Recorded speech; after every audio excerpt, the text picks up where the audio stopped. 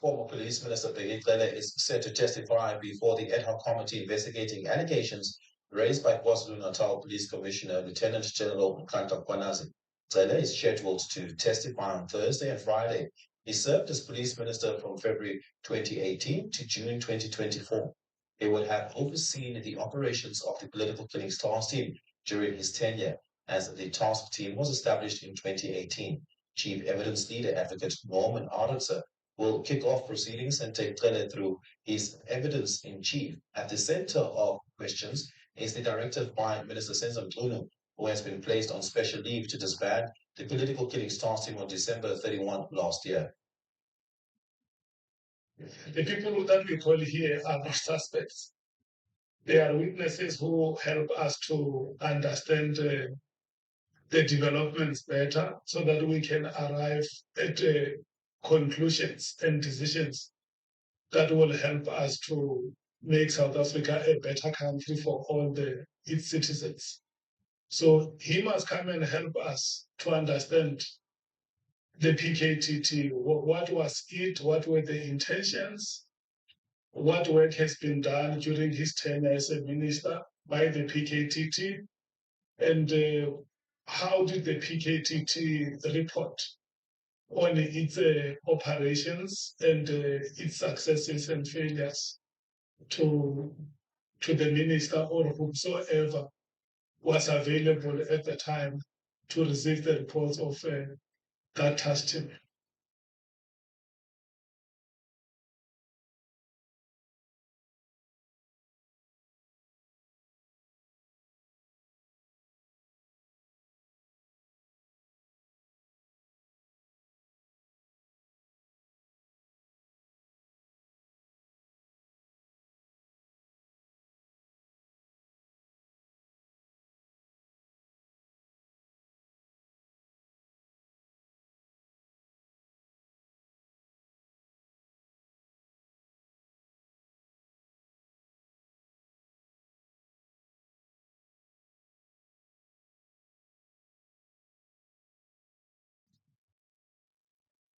Former Police Minister Bheki Cele is scheduled to appear before Parliament's ad hoc committee, which is investigating allegations of corruption, criminal infiltration, and political interference in the justice system. The committee has so far heard explosive testimony pointing to the alleged involvement of senior government and police officials in networks that are apparently compromising the work of law enforcement. Watching the story for us is SABC News reporter Bulelani Philip, who joins us now live from Parliament. And we're just less than an hour, Bulelani, until that committee sits once again. Help us contextualize Bheki Cele's alleged role in what we've heard so far.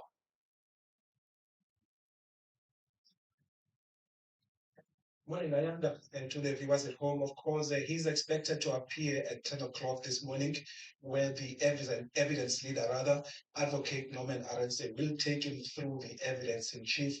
He's expected to be grilled by the evidence leader for about 4 to 5 hours before the members of parliament have their turn to actually take him through the paces. So we expect him to be on the stand for the next 2 days. So it's going to be quite a busy time. But I guess in the main, I suspect that he's been called here to do a clarification on at least 2 issues.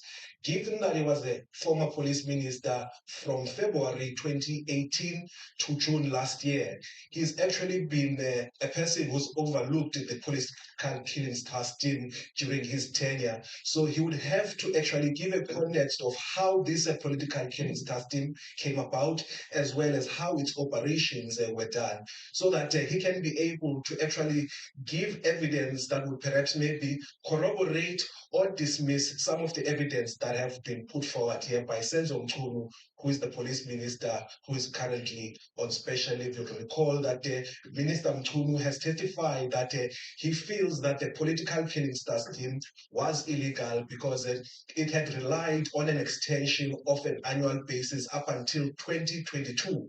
And therefore, he felt that given that there was no formal extension after 2022, it was operating illegally. Hence, he decided that he needed to issue this directive on 31 December last year that says that it must be disbanded with immediate effect. Of course, General Bheki Cele will have to actually give an account of whether when he was in the 5th administration and moved over into the 6th administration, did it mean that that political killing stars team would continue its work automatically, or would it need a cabinet minute in order for it to continue to exist? So those are some of the issues that we expect to come out of his testimony on that part. But on the issue of political infiltration that has been raised by the terms of reference of this ad hoc committee, you'll recall that General Mkhwanazi, in his testimony earlier, he had indicated that after the confiscation of the phone of Vusimuzi Ket Matlala,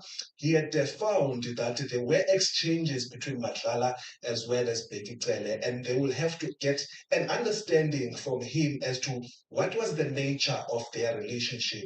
And secondly, General Mkhwanazi has also indicated that they found that there was allegedly some transaction that Bheki Cele might have benefited from the benefits of Matlala. So the nature of their relationship is quite going to be something that is going to be probed by the ad hoc committee.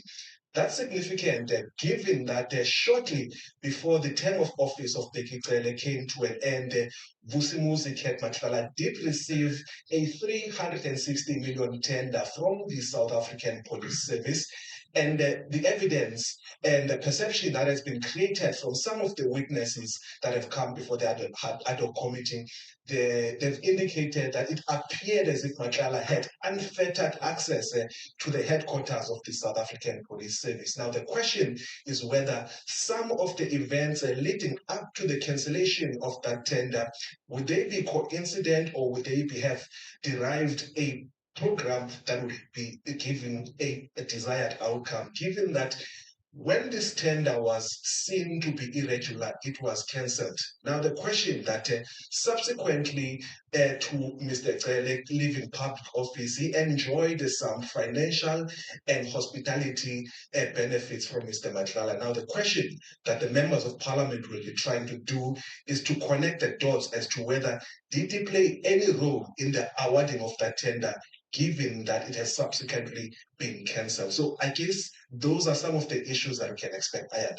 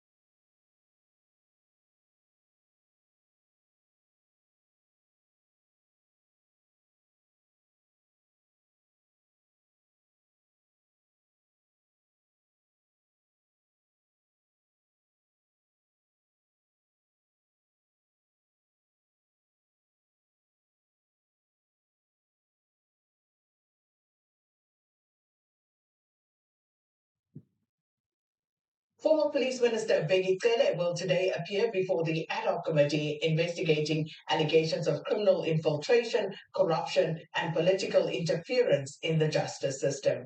Yesterday, current Police Minister Senzo Mchunu, who is on special leave, said that he did not receive a handover from his predecessor, Cele, on the political killings task team. Cele was the Minister of Police from February 2018 until June last year. But for more on what's to be expected today, let's cross now to our reporter Bulelani Philip. Bulelani, and again, as has been the case, great anticipation for especially the sort of clarity that will be sought from the former police minister Bheki Cele. Among those, the interministerial committee, which is something that also the former witness was at pains to explain did not exist. But talk to us about more of those sort of clarity-seeking issues and implications that Bheki Cele would need to respond to.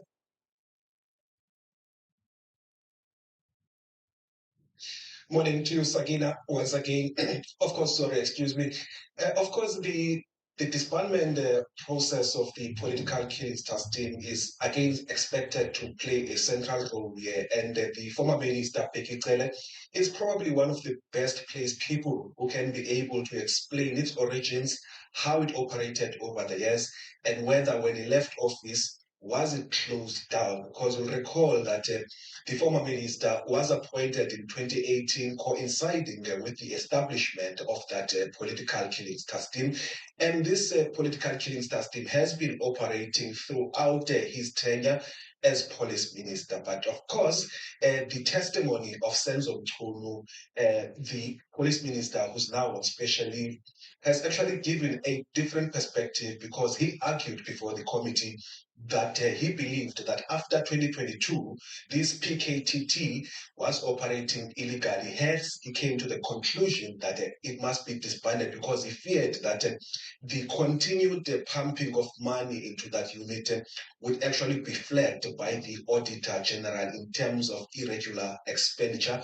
Of course, Cele will have to come with his own version, whether when he left office, the kind of handover report that he left with Senzo Mchunu, did it have any specific recommendations of whether must the PKTT team be shut down, or whether did he recommend that it continue to operate? So that issue, I'm expecting it to also come under the focus. Again, Minister Bheki Cele has been asking for his day to actually respond to some of the allegations and the evidence that has been placed before the ad hoc committee by General Nhlanhla Mkhwanazi, the KZN Police Commissioner.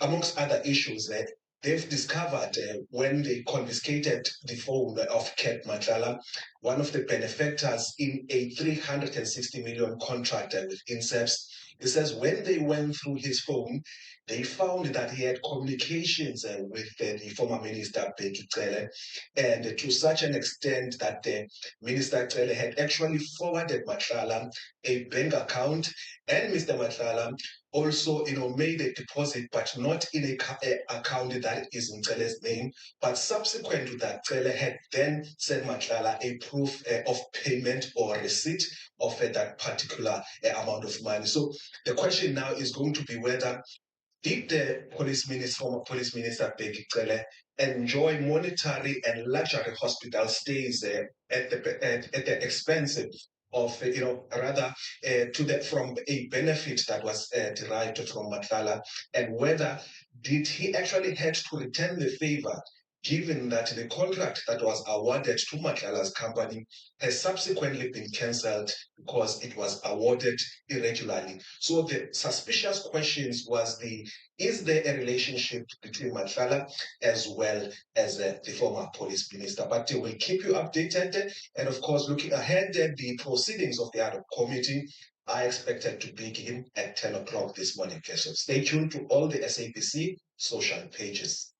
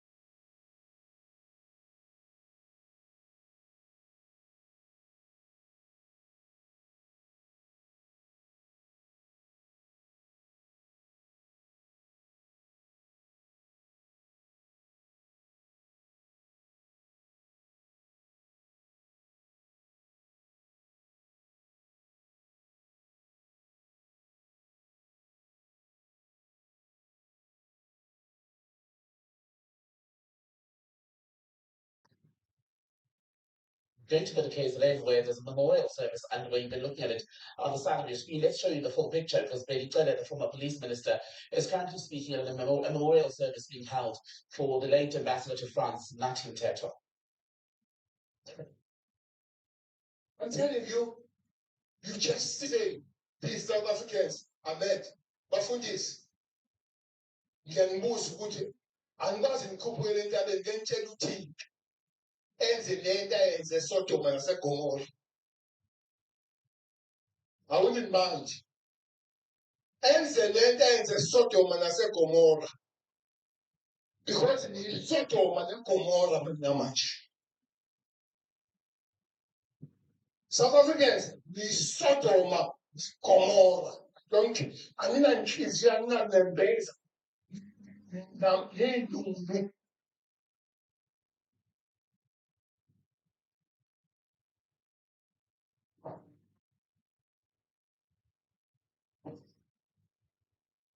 Bathi kulungile siyethemba ukuthi nathi uzofika ngesikhathi kusasa sikwazi ukuthi sihambe sombeka. Esithembayo ukuthi uzokwazi ukubheka emuva le politiki kuyifundisa ikwazi ukuyifafaza abantu abathile ngokuthi baqondise u-African National Congress. Yabona into ezofanele iyekwe ukubeka usikhalela abantu abamosha African National Congress. Kuzofanele sibe khona siwulungise noma ke sesingasala sibe bangaki. Kodwa leadership ayiphile lento yokunesa abantu abasebenzisa u-African National Congress ukuwela imfula abawenza i-bridge kanti bangenela izinto izinto zabo. Ayiphile ukuthi nje ukuthi ngene no-ANC chethi ama-contract because ilayo into ebulale ukuthi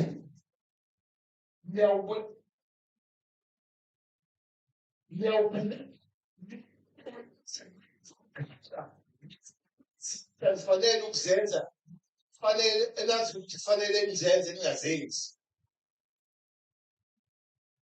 Ake sibe yile wa-African National Congress esasiyiwona sibe ingxenye sibe yi-pulse yama-communities ethu. We used to be parts of communities. We used to walk toward ukuzibuza ukuthi abantu bayangibona u-ANC. Today uyazibuza ukuthi ngingibonela ANC. Athethekelanga is because there is some of us, there are those people abasebenzisa u-ANC ngokubona ukuthi bona kufanele bakhuphuke bathi basebephezulu u-ANC khuphuke bona. Kuzofanele sibuyele kwa-basics. Kuzofanele ukuthi uma ufuna ukuyoseva uhambe uyoseva u-ANC usungaseveka-ke nawe. Kuzofanele abantu uma bekhala bakwazi ukuthola bawukhethelwe esikhundleni sokuthi ube yi-leader, uyi-councillor, uyi-member parliament, uyi-MEC, uminister, ukwazi ukuthola umuntu we-ANC. Ungabi so, you know,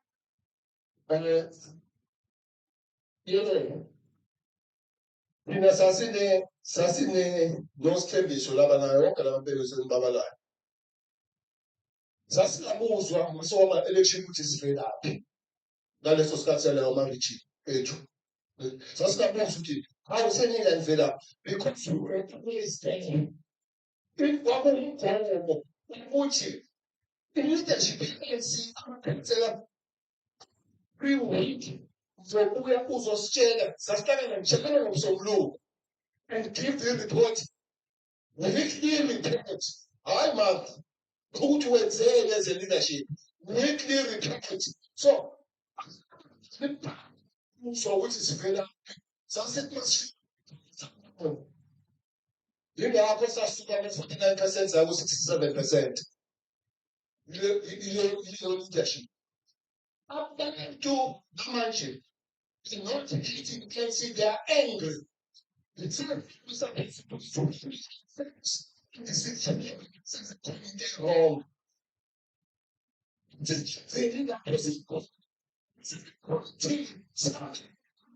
We shouldn't fool masses to go same thing again.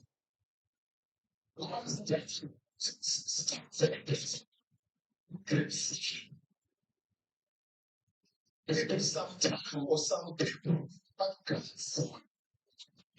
that time. God.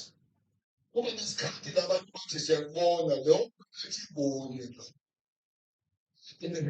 ngabagegela uhambe wedwa ucabanga ukuthi bakhona uhambe wedwa kulungile ezweni izinsuku angisakhuluma ngazo unesiphithi nje manje lesiphithi into engihlupha ngaso sinamehlo. You know, I was sent last week. Uredweni so 26. Yabantu amatshontshe 1.2 billion kwisithi yaseScripture. 1.2 billion. Manje nje nama-TV ayengekho abeyoredwa awatshelwa abantu aba-26 as people told.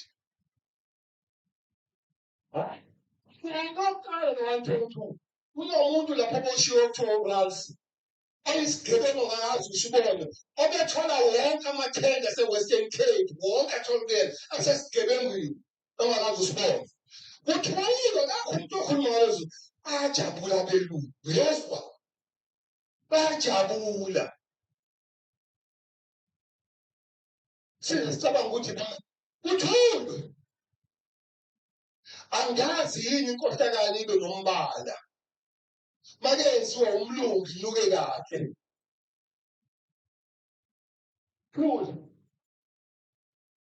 Yes, Queen. Good night. Prepare to hustle.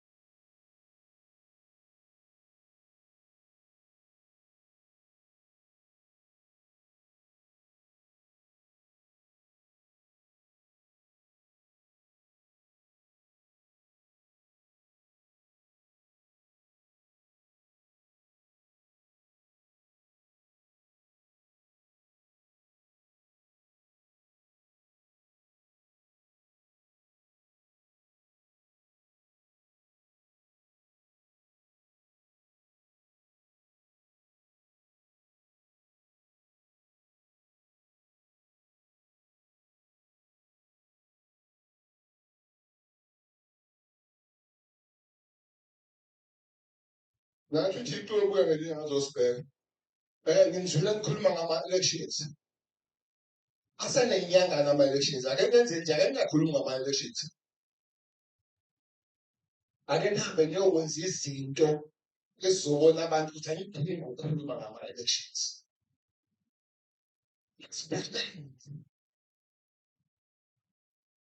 Nizenze lezi zinto ezama-branch e-ANC. What's wrong? Ukwenza izinto sasizenza nihambe niyokhokha udoti niyoba ingxenye yabantu and then amakhansela amaningi by the way eThekwini awe-ANC. So you have a right ukwadonsa ngengalo. Nizobuza, you know, I was driving 3 weeks ago kwakune-celebration yesonto i-KCC. Ngabizwa-ke e-KCC ngiyokhuluma sakusonto. Manje ngibuya ngidrayiva kwaSikwamasha uma sesicela ngokuthi wakunomfula lo mgwaqo kuphuma isitambuko samangathi dude maybe ikhansela Kuyageleza ukuthi ingane zibona. And I'm very ANC now. I'm very sure. I'm very sure. Kwasili kwamasho. Angazi what bani. 40. Yeah, I'm very sure. Uyabona lokukhuluma soyikhuluma but akenenzeni izinto akenibuyeleni kuma-basics akenibengingxenye yabantu akenibengingxenye nibe i-part the ground allow ukuthi banithuke you go face the people but because mabangathuki nina bazothuka u-ANC kanibani banika ithuba lokuthuka nina u-ANC bazobona ukuthi usilungisile thina angikholwa mina lento yokuthi it's gone it's finished and it's not about to be kufanele senze indlela zethu silunge.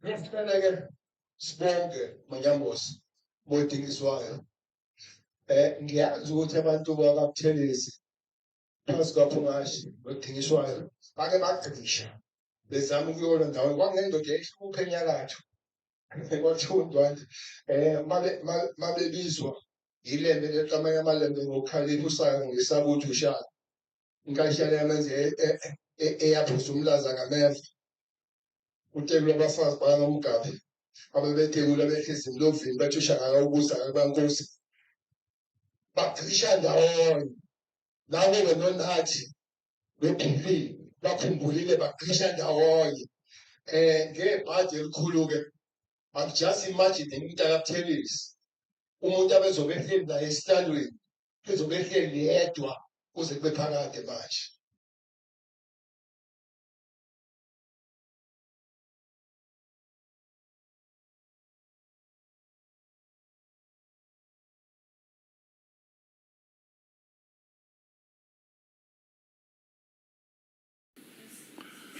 The members of this ad hoc committee,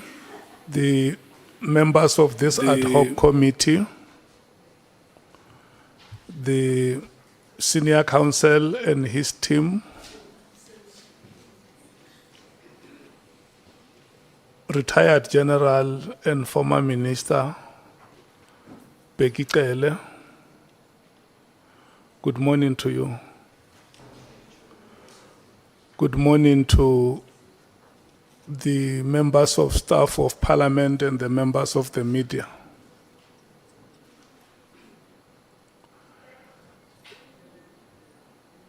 We want to take this opportunity and welcome all of you, and also welcome you, retired General.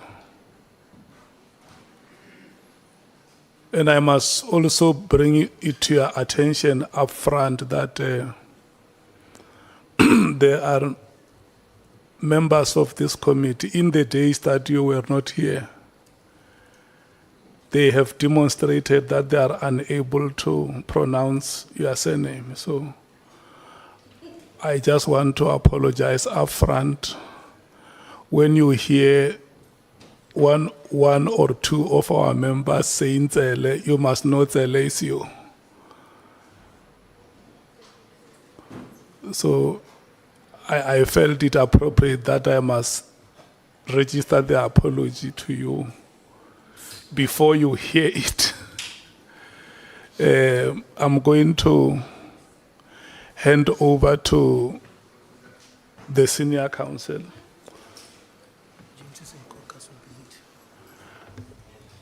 Yeah, well, maybe before I hand over to you, SC, just indicate that Honourable James is going to join us later. That is the apology that we have for now. Senior counsel, can I good morning? Can I check with you if you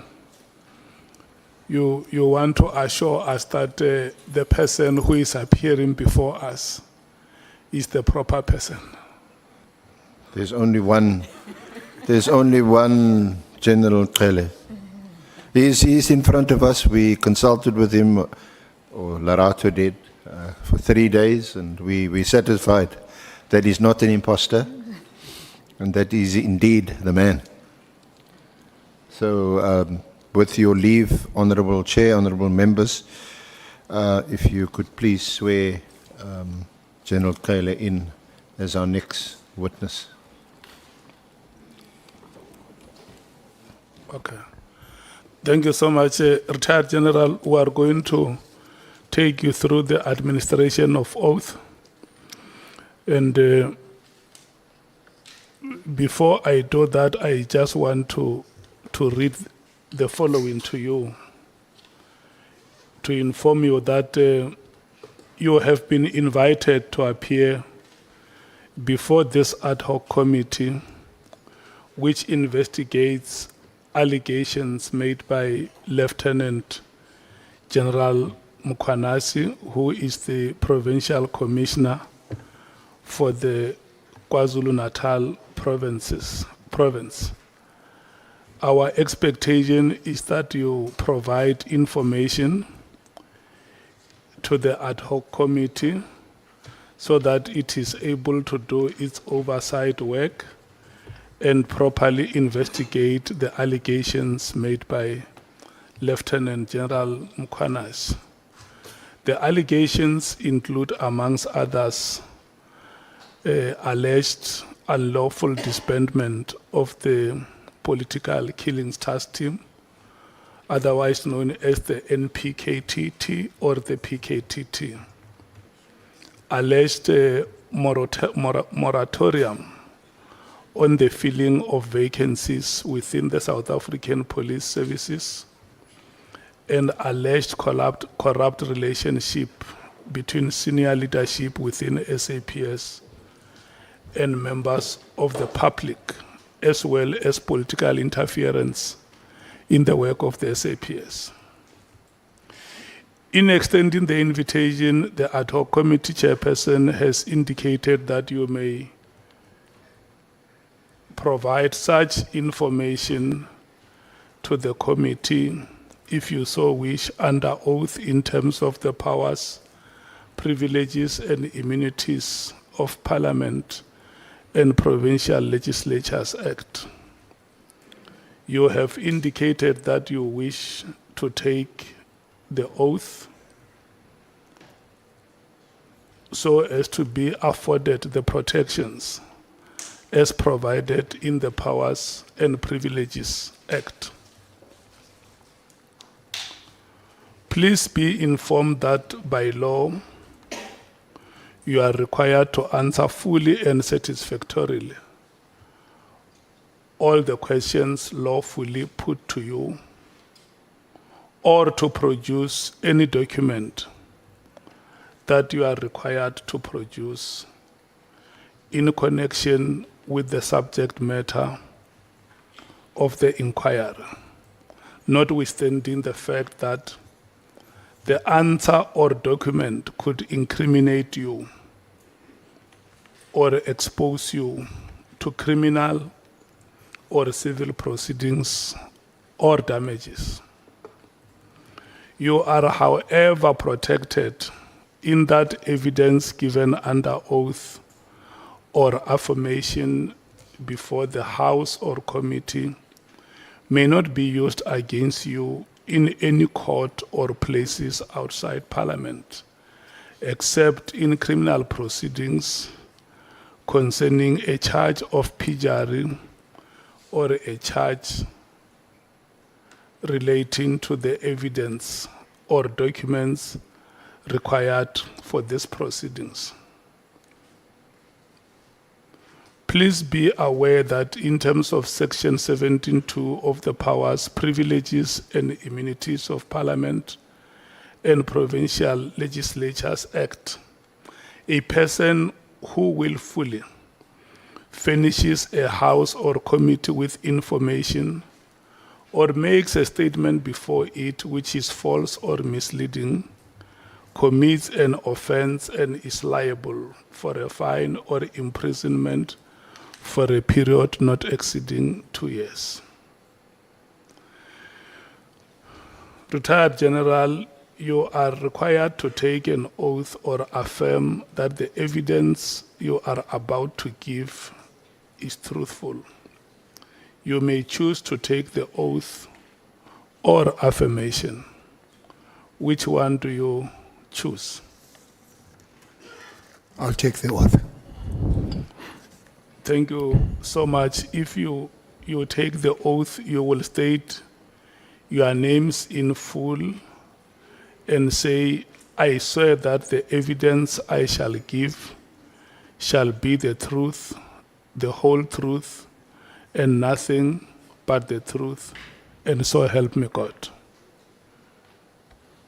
I, Bheki Cele, I swear that the information I'll give will be the truth and the only truth.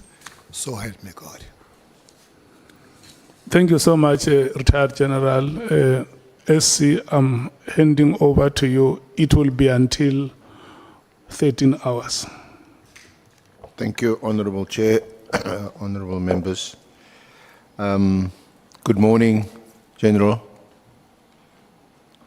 Good morning. Good morning, SC, together with the honourable members. And welcome, and thank you for your for your cooperation, despite, I think, some earlier media report that you weren't prepared to cooperate. We found you to be most cooperative, and when we arranged to meet you, you had no issues, no problem.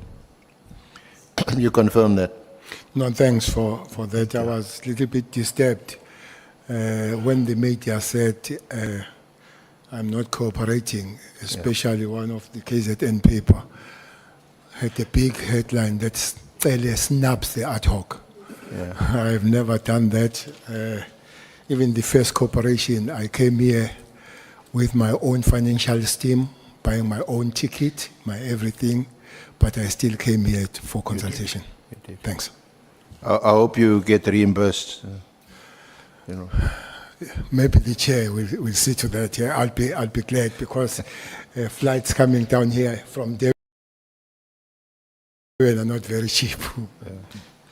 And just in terms of your designation, if you can just get that out of the way. I asked you earlier, we always ask you, do you prefer to be called General Cele, former Minister Cele? Because the designation General, that designation was conferred on you much earlier when you were the National Commissioner, and that was under a previous administration. You didn't give it to yourself. No, I didn't give it to myself. The general of the South African police, at any given time with the police, there is one general. There can be others, but general is one, as at the present moment there is one general in the police. This came after the decision taken by the former President Zuma, who invited all the station commanders in the country, in Pretoria, and said he did not like this thing the police called commissioners and superintendents. I remember seeing superintendents belongs to the hospital. Yeah. And then minister had to gazette the change of the ranks, and that's how these ranks came about. That the general actually is a director general of the South African police. And then there are lieutenant colonels, lieutenant generals. Those are deputy director generals. All lieutenant generals are deputy directors. And then there will be major generals. Those are chief directors on the normal government environment. Then there will be brigadiers. Most people that are not in this environment, they love this rank, brigadier. They think it's something big. It's just a director. It's just a director. And then you go down, then below director, there is a full colonel who happened to be a deputy director. Below, there is a lieutenant colonel who is the assistant director, and then So you go it down. was similar to the establishment in the Yes. public service Yes, administration. yes. But the question, do I want to? I know generals, that title doesn't fall. It's like ambassador. That title doesn't fall. Except that when you are written general in brackets, retired. So do you want to be called retired General Cele? That Or should former be so, minister, but correct. former minister, whatever it comes. Thank you. Okay. Thanks. Okay, former minister. You've been through your statement several times, and we've consulted you on it. So perhaps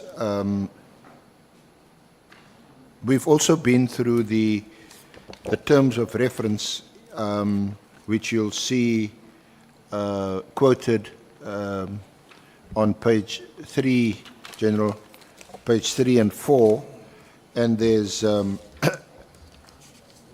number of paragraphs in the terms of reference that you able to assist the honourable members of the committee when it comes to interpreting them and applying them.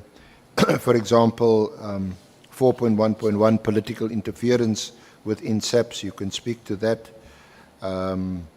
Any related claim regarding corruption, financial or otherwise bribery, misuse of public resources within SAPS, evaluating the extent of misconduct and unethical behavior by the members of SAPS. You've been the minister mostly, so you definitely can assist with evaluating the effectiveness of the PKTT. You can't help us with the status of the dockets. You can perhaps cast some light on the instability in crime intelligence. You can speak to us about the alleged corrupt relationship between Minister Nkunu and Brown Mogotsi, and between Mogotsi and Vusumuzi Katmatlala. You can perhaps assist us with some other aspects, leadership failures, and your own personal experience being in leadership positions in the police, both as a national commissioner and as a minister. Perhaps you can comment on the procurement process within SAPS and how that could be strengthened, because we know there's a lot of corruption in the procurement process. You can talk to us about the alleged existence of organized crime syndicate.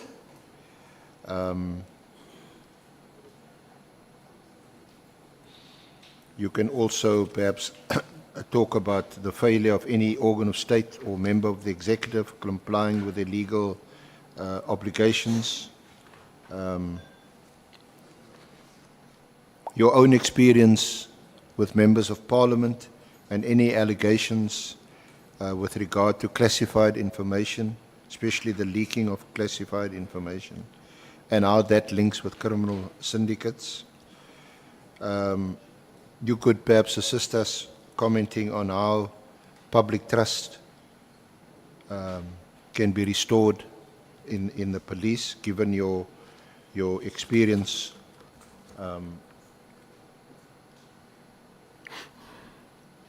and perhaps any conflicts of interest that within SAPS itself.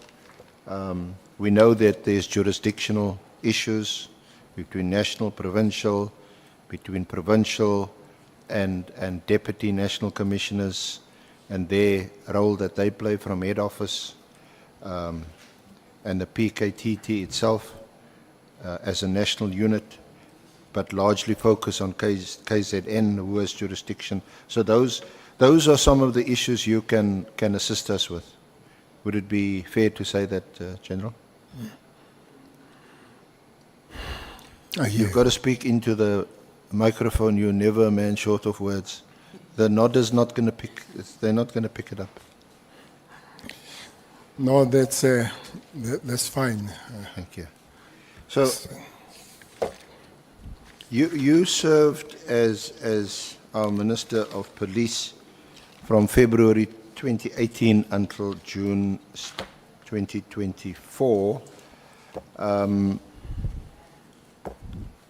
You were not reappointed after the formation of the Government of National Unity in June 2024, but rather your successor, Minister Mkhunu, was appointed.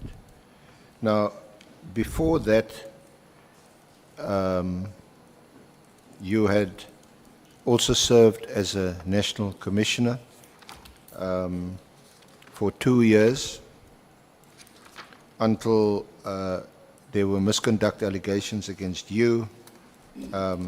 You were suspended in October 2011 and then removed in June 2012.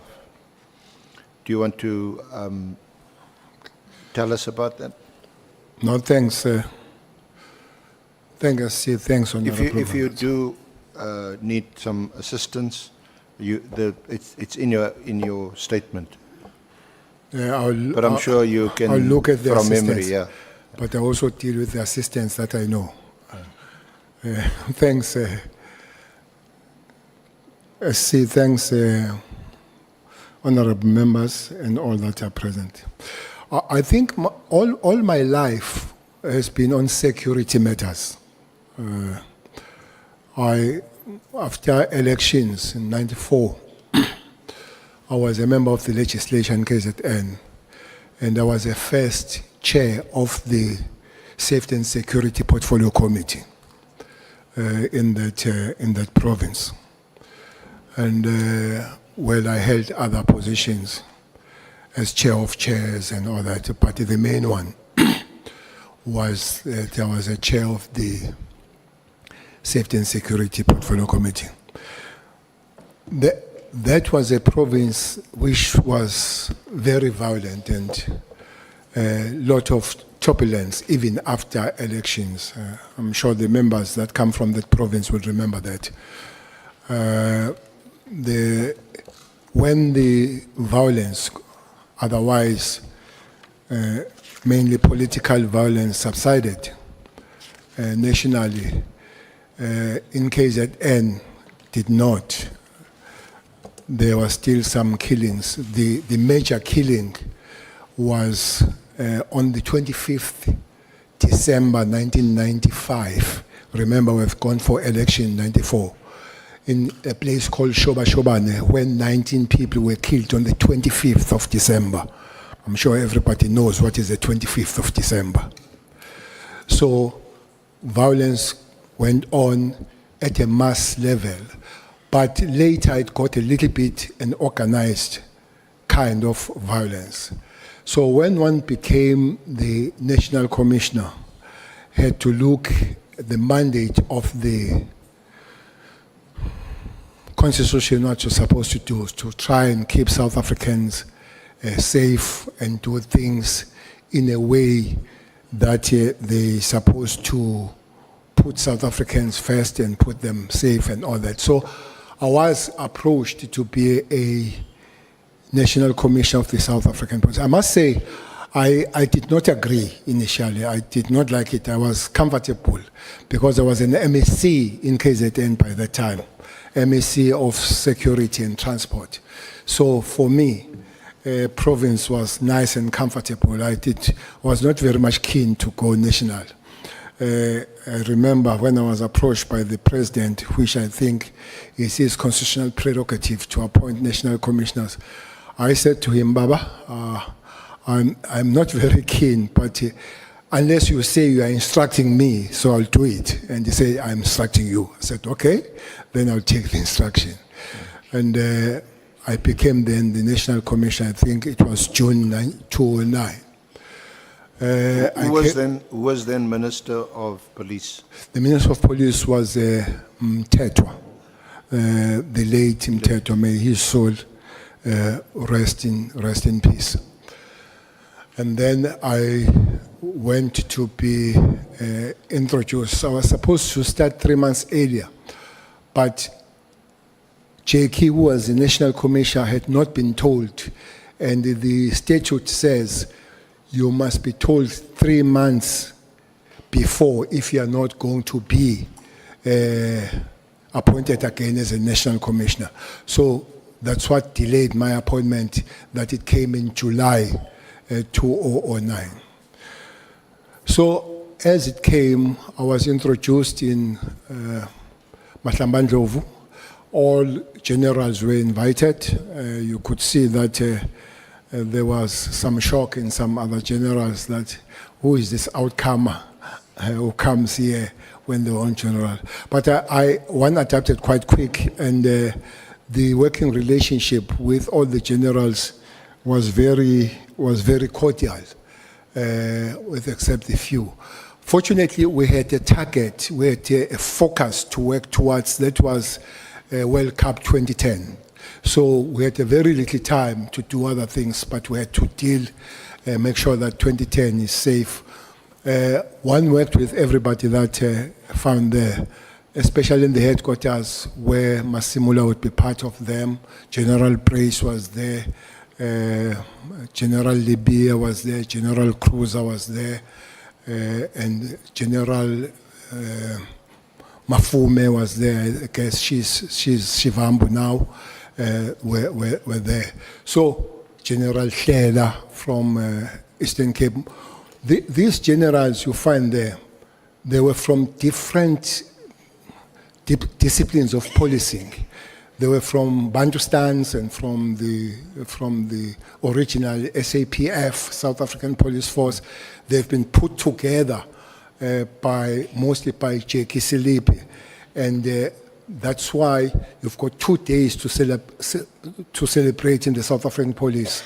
It's the first Sunday of September, where you remember all the fallen heroes, especially those that have fallen in the line of duty. And then you have the 27th of January, where you celebrate the finding of the South African Police Service from the force. So you find, but you could see that there were still tendencies of where people come from and all that, but we had a project to work on, which made life much easier, working towards 2010. Was then Brigadier Mkwanazi, was he also part of your team? Brigadier Mkwanazi was quite a junior at the time, as you say, Brigadier. But for some reason, I found myself working quite close with him. In 2010, when I think the World Cup was supposed to start on the 9th of June, if I'm not mistaken, when I was in PE, launching the TROT, known as Amabaret, I was phoned by the president of SAFA, Danny Jordan, to say that there is a crisis coming on, and then can I see you with immediate effect? So I know that we'll be discussing immediate a long time. Yes, and did you meet him immediately or some months afterwards? So he said, "Can I see you immediately?" So I saw him that day. That immediately was that day when I saw him. I flew from PE straight to OR. I find him seated there with Valk. I forget his first name. Valk was the Secretary General of FIFA. Jerome Valk. There was a problem. This was around March now. There was a problem that the World Cup is being taken away from South Africa. There was a big clash between Valk and FIFA President Blatter to say, you said the cup must go to South Africa, and there is a lot of crime in South Africa. There were 2 countries that they said they were ready to host. That was Australia and Germany. Remember, Germany had hosted it previously. So we spoke with President to say, how can we save the World Cup? It was on the score that I assembled the team of generals in the police, and we went to Zurich to make the presentation. To be honest, the nation does not know that South African Police Service saved 2010. Without that meeting, without us going to Zurich and making presentation, with all participating countries, sometimes with their heads of security, it took us a long time. General Praise made a good presentation. Among those, most of them were generals, except 3 that were brigadiers. Mkhwanazi was part of that. Mkhwanazi had come in because he was responsible for ORS. This is a response services, which puts together all special services, special forces of the South African Police. Is your special task team. Now it will be NIU. There are CATs under there, and there are TROT. That time, there was no TROT, and I think there were no CATs. Specifically, it was Special Task Force and NIU. Then Mkhwanazi was part of that. And for some reason, we work quite closely with him. I'll come back what happened as he becomes the first or the acting National Commissioner. So we made the presentation there. All countries were saying, are not going to go to South Africa. The people that were leading that rebel were British. And clearly, if British could not come to the World Cup in South Africa, many people were going to join them. Until at the later stage, we were supported by Brazil and all that. And Germany was very vocal to say, we are ready. And remember, they have launched it previously. So from that meeting, fortunately, there was a meeting, a General Assembly of Interpol in Loins, in France. So we had to fly there to convince the Interpol to say it's safe to come to South Africa, so that the campaign of safety and coming to South Africa is not just pushed by South Africans alone, but is also pushed by Interpol. That's how then we managed to work on the 2010 coming to South Africa. So that's why I'm saying that we had a project to work on, so we had not much time of differences among and between ourselves as officials in that particular time. And finally, 2010 did come in South Africa. Yeah. I think most, if not all, South Africans are indebted to the work done by the police during 2010. It was probably the high point of the trust that people had in the police. Or maybe the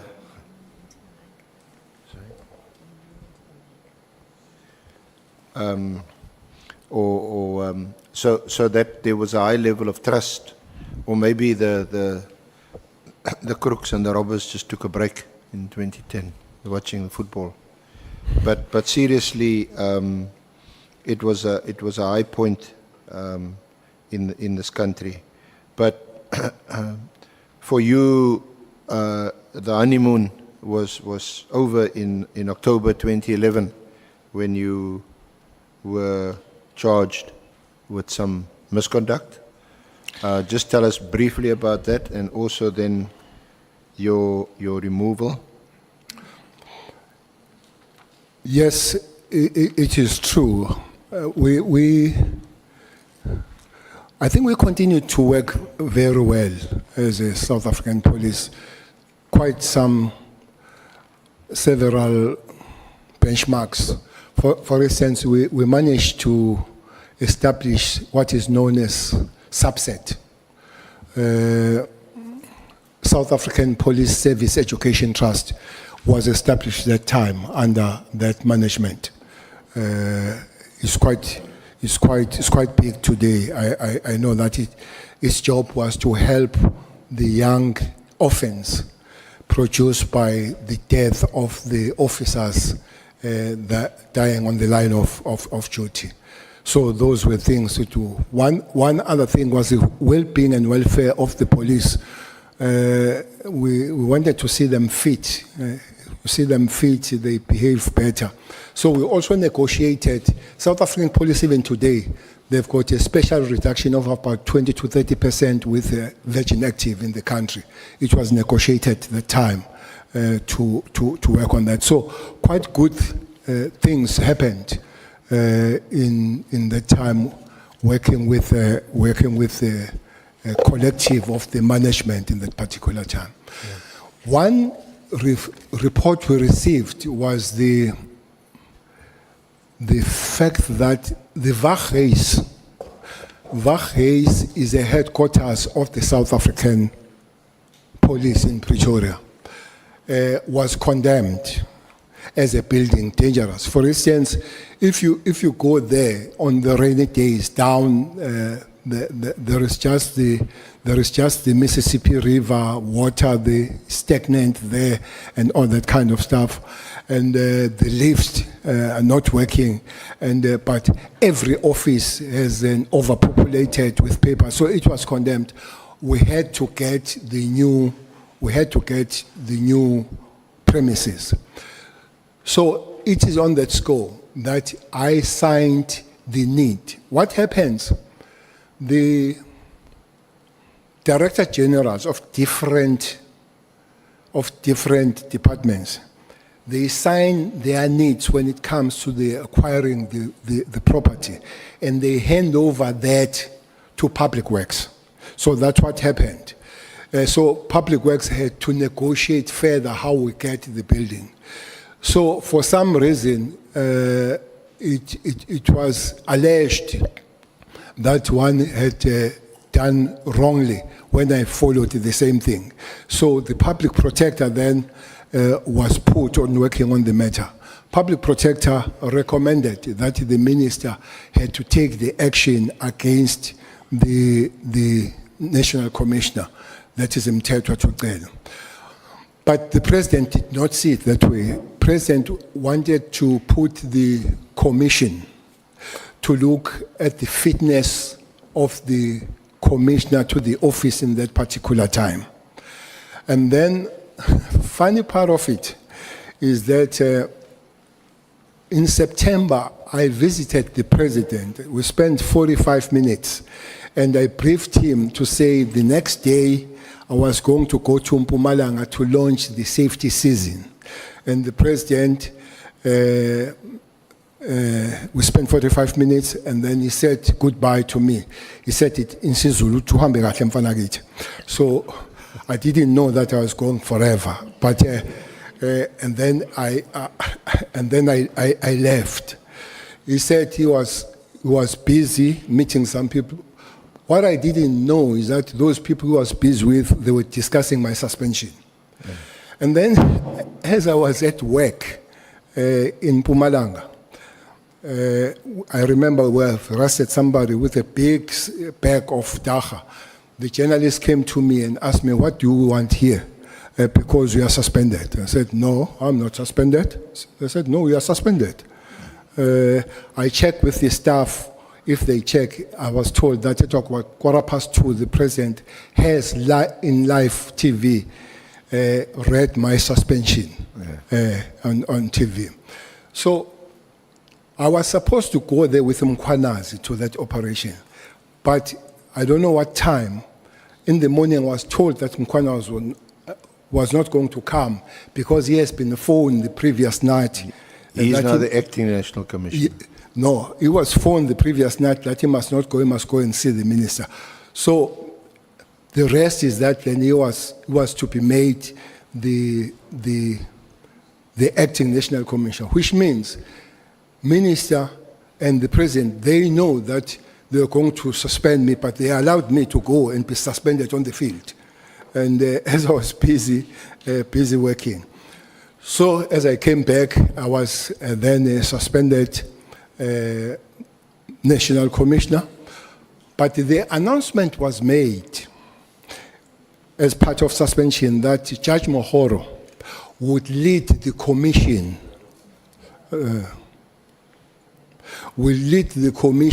that will check the fitness of the office.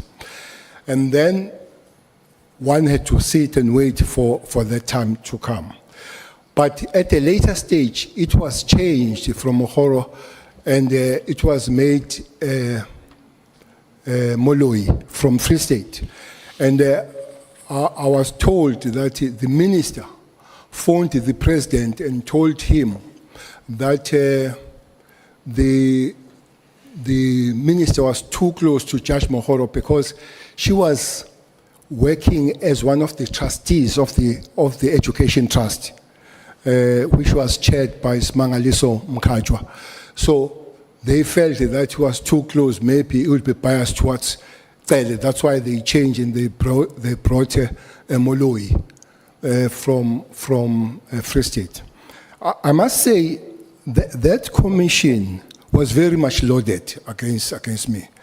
For instance, a person that has been my main accuser was Cele, who used to be a commissioner of the South African, or who used to be a commissioner of police in Ciskei. And the prosecutor there was Noche, who used to be the Minister of Police in Ciskei. So Cele and Noche were coming from Ciskei and they were prosecuting me. But one person that was there was Judge Madanga, who was one of the leaders of the... He was the evidence leader. Yes. And then finally the decision was taken. I was found not to be fit for the office, and then guess in 2012, then I was fired. But we know that you subsequently challenged that decision. You took it on review, and it was granted in the High Court, although it was not opposed by the South African Police or the Minister of Police, and you were then cleared. But just to backtrack a bit, what would have been the motivation, to your knowledge, for your initial suspension and the subsequent inquiry that was instituted into your alleged misconduct? Well, I don't know. Maybe it will be accumulation of being delinquent, because there were orders that I refused to take. Maybe the first one was to suspend Mdluli. Mdluli was suspended by me. Richard Mdluli? Yeah, Richard Mdluli was suspended Was he the head of crime intelligence yes. at the time? Yeah. Funny enough, Mdluli was employed June when I was coming in July. And funny enough, is the only Lieutenant General I know that was interviewed by the panel of ministers. Usually it will be the officials, the DGs and all, but he was, I think, if I remember, there were about 3 of them. The one I remember was Mtetwa and Cele and the others.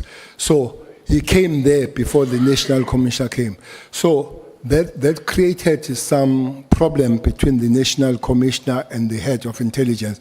And the head of intelligence mostly would be reporting direct to the president, which I don't think is a problem, but also reporting to the minister, which then I think it's a problem, because it's a National Commissioner that is supposed to be reporting to the minister. The second one, I remember that both the minister and deputy minister was Deputy Minister Mbalula and Mtetwa. They came to me and they said they've been sent by the president and instructed them to tell me to fire General Shabalala. Sean Shabalala was the head of PSS. I didn't have the reason of firing him.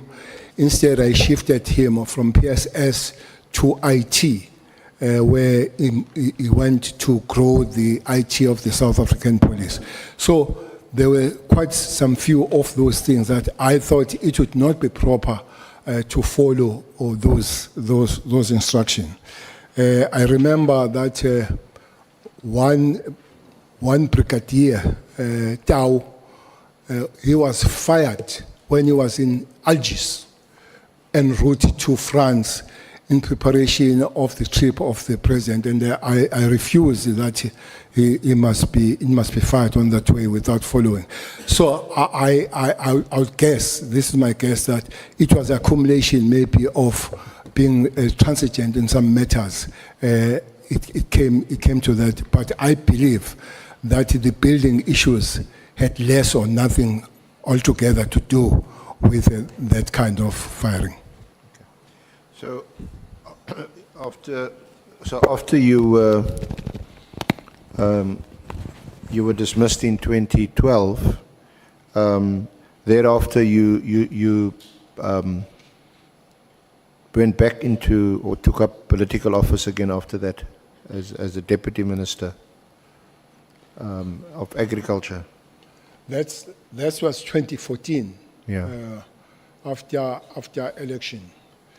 Well, there is an argument that people will say that the president was kind to me to take me back as a deputy minister of agriculture. Actually, that's the only time that I was out of the security establishment. I don't think so. I think either the people of South Africa or the ANC did take me back to Parliament.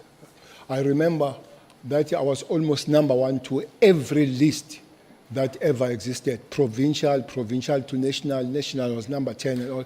So there was no way that I guess somebody would have been ignored. And I remember that Minister Senzo Mchunu was going to be premier of KZN, and he went to the president to request that I go back to province so that we can strengthen the province. The president said no. He needed me nationally because he was going to give me a very crucial job. And indeed, I was a deputy minister of agriculture. It was quite crucial because one was looking after fish and forest. So,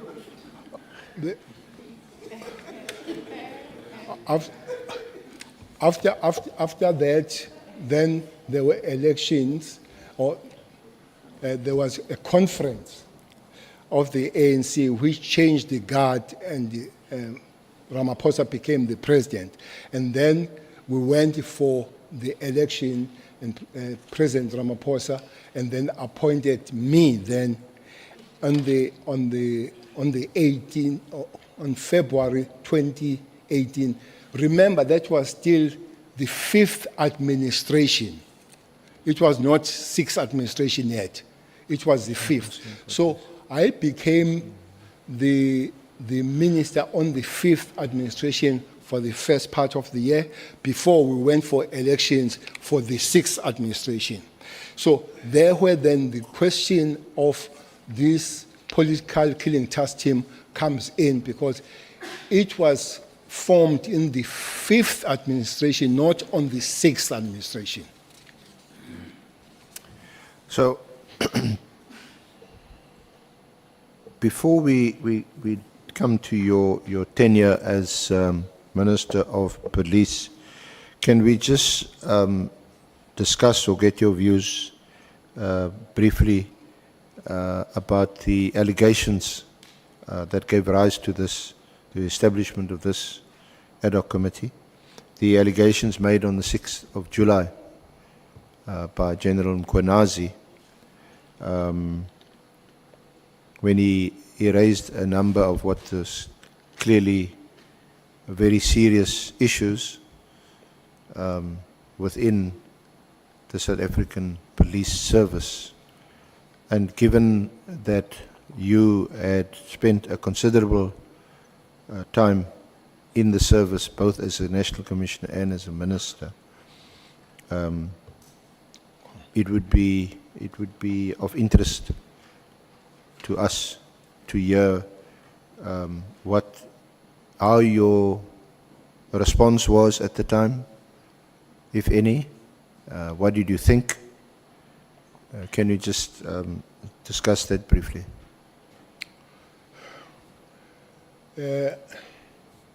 Yes, I was at the gym when I was phoned. That's the at the gym. Yes. Are you still got the 20%? No, that was for the junior officers, not for ministers and the top brass. Those they don't have 20%. That comes from colonel down to the constables. So they still do, but I don't. Even as a pension, I still pay a full amount. So I was at the gym when I was told that the Provincial Commissioner of KZN, Lieutenant General is making the appearance there. So fortunately, I was towards the end, so the gym is not far from where I stay. So indeed, I found him on the screen, but I could see that he was in a full gear, a full gear of special task force with some members of task force and the members of NUU, and almost all district commissioners were seated, if not all, maybe one or two. And I guess there would be about 11 districts in KZN. So they were there.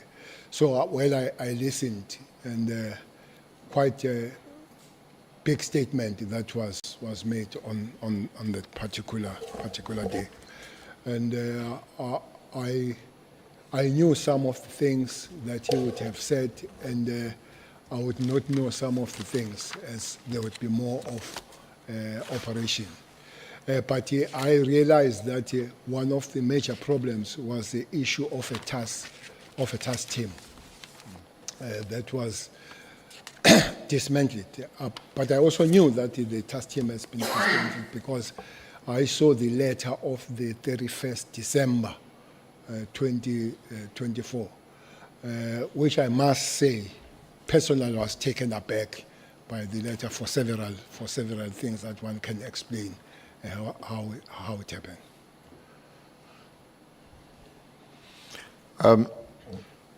Did these allegations made by General Mkhwanazi during the press briefing, did it surprise you? Did it take you aback? Were you, what was your reaction? Well, some surprised me, especially when he called Sibiya a criminal. That surprised me. But look, I'm not a police officer, so I would not know what is an investigation, what makes a police call the police that way. But whatever was said, I felt it had to be investigated further to find the facts on the matter. But in the portion that I did not know was the group of officers that have been sent to assist the investigations in Gauteng. I did not know that, which is not a problem, because as a minister, there are operations that you know, there are operations that you don't know. There are quite operations that are covert, that very few would know, that is accepted and known to the police. And there are those that they can be initiated by the minister because the communities have raised that issue. But the minister cannot go establish or disestablish. So you still have to go through the national commissioner for establishment and disestablishment. So there are few of those that I will remember. By the way, this one is part of it, though on a larger scale, because it was announced by the president, calling the interministerial. But there are some of them. For instance, if you go to Manguzi, there is a lot of problem between Mozambique and South African border. It's called Operation Kotwemvubu. That is ministerial, but established by the national commissioner. One big operation, quite big, is what is going on in the Western Cape. Initially, it was called Operation Thunder. That started almost on the same time with the PKTT. Operation Thunder was changed later to be Operation Lockdown, and that still continues.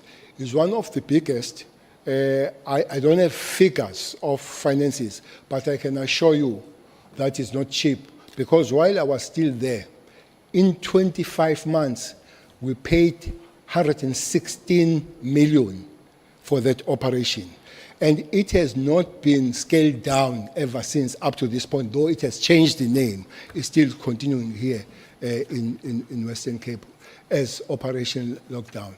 So it's an operation where almost every second month, police from different provinces are invited to come in Western Cape, and all those police SC, they live in the hotels, 200 of them, and there was a negotiated price for them to be, which was 800 rands a night for single police in the hotels. So you would imagine that is expensive for 200 people to sleep 800 rand a night in the hotel from 2018 up to this point, because it's still continuing. So it's not true that is only PKT that has been operating and paying money for. There are other operations that have happened. This Operation Thunder is one big of them. One most expensive that is still continuing is Operation Valumkoti. That one deals with the illegal mining. Again, that one is not ministerial, it's interministerial, because it was also demanded by the president, and the JCPS cluster sat down and invited other relevant departments. One was the Department of Minerals, because it was touching on them. It's quite expensive. I think that had to find billions to run, and those billions from the South African police were found from Kara, were paid from Kara. Kara, if I'm not mistaken, is a criminal assets recovery account. So that's the money that is put there in that account, having been taken from the criminal activities, so that it finds the fighting of crime again. So I think it's quite expensive that most departments got some serious amounts. Big chunk went to the police. I think it was 1.2 billion to run there. The other one went even to Home Affairs to buy the equipment to cross the river. They demanded it, but when you go to that river, you don't see how can you use it. How do you use not a ship, these small things to cross the river? But it also is the first money that bought things like drones. I'm sure you have seen the drones. That thing came under that Operation Valumkoti, working on the illegal crossing and all that. I think that is still continuing. So again, it's a level of a cabinet by the president. Those two, Operation Valumkoti and the PKTT, they come from that level, and then they have interministerials.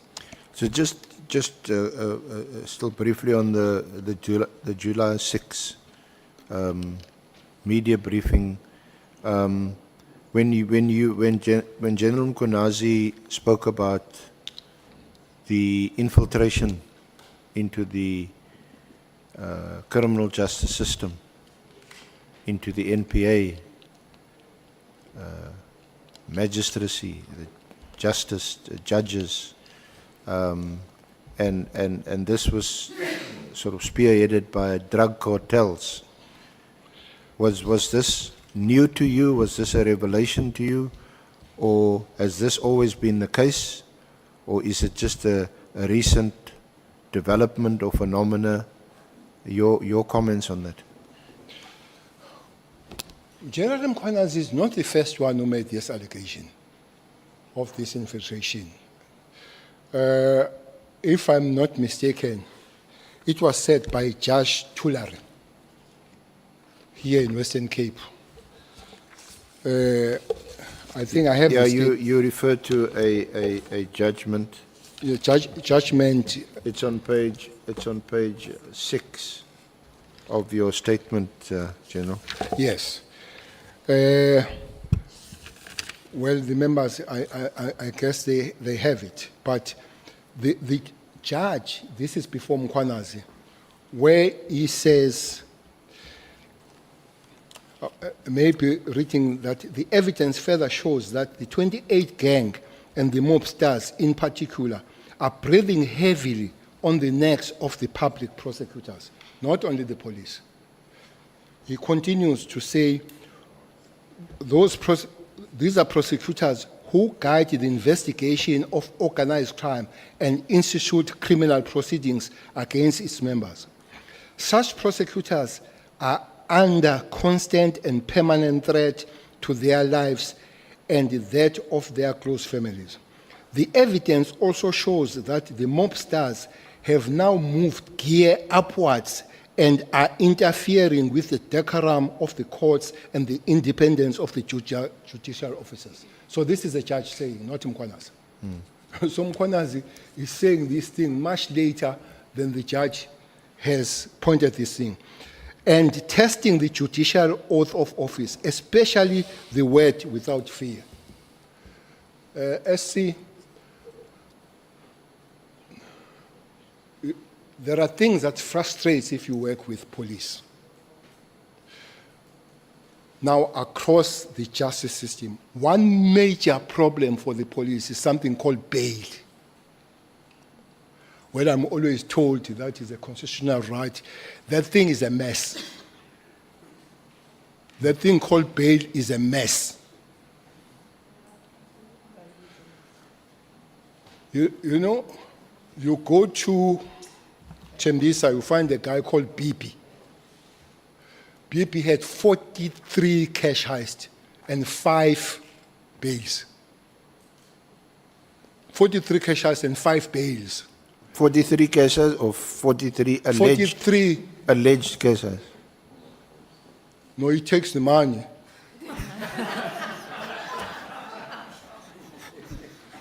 Maybe it's not alleged if he doesn't take your money. But, well, he's arrested now. But he has been arrested and getting bail, arrested and getting bail, and arrested and getting bail. So, police get frustrated with that. One major frustration was a guy called Ntuli, not this one. Ntuli is accused number 5 in the case of Meyiwa. Senzo Meyiwa. Yeah. Ntuli, as we speak, he's doing 6 life sentences. He was found guilty and sentenced, but got an appeal, or got the right to appeal and given the bail. When he has been found guilty and sentenced to 6 life sentences, still given the bail. And some of the people that he went after are those that gave evidence against him for him to get life. This is a bail, animal called the bail. So it's a problem for the police, but we're told it's a constitutional right. The second one will be non-cooperation of maybe prosecutors. But just to pause there, it's a constitutional right, yes, because when you apply for bail, it's still just an allegation against you. Now, of course, we've got the chapter 6 where it's murder, rape, robbery. Then the onus shifts to the defense, to the accused. But ordinarily, you've got a right to bail unless the state can show that you're a flight risk or that you're likely to commit the crime again, etc., or that you're a danger to the public. But what we need to understand, is the problem bail, or is it because, for example, the cartels and the which seems to be suggested by Judge Tulari in his judgment, like the 28 gang, 27 gang, big year in the Western Cape, that they've infiltrated also the prosecutors and the magistrates. Is that part of the problem, or is that not the problem? Or is it a problem that bail is too readily? And the judicial officers. And the judiciary. Yeah. And the judiciary at first instance, very rarely, they hear bail appeals, but you don't go to a judge to get bail unless it's during the middle of the night. I think Mlife's one was heard by the judge, eh? What's that, General? TK Mlife one was heard by the judge. Yeah. And they granted it. Well, okay. So I'm saying it is rare, but it does happen. SC, it's a problem. I'm not a lawyer. I hear there are Schedule 6, there are Schedule 5, that if you repeat and all that, lawyers can talk on that. But I'm saying, if you are going for cash heist, you prepare. Part of your preparation for cash heist is to eliminate whoever is on your way. So you don't carry the broomstick. You don't carry the yellow dust. You carry things that will give you an upper hand in dealing with that. Hence, police die. Now, you go for the first cash heist with all those things. You go for the second one, you got the bail. You go for the third one, you got the bail. It's a constitutional, I'm not denying that. But what about the police, that they arrest this person and they still have to encounter the same person on the field and they exchange fire again? The third time they encounter and they exchange fire again. What about those? It's not the magistrate or the judge that exchange fire there, or the police. Maybe it's unfair, maybe it's a constitutional, maybe it's a legislation thing, but it is a problem for the police, that kind of thing, especially those serious cases. Many people that rape and kill are on bail, People that maim, rape, and kill after they've been given the bail for the same thing. So I'm just making the point, I'm not talking about changing or right or wrong, but from the side of the police, that will be the problem. So what Mkhwanazi is saying is not the first time. Hence, it will be important that those things are investigated. But the other thing that would have been there are police officers, many of them, that have been arrested before Mkhwanazi made the statement, which then confirms the case that there are police that are corrupt. But there are prosecutors too. You see, especially this province, there are prosecutors that they say they can't give that. If you say enroll the case or you get the warrant of either arrest or what, they say, no, I'm not going to put my job on jeopardy. Here, there is an interesting case here where the warrant of the search warrant was given to search one gentleman called J.P. Smith, his premises. But the very same magistrate who gave that, when it was taken to court, he refused to give the evidence that indeed I did. So that is that fear fact that Judge Turan is talking about. So sometimes I get worried that this process concentrates on police when the allegation by Mkhwanazi was across the justice, when the pronunciation by the judge was across justice. But I do find that the concentration here is on police, and let other people go. SC, the biggest crime in South Africa is planned in prisons. There where the real planning takes place, in prisons. I hear less about that. You see, we arrested one guy here called Barra, where he was shot and killed in the exchange of the police somewhere in Eastern Cape. Bara was a young man of 30 years, and he was charged with 19 dead bodies. He was 30 years himself, was a teacher by profession here at Kailish. Was charged with 19 dead bodies. Were arrested, taken to Portsmouth. He was found in Portsmouth with 30 live ammunition, bullets, in prison. I'm sure he did not walk with them there. I'm sure it's not other prisoners. It's somebody that brought those things. We're told he was waiting for the gun, which means was going to use. So that chain, for me, I find it limited here to police when there is this problem from the very beginning, which is the police, to the very end, which is the correctional service. Yeah, that's what General Konazi also, he includes correctional services. I hope somebody will look at the correctional service. How do they communicate? If you go to any correctional center today and you take cellular at 11 and you go there at 5, you'll find the new ones. You'll find the new. Who bring them? And those cellular, they don't walk there. That here we are, phone. Somebody brings them there. And who is that? You see, we are phoned from prison. This guy phones me. He doesn't tell the name. He says, Cele, Ndos, he called me Ndos. Phone from somewhere in Escort. There are 3 people that are ready to go and kill Nkosi at Ulundi. They are having 3 AKs. They are in this lodge. He called by name. I phone him Mkhwanazi. I say, Mkhwanazi, there is this thing. This guy refuses to tell you. Mkhwanazi goes there, he finds exactly that. He finds exactly that. 3 AKs, 5 of these guys there, ready to go and kill Nkosi. There was an exchange of fire. Some of those guys died. He finds exactly that. This information comes from prison.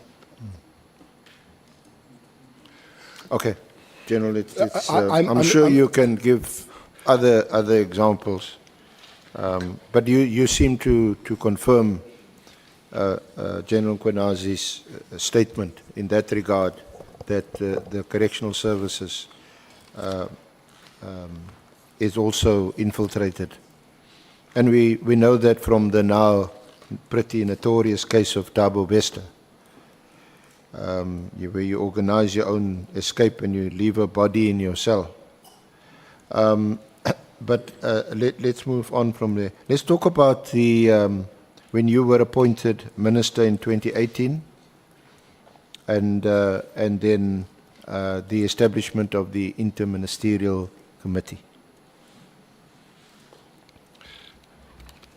Chairperson, there has been a problem in KZN of political violence en masse, but after elections, it was some sort of organized kind of, and then the people were dying, especially at the level of local leadership, politically, and also the councillors. I've listened to say that it was more of the ANC councillors. No, it's across the board. Quite several of the NFP, ANC, IFP, even EFF, DA, as we speak now, we're dealing with it. Those that are dealing with it, I left when they were dealing with it at Mpofana. The councillor that killed the family stood outside and banned the whole family and said his house has been banned. And I'm sure that guy didn't know that there's something called forensic. And the forensic discovered that he has done it, he has been sentenced and all that.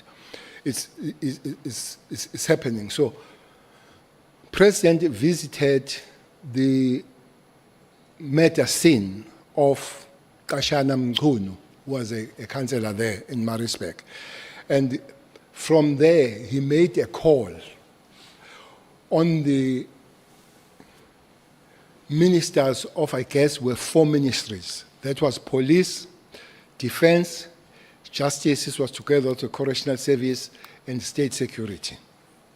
So he says the ministers of these ministries, for me, interministerial is made by ministries rather than ministers. That's my understanding. That interministerial is made by ministries. Why so? Because those ministers immediately went to KZN. Was a Minister of Police, Cele, was a Minister of Justice, Masuta, was a Minister of State Security, Duba, the term was a Minister of Defense, Mapisa Ngagula. And then, when the elections came, and then there was a Minister of Police, and there was Minister of Justice, who's not Masuta now, but Lamula. There was a minister later, Mdise, and there was initially, there was only a deputy minister when it comes to state security, which was Zizu Godwa, and later Njabeni came on board. So they continued with the interministerial because these ministries were there. So interministers is ministers that move, but ministries, they stay there, and whoever is there continues. That's how I understand. So what was the mandate of the interministerial committee? The mandate was to go to KZN, specifically, sort the political violence, the matters that were taking place there, which were quite bad. Almost every week, a political figure was dying there. So, was to go there and sort that thing, investigate, arrest, prevent, and stabilize the province. So when we went there, there was a committee, or there was some sort of a team that was provincially working there, led by General Kiliza, and then there will be Brigadier Makashalala, who is here in Western Cape now. There would be Chiga, who was a head of intelligence in KZN. We sat there as this interministerial. We were given the report. We all agreed, without taking it further, that there is a zero work on this death that is happening here. So we had then, according to the interministerial, try to start something better. So different ministers had to work on their departments. I remember that there was a big meeting of officials that was called. I can't remember, but Dr. Kulube was in defense, were there. I think the DG of Justice were there. The DG, National Commission or Provincial Commission of Correctional Service were there. Those officials, they had to go and hash the plan and report to the interministerial. How are they going to do what the interministerial, under instruction of the president, had to do? So it was a multidisciplinary team that was going to be established. Indeed, from different departments. Exactly so. But most prominently would have been the police and prosecutors, because prosecutors had to direct the investigations. But one department that is not mentioned now and again that played a prominent role was correctional service. Why correctional service? Because people arrested, they still gave direction from prisons who to eliminate and all that. The only cutoff was to take people to Kokstad, so which is a prison where you can't communicate with anybody. So the Minister of Correctional Service had to make the way and open that most of people that are arrested under this killing must be taken there. The other thing that was requested there, these cases were delaying, so was if we could get the special courts to deal with them so that they're gone through and then people are arrested and all that. So these departments were really working together, from the ministers to the top officials and down to the real team that was working down there. General, can I just refresh your memory? Can you go to Annexure BC2, which is on page 11. It's an annexure. Annexure. BC2 on page 11. BC2. You got it? I'm going to leave the annexure.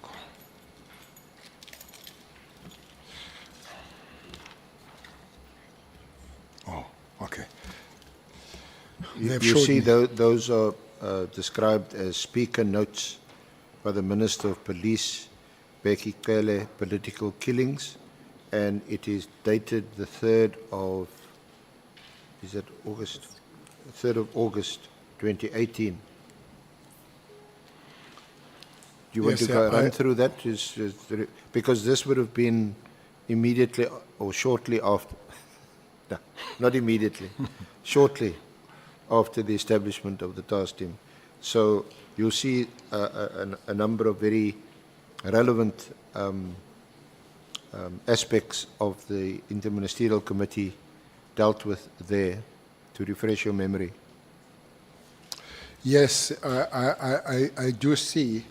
And as you read down that, the team comprises of 126 members led by Acting Provincial Commissioner Lieutenant Mkhwanazi and Brigadier Ngwenya and Khumalo. The National Prosecuting Authority has also dedicated 16 experienced, seasoned prosecutors. So from there on, the team kicked in as the interministerial or multidisciplinary approach.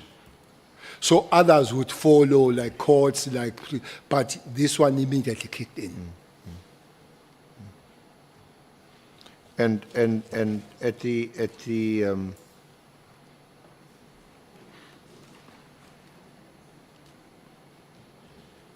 and subsequent to this, the Mkhwanazi and Khumalo, they would report on a 2-yearly base, or they would report to the Interministerial Committee twice a year on progress or on what they were doing, and you would then hold a press conference, the IMC, and you were because you're the key person involved as Minister of Police, you would then address the media based on the reports you were getting from the political killings task team. Well, there were several of these briefings. People responsible were invited to go down. If you're there, you can see. I'm referring to. Go to page 16 also of the annexures. Page 16. Annexure BC3 starts on page 15, and you can. There's a summary of the media briefings. Yes. And your statements on page 16. 21 May 2018, 3 August 2018, that's the one you've just referred to, 13 September 2018, March 2019, June 2021, February 2022, 6 September 2023, and I think your last press briefing was in March. It's not here, but in March 2024, that was the last press briefing. Well, initially, these briefings were intense because of the work starting, but as the work happens, they become a bit slowly. But the members of the IMC will go and be briefed. Mostly would be briefed by the officials of the departments, having been briefed by the task team. There will be members of the task team, especially the higher echelons like Khumalo, like Ngwenya, like Mkhwanazi, and all those, and those that would have been invited, and the prosecutors and the people from correctional service. I remember that Cele would be there. So That's how it would happen. And then there will be a media briefing. The media briefing, most of the time, it would not be Cele sitting alone. There would be other members of the task team sitting there and giving update of what has happened with the task team going down, and that last meeting would be the 5th of September 2023. But that was not the last activity. The team itself was invited, the PKTT. I saw some N on it now. I'm not sure about it. So Minister Nkunu put the N there Okay. in front. I don't know N. So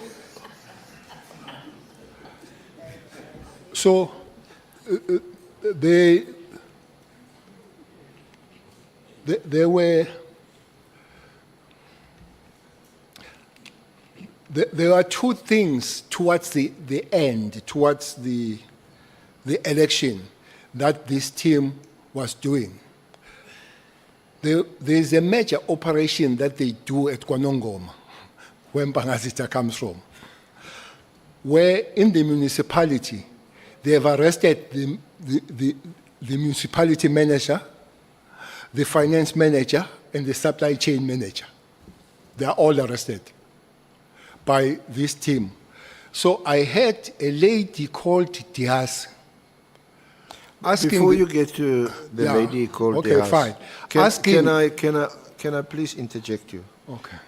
You referred also to the 5th of September. That's 2023. That's an important meeting, an interministerial committee meeting. Can I refer you to paragraph 47 on page 17 of your statement?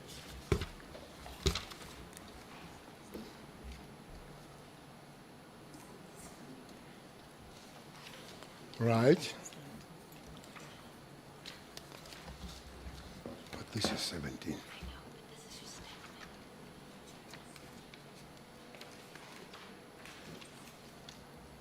Okay. Because this is important in the context of Minister Nkunu's evidence or contention that the PKTT had been dissolved. Okay. And that it was, according to him, an illegal, unlawful structure since 2022. So just talk us through some decisions that were taken at that meeting on the 5th of September and who was in attendance. Well, I'm sure the whole minutes could be available. So, present in that meeting, I think it was Cele, Lamola, Matale. And Dise and the Premier of KZN apologized. So that was interministerial then. And then I think 4 resolutions, that is on the 5th of September. It was attended, it was Lamola, Matala. But if you go to resolutions, Yeah. 47.1, the first resolution was that Minister Lamola would engage the NPA on the matter of dedicated courts for political killings, which means there are activities of this committee that are still going on, have not been accomplished. One of them is this court issue. The second one is, the second resolution was the Minister Lamola was to deal with the issue of transfer of prisons to Koksat prison. There was a problem there. They will be transferred and unknowingly to the team and the investigating office, and somebody will take them back to where they come from and continue with their activities. So the minister had to deal with this, that those that are taken to Koksat, they stay in Koksat. Fourth one was that, third one, resolution was the success of the PKTT would be communicated in the media briefing to be held on behalf of the IMC. The media briefing eventually took place on the 6th, 2023. obvious. For the final resolution was that the PKTT could not dissolve and that it must continue. That is the 5th September 2023 decision taken by the interministerial. Okay. So, what is your response to Minister Mchunu saying that the PKTT was disestablished? By who? Already since 2022. Disestablished by who? Well, it's not quite clear what he's saying, who said so. I think we have asked him, I think honourable members of the committee asked him, and that it's an illegal structure. The President instructs the ministries. The ministers go there. The ministers call their relevant top officials of the department to bring all components together. They come together. The team is formed. The team starts the work, and will agree. Maybe you are not going on details of the success and all that. It continues up to the end of the 5th administration. Comes the 6th administration, it continues. And these interministerials, as these ministers, the new under the ministries, they are there. And it goes for election 2024. This is there. I don't remember anywhere as the chair and those that we're working with talking about dismantling this team at all.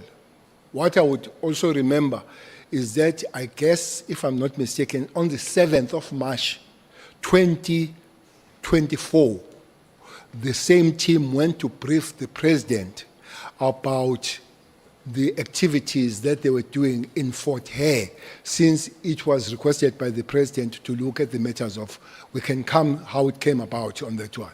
So this is now March 2024. We're going for election March, May. So this team is still active. I don't remember anywhere as a person that was almost involved at all in the understanding of activities. I don't remember the team being disbanded until I saw the letter that was written on the 21st December. The 31st of December. 31st of December, when we're drinking and dancing. Now, your view is captured at paragraph 49 on page 18. Paragraph 49. Yeah, on page 18 of your statement. Okay.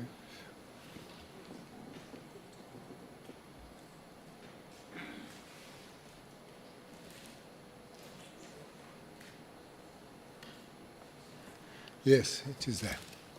That's how you want to read that into the record? In my view, PKTT was established by the IMC under the leadership of the President, and therefore only the IMC could disestablish it. I have heard in these proceedings the submission that no IMC had been established under the 7th administration. I submit that this argument is incorrect. The IMC consists of ministries that form the multidisciplinary team, not the political incumbents, the ministers, who may change with each administration. The IMC, therefore, continued to exist even under the 7th administration. The Minister of Police, therefore, had to consult with the IMC that had established the PKTT before deciding to disband it. Any disestablishment of PKTT would also have to be done in consultation with the departments that form part of the steering committee of the IMC that had oversight over the PKTT. I can add to say there is also a JCPS cluster.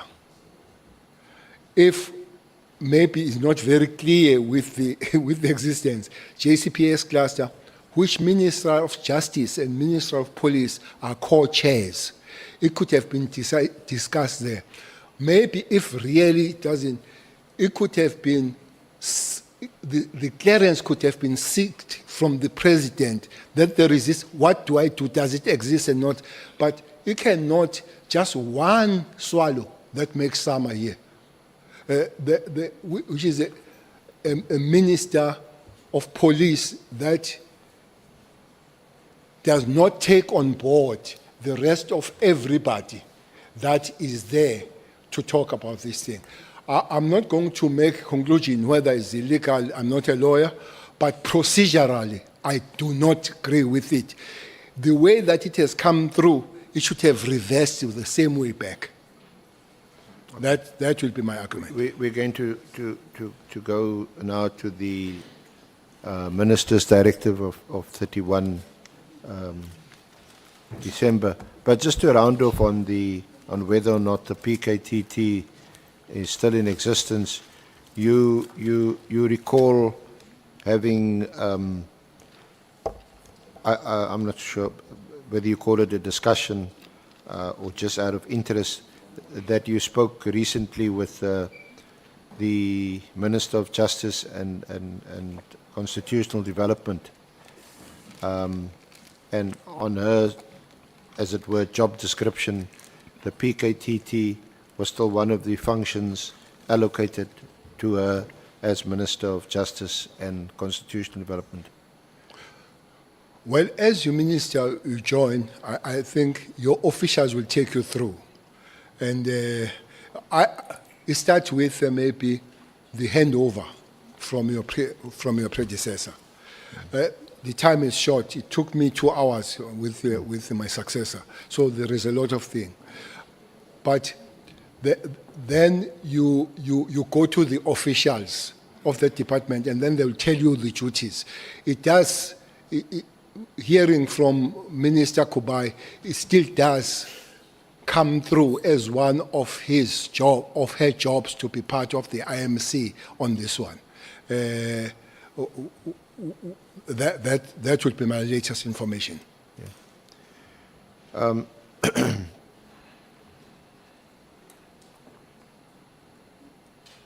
The directive of the 31st of December 2024, you'll find it next to your statement as Annexure BC4 on pages 49 to 50.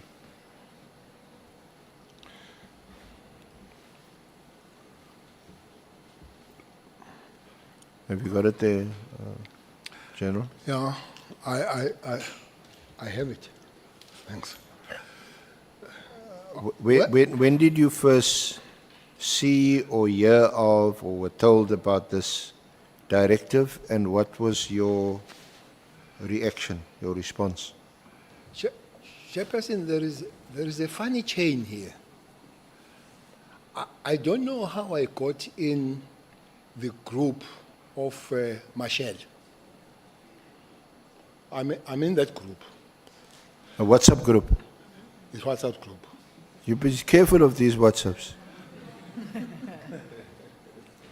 I never write, but most of these things come from that Marshall thing. Who's all on that group? Marshall and his husband and her husband. Yeah. Morgan. So those are expensive, but there are other ones. I think it's Huela, and then there are people that they correspond with. There is hashtag Minister of Police. There is hashtag Adams, I think is a member of Parliament. There was a hashtag chair of Portfolio Committee. I don't know if he's still there, but he was also corresponding very closely with the Machel.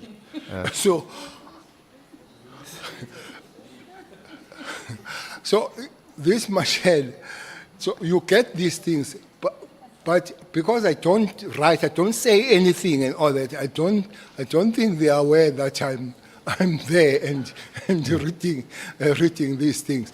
Some of them are big about me personally. That how criminal I am. So, but I don't ask anybody. I sit and I look how criminal I am. So, keep quiet. But Michelle, you know, we'll come to that letter that was written by Meriti Haas, writing National Commissioner on the 22nd of January, asking him, why have you not implemented the instruction of the minister? This is Diaz writing National Commissioner. And that letter, I think it was 12 hours that it was also on Michelle. But Michelle is quite big. So I received these things from Michelle. I hope they won't disestablish me now out of... Not immediately anyway. Out of, because it provides a good information, what's they thinking about this hashtag minister, him, and they also pray and all this. Sometimes they speak a lot of Sotho, so then I'll have a problem. But when they speak English and all that. So when I saw this letter, I said, but this can't be. This can't be. There are three elements there, which is a border issues, no much discussions. One can come on that if it needs to be. There is a crime intelligence, which had no discussions much about it. One can come on that, which can be. The real one that has taken the center stage is a PKTT. So when I looked at the letter, I said, but this can't be. The letter opens 3 political task giving. The first word is in 2019, which is wrong. In 2019, that is wrong. A directive was made to the National Commission of Police following Morano Commission. That is wrong. There is no direction made to the national. The direction was made to the interministerial that then invited other people. And it was not after Morane. It was after the president has made an announcement in Maritzburg. Later he came to Parliament, but earlier has made that standing on a white hippo, saying these ministries must go there. So this Morane can't be correct. Then they say it's flowing from there. The interministerial task force be established, and it's not the force, it's the interministerial committee. The key mandate was correct: stop, investigate, resolve unresolved matters, which is a stabilization of the situation. That one is correct. My observation in this regard, which should not be the individual observation, it should be the observation of the committee, I guess. Is that further existence of this team is no longer required, nor is it adding any value of policing in South Africa. I therefore direct that the political task team be disestablished immediately. Further, that a preliminary report in this regard be submitted to the minister by the 20th. Observing it, if it were me, I would have said, give me the report on the 20th of this task team. And armed with the report, then I would know what decision I'm taking. But to dismantle and want the report, what is the report for now? Because the decision is taken. But it goes on to say, this is 20th of January.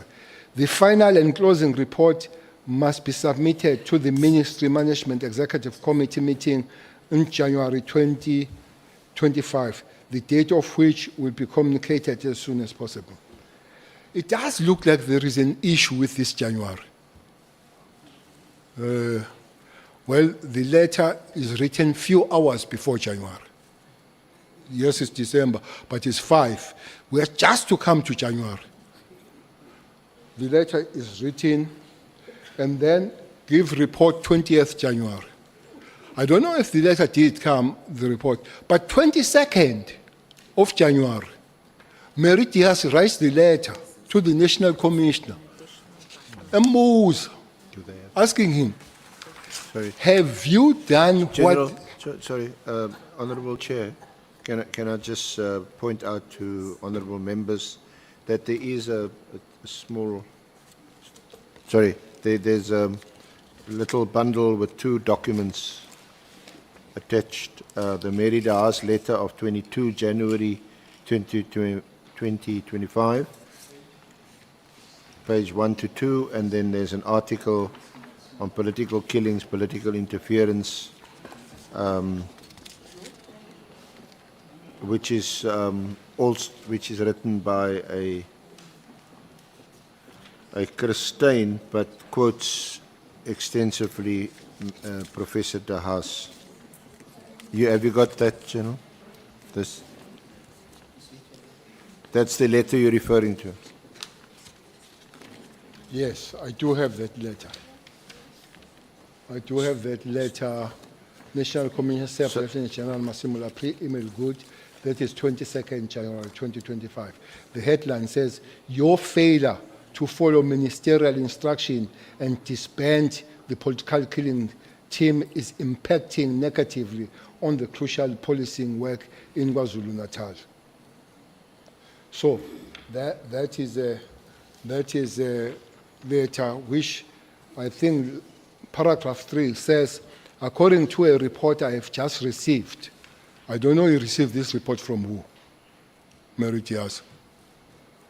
From concerned police or from concerned members, detectives in KZN cannot take exhibits to Pretoria laboratory because there are no funds to travel, the funds allegedly having been diverted to the political killing team, leaving crucial evidence, e.g. drugs, firearm, DNA, and cell phones in the province contaminated. 4, in other words, if these allegations are true, the Provincial Commissioner and KZN is complicit in ignoring instructions given by the Minister and obstructing regular policing activities in KwaZulu-Natal.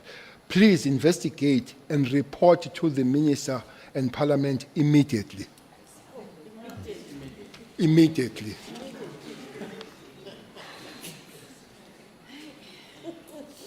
So you were saying, you were somehow suggesting that there's a whole confluence, a whole getting together of factors in January 2025, immediately, shortly after the directive of 31 December 2025, which you found quite... It does look like there was something about January. Yeah. I don't know what is it. But my take with all this process, Chairperson, it starts with Mary writing the letter on October. And I found some similarities of the content of the letter, because this immediately is also there in that letter. That letter is on pages 51 through to 58. That is October.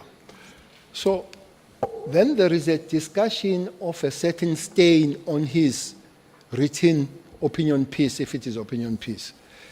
Very excited to say the minister or the professor has instructed the national commissioner to disband. And 31st January happens, 31st December happens.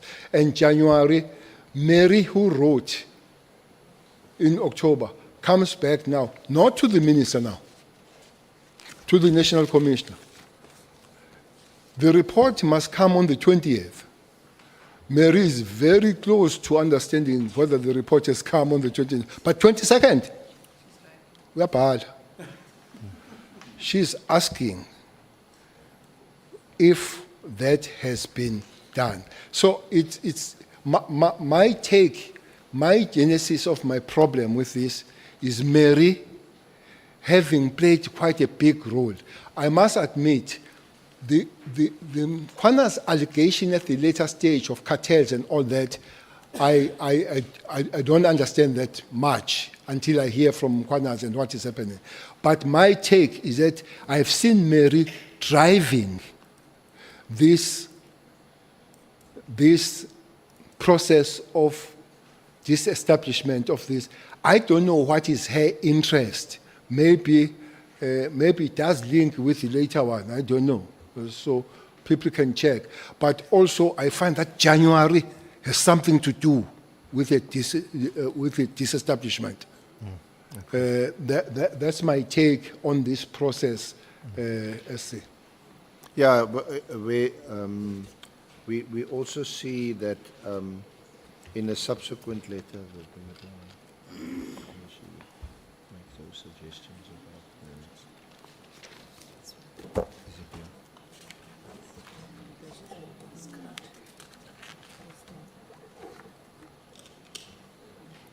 in fact, we also, I think I've hacked it. Excuse me, Minister.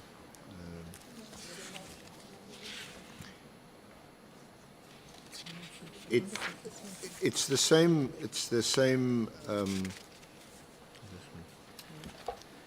If you go to page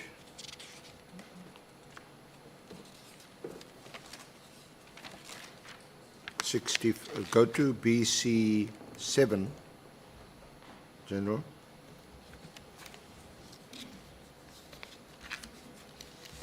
Which is on page 65.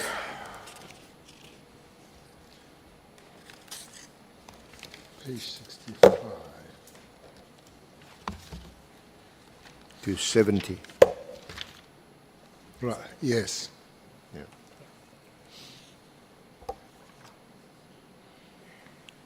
Where she makes, if you go to the bottom, well, the document which appeared in the KZN Monitor, it starts off with reference to the 31 December 2024 Minister Mkunu's directive, and then she says a few lines in, it seems though that the ministerial instructions are not being followed, as certain apparently specifically selected members have not been redeployed to the units from which they were seconded, and that at least one new case has been opened by one of these members. Information has been forwarded to the Minister's office. So it seems as if she's privy to information that's been forwarded to the Minister's office. Then Yes, well, in the last paragraph, she said there was no good reason for establishing this team in the first place. You see that? And then on page 66, the second paragraph, contrary to constitutional principles of transparency and accountability in government, questions about the structure and command of the team have never been answered. Would you agree with that statement? Which one is that, yes? Sorry, Which General? statement is that? At page 66, the second paragraph, the first few lines, where she says that questions about the structure and command of the team have never been answered. Yes, I do. And then she refers to you. She says, when soon after it started operating, questions were posed to team members about who was in charge. The response was that it was then Minister Cele. When the Police Portfolio Committee was asked about it, the late Jumat Peterson claimed not to know about what was happening. However, she agreed that the minister should not be operational. Despite ongoing complaints, no interventions to remedy matters followed. When the team was initially established, a detective was in charge, but even at that stage, members were coming and going. When the detective retired, then Brigadier Khumalo was put in charge by Cele.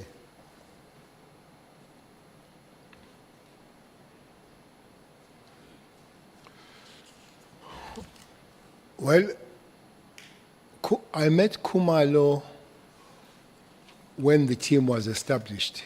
2018. 2018, I didn't know him before that. He was a brigadier. Very few, I think Mkhonas was a brigadier, and among the brigadiers, I would know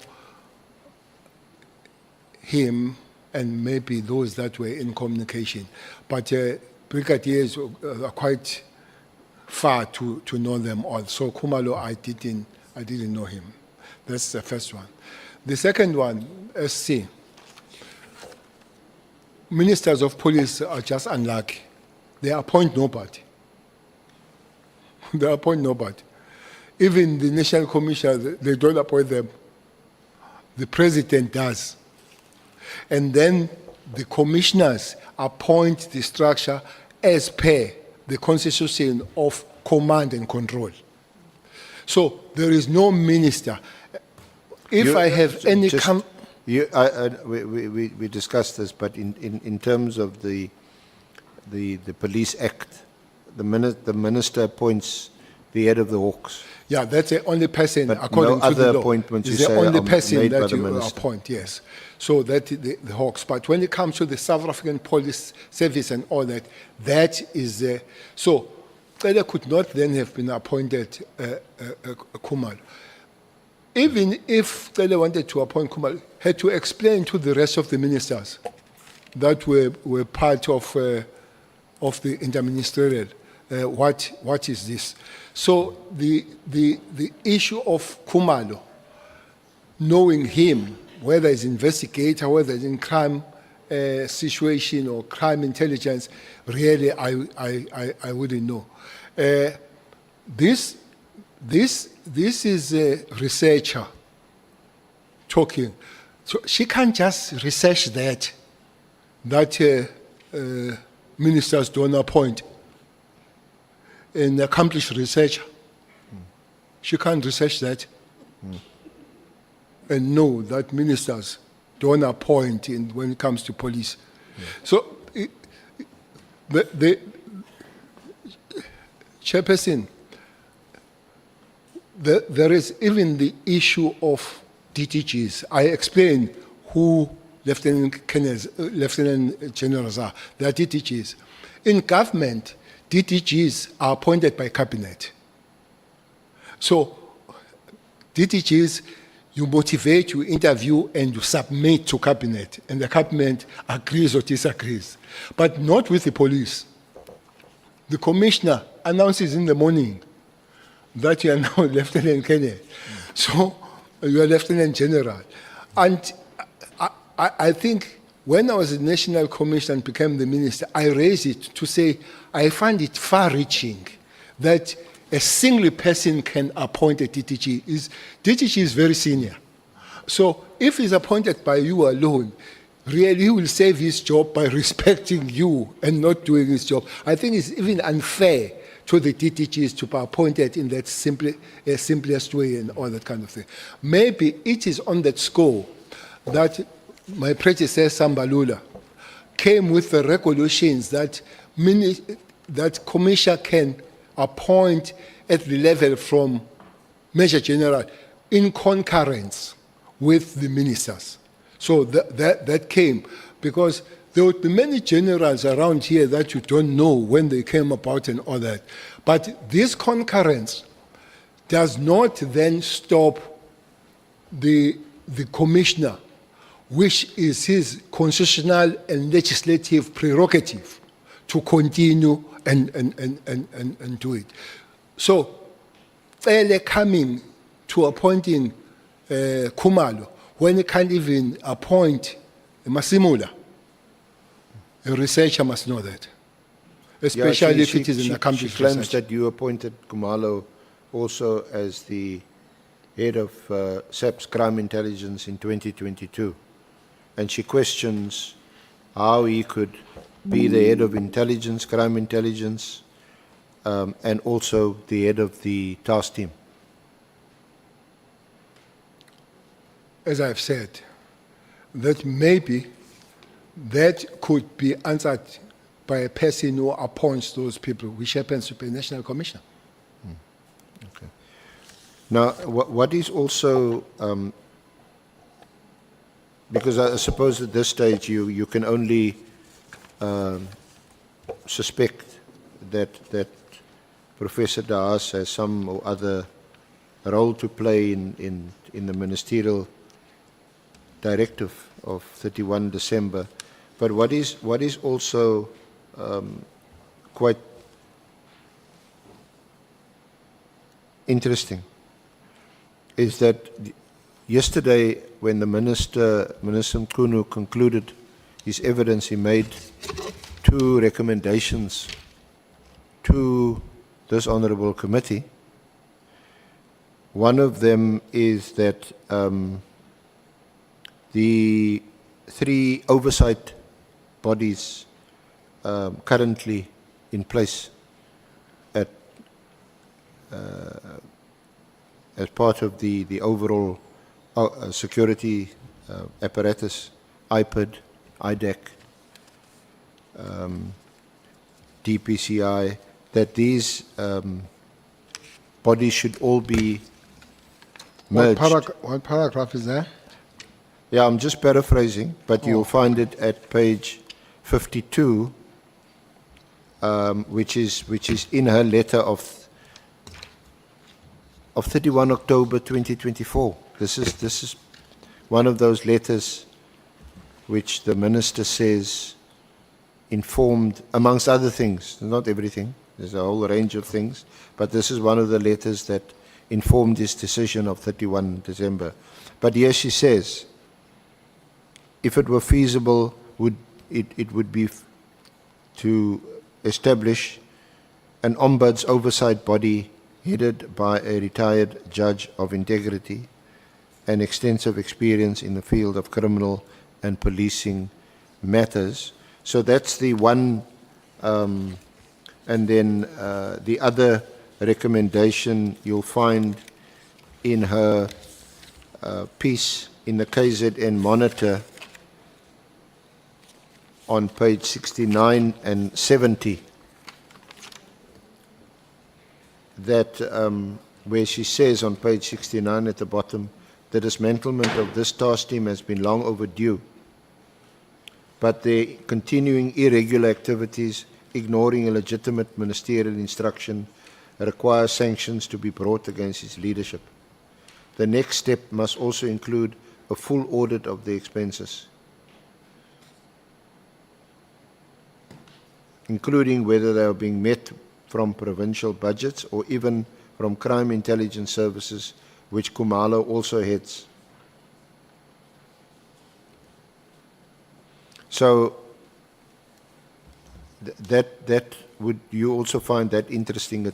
There seems to be a correlation between what she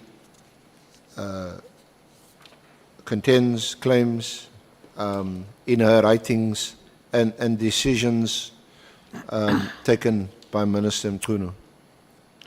But further reading there says Parliament, the Minister and the Auditor General must demand full financial accountability for all the money which has been spent. Yeah, she demanded that the Auditor General do a full I think audit. those were last recommendations made yesterday. They tally with what is coming from what Mary Dihas is saying. Yeah. Did you speak to Minister Mkhunu about his directive of 31 December 2024? Well, I had the comfort of handing over to Minister Mkhunu. I think we spent about 2 hours at Bheki. As I left the office, I said, I'm a phone away. This could be a difficult environment. I must say, that environment is difficult and energy sapping to be Minister of Police. Energy sapping. Yeah, no doubt about it. It's energy sapping. It's one of the most difficult jobs to be a Minister of Police. So I said, you pick up and you talk. Well, that did not happen. I don't think I've ever received the call. Until I see these things and I approach him somewhere in January in one of the meetings to say, I see these letters from Auntie Mary.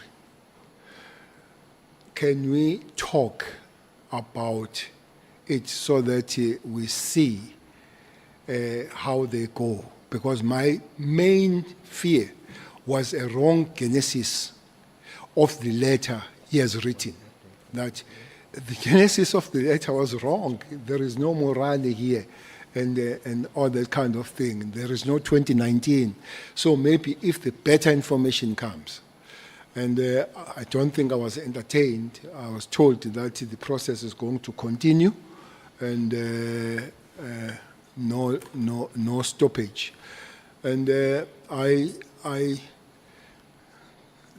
think the 13th in Kailisha, I went to the president. I said, Mr. President, can you pull us together with Minister Mkunu, maybe yourself or just two of us, to take one through on the matters. So that was on January 8th? Yeah, but January 8th was When on you January met with the 13th. president? It was on 13th, not 8th. And then there was no comfort in trying to have that communication. So, indeed, then we did not talk about the matter. Okay, Senior Counsel, may we afford Honourable Malema a chance?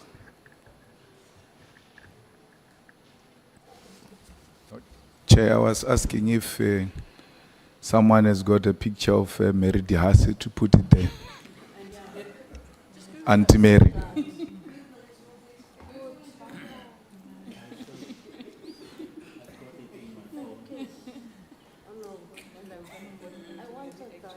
Mbangazita, do you want to respond to?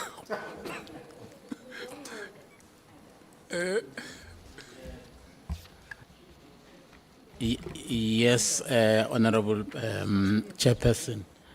I was actually saying that I've got her picture on my phone and I can volunteer to actually share it with him.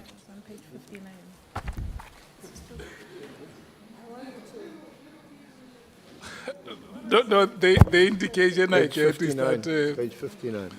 the honourable member will assist the legal team to have the picture. After break, we will have it. Thank you so much.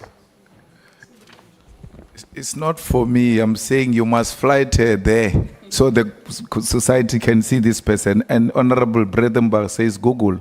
She assumes every South African has got Google, access to Google and data.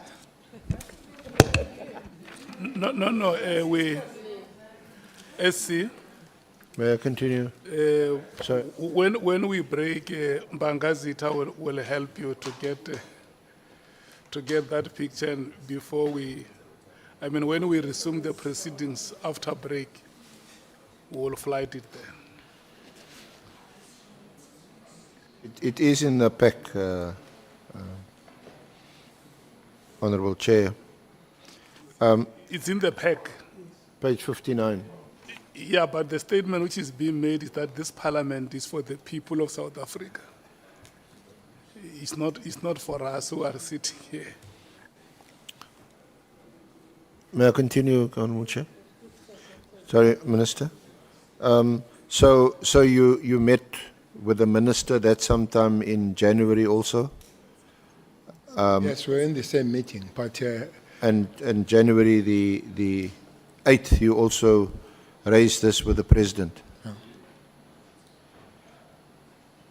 Just tell us a bit more about your discussions with the President, or was it even a discussion? No, absolutely not a discussion, because we're just, as I said, Mr. President, can you help? I need to speak to the Minister about the political task team. If you could organize the meeting, the three of us or him and me, because I've tried, I failed. So that was the end. But I never discussed anything with the President on that matter. It was a request if the meeting could be facilitated. Now, clearly, when you heard or saw the directive, you were not in favour, or put another way, you were opposed to the disestablishment of the task team. Two main things that would have made me opposed to it. The procedures of it, how it came about, for me it had to reverse that way. That's the first one. The second one, Chair, the letter says there's no value and has achieved nothing. Yeah. Maybe that's not the letter per se, but it's in the contents of Mary that has achieved nothing. He even accused that it was not supposed to be there. He should have taken President to court for it not to be there.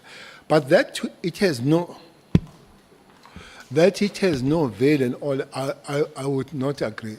Chairperson, in that province,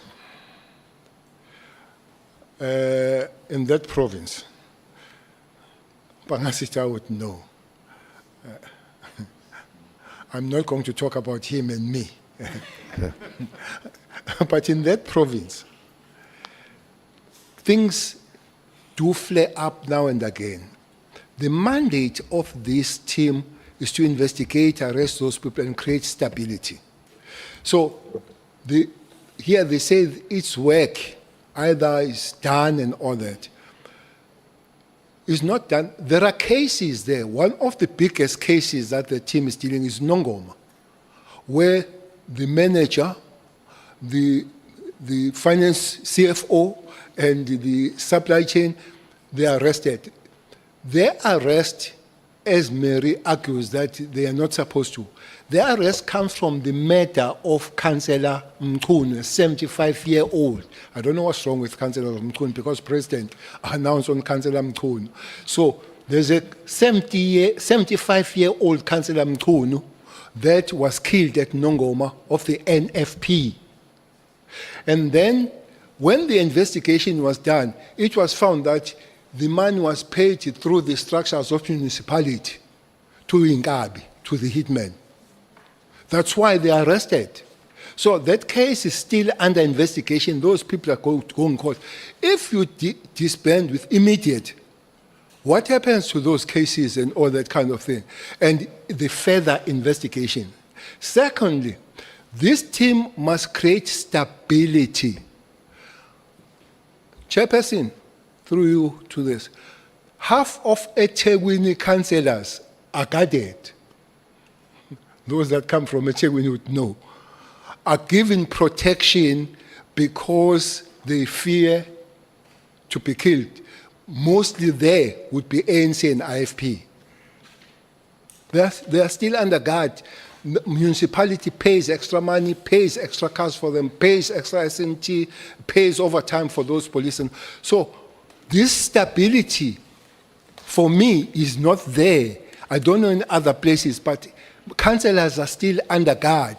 So which means, while a lot of work has been done, but the mission has not been accomplished. Maybe, I must say so, because there is this argument that there is a time bound for this KTT. I agree. But task teams and operations are based on two things: on timeline and the accomplishment of the mission. It's not because there's a timeline, so we say 6 months, and 5.5 down the line, people, they shoot each other. They said, yeah, guys, we said we stay 6, we are going. No. If the accomplishment of the mission comes early, yes, we can even go earlier. But if it doesn't, Those that have authority to extend, which I guess the National Commission would do, it will be so. For me, it can't be measured with the situation that is one councillor. To me, it's a very costly measure to say, because one councillor has just been killed of late, it can go. It is.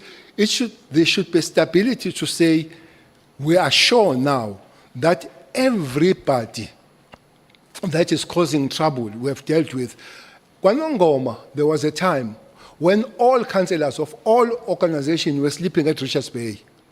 When the night falls, they get in a bus or taxi, they go, it's 116 kilometers away. They go and sleep there. What stabilized them to come back? There are two things. Those people who were arrested. So there's stability to Nongoma. But is that stability all over the province? No. It's not all over the province. As I'm saying, that people are guarded at Tegwin and at a big expense, the councillors. 2 months ago, when I passed at Kwamash Hostel, the councillor there, Gwala, was escorted by the police, people chasing him literally. He's an IFP councillor chased by IFP people. So don't tell me that there is a stability that you can come. So when all those people are removed, for me, then that will be established. Then the mission will be accomplished. What happens if you withdraw them and then there's a flare up again? You go and constitute them and all that kind of. So I don't agree with having no value and mission having been accomplished. So without wanting to put words in your mouth, you seem to say that one shouldn't just evaluate or analyze the successes or otherwise of the PKTT in terms of the number of arrests, the number of prosecutions, and how many years people were sentenced to jail. But where there is a period of relative calm, it could, or in your view, that's also due to the continued presence of the task team. But the letter itself does say the key mandate was to stop, investigate, resolve the unresolved. Resolve the unresolved, which means it is understood for the fact that people are still gathered, for the fact that an investigation in some municipalities, there are cases that are unresolved that need to be followed and resolved. Even the letter understands. So why do you then stop when the mission has not been accomplished? What about one of the minister's reasons or arguments also that all South Africans, all of us, deserve and are entitled to protection and to be safe, and not only a selected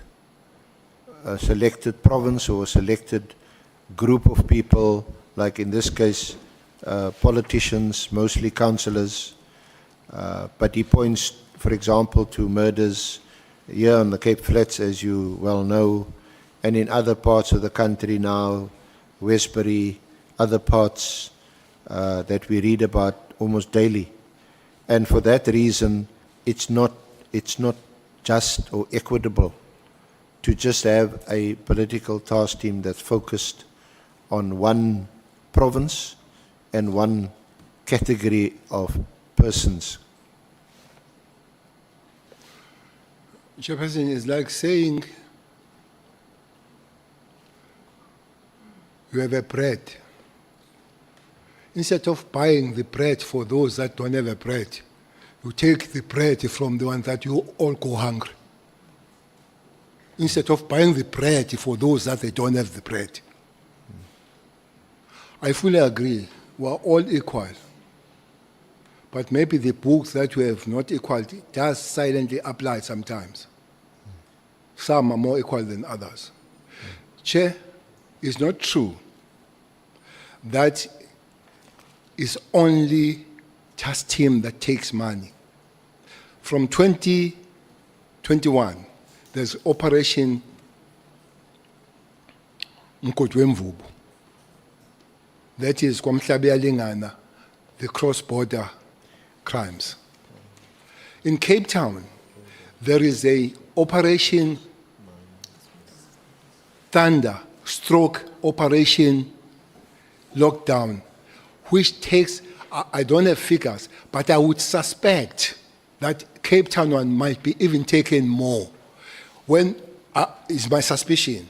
For instance, if you bring 200 police from other provinces and they stay here at the cost of 800 rand a night, and then they go back and they bring the other lot, and they come with the cars. They don't just come alone. They come with the cars from those provinces who would, I think, is a lot of money. So for me, then, it could not be the question of money.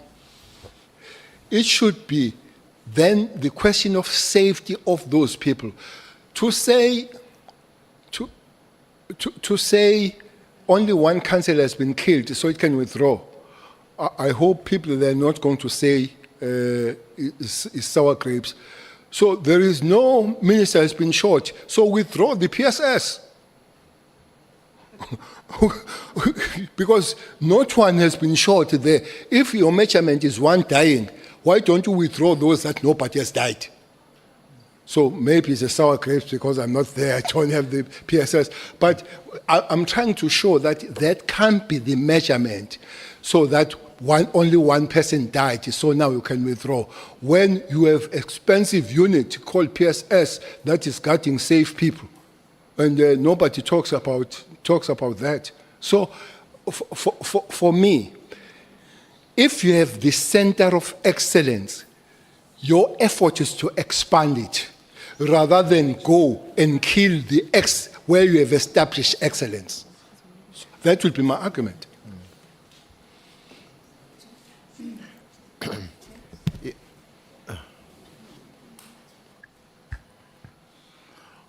Honourable Sangwe.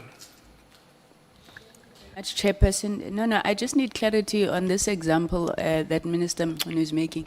So he's saying because no minister has been shot, we should withdraw VIP protection for ministers. Is that the example that you are making, Minister?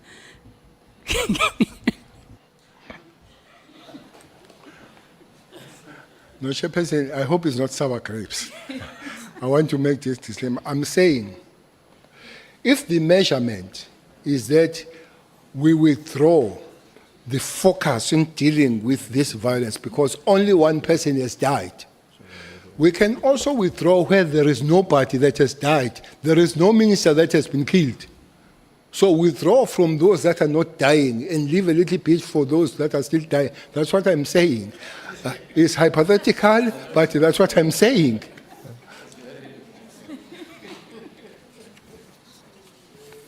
Do Sour grapes, I know. you want to make a follow-up, Honourable Sangwe? No, it's well said, General. SC? Thank you. Let's proceed. Proceed immediately. Yes, sir.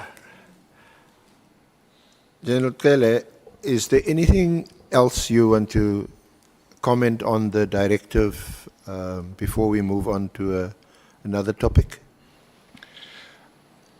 Chairperson, I don't want to be unfair to Minister Mkhunu to say it's cut and dry that you can't make suggestions. But for me, it would have been more relevant to sit down with the National Commissioner and say, that's how I see things. Just to get some outside influence with a very tough language to say, you instruct. Ministers don't instruct national commissioners. We can sit down and put my ideas and say, but Minister, it is not so. Operationally, there is 1, 2, 3. I said, well, I didn't see that angle. That was a blind spot to me. But 1, 2, 3, that's how I see. So I think, Chairperson, they are quite. Let's take this PT without N. So let's take it and you say how it came about, but further discussions. So we go to the funeral at Kwamhlabeyalingana of Judah, who was killed there, on a very, very angry funeral. They say, you go and fix this thing. So is the people there, sitting there. And the Minister of Police, they say, we are not going to talk here. Finally, they say, talk and talk what we are going to understand. Tell us how we're going to fix this thing. Minister of Police did not go and open Operation Mkotwemvubu. He went to the National Commissioner and said, we have a problem there. How can we deal with those matters? National Commissioner has a right to say, this is my way. So he needs to operationalize it. But I can't come and say, General Kumalo, as I see now, we go with. Even the commissioner, that maybe our relationship of working was not all not that warm, General is told. When the Senzo matter was done, it was General Stoll who came with the idea and the people of the cold cases. It was not Minister. So for me, it does need a better work. You don't have to be friends with the National Commission. You don't have to be friends. But it does need, otherwise you end up being unconstitutional, breaking the legislation and all that kind of thing. So for me, that would help next time, that all ministers and national commissioners don't be friends, or don't be friends, drink together and all that. But remember, we are here to work together. For me, that would help.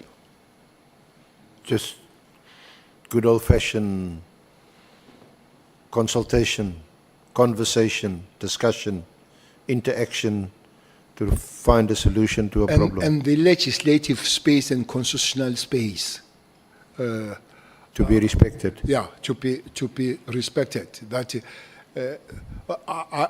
maybe will come, because there was a discussion here of the devolution of powers. I thought for some reason the committee put the provincial commissioner on a political arena. For me, that was a hell of a political arena for the provincial commissioner. Yeah. The constitution is very clear, says the police will investigate, combat, uphold, and enforce the law. The constitution doesn't come close of rearrangement of the constitution by the officers. I think the national commissioner there was put in a wrong arena. Unfortunately, the arena that he was put on is an ideology of some political parties. So I could see pushing him to push their ideology. I really sympathize with him. Just briefly, what was your relationship with General Satole initially when he was the National Commissioner, and then subsequently General Masemola, who is the current Commissioner? General Satole, we were really working, but I don't think we were warm. General Satole was appointed a month before the election of the ANC National Conference. So there was this thing of appointing a month before this happened. Mdluli was appointed a month before the National Commission comes in. Satole was appointed a month before we're going for elections which you know that will be there for a year, but you appoint a person for next 5 years. So maybe there was that. But as we came, there was a big issue of Stole of illegally purchasing of a grabber, which looks like him and Minister Mbalule, they have agreed to purchase the grabber. The grabber is a listening device to you here. And unfortunately, it was used to me, the grabber, whatever the grabber was. But it was used. I was illegally listened by my police, led by Mdluli, from December to March 2010 to 2011. So I was listened. So it's something that happens. It's supposed to be. By the way, maybe that's another legislative that legislators will have to look at. If they want to get this 205 to listen because there is a project, what police do, they take a batch of the people they want to listen to the judge, and the judge grants the permission of the badge. But in the badge, they can put the name of anybody. That's how they did with me. They put Jabulani Mdlalose, and they put the number of Cele. So the judge approves the badge. The judge should approve the individuals. I think the law must say so that we know that this is not abused to listen people that are not supposed to be listened. So that is a legislative, maybe, because I think in the things that is supposed to happen, people will have to look at the legislative matters. The other one, before I forget, it's a law of intelligence. Chairperson, that law, I think it rests with justice. It's such cumbersome law. If the Minister of Police wants to, in his or her department, buy the equipment to work on the devices of working for information, he needs to approach the Minister of Justice. The Minister of Justice needs to invite the Minister of State Security and the Minister of Defense. And as they agree, they invite the Minister of Communication. If one minister says no, that can't work. I find it very cumbersome. That's what happened July 21. That's what happened. That the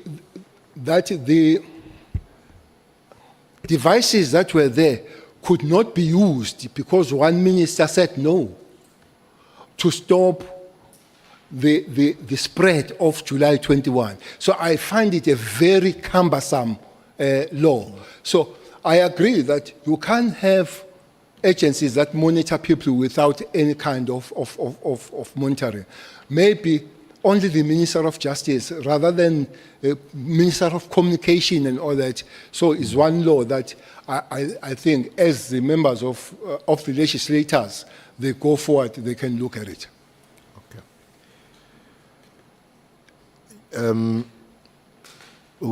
How was General Masemola appointed? And did you have any role to play or hand in his appointment? Well, appointing the national commissioners is a prerogative of the president, but I think something happened with Masemola. President put some panel to appoint Masemola. And if I'm not mistaken, 4 generals were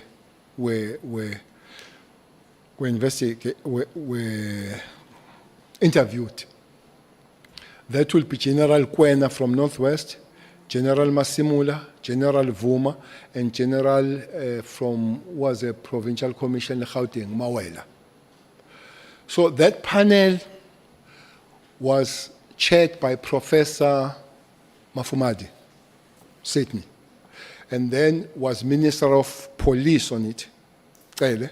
There was Minister of Education, Motsecha, there was DG from Finance, there was DG from Presidents, and there was a former National Commissioner of the South African Police, 5 us. That is a panel that interviewed and they made the recommendation to the President about the employment of Masimol. Okay. And your relationship with General Masemola? Well, absolutely not friends. I don't even know whether he drinks or he doesn't. I don't drink alcohol. So with friends, you would know.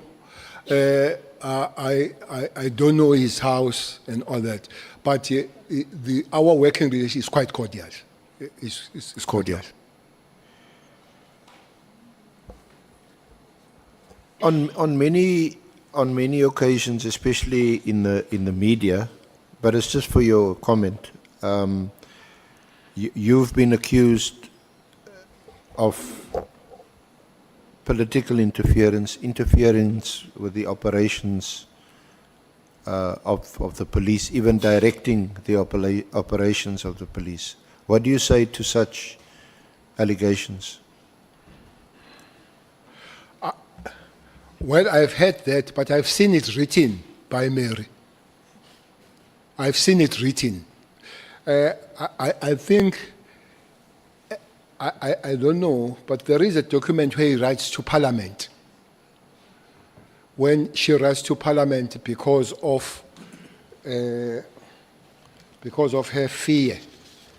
Yes, I'm not sure whether it's the same, but she did file a ministerial, or rather a complaint to the Portfolio Committee. Yeah, she wrote to Portfolio Committee. I think you're referring also to Annexure BC 6 on page 59. Page 59.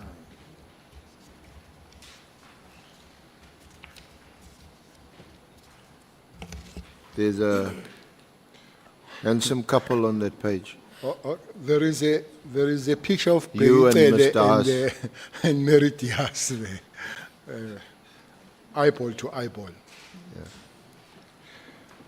Yeah, this is the this is a reference to the letter she wrote to the Parliamentary Portfolio Committee, as well as to the Speaker. This one looks like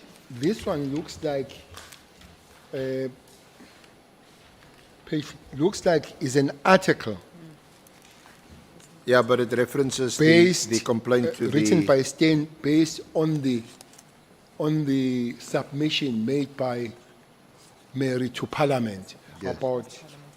She tells Parliament that Cele is also known to have dangerous friends, including in the taxi mafia industry in KZN, which is the main home of hitmen. That's how she describes Cele. There is one thing that I agree with him, that there are many Zinkabi in that province. No, I wouldn't. But he says I'm a friend of them, and she's scared of me because of, that's what she says, I'm putting on record publicly with Parliament that I believe that if what I am told by police members is incorrect, Mr. Cele Bheki is endangering my personal safety.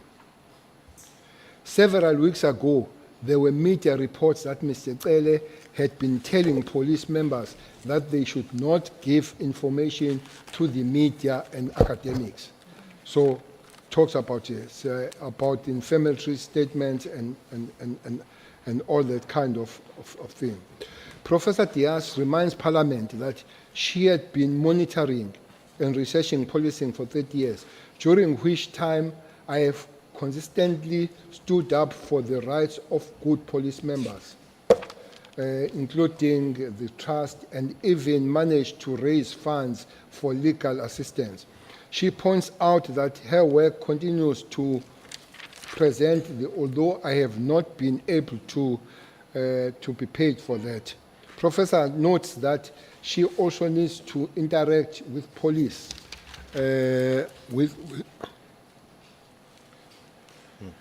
This is written about Cele. By the way, he has issue with Cele in Kumalo. So she also writes a lot about Kumalo. She adds that reports on the police brutality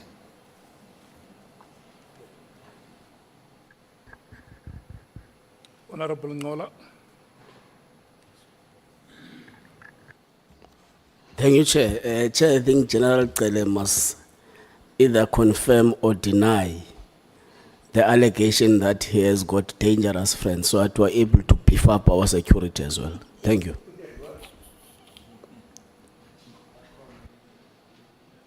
That he has what? Dangerous what? Chair, the General is reading an article or a letter or whatever that accuses him of having dangerous friends. So he must confirm or deny the allegation so that we know if there is a need as the committee to beef up our security detail as well. Thank you.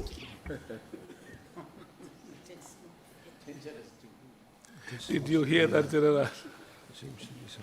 Well, Chairperson, it's direct to say I have dangerous friends in taxi mafia. So I don't have taxis. So I don't know what would put me in the taxi mafias and taxi industry if I don't have taxis.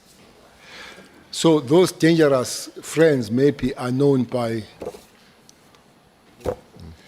So General, she, in summary, at the bottom of page 61, she says, as for the police minister's attitude towards her, she writes, it seems that Minister Cele takes exception to my exposing the fact that his conduct is unconstitutional and illegal.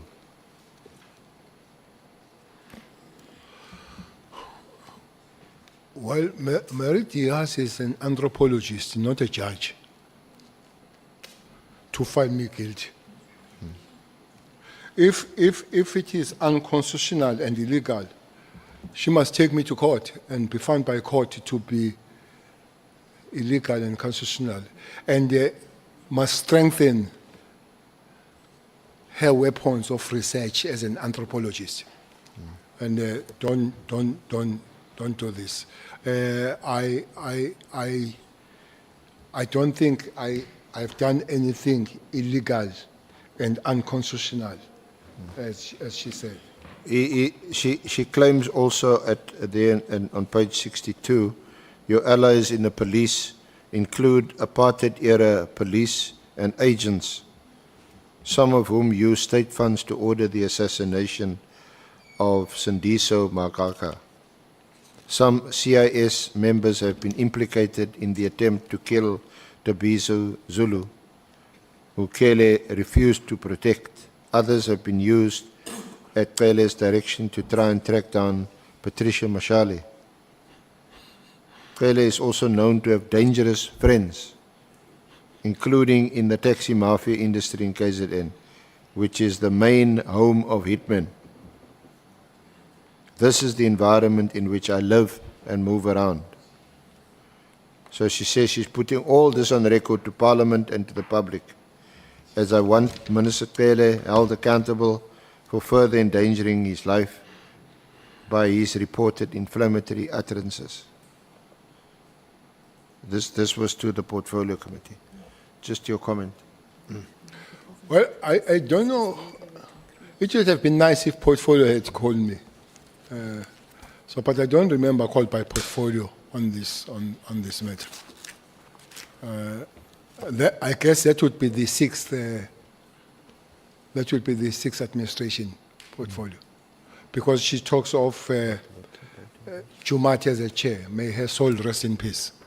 So I don't. But it would have been nice, really, to come and explain, because I guess they would have called both of us.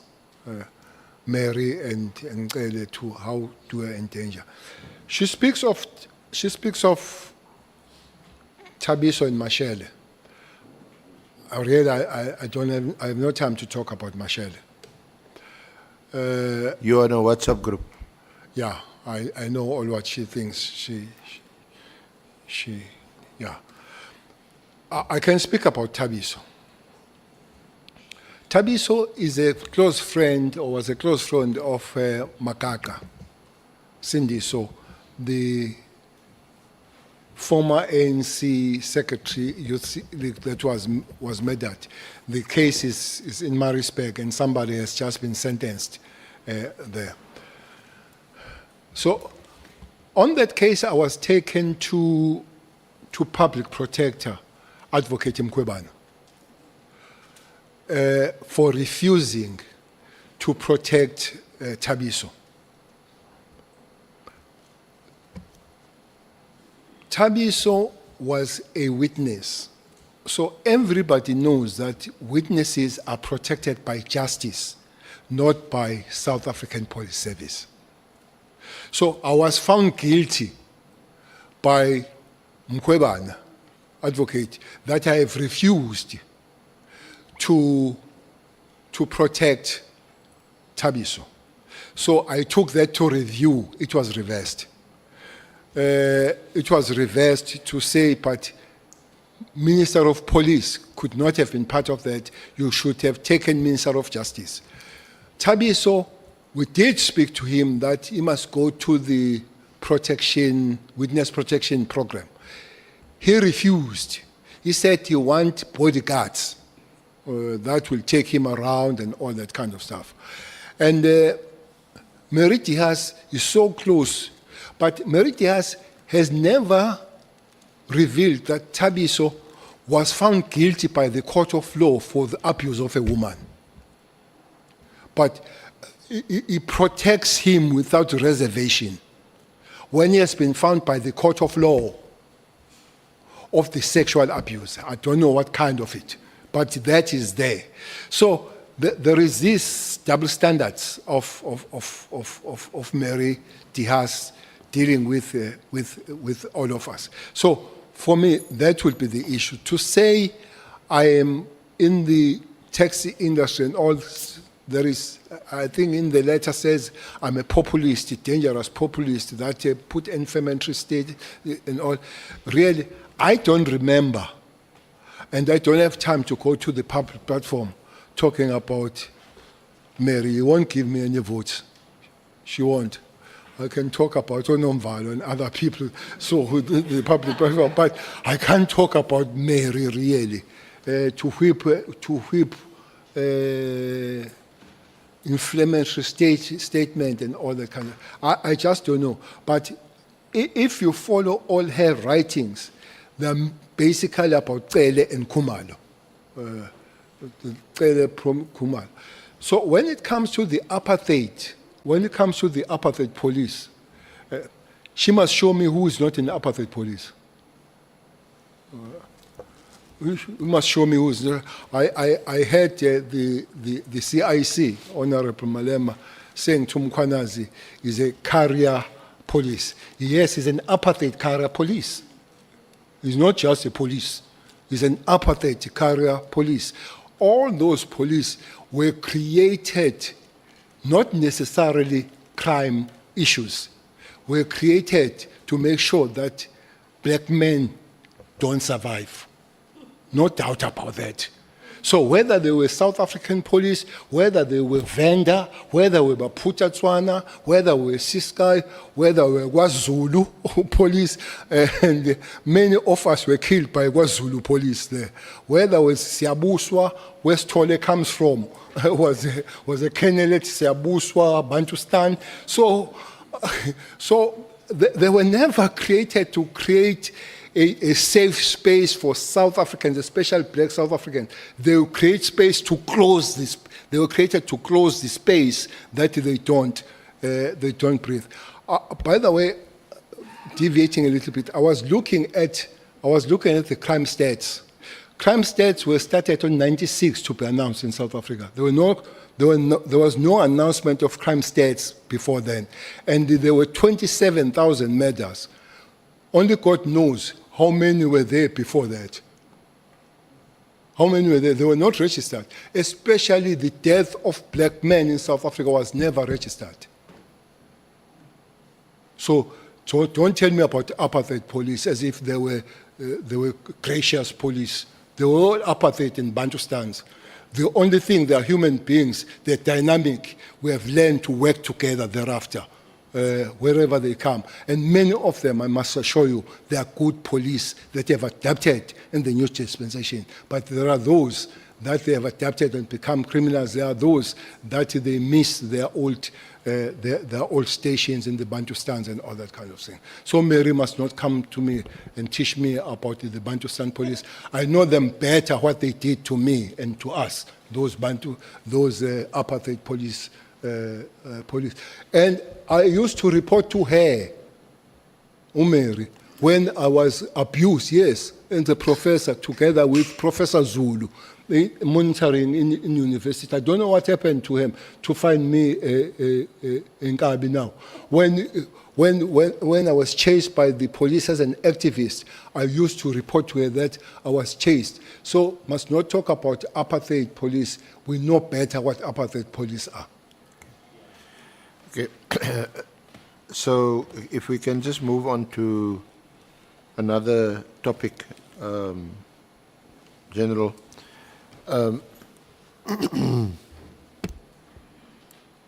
Do you know Brown Mogotsi? Have you met him? No, I don't know Brown Mogotsi. Not even as a comrade? No, I've just known him of late because he's quite big on media. Yeah. I think he's the biggest person on media at the present moment. You never met him in person? No. I haven't met Brown Mogotsi. He's not on your WhatsApp? My WhatsApp? Yeah. No. Yeah. Brown Mogotsi is not there. I've seen him and talking how he. When I had the name Mogotsi, that he is close to the minister, the spokesperson for the minister is Mogotsi, but is a lady. So I have always... The spokesperson for the Minister Mkhunu, yeah, is Mogotsi. Yes. So, but... Just one moment. Honourable Malema. Minister, do you have a WhatsApp? Yes, I do. Okay, thanks. I do have a WhatsApp that I read and never write on it. Not once in life I've written either WhatsApp or any text message. With all my years with my wife, she has never received a text message from me.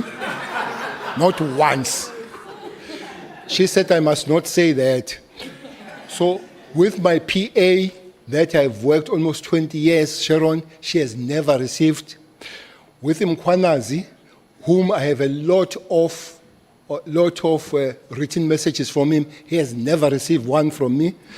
By the way, including because I saw the war between Mkhwanazi and Sibia about the question of AKA that Mkhwanazi did not want to report to me. But a person who reported to me the matter of AKA was Mkhwanazi, who sent me the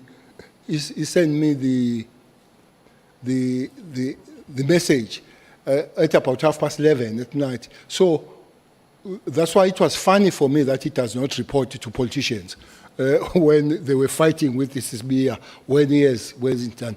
But himself, he can't show nobody, Honourable Malema, in the Republic of South Africa that can show you a written message that comes from Cele. Yeah, no, honourable members, the secretary of our committee is showing me a list of unanswered WhatsApp text to General Cele.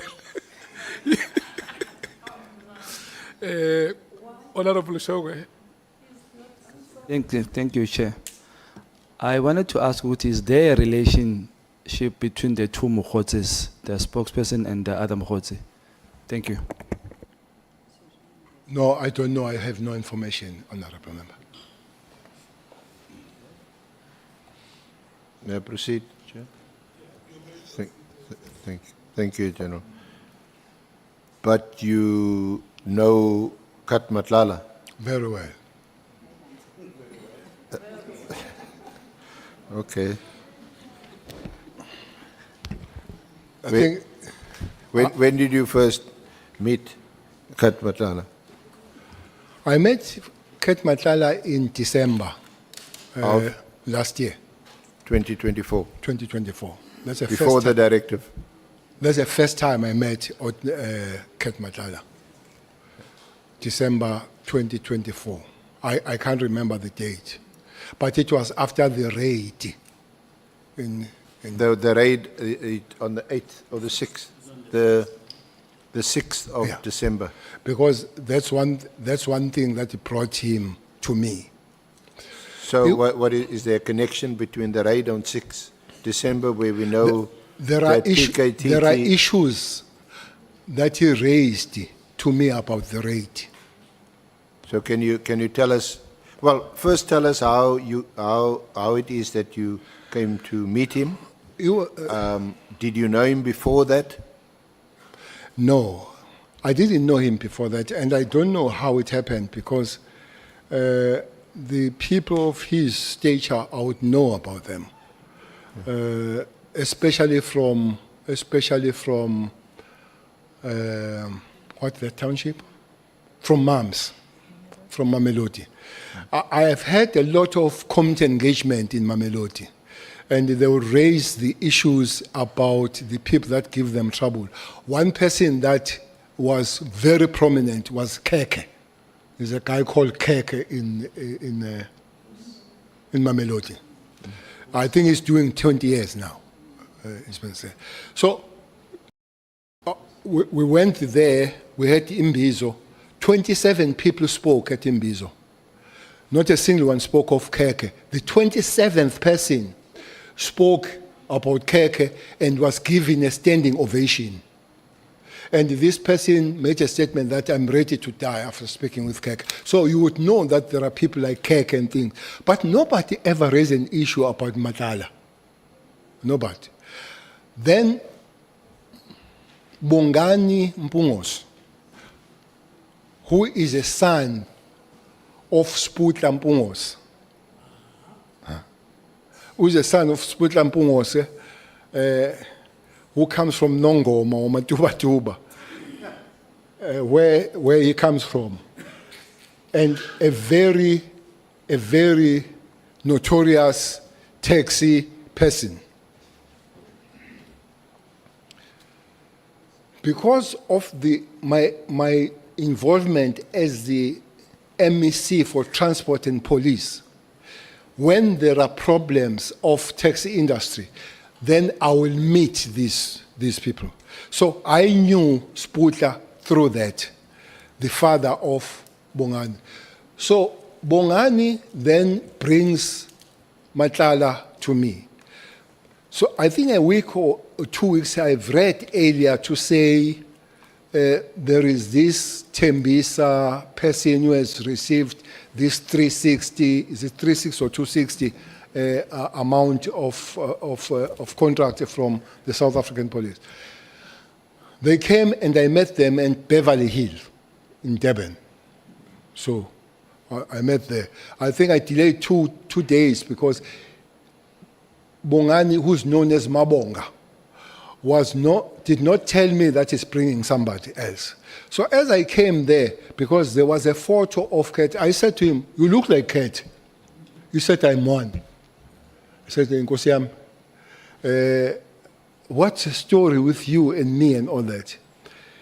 So he said, "No, he have asked Mabonga to come to me because there are 2 issues he wants to raise with me." Where were you meeting?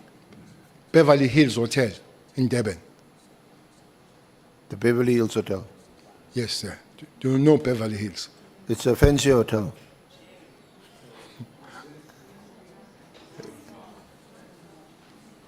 Yeah, it's a very high-end hotel. No doubt about it. It's a high-end hotel, Beverly Hills. But we met we met at the we met at the dining hall there, and then he raised two issues. He said Mabonga must bring him to me because he realizes that he's being abused or he's being used for the political games that he do not understand. Firstly, he said he has met Minister Mchunu, him and Brown Mahose, three of them. And they spoke about him because he's got money through the tender, him to fund his project of becoming either a president or deputy president. He didn't know. Myself, I didn't know which project was it. So that's that. But so just to be clear, so he's telling you that he met with Mogotsi and with Minister Mchunu, yes. And it was about the funding of the project of becoming project. a president or a deputy president. Okay. This is Kat telling me why he wanted to meet me. But what puzzled him there, for him to want to meet me, he was told by the minister that we'll work together so long we don't come close to Cele and Zuma.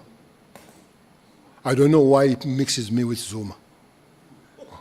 But it looks like that's what he said, that don't come close to Cele and Zuma, so we'll work well with. So that's why he says he realized that there is a game, some political games, hence wanted to see me. Did he give any details of when they met? He met with Mogotsi and with Minister Mchunu? No, and I did not want details myself. But he didn't. The second one was about then the raid. The raid that happened, I didn't know about the raid. As I'm saying that maybe this latter part of some members of PKTT joining Gauteng, I didn't know until Kat says to me, he wants to speak to me because he was raided. He says the people that raided him woke him up as he was sleeping and bambulingo bobati vuka. Then I realized that was a special task force.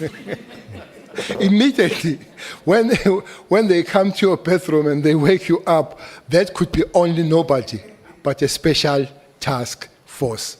Those capabilities. So I realized that was this. So I asked, what has happened? No, they've raided him on matters, I think on matters of accusation of drugs and all that kind of thing. So me, where do I come? No, he says, he comes to me because he realizes that he has been abused. After that, he says he has been approached by Sibia, General Sibia, to write an affidavit against Khumalo so that Khumalo can be arrested. So this Kat tells me. Which Khumalo? You know quite a few Khumalos. No, this one, the Not head, Dr. Khumalo. The head of the CI. Yeah. The head of the CI, the leader of the PKTT. Yeah. He says, so why? He said, no, I've come to you because of that. But what made me really come to you is that there is a case that is coming next week where I've taken Khumalo and his team to court for unlawful raid. So the reason is that I must take Khumalo to court so that he can lose the case and the Sibia finds the way to discipline him. That is Kat telling me the story. He goes on to say he was told or stroke the affidavit of taking Khumalo was written by Sibia to say they've stolen his Rolex and the jewelry for the wife. So they must write it so that it's not just the raid, but it's also the theft. So that's why he comes to me. He says he doesn't want to take police to court because he has just got the tender. So it doesn't want to harm his relationship with police. So Mamonga told him that I know Kumalo, so I can talk to Kumalo that they resolve the matter out of court. And indeed, I did speak to Kumalo about this thing. And I guess the lawyers did talk and the matter didn't go to court. But also what was I suggested to him that maybe it would be good if he meets Kumalo and briefs Kumalo per se. I don't know if they did meet with Kumalo. But in the case, I know that did not go to court. So that's how I know Kat, and I wish I could not have met him, but now I have met him. When did you speak to Lieutenant General Kumalo? Or was it after the meeting? It had to be.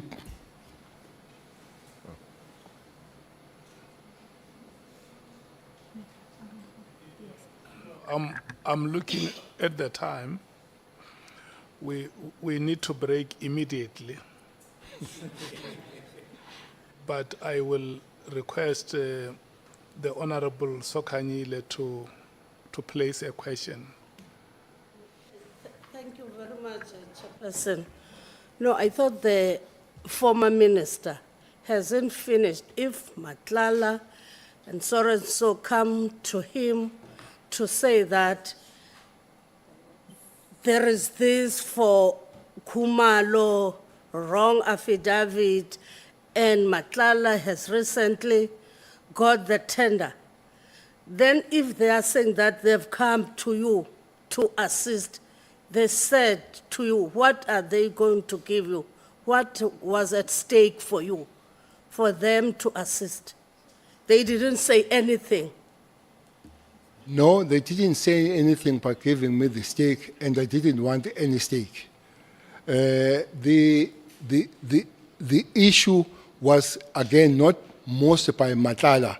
It was by the person who knows me, who is a son of a person that we worked in the taxi industry. But there was no prize. I hope prize would have been called. But there was no prize. There was no prize of it.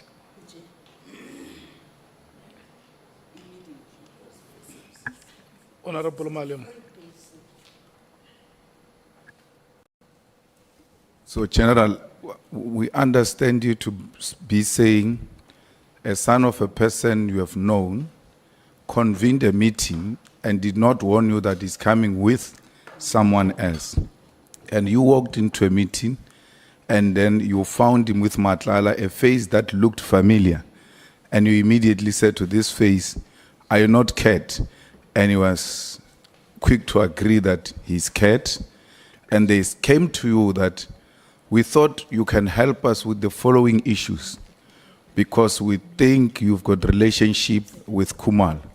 One issue is that I'm being abused or used because I got a tender of 360 million to finance a campaign of Minister Mkhunu to become either president or a deputy president. I had a meeting with them, Mkhotsi and Mkhunu, and they can only work with me if I don't bring Cele and Zuma into the picture. And then secondly, I was raided illegally. My watch was stolen and the jewelry of my wife. And Sibia wrote an affidavit for me to sign so that if Kumalo is found guilty in court, he can be disciplined internally. And then that's the way they'll find the quickest way to get rid of Kumalo into the police. And then he realizes then that I'm being used to fight internal police battles. Yes. And as they articulate that, nothing has been offered in exchange for you to intervene or help them. They don't say, as a result of this intervention you're going to make, you'll get this or that. They just came to you as a well-known politician, an elder to this Mpongo's son, and they thought perhaps they can get counseling, advice, and some intervention from you. Am I correct? I believe so. Thank you. With the one, the affidavit, you say Sibia gave to Kate to sign. I don't know whether was giving words to Kate, but the affidavit was influenced by Sibia when it was developed. It could have been written by Kate, but being instructed. Even that affidavit, I'm told, it was not even because this was happening in Waterkloof. But I'm told that the affidavit was signed somewhere in Soweto. They said there was somebody that would be easy, station commander, to sign and agree with that affidavit.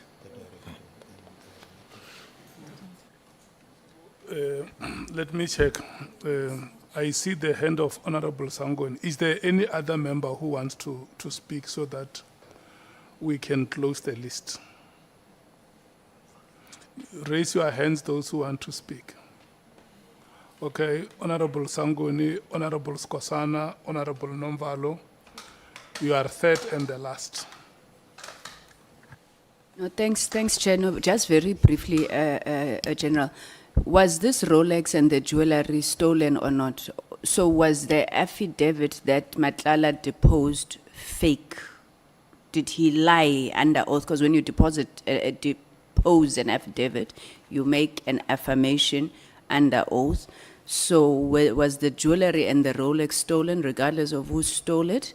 Or in your interpretation or understanding of the issues, he deposed a fake affidavit? Thank you. No, I remember him very well saying there was no Rolex stolen from him. I remember him saying so. That's why he raised the issue of him being. But the issue was that they had to find the way of dealing with Khumalo. That's why I always think that even the arrest of Khumalo at the later stage has got issues. They started some time trying to arrest Khumalo some time back. May I pass, Honourable Member? Honourable Skosana. Thank you, Chair. I just wanted to ask the former Minister Cele the clarity that for the first time when you met Kate was in Beverly Hills Hotel.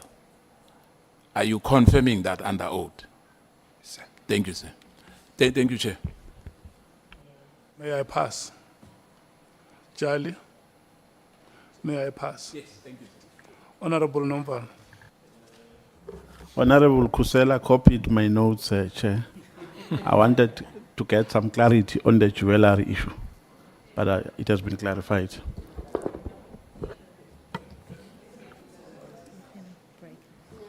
Honourable members, I had said that we were going to break immediately, but I can see that you are gradually coming to accept that immediately is not immediately. Yeah. Senior SC, may I check if you wanted to conclude your questions before we break? The honourable members are agreeing that immediately is no longer immediate. It's a convenient time, Honourable Chair, to take the lunch adjournment. So you are restoring immediately? Yes. Thank you so much, honourable members. We will come back at 14 hours. Chair, may I make a comment? It looks like the immediate doesn't work for the witness. No, when we come back, I'm going to give you time. The witness was not asked. It just conforms. Okay.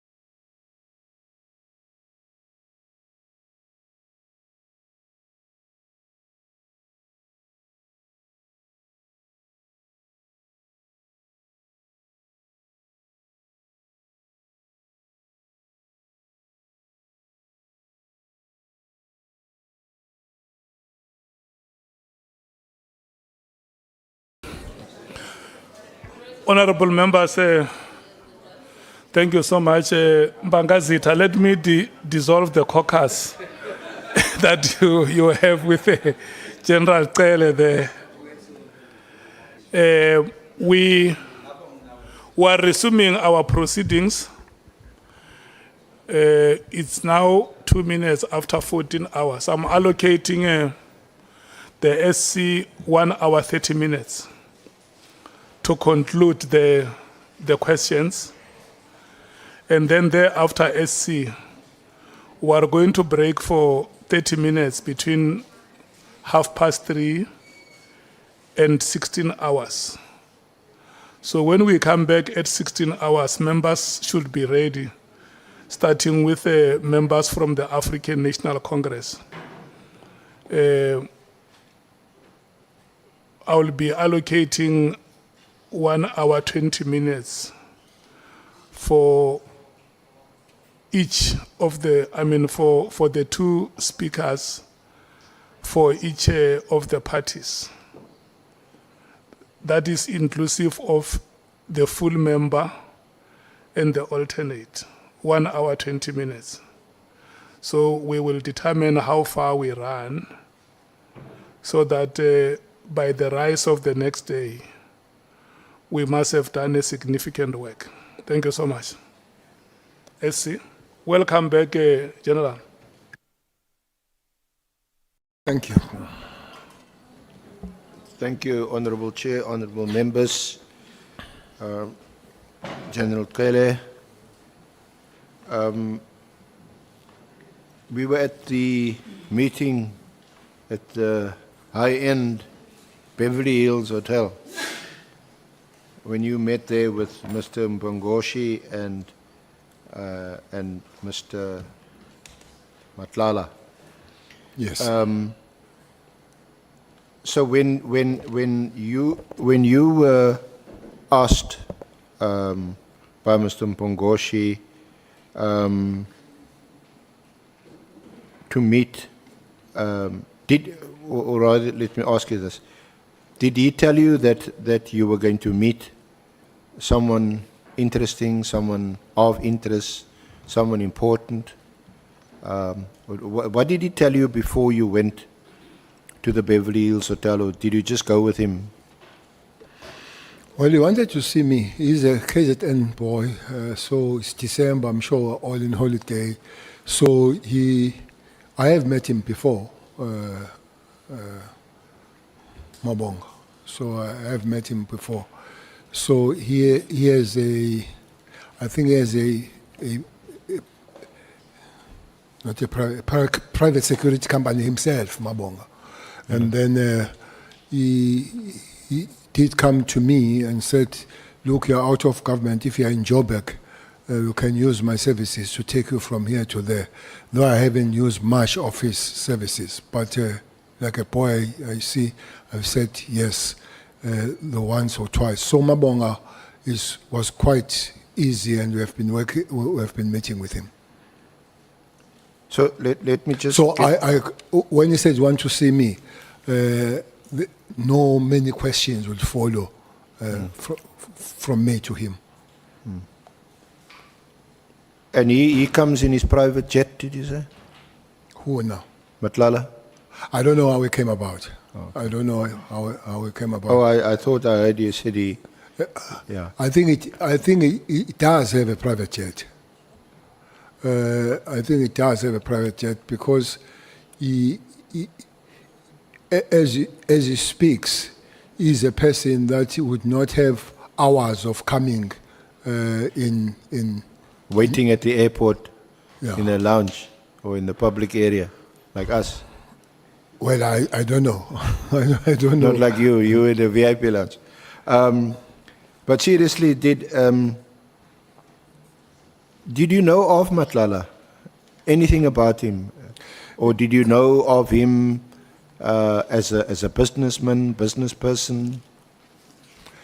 It's exactly what I'm saying, that I read about him 2 weeks before I met him, and I was saying to myself, when I continue to engage with him and I see him and I see his records, I asked myself, how did he manage to fly below radar for him to know? Because most of his kind, one would know. Before there is a story about him on the paper and the money, I didn't know him. But now that you met him, what was your impressions of him? I mean, you've been involved in the police. I'm sure you have a sense better than us ordinary citizens about people you interact with, and especially a sense of, what they're doing. Is it the right thing or the wrong thing, or you at least have a suspicion about something? What were your impressions? There will be two matters here, SC. As I've said, that he has really managed to fly below the radar. As I've said, that I would know Keke, I would know people like BP and other those guys. I know people like Mashobane from Ashrathville and all that. So I didn't. Now I know him, I've spoken to him, I've engaged him. I had somebody being interviewed from Mamelodi saying he's a very good, kind person. They know he's a person that helps them. Looking at him from the very word go, remember, I've met here a person that I don't know has been arrested, has not been arrested. Looking at him, he looks a cool guy. As you definitely look at him, he looks a cool guy. Until you begin to hear, you begin to get records. For instance, I was looking at the withdrawn cases and all that kind of stuff, and I said, this one is too long. How does he manage to fly below all of us? Because withdrawn cases are done by courts, which means the police have taken him to court. Yeah. So, but as I've said, you begin to look him with a new eye than the person that you have ordinarily met. Okay. Now, were you aware, or did you know, or were you involved in the award of this 360 million rand Tswane contract? Because that tender was awarded during your term as Minister of Police. Well, I think there are billions of tens that are issued from the police. But not this big. I don't know, but I wouldn't say it can't happen. We might come back to that. I wouldn't say it can't be that big. I think there could be big, but I don't know. But looking at the operations and things that are done, it could be some money with the tenders. For instance, I would guess that the tender of buying cars is big. I don't know how much it would be. But when police buy cars, they buy cars in a big way. I would guess so. I think the other tender that would have been big is a tender of laboratories. Once upon a time, we had a serious problem about laboratories, the DNA in South Africa. It was a mess. And you discovered that 16 contracts were not renewed. And I don't know how much it would take to renew those things. The IT is quite big, the IT with the South African police. The guns, the bullets. Remember, the bullets are not only chasing criminals. There's a lot of bullets that are used for training. So I guess that will be. But that does not reduce this, that is big. But I would not absolutely say this is the biggest. I guess they are big, but this one also, especially for the individual, is quite big. So when you met him, you didn't know or you weren't aware that he had secured this 360 million rand tender? Indeed, after I've read 2 weeks before I met him, I knew he had this tender. So you did some research on him before you met him? No, it was an article in the paper that he is the guy that is got links with Tembisa issues has again won this big tender with another government department, which happens to be the police.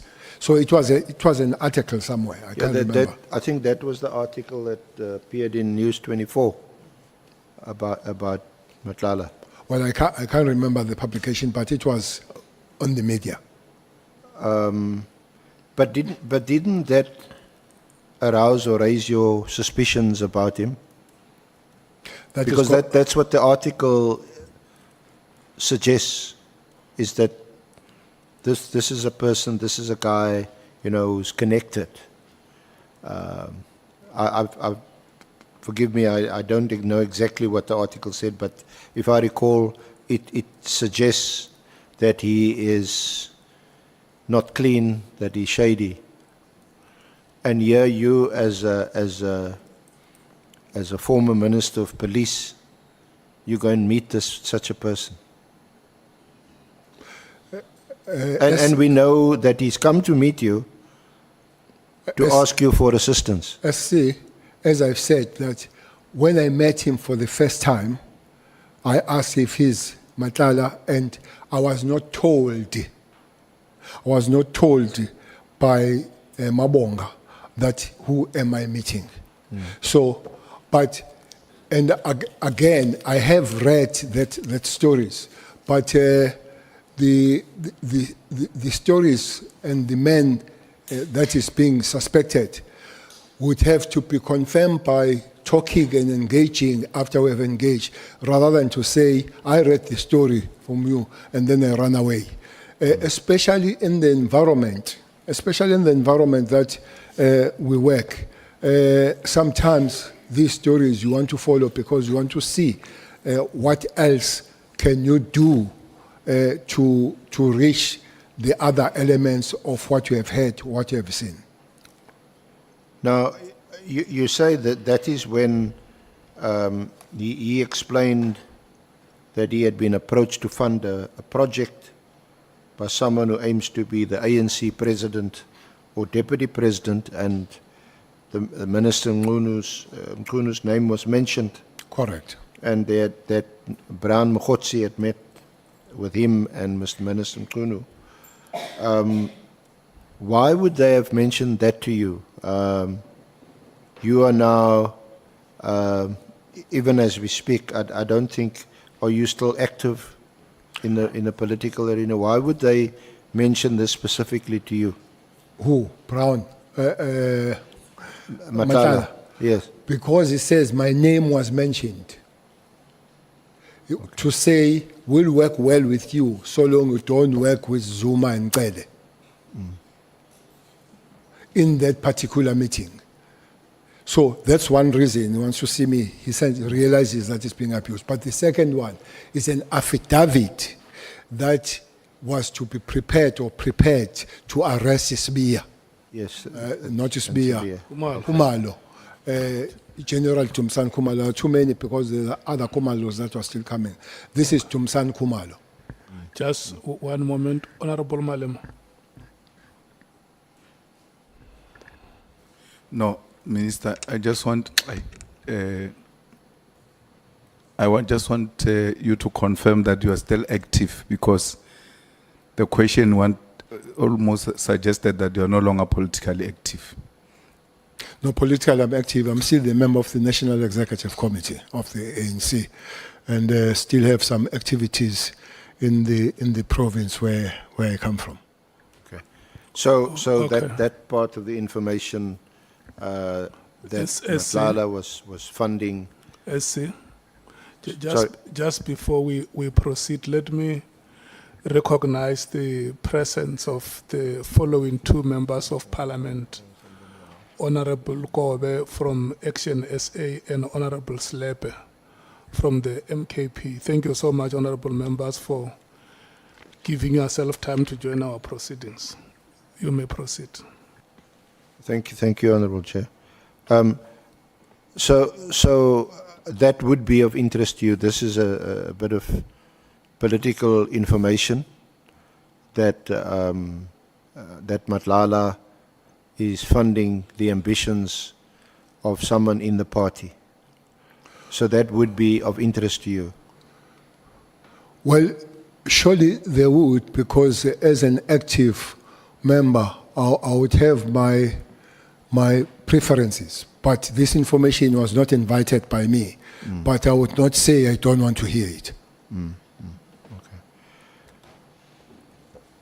So now you're actually meeting him for the first time, and you're getting this information from Matlala. Now, surely your impressions, your perception of him must be changing. What are you thinking now after hearing this? No, there are no perceptions that are changing. I've met a person that I do not know, has given me this information, and there is an action that I need to take. The action that I need to take is that the court, Khumalo should not go to court, because Khumalo going to court is not genuine. Is to put him there, he loses the case and is disciplined, and I guess the aim is to take him out of police, especially having come from the person that I knew. They were not very close, him and Isbia. So I had to action that. Now, Minister, SC, you... there is Honourable James behind. Thank you, Chair. It is just a clarity-seeking question, because I recall posing a question yesterday to Minister Senzo, asking him if he had met with Brown and with Kat to discuss a certain project about a campaign for president or deputy president. I told him that that's part of your testimony, and he said it's a blatant no. So just clarity, because I heard you touching on it. Did you now say that Kat told you that there was indeed a meeting where Minister Senzo was present with Brown and himself? They spoke about the project. And spoke about the project for the ANC presidential, indeed. Yes, it did. And the minister denied it yesterday. Well, he really did tell me that. Yeah. Okay, thank you. Thank you, Chair. May we proceed? Honourable James, are you okay? May we proceed? Thank you. SC? Thank you, Honourable Chair. General, you have so much of experience in the police portfolio. You're sitting opposite a very well-heeled person in a high-end hotel who's asking you to collude with him effectively to defeat the ends of justice. He's asking you for a favor to make sure that one of your best, maybe our best, police officers, Khumalo, must not conclude an investigation into him. Why didn't you get up and say, but I didn't come here for this. This is objectionable. This is outrageous. How did you respond to that? Did I hear well when I said I spoke to Matlala to stop Khumalo investigating? Yes. No. But I'm sorry, General, just so that you understand what I'm asking or putting to you clearly. Okay. What he's asking you is to break the law when he says you must do something for him.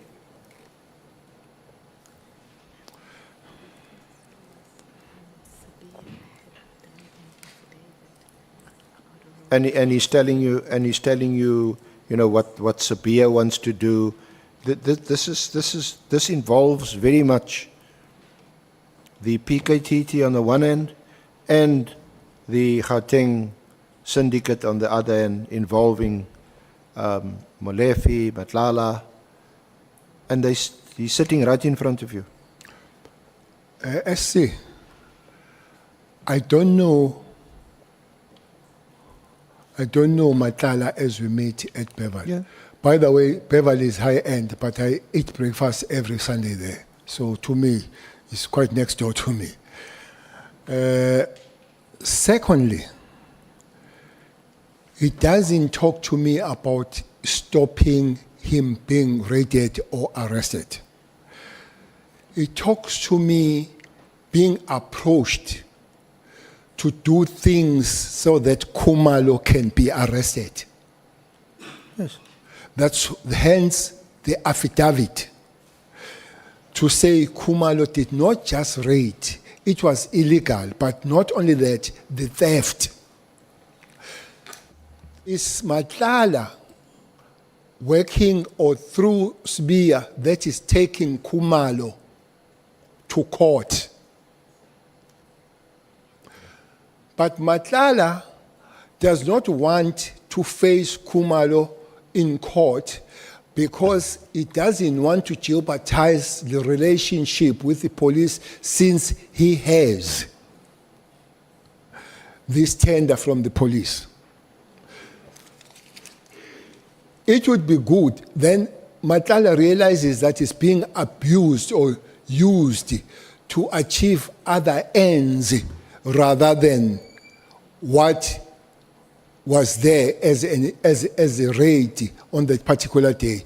So Matlala raises the issue that he would love that the matter that is going to court could be settled out of court, because going to court is not genuine. Going to court is to make sure that Khumalo is found wanting, that he will lose the case that he was unlawful.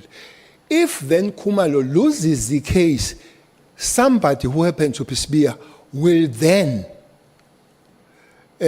put discipline to him and be able to take him out of, or punish him or take him out of the organization. Yes, General, it sounds to me, and I may not be alone in this room thinking like what I'm going to tell you, that he wants to draw you into a conspiracy to neutralize Khumalo. That's what it's about ultimately. Now, perhaps at the time, it didn't occur to you, or you weren't conscious of it. No. Because no, to be fair, because you then suggest, well, you must have a meeting with Khumalo, isn't it? Let me just read from your affidavit so that I don't put words in your mouth. You said, I advised Mr. Matlala that he needed to meet with Lieutenant General Khumalo to discuss the matter. Indeed. And the charges he was instructed to bring against him and the team that had raided his property on 6 December 2014. Now you, especially as Minister of Police, former Minister, better informed than the ordinary person, it's at least alleged that he's involved in criminal activity. And you would expect, especially that Khumalo was involved in the raid on his house on the 6th of December. So you should have been more aware than most of us that Matlala is trying to induce you to do something which is not lawful. Well, SC, maybe that's correct, but my angle is that at the end of the day here is Khumalo who's going to pay last victim. And that is what I could not agree with. Hence, I got involved because if Khumalo loses the case that is going to court next week, is getting disciplined. But if the case, that's why Matala meeting Khumalo is to brief him about what Sibia has conspired against Khumalo. My angle is not saying don't rate Matala. My angle is that if anything, which I did not know that Matala is being investigated and all that kind of thing. But I've got no angle of Matala. My angle is this Khumalo who is put on a trap of going to court, understanding that it's taking somebody, and is not him, by the way, SC. It's not Khumalo that is taking Matala to court. It's Matala who's taking Khumalo to court for unlawful, which does not come from him, which he has been pushed through. So my angle here is that we can't have Khumalo that will go to court and lose and then get out of the system. That's my angle on this matter. But I don't deny that looking at this under angle would have benefited Matala on it. But my sole focus here is that nobody should take Khumalo to court, not genuinely so, but to make sure that Khumalo becomes a victim at the end of the day. Well, it also relates to a huge tender, 360 million rand tender that had been awarded to him. And now he says, look, I don't want this award to be prejudiced or, as it turned out, terminated because of my involvement in this issue involving Khumalo, involving Sabia, the fight between them. So please help me out. That's the nub of this story here. Well, that's why you've been called to this meeting. Well, two things. Indeed, if this contract is not cancelled, it will benefit, no doubt about it. But that's not my angle. My angle is that Khumalo, I don't know what Kholelo part is, but is not glued to the problem. Khumalo. That my angle here and my gist of here, I want to believe that if there was no Khumalo and him going to court about this matter would have ended there. Even if maybe it was a raid from other people that I do not know, I would not have pursued. The issue here for me, SC, is Khumalo. But we know you didn't go and speak to Khumalo about it. I did speak to Khumalo. When? Afterwards? Yes, I did. Because I would have thought you would have said, look, hold it. No. Because now you only have one side of the story. No, I did. From Matlala. I did speak to Khumalo. Yes.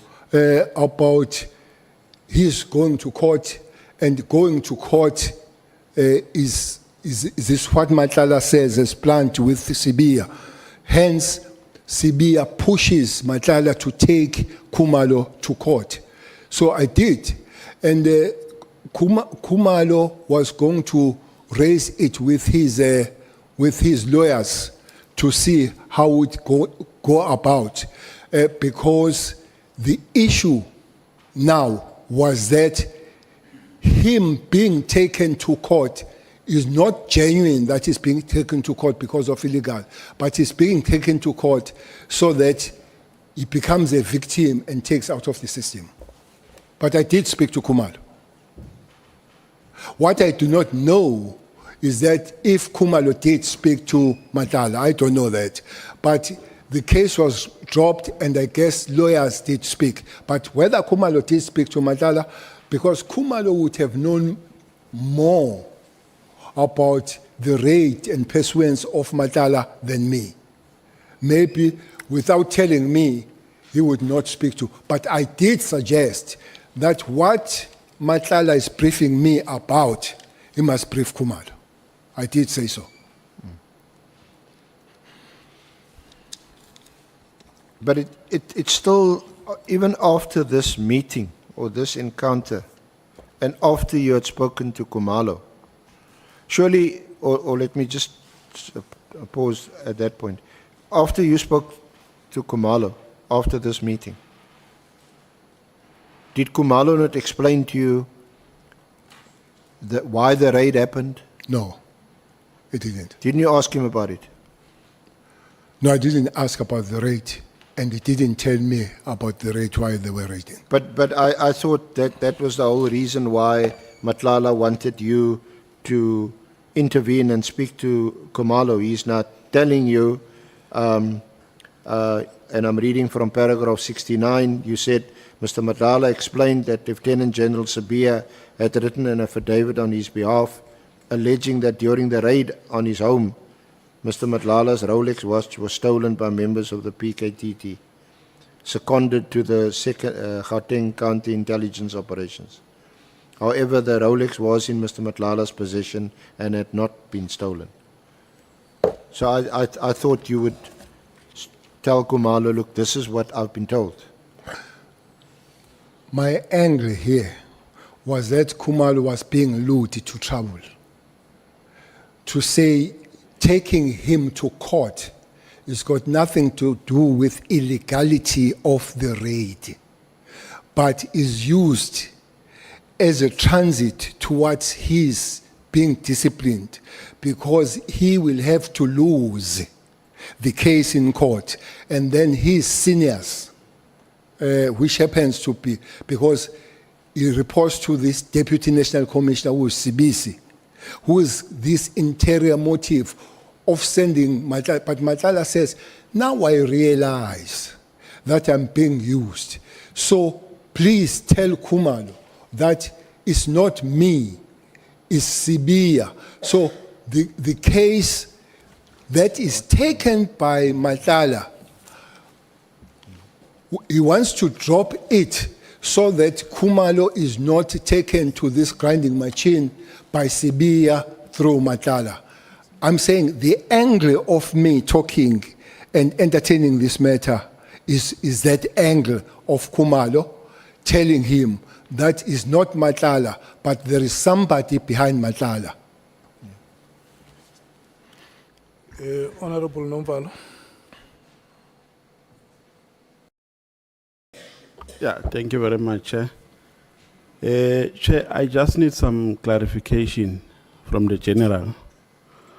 I think if I heard him correctly, he said that Matlala made an indication to him that he is worried that if he continues with laying a charge against Khumalo, that might put his contract, or it might expose his contract to danger. Now, what I need clarity on, General, is what were you concerned about here? Were you concerned about Matlala losing a tender, or Khumalo being unfairly treated? I just need clarity on that. Maybe let's repeat the words of Matlala to say, I don't want to go in conflict with the police because I don't want to. I don't want to lose. I don't want the conflict with the police because I have this contract. So I don't want to lose because I'm fighting with the police. I'm saying, Honourable Member, my consent was Khumalo issue being taken to this machine with an understanding that he needs to lose at the end of the day. But I'm not denying that Matlala himself could have benefited in that process of saving his contract. But that's not the main issue here. The main issue is Khumalo that is taken to court, and he must lose the court and that discipline and taken out of the system. I'll pursue it during my turn, Chair.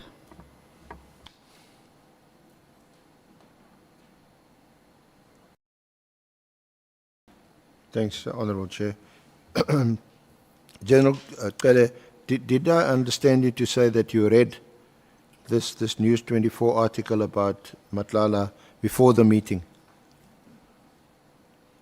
Yes. Okay. Now that article is at page 71. It's BC 8.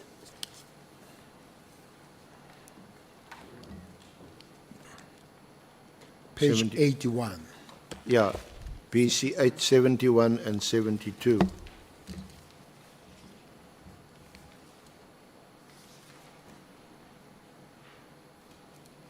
'71. Yeah.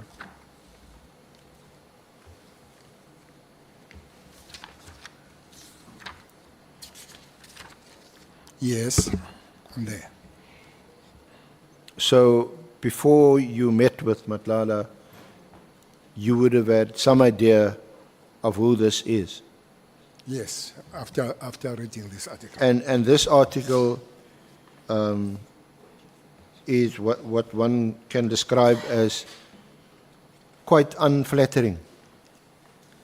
Quite Unflattering. unthreatening. Yeah. We're not going to, you know, we've had a lot of the dictionary in this hearing so far. It's an article which is not kind to Mr. Matlala. Oh, yes. It portrays him as someone who is involved in murky dealings. Of course, I don't rely on this article for what's contained in it. But if I had to read this article before meeting someone, and I do meet him, even if I didn't know I was going to meet him, I'd probably jump up immediately and leave. I mean, this is just randomly look at the.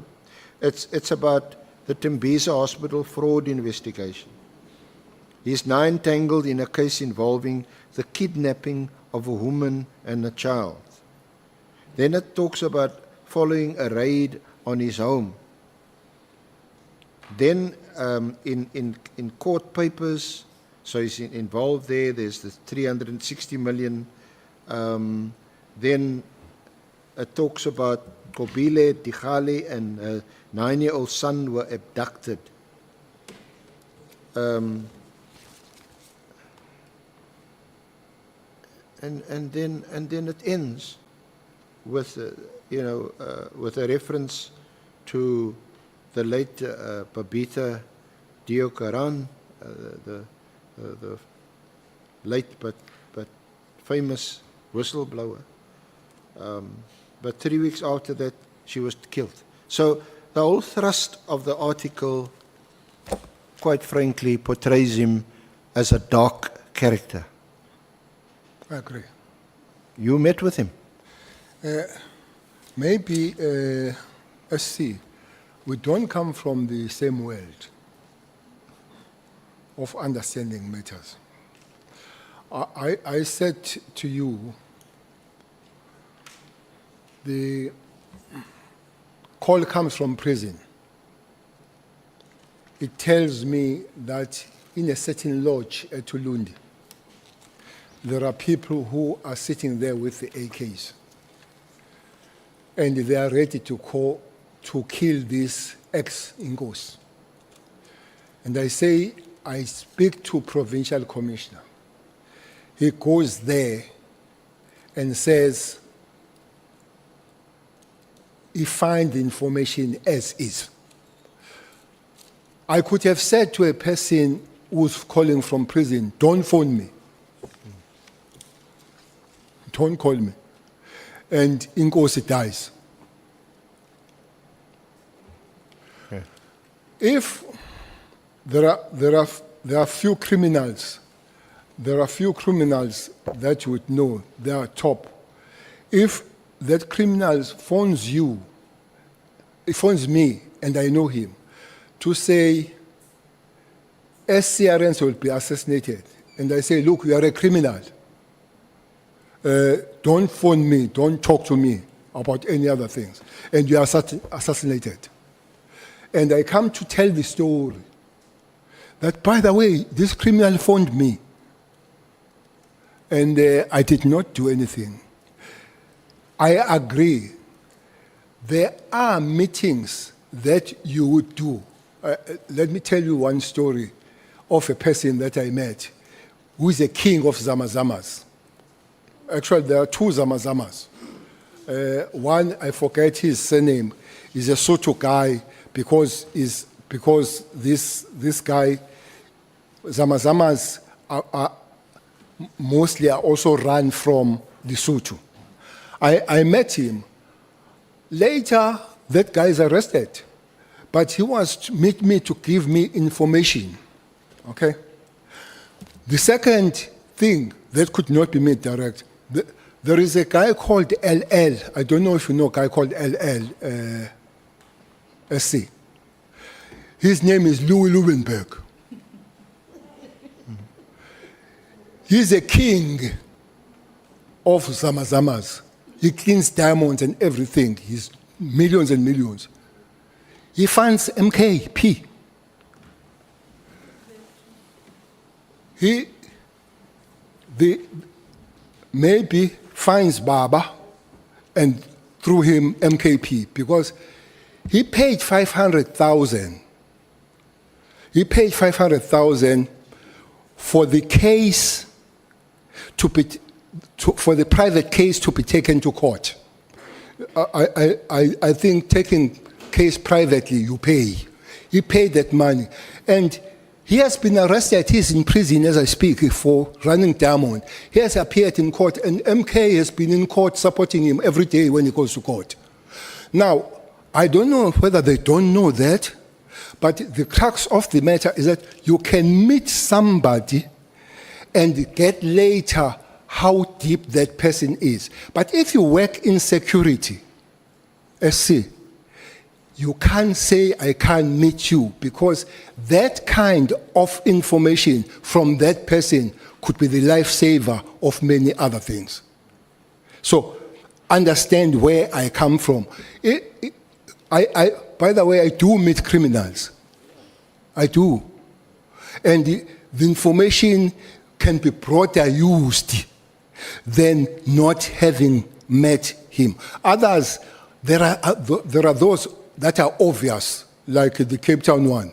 Really, I can't meet Medoc. I can't meet Nassif.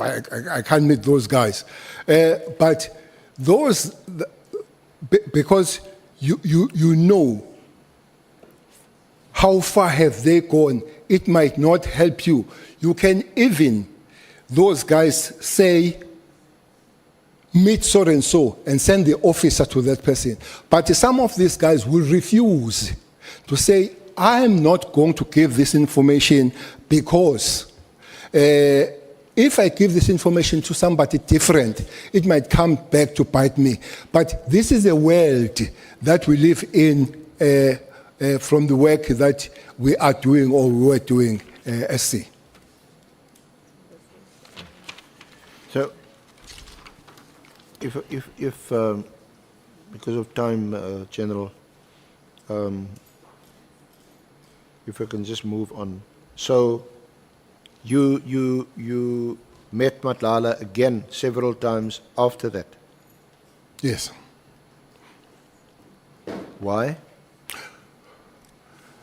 This question of politics, Matlala, me, and Mkhunu has come on play, because Matlala begins to feed me things that either Mohodzi or Mkhunu, they are fitting to him.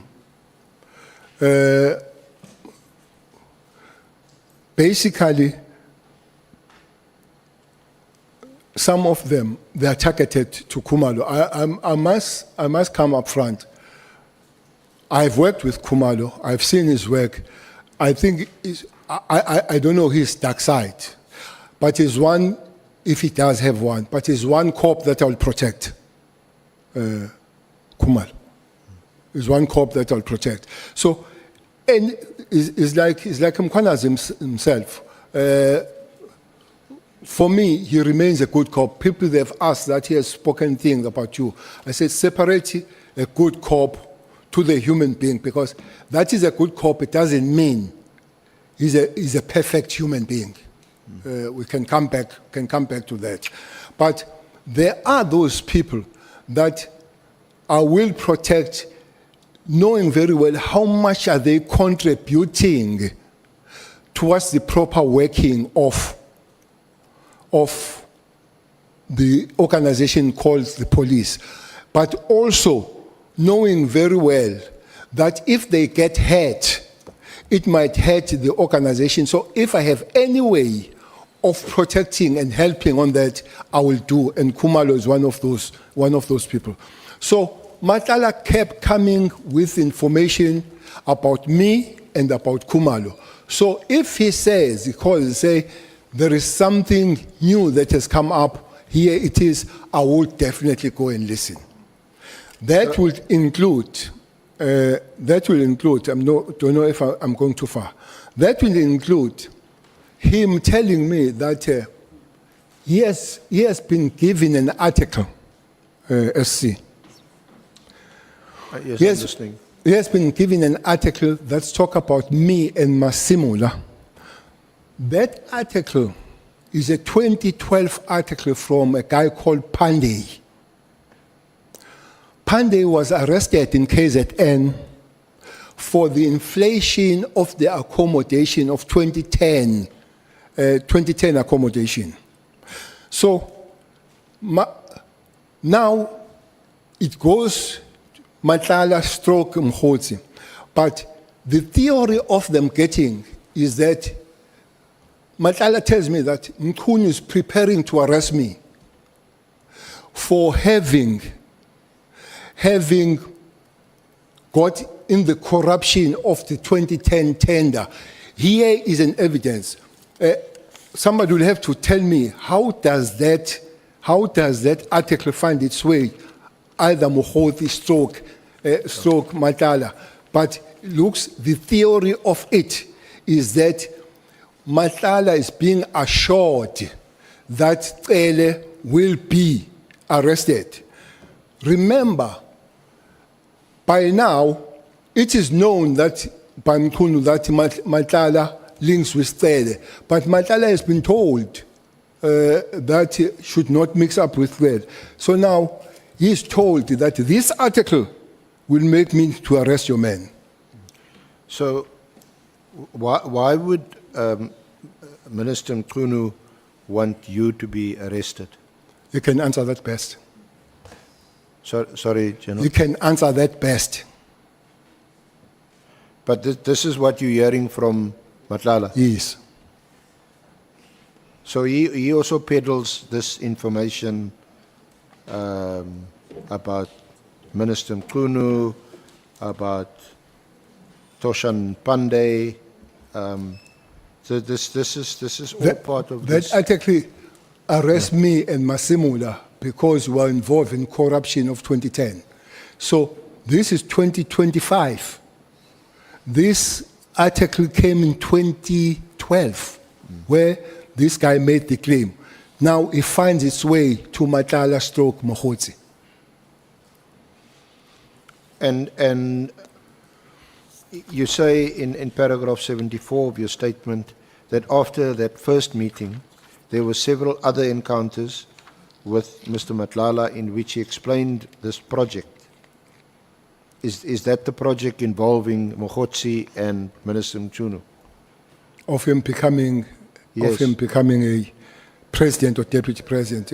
Yeah, which he's working I don't know which one, but Matlala also didn't know whether it's president or deputy president. So you can't recall exact dates of these meetings or encounters? No, definitely.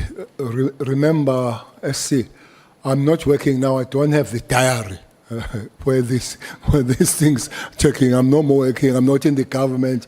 I'm just a South African. So I'm not going to be checking the date. When do I see you? And I don't have any PA to ask.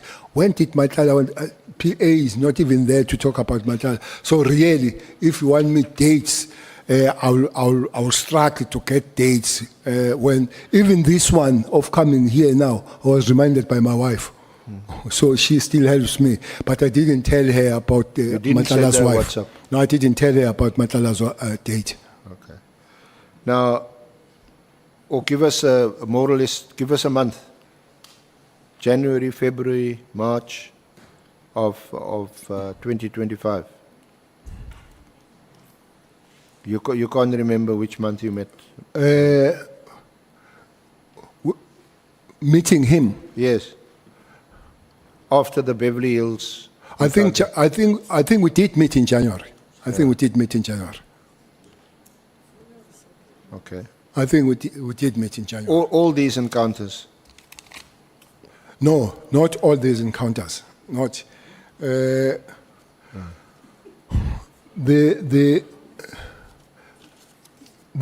encounters were intense in January after we've met, the Kumalo thing, and at a certain given point, I don't know when, the issue of the irregular tender then comes. Maybe one major thing that happens here, Mabonga died.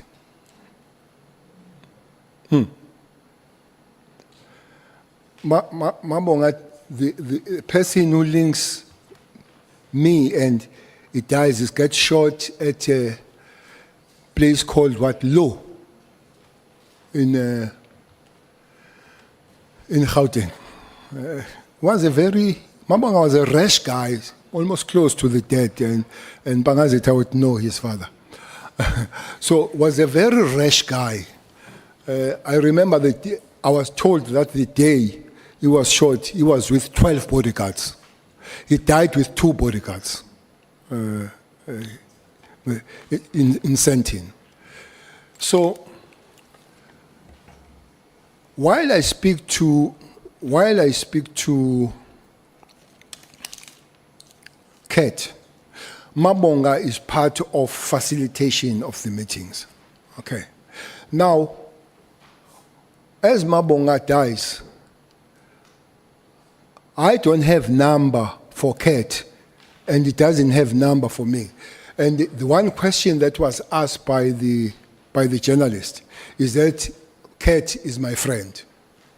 He asked 2 things: that is my friend and a business partner. That is a News 24 journalist. I said to the journalist, I don't have a friend called the Cat. I don't know his house. I don't know his wife. He doesn't know my house. He doesn't know my wife. Doesn't know my family and all. So it can't be my friend. He's an acquaintance because we talk to him about issues. Secondly, the journalist argues that he sent the message to the management of Capitac, where he has this flat stroke penthouse, saying to the management, this is my friend, Bheki Cele is my friend and a business partner. If he comes there, please open the place to sleep. I must admit, SC, it would be nice to get a free place to sleep. It would be nice to go to Pretoria and sleep free when you don't work. Even if you work, you would have taken it, but then report and declare that has happened. But it's not true that I'm his business partner. I say to the journalist, that's an easy question to deal with. Go to the register, those people, property, and those register business. Pull where I've registered as a business partner and say, you are a business partner of Matala. So don't ask me something that you can prove very easy. So, simply put, I did say to journalists, he's not my friend, I'm not the business partner. So I must raise an issue here about the journalist. I guess he's a good journalist, but I wonder if he's not having a narrative in this matter. Whatever narrative that comes from. For instance, the journalist phones me and says, you have phoned Matlala 10 times. I says, yes, I have. And he says, you have sent him messages. I said, no, I don't send messages. But the journalist writes the story of 10 times, he used terms frantic, whatever. But he also says, I have had 100 times encounter through the messages. When I have told the journalist that I don't send the messages, that's the first one that I begin to say, this journalist, and we had a problem, because not as Honourable Member Cameron, he was treating me like a schoolboy, this journalist. And we have a serious encounter. When the journalist comes back to me now to write the story of the meeting with Kat at Zimbabwe, because I had a meeting with Kat at Zimbabwe. You met him on the 18th of March? Yes. At Zimbabwe? Yes, at So Zimbabwe. you've met him again? Let me take Honorable Malem. I think he has a follow-up on the statement that you have made, General. Thanks, Chair. General, Mabonga, apart from being known as a child... Come again, that part. Mabonga. Okay, Mabonga. Yeah, Mabonga. Yes. Apart from being known as a child of some taxi, what in KZN, he was a well-known thug in Gauteng, a criminal of note. Was that known to you at that time? Well, I know that he has been arrested at some time. Criminal of note, not exactly, but arrested. Yes, I know that he had a criminal record, Honourable Member. Proceed, as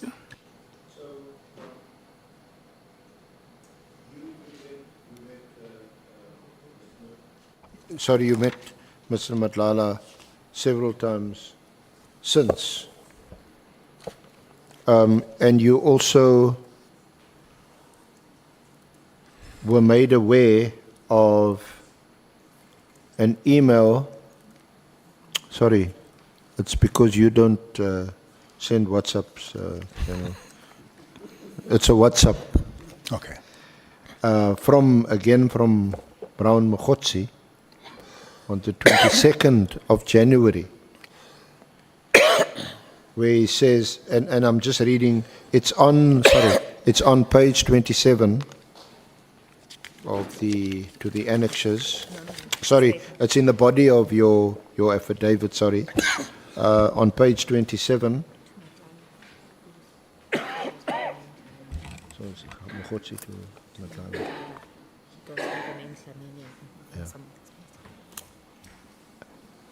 You'll see the name Dlamini, but that's also another name for Matlala. Yeah. So you'll see at are you okay?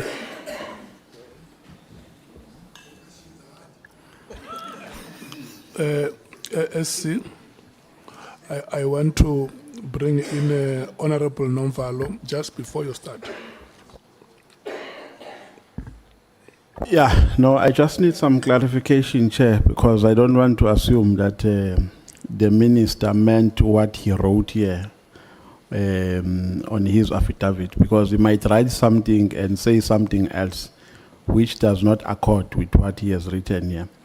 When he was saying that it would have been nice to sleep in a free accommodation, was he actually confirming that indeed he slept in Matlala's apartment? Yes, I did. Yes, I did sleep. Okay. Yeah, I did twice. Or you slept twice. Okay, thank you.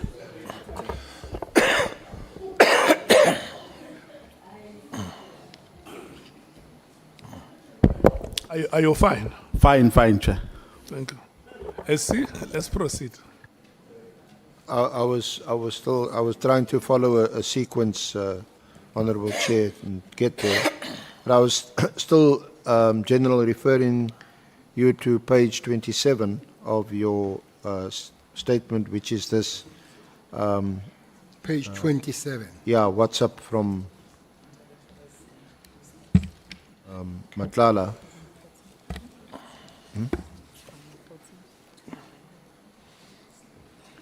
This is a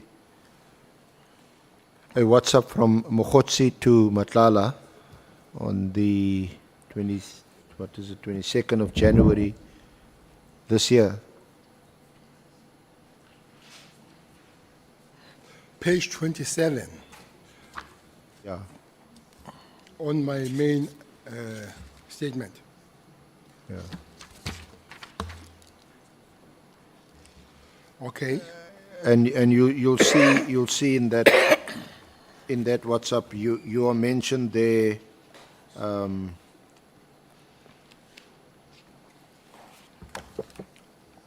Several times. In the first paragraph, there's reference to the 26 million tender, and they state here, it must be a mistake, but it says current Minister of Police Bheki Cele's signature is on the tender approval documents.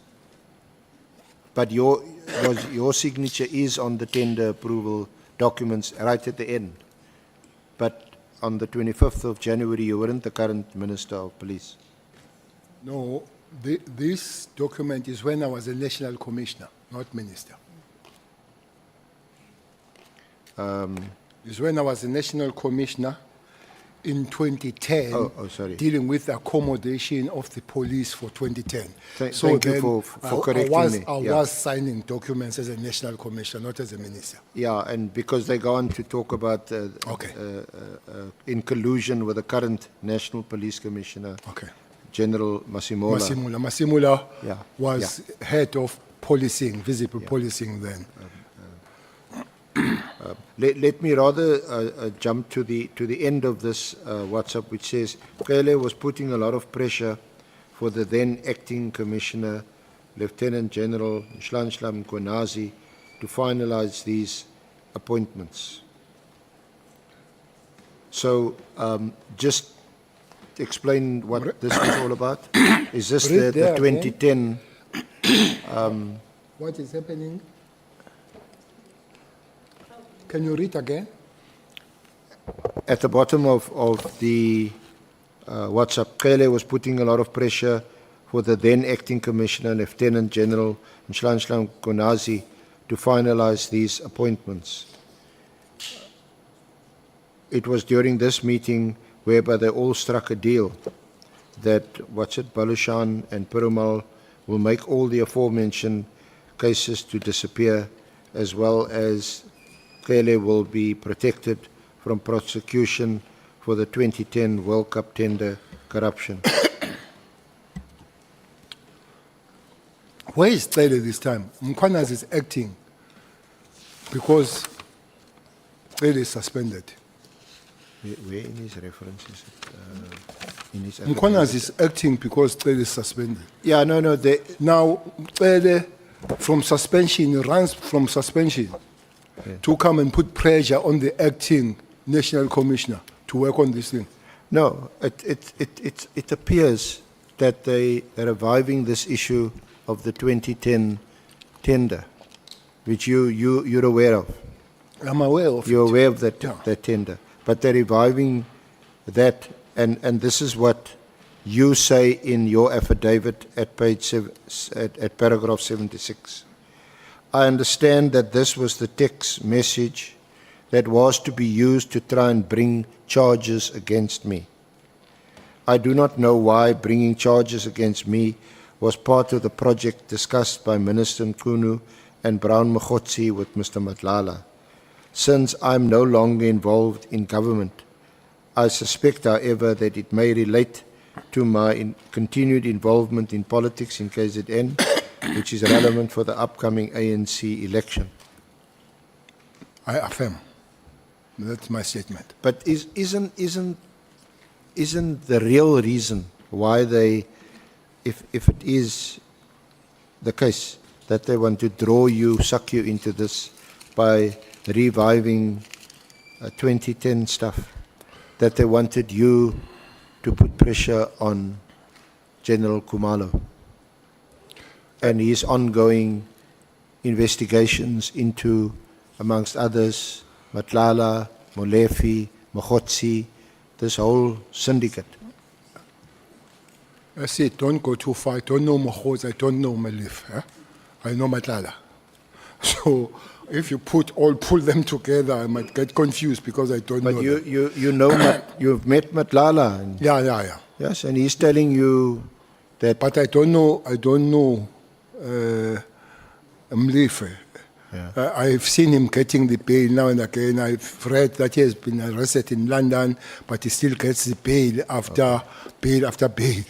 So, yes, and stories how he gets the bail, that somebody was paid for the bail and the police knew that he was going to pay so long he pays that person. So I don't know. I don't know Mkhotsi either. I only know that he comes from Mahikeng. This thing, it might be an issue, remains a suspicion to me, that is got to do with the processes of the African National Congress conference. But a person who can affirm what's an issue is a person who wants me arrested using this 2012 and sending these things and promising Matlala that I'll be arrested soon. So that's a person that can explain. Yeah. Mine could be the suspicion that maybe the suspicion that I'm not supporting the cause of somebody becoming a president or deputy president. Maybe I'm supporting other people. That one is mine. I'm not going to tell you.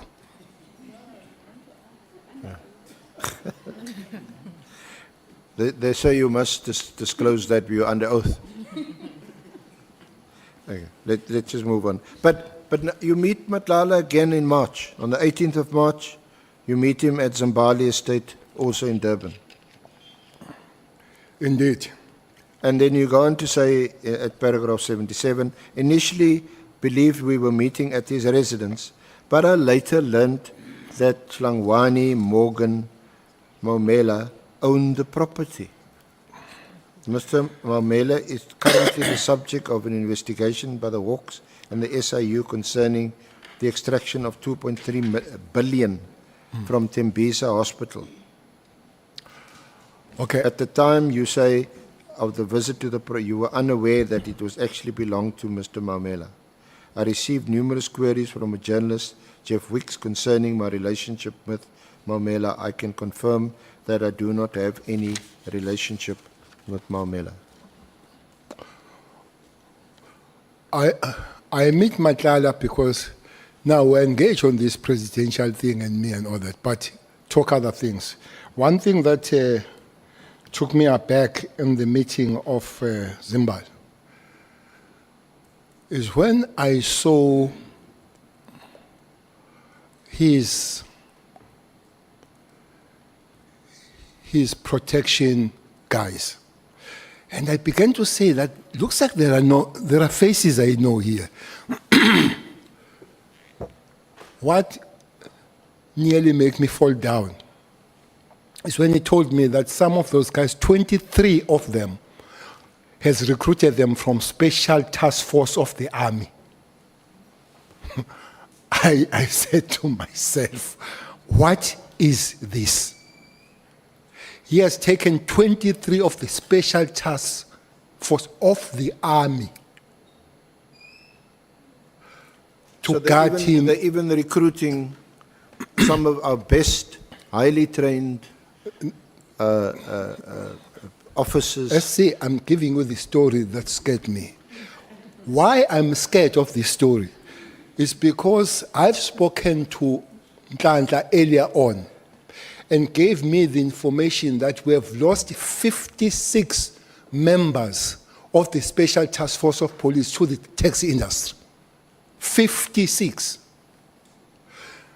Now, I'm told that to train one member of the Special Task Force is 1.1 million to be all-rounder. One. We have lost 56 to the taxi industry. Maybe there where I threaten you of knowing. But I've got two issues here.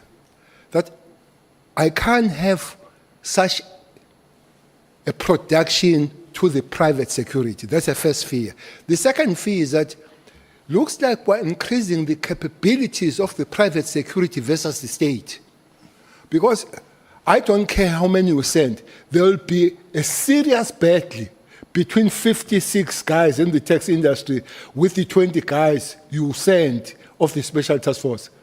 So it's something that must be,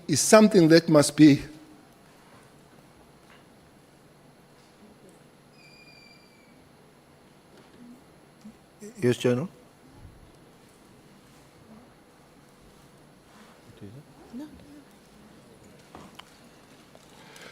It's something that must be corrected, Chair.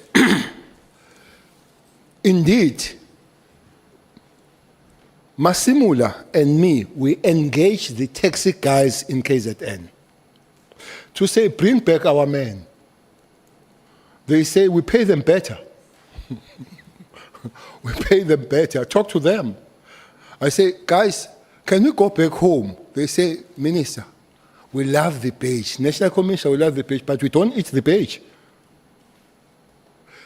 Maybe that's one thing that we'll have to see what we do with our people that have high capabilities so that we keep them in a proper way. Maybe that's one case that as legislators will deal with. So I go back, Commissioner and I will go back and we discuss. We say, Commissioner, we have a leeway here of dealing with this 56. We had 3 meetings with them. The last meeting was in HR where we were preparing to bring them back. Not all of them that came back, but a big chunk came back. The leeway was that special task guys, both army and police, they have a special allowance. The special allowance started same level, both of them, at 6,000 some years ago. Soldiers have moved to quite a high, I don't know whether to say the figure where they've moved. They've moved there as a special allowance. And the police have stayed there at the bottom. So we agreed with the National Commission that move them up where they are, which is more than 20,000 from 6,000. And then agreed, and they said, Minister, with pleasure, if you're taking care of us, we'll go back home. By the time I left, so they were being processed, quite several of them, they were going back to the police. Well, I heard Minister Mkunu said he has fixed the matters of the special forces. No, that process started when Cele was there. But it was going to start with special forces, goes with the NIU and the CATs. CATs are not too many, and then goes to the TROT, that few that are still there. Now, with that process, comes information that 23 of the army now are in the payroll of a private guy called Matlala. Anyway, I began to see them at the funeral, Honourable Malema. I began to see them at the funeral where we were together. I said, I know these voices, but at that funeral, there were more guns and flowers. Which funeral is that? That was Mswazi. The guy called him Mswazi Mnisi, who was a taxi guy. So there were more guns and flowers. And I said to them, what is everyone you were hitting? It's Guns and Roses. Maybe. maybe guns, but there were more guns. So, because he was a big guy in the taxi industry, many of taxi guys, they came with helicopters in that funeral. They did not drive. Honourable Julius will remember, there were many helicopters. I asked some of them, why did you use helicopters? They say no, because he was buried in his farm, you had to drive through the bush. So it was not any other thing, was to make sure that they go there. So you could see that this private security is taking the capabilities of the state. So somebody had to do something with it. And Matala is part of him increasing his own private capability. I don't know where that is arrested now. I don't know where those guys are that have left the special task force of the army. Remember, while they train similar, but when chips are really down, those are the guys that you bring in. And they're in the private hand. Yeah, so General, what you describe is most disturbing, isn't it?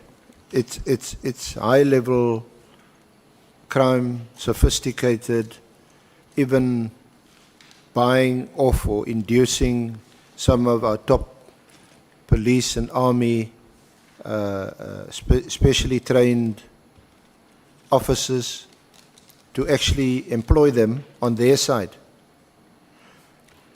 And obviously they're involved in what is clearly a criminal enterprise.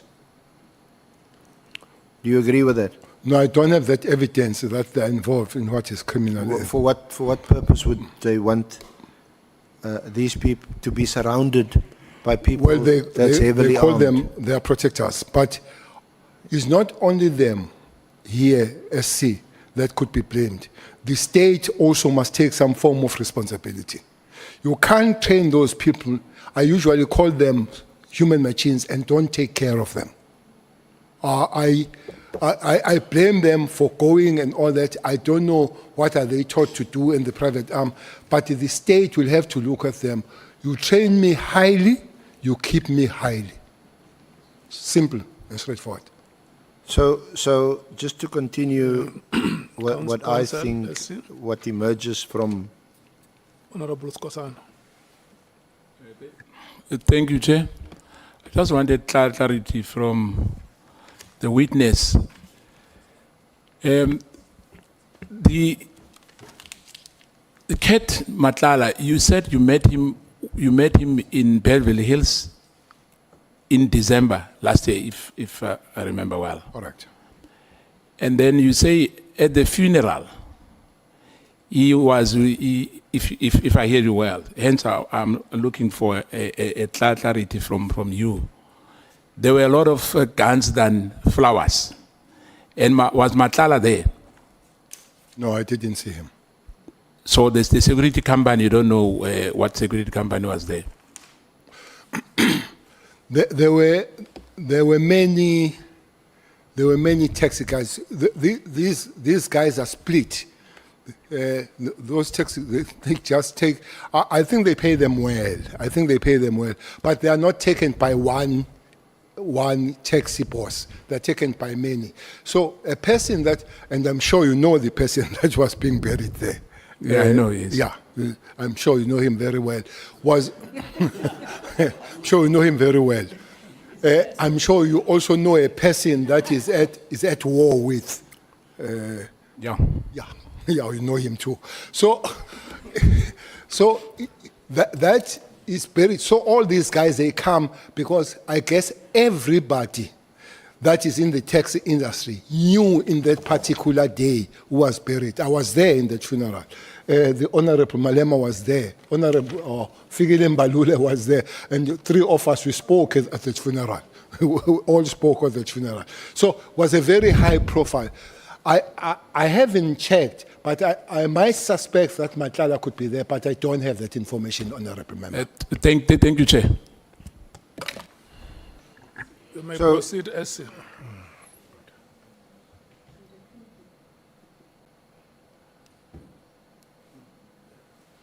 Thank you, Honourable Chair. So, Minister, you seem to suggest that it's understandable that some of these initially or former police officers, military officers, highly trained, at 1.2 million rand a shot that taxpayers spend on training them, that it's understandable that they cross the floor and go and work for these syndicates because they get more pay, and that, are you saying that we should, to stop this, we should pay our officers more? Is this one of the ways in which we can stop this criminal activity? And why do you, I think you also mentioned that that you went back to actually negotiate the return of some of these officers back, to integrate them back into the police force. I would not agree with you. A huge risk. I would not agree with you that they work for syndicates. Especially the police task force are recruited by the taxi industry. Those are not syndicates. There might be a lot of criminality there, but to call the taxi industry syndicates, having not have that information, will be a problem. There is one thing I know with the taxi industry, is a lot of death and a lot of guns on it. I said I was a provincial MEC for transport. I spend a lot of time dealing with them. So I would sit with you here, SC, have a meeting, and then I say tomorrow we'll come back and finish the meeting, and your chair will be empty. Next day, your chair will be empty because you are gone forever. So that's what happens with that industry. Anybody who understands that industry is a brutal. There is a question they ask there. If you want to buy taxis, do you have a stick to protect the job? That's a gun. So if you are going to be in the taxi industry, you must have a gun too. That's how it goes. So I would not then say taxi industry are syndicates, but I wouldn't say that those recruited by those that are associated with syndicates like Matala are not abused and used for that. But I would not sit here and say taxi industry guys are syndicates. I will take Honourable Malim. Minister, you'll agree that there is a difference between personal protectors and inkabi. Because when a person is employed to look after you as a high profile or a taxi person, that person does exactly that. And there are people who are hired to kill people. And that is the purpose of hiring inkabi for that purpose. Am I correct? You are correct, Honourable Member. But it does happen that the very same protectors are used sometimes as inkabi and come back to their job. But there is a pool of people that are there just calling their price. There is that group of people. So that's why, and there are people that genuinely protect their principals. They call them their principals, even in taxi industry and all that. And I would not call those people syndicates. Thank you. Yeah, perhaps I shouldn't generalize, and I certainly don't or didn't intend to portray the whole of the taxi industry. They are organized. We know here in Cape Town anyway, where I stay, there's two, Kudeta, Kudesa, and the two organizations. So they are organized. But obviously it would be irresponsible to say they're involved in organized crime. They are however involved in a fierce battle, but they do also a great public service transporting our people. But it was more in the context of this picture that this narrative that comes from your evidence, that you meet this high-powered guy in December, a guy, just knows about this raid with one of your top, when you were minister, one of your top policemen, General Kumalo, wants you to do a favor, and then you meet him. You've read this article about him, and clearly I think you had agreed it doesn't paint a nice picture about him, at the very least. Raises suspicions. I would agree. And then you go to a funeral, and then you go to Zimbabwe, and then you didn't know that this is another, well, according to the media anyway, notorious person's house.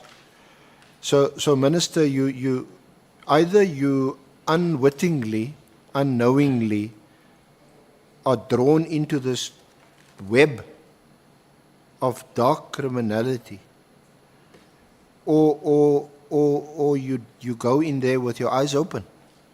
Which one is it? Let me again put some light on it. Funeral has got nothing to do with Ket Matlala. So I didn't go to the funeral because of Ket Matlala and all that. It was Mr. Mnisi, called Swazi, who died in hospital. So because Mnisi, called Swazi, who died in hospital. So because I have worked with him in dealing with the problem of taxi industry. So as a person I know. So it's got nothing to do with Matlala at that particular time. Though I have learned SC and Honourable Madam, that his security has also looked after Mswaz of Ket Matlala, which puts a clash between Matlala and Joe. I'm sure we know Joe. And Joe, it comes from there, and they all come from Mpumalanga. They all come from Mpumalanga. That's why he knows them. He knows them very well. And there would be issue, and there would be stories about them, and even the Honourable Skosana would know these stories. But we still meet them. But we know the stories. We know the story of Ucho and Sibanyon, that everybody talks, but we still meet and we still talk. But I want to go to Zimbabwe,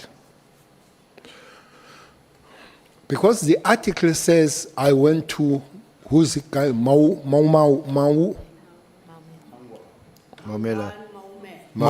yeah. He says I went to the house of Maumela, and then Maumela gave me the code.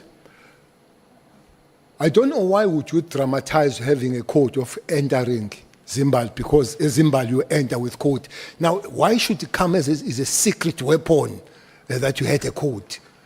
Anybody who goes to Zimbabwe enters through the code of the owner there.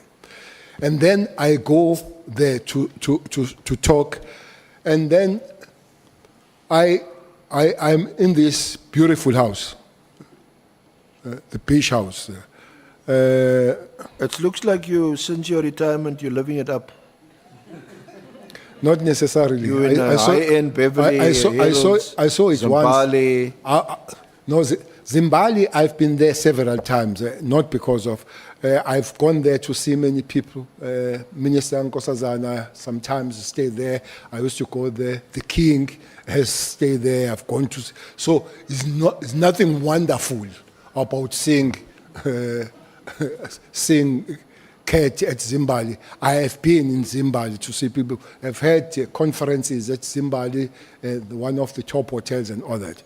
But the story I want to make, the journalist leaves the message to say, I went to see Kat at Zimbabwe, which is not a secret.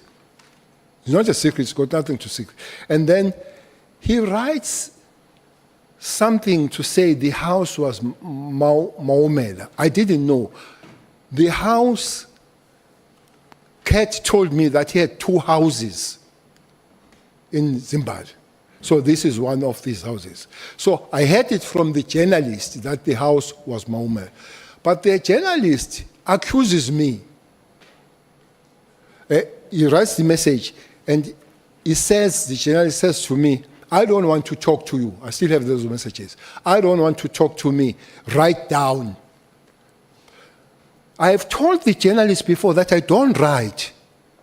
The journalist is trapping me.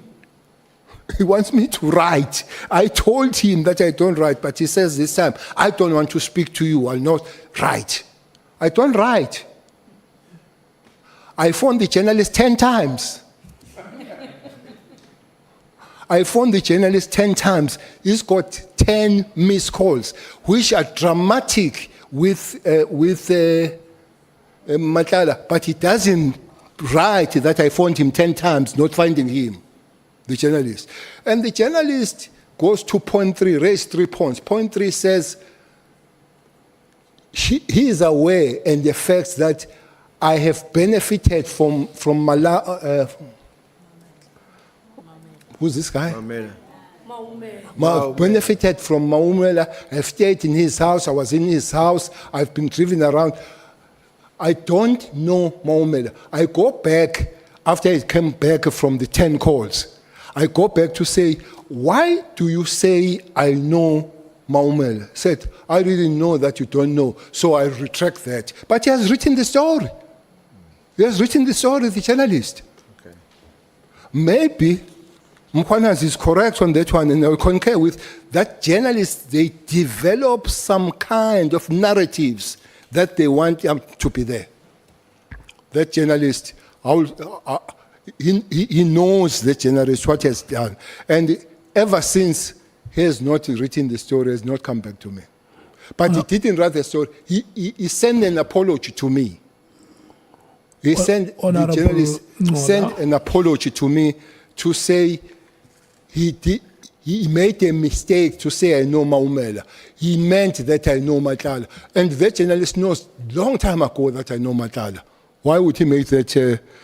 He believed that I'm not going to answer and was going to write the story of me moving around with Maumela, creating narratives. Thanks, Chair.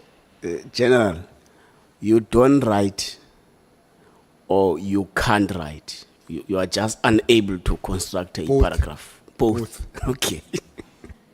No. If you say I can't write, no, I can write, but I can't write the SMS message. Okay, thanks. Julius, Honourable Julius only knows that Massimula can't write the English. So it looks like it's a general problem in the service. We need to look at it on how do we give support. It's not a general problem, it's a problem of generals. Honorable Mali. General, were you not a teacher at some point? Yes, I used to teach. So you are a teacher by profession? Yes. So you used to write? At the blackboard. At the chalkboard. It was green that time. I used to write on the green. So there were no gadgets during my teaching. You can only write with chalk, with a crayon. Yeah, the chalk on and the board. the dust and all that. You know. I have given you until 4 now. Yourself. Until 4. Uninterrupted. Yeah, uninterrupted. General, can we just deal with some of the further allegations against you in relation to Mr. Matlala? Now, you say at paragraph 78.1 that you left government in June 2024, and of course these days any like you already said at the outset here today, any travel and accommodation is at your own expense.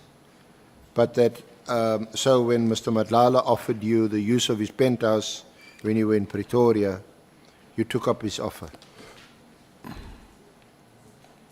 Yes. But that was when you were now a private citizen.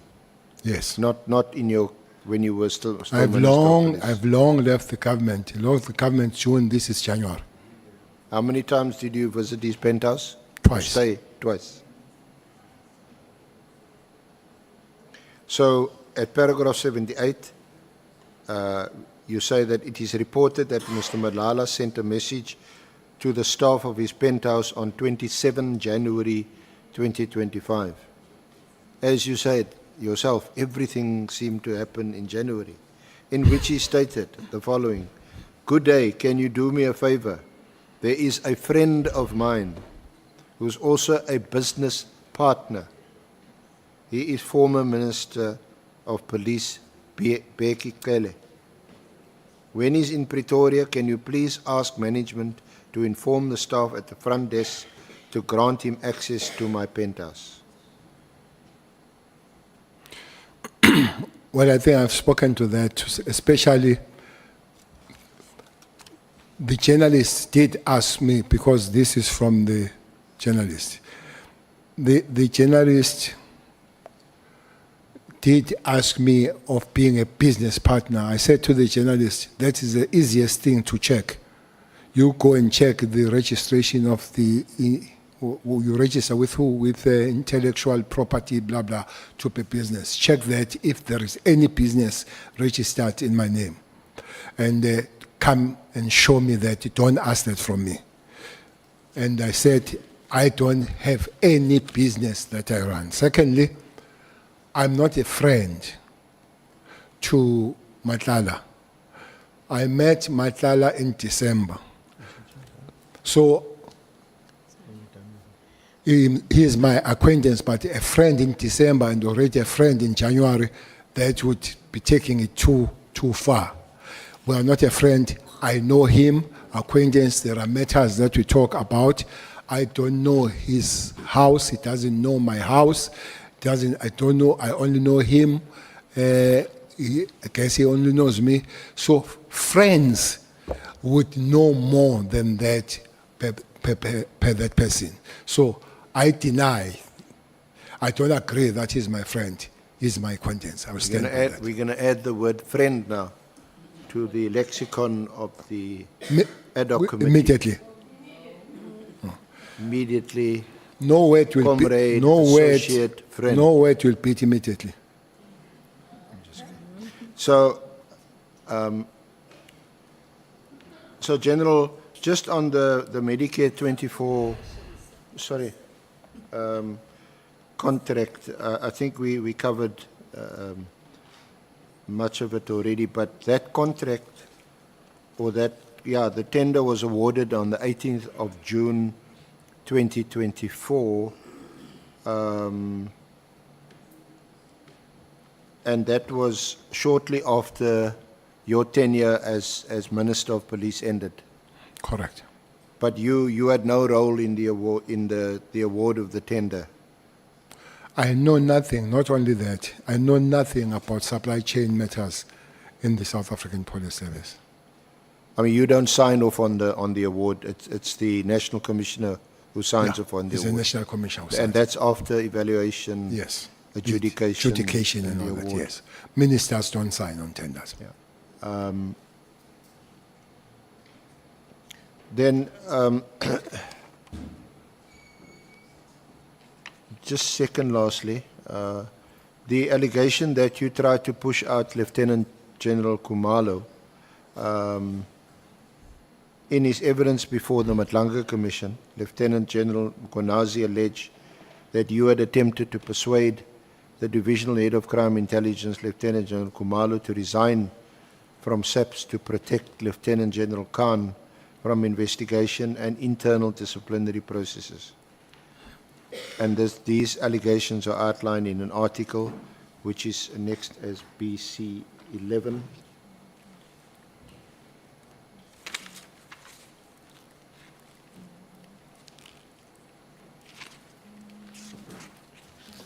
VC 11 is on page 89 of the annexes. It's headed, Mkhwanazi Cele tried to push crime intelligence head out of SEP's Madlanga Commission.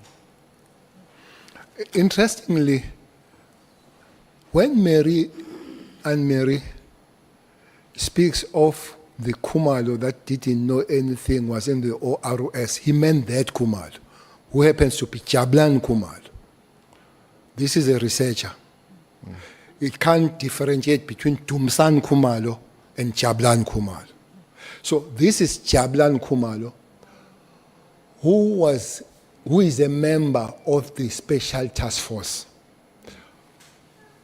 As a brigadier, he came to head ORS after Mkhwanazi has been promoted.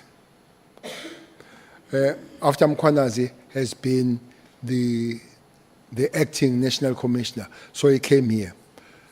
So there were issues that were raised, by the members of the Special Task Force to say things aren't going very well. They say they were not assessed, they were not getting training or raising things. I took them to the National Commissioner, who happened to be Stole at the time, to say, Commissioner, for me it's a serious matter when this group of people complain so much. This is not the group of people that needs to complain, because when chips are down, those are the people that will revert back to them. So, but they were complaining about Khumalo and all that. I must say, in my stance with police, both as a national commissioner and the minister, I've buried one member of the Special Task Force. SC, by the way, that's one thing with the South African police. You bury every weekend. Those guys are dying. Police are dying. The sad thing, they die young. After establishing this Sapet Education Trust, it was after the funeral I attended at Kraaifontein as a national commissioner, where a police officer we're burying was 23. The wife standing on the open grave was 19. In her arms was a 3 months old. I said to the management, let's do something. What happens to this case? Look, this guy is only the year. To accumulate anything in the South African police, at least you need to take 10 years. They die 0. It is on that score that the management also has agreed, to give what we call a special death grant, so that there is something that the junior you are, actually it goes to the juniors, it doesn't go to generals, and it goes, because if you die first year, second year on the job, your family have just said something good is happening in this house, and boom, they don't know how to bury you. So we came there with that policy in the South Africa to say, junior you are help, so that there are funerals and all that they take care of. But the kids, it's that if you die on the line of duty, they must take you to school. That education trust must take you to school at least until the junior degree. That's what happened. I think there are close to 2,000 kids now that have been taken through. We wanted to make it independent, that not to be run by the police. Hence, its first chairperson of the trustees was Mkhatshwa, Smangaliso Mkhatshwa. We wanted eminent South Africans. Was Smangaliso Mkhatshwa, was Judge Mohoro, was Chaka Chaka. Those were the first person whom Piecha came and fired them. Okay. As she claimed that he started the she didn't. She found it there. Now, I think I don't know much now, but I know, Chair, that is a certain prominent business person in Jaxa. I don't know if people they know Jaxa. He's a business person in South Africa. So, because we want it to be independent and they run the thing. So it comes from there. It comes from there that we must be able to take care of ours so that they are focused on their work going forward, SC. And I hope that everybody contribute. I saw the Mkwana's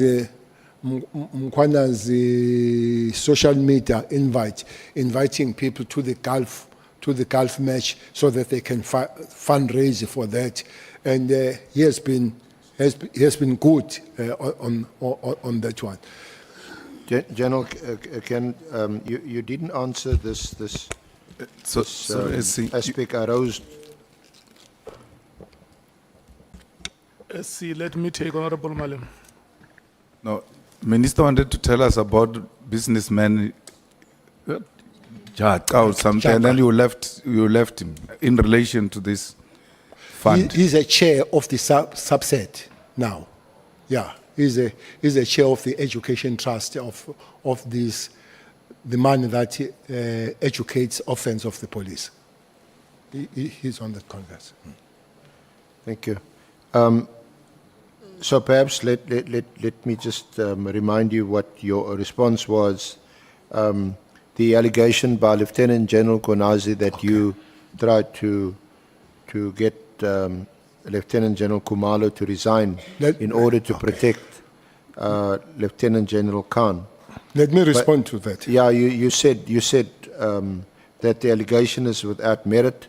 The Premier of Gauteng approached me to see if I could recommend someone from SAPS for a key high-level position in Gauteng related to safety and security. I considered Lieutenant General Khumalo because he had worked well together and I was well aware of his capabilities. I approached Lieutenant General Konazi to inquire if he had any difficulties with me approaching Lieutenant General Khumalo concerning this position. The insinuation that I sought to approach Lieutenant General Khumalo to protect Lieutenant General Khan from investigation is unwarranted. At the time of my discussion, which took place after I was no longer Minister of Police, I was unaware of the internal processes within SAPS and that Lieutenant General Khan was undergoing disciplinary processes.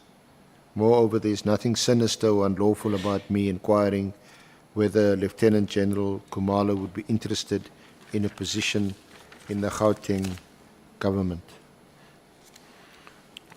You confirm that's what your response? General Mkhwanazi is a good cop, but it doesn't mean he doesn't have faults. Yeah. There is no human being that is. Some of them serious faults, but I guess will be genuine faults rather than criminality and all that. Khumalo, well, maybe the statement there is not full of what General Mkhwana said. He said he was disappointed on Minister Cele and never spoke to him thereafter, if you finish the statement that he said. Panyaza, the Premier, having created Amapanya, I'm sure they were condemned yesterday. But I know for sure that those Mapanya were given certificate by the Minister of Justice. I know for sure. But he is also, him and Premier of KZN are also MECs of safety in their provinces, both of them.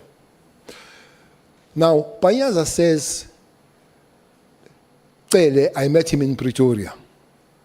In Apache, not in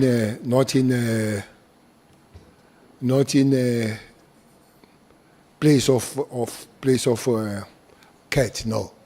So he says, I want you to work with me to coordinate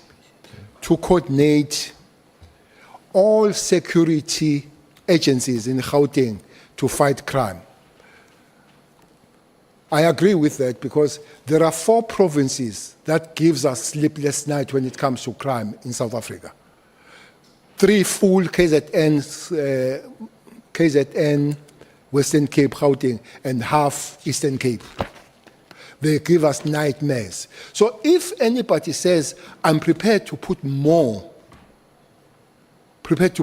resources in my province, Gauteng, that will help us a lot to deal with it.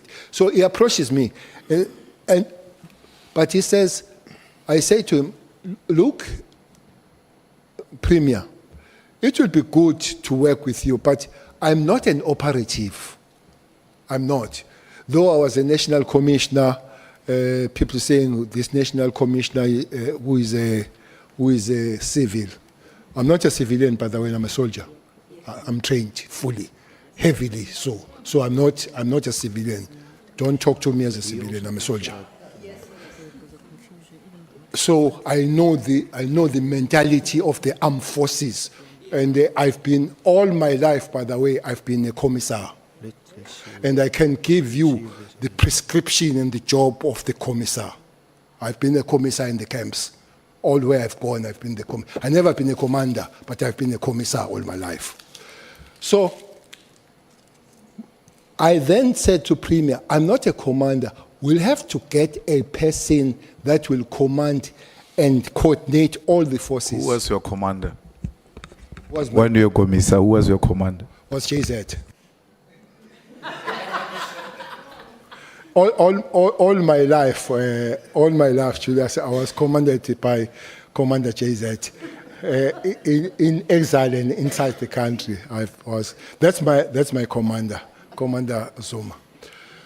So now he says, invite a person that will do the job. I say, I know there is a Khumalo. He's a major general, not a lieutenant general. He's a major general. He was at Tugela district at the time. And I knew that he was at Tugela because I worked with him very closely dealing with the taxi industry, together with Mandla Kaba and all those dealing with the taxi. There were low high rate of murder around Lady Smith. So I knew him. We worked with him all the time. So with the respect that I have for Mkhwanazi, I don't phone Khumalo. I phoned Mkhwanazi to speak to Khumalo. And then, good, he said you speak to. Khumalo says he said I'll speak to him, he loves the police, he's not going to leave the police and all that. By the way, it's not a crime. If you come to Western Cape Province, there are so many police officers that have been taken from the South African police and are working for municipality. Recruited. So somebody used the English, I think was one journalist, that I lured Khumalo to Gauteng. Those that understand Zulu, to lu is not to. If I lure you, those that know English, they can explain. But if somebody said, I've lured you, so I'm pulling you out of your way so that I can mess you up. That's the word, lu. I did not. I recruited him. I approached him. He says, I love the badge. I'll stay here. That's fine. And then I went to Lusofe, the premier. So Mkhwanazi did not come back to me. I hear when he makes the presentation that he was very angry with me.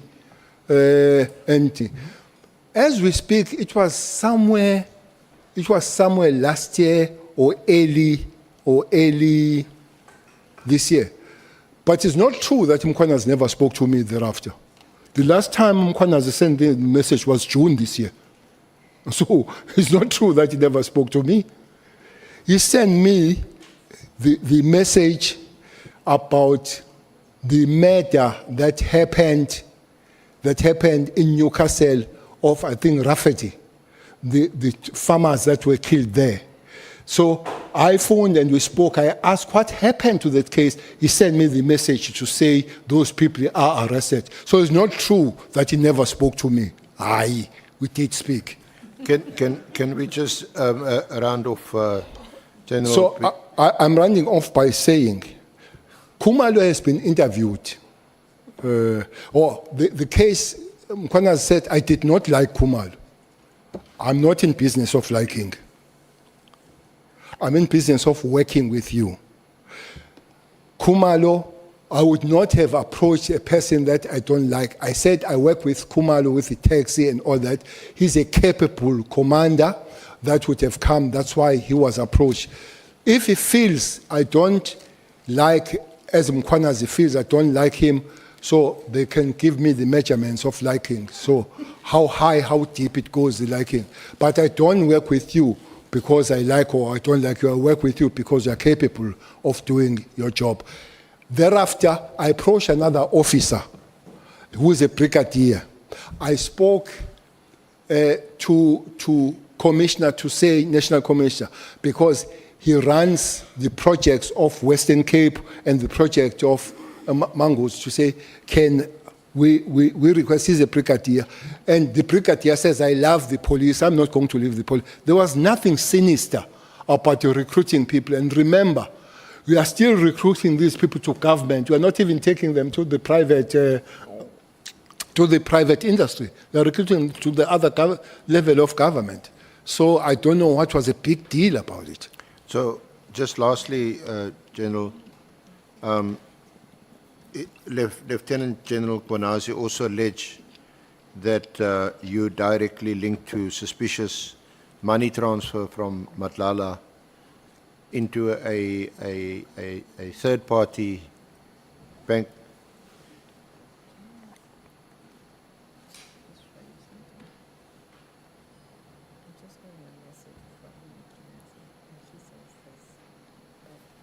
Sorry. Is it related to this? Can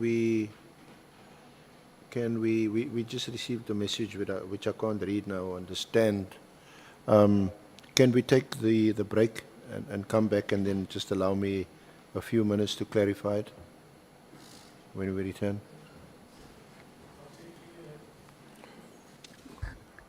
We're taking a 40 Sorry, minutes. General, it's A 40 minutes break. Yeah.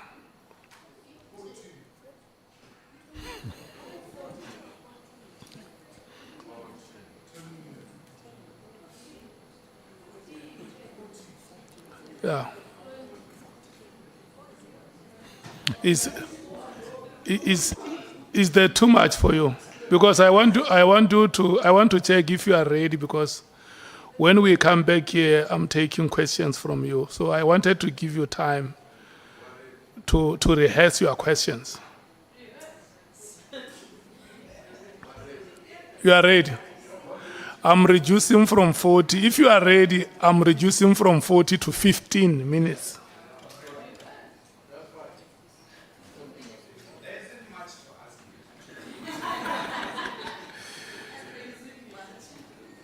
I'm giving you a break immediately.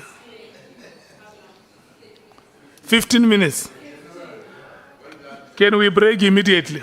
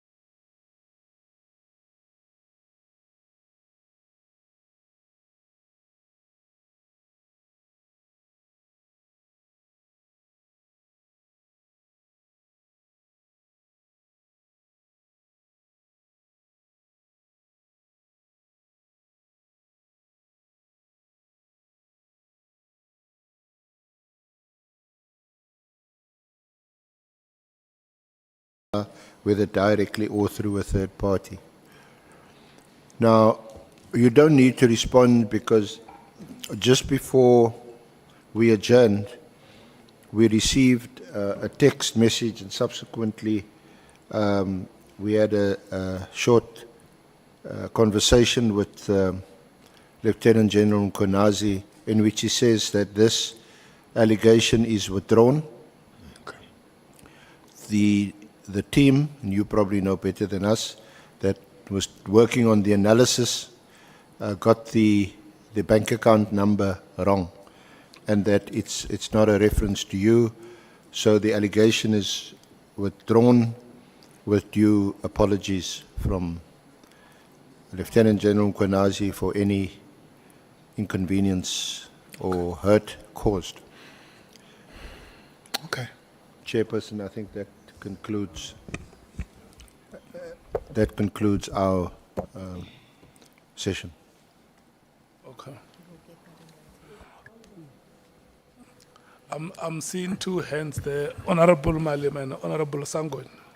No, Chair, this last part of the SC is not necessarily something that must be directed to the minister. He said that to us about the minister.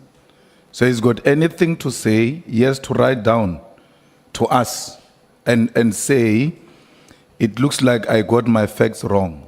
And therefore I apologize to the minister and to the committee and to the people of South Africa. So I don't think it's for minister to even say anything. If there is such a development, we're being taken for, we're also being surprised. We can't be members of this committee. People come say things here, and then when they retract them, we hear them like any other person. It must come to us. Then from there it can be communicated publicly, even to the person who was mentioned wrongly. Thanks. Honourable Sangone. Yeah, thanks, Chair. No, I think I'm partly covered by Honourable Malema, because what I was going to say is, if the general says he falsely accused General Cele, and he had said this on national television and other platforms, I would think that him withdrawing that very damaging allegation would have to be done in a public manner, the same way he was able to go on a public platform and make such an allegation. Thanks. SC. Honourable Chair. Maybe let me take the Chief Whip before you respond. No, thank you, Chair. I want to add on that, and the reason why, I mean, as one of the members were talking, the reason why I think that is important, how it's withdrawn is very important, because we were told in this hearing or this committee that there are people who have a capacity to design and send the messages on behalf of your number without you getting involved in that. Now, I mean, a matter serious as the one that we're dealing with now, I am of the view that it should not just be withdrawn, as other colleagues have said, by merely sending an SMS. I think we need something officially, properly written, that must be publicly communicated, not in a way that it has been made available. Because this was a presentation that was done by Lieutenant General Mkonazi under oath. And so it has to be treated in the same way that it was when it came to us. Honourable Breitenbach. Thank you, Chair, eventually. I don't think that Lieutenant General Mkonazi can send a little note to say he withdraws. He must come here and tell us why he withdraws it, how he made such a mistake, and why he thought it was okay to irresponsibly tell the whole world that thing. He's done a lot of reputational damage. It can't be undone by a little note. Let's see. Okay, we will, if he's not already hearing it or listening to it or watching it, we will convey this to him. But what my colleague, Musikalala, did convey to him was that he needs to put this in writing addressed to the committee, to yourself. The reason why I raised it now is before the honourable members had an opportunity of asking him questions, perhaps in relation to that part, when we sit here with a message that it's withdrawn. And the other reason is before General Cele's statement is sent out to the media, and even further damage may be caused. But in terms of the formalities, he's been made aware of it, and we will follow that up. Thank you. Yeah. No, I think that is carried. What will happen is that the members must not ask General Cele about that matter.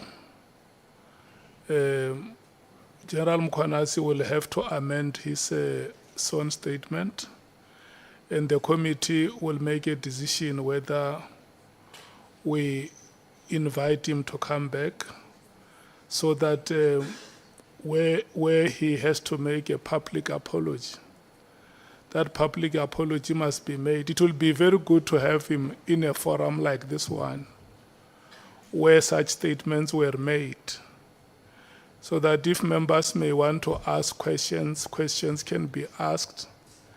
And if he has to be directed to apologize, he's accordingly directed, and that apology is served on General Cele and South Africans as a whole.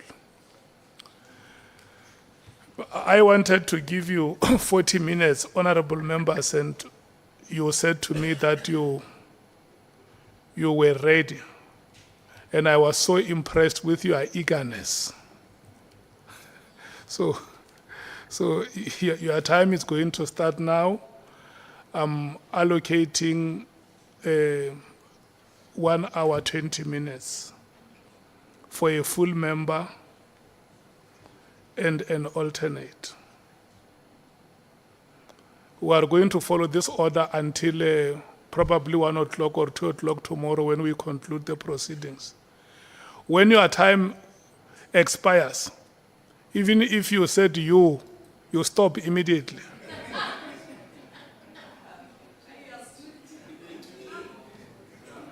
Yes. Yes. It's towards Friday, yeah.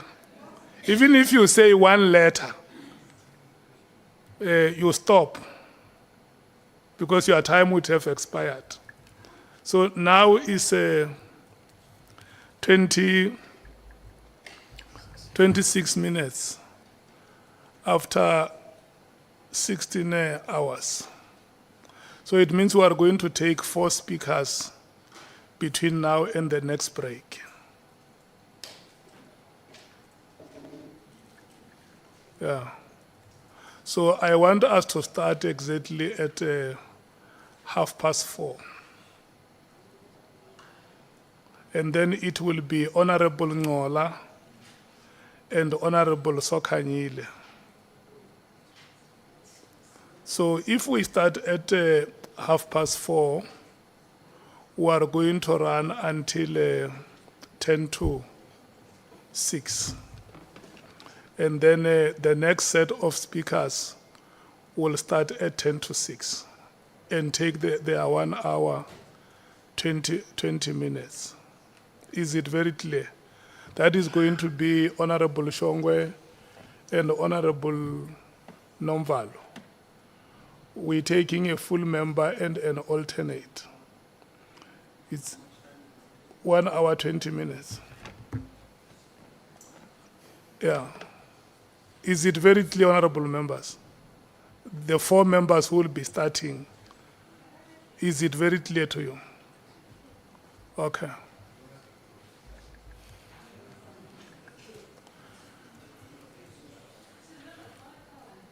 Honourable Breitenbach, can I? I'm explaining to the members that the time period is a limit, not a target. It's 1 hour, is 1 hour, 20 minutes. If one person speaks for the whole time allocated, it means the time would have expired. It does not matter. The second speaker will no longer have any time left to speak.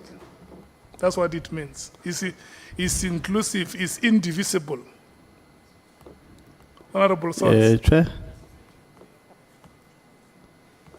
may I check how versatile your directive is?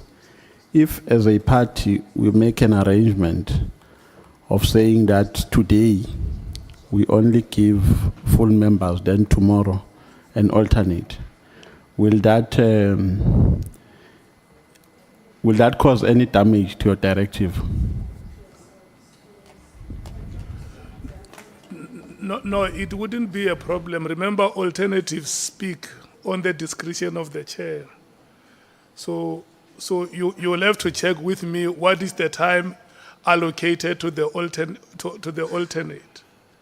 The time for the alternate is 20 minutes. Yes. Yes. I'm not denying Remember, that, Chair. Yesterday we were allocating alternates 45 minutes. Yes. So today we have reduced it to 20. Okay. Yeah. Now, can we make our own arrangement as a party to say today it's only full members who are going to ask, then tomorrow the alternate will use his 20 minutes. 10 or 20, whatever that you allocate to an alternate. Are you versatile to that extent, Chair? Or you strictly say today you must use an hour and 20 minutes? Yeah, I want us to use an hour and 20 minutes per set of speakers. Okay, no problem. If you decide that you are going to use your hour tomorrow, it's okay. But now it's 1 hour, 20 minutes. No problem. Yeah. And the more you postpone, we start at 7 o'clock tomorrow because it means we will have a longer list of speakers tomorrow. Yeah. The African National Congress, Honourable Ngola, Honourable Sokanyil. Thank you very much, Chairperson. Chair. Let me not bore you. Chair. Honourable Souls. Sorry, Chair, my hand was up. Okay. Yeah, no, it's separate from this. I just wanted to have the House note and the nation note that today is the birthday of Jocelyn Smith, the little girl that was kidnapped and trafficked, and her mother, together with other accomplices, are found guilty of kidnapping and child trafficking. We hope that she's still alive. I just thought it's important to just mention that for noting. Thank you, Chair. That is so profound, Honourable Souls. We welcome that message. South Africans are receiving it, and we hope that the police will continue to probe the matter until the truth is revealed. Thank you so much. Honourable Sokanyil. Thank you very much, Chairperson. Let me go straight to you, Ndosi. Looking at your appointment of General Smear as the Deputy National Commissioner, taking it back, because when General Smear was, you'll bear with me, I won't have I'll say general, no lieutenant, no brigadier, all general. When he was appointed by the city of Johannesburg, whereby he was going to assist the city of Johannesburg in gathering and intelligence equipment. He left the city of Johannesburg of being accused of corruption and fraud. Then Mr. Mesuli Mlandu who was also serving in the city of Johannesburg, an executive director, wrote a letter to you on the 20th of June 2022 regarding his concerns of the eminent appointment and the employment of General Spear to this Deputy National Commissioner of South African Police Services. Are you aware of that letter? I can't remember the letter. You don't remember a letter written by Mr. Mlandu alerting you or telling you about General Spear? You don't remember it? No, I don't remember the letter. I have seen now, as we discussed, but I don't remember the letter coming to me. I don't know if I can expand on that one. Because who is Mlandu? He was working in the city of Johannesburg. As what? An executive director. He once worked in Eastern Cape, then he went to work in the city of Johannesburg. Also, in the city of Johannesburg, he was suspended. Then he wanted to alert you about the fraud and corruption during the era of General Spear. No, I don't know what level he was, but he's pathetic. To start with, he's a manager, writes the minister. Instead, he doesn't even know who employs the police. Ministers of police don't employ the police. He should have written the national commissioner.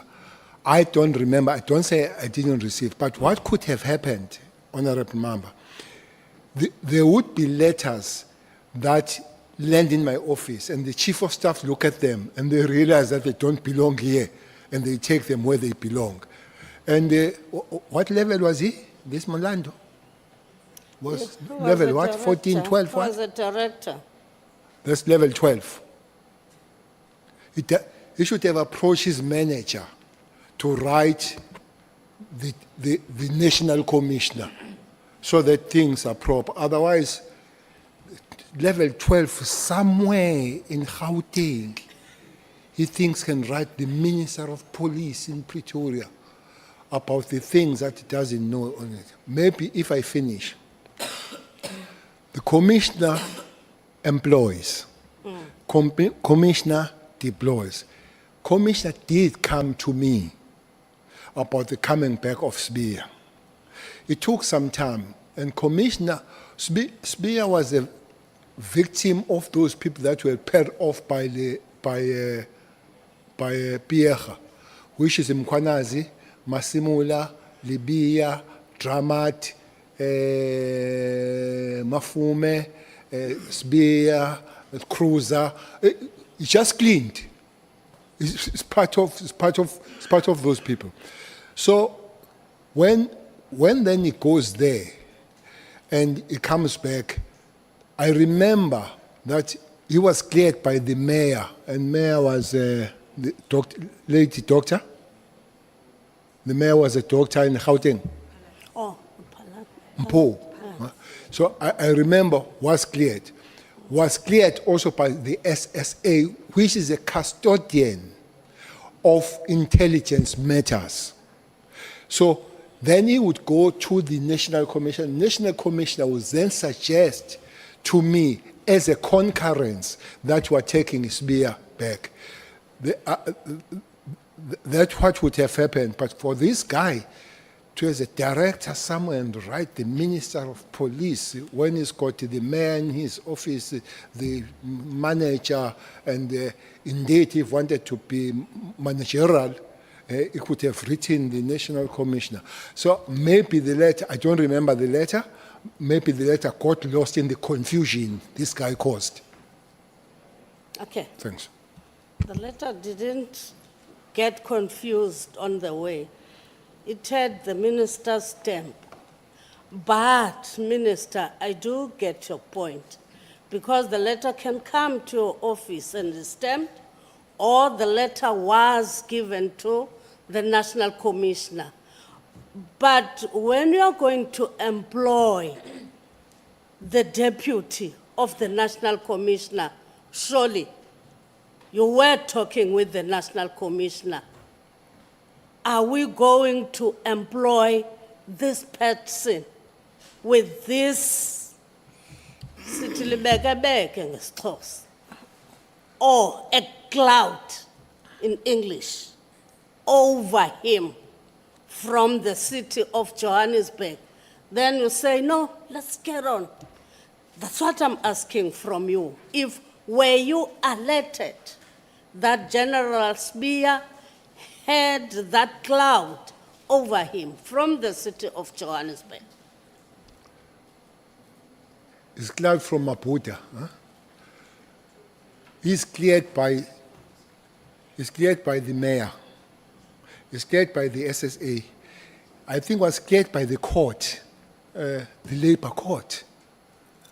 All who says the court even went further to say reinstate him. So who I am to say to the court, well, I'm not. And not necessarily directed to me. And then the commissioner says, remember, the commissioner will go through to it, that comes to the minister as a concurrence. By the way, he's not forced to look at it. So maybe these three institutions, Honourable Member, they weigh heavier than Maputo, who wrote the letter. The office of the mayor himself, the SSA, who said the gadget was not illegal, and the court, who says reinstate him. So I'm sure, as the proposal is made of concurrence from the National Commissioner, we would have taken that one on board. Okay. Thanks. Now, General, I'll say General even to you, or former Minister, looking at General Spear, you have employed him, having that cloud, then also, if we are looking at the links that he had, one can say that, allege, in fact, that he had links with criminals based on the evidence that were given yourself by Mr. Matlala to say that he tried to make it a point that General Khumalo is arrested. All the story you were narrating. Can you say that, was it a correct appointment for General Spear to be the National Commissioner? Looking back to all these things, starting with, I know you are saying that he was cleared in everything, but now having the recent information and adding to what previously he had, that dark cloud I'm talking about, could you say it was the right appointment for him to be the Deputy National Commissioner? Definitely there will be a concern, Honourable Member. Remember, Matlala is only just yesterday when this guy has been doing the work, issues raised. But it's a point I made with the members and the meeting to say, I find it problematic that at the level of the Deputy Director General, National Commissioner is the only person that takes decision. And I would have recommended that, like all other DTGs, we follow the same pattern. What happens when the DTGs of other departments are employed? They are interviewed by the panel, serious panels, and then this information is taken to the cabinet, Honourable Member, and the cabinet endorses or they scrutinize it and they send it back. One other thing that is a must is a security clearance. But usually, when you come for first 6 months, we are giving about preliminary, and then they say you give the real one in 6 months' time. So if we follow those patterns, I hope it will help with the police. But the question, looking back on him and the matters that are raised, while it's not my place, but I would say I would agree with the processes that have taken by the National Commissioner to relook at the matter. Thank you. Then coming to Matlala, you said you didn't know Matlala up until you met him when you were going to meet Mabonga Mpongose. Mabonga Mpongose, who happens to be the son of your acquaintance, Mr. Mpongose, is dead. Then now, you have Mr. Matlala, who came to that meeting at that Beverly Hills hotel. Can you share with this ad hoc committee, what were you going to meet Mr. Mpongose about? Or was it work-related, because he is the son of your acquaintance's daddy? Well, his name is Bongani Mpongose, so they call him Mabonga. Yeah. He's a KZN boy, so it's December, everybody comes home. He used to call me Timer. Oh. I'm sure they understand that language. What does it mean, timer?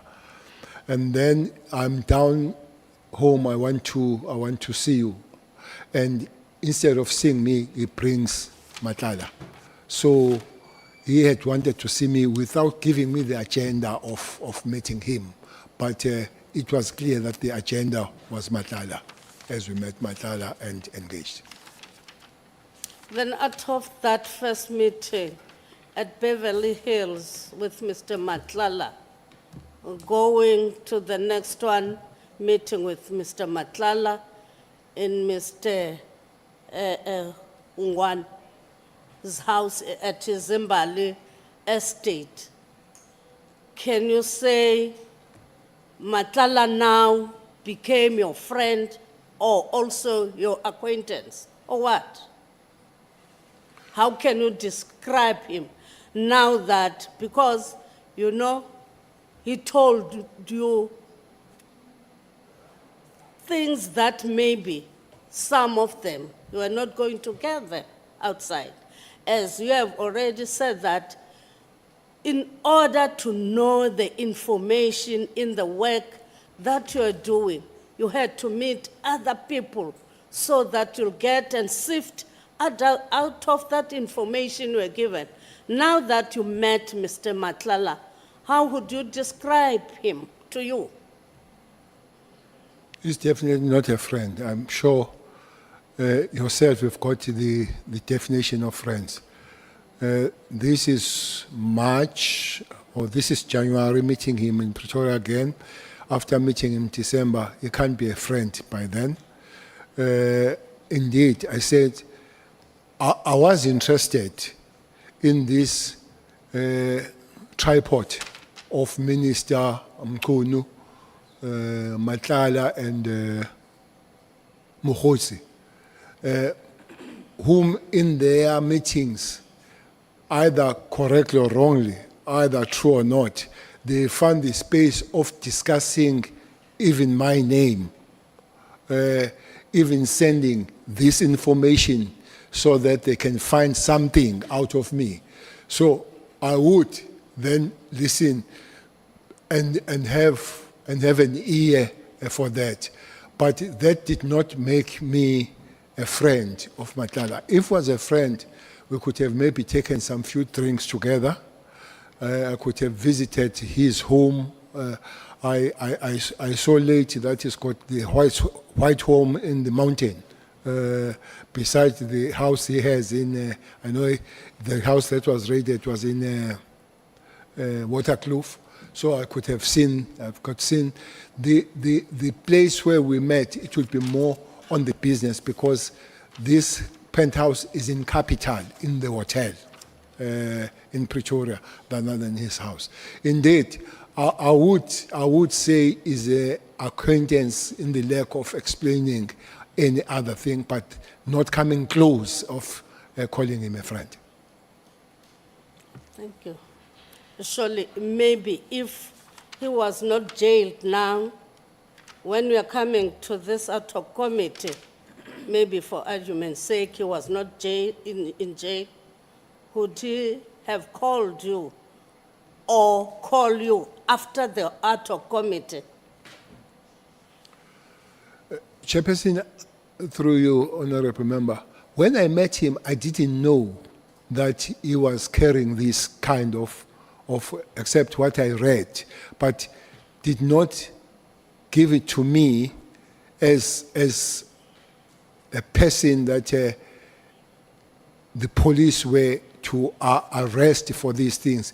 I did not have the list of his withdrawal of cases, which are quite many and long, and what he has for. If he's not arrested, but I've received that information, I would have changed my approach to him, having had that information. Now, he's arrested. I'm told he's in CMAX in Nkosi Mapuru. Definitely, if we were a friend, I could have paid a visit there. I haven't. I know that some people have gone for statements there. Myself, I could have taken a statement there if he was my friend. So that is there, is arrested, that cut off, never again spoken to him, never taken a statement for him because we're not friends. And that gave me a better understanding of staying away. I'm not saying that I will never speak to him if he comes. We do speak to people that have been in prison, criminal record. We mix with them. Others are our colleagues, and they have been in prison. So it will be lie. It will be lie to say I won't speak to them. But things that I understand have changed my perspective at how I look at him. I definitely don't look at him as the first day I met, and now understand what he has been accused of. Thank you. Lastly, because you know what I like about you as a witness, you are straight, you don't hide anything. Former Minister, what is it? Oh. A directive of the 31st December 2024. You said that you did call the current minister, that is Minister Cele. You didn't inquire from the National Commissioner. Didn't inquire about what is happening. You saw that because it was on the media space. Immediately it was issued on the 31st. You didn't inquire when the minister said, no, he will deal with his job.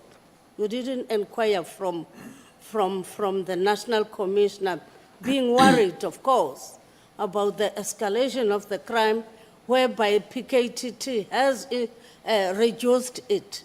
You didn't try and call him at least and advise him. Advise who? The National Commissioner. I've got nothing to do.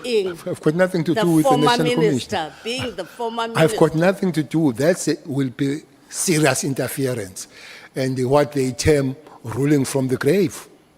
No, talking on a friendly terms. Absolutely. For instance, you can't talk with anyone saying that, hey, now that this PKTT are you having plans, knowing that you are talking to a person with whom you have worked? Surely you are communicating now and then.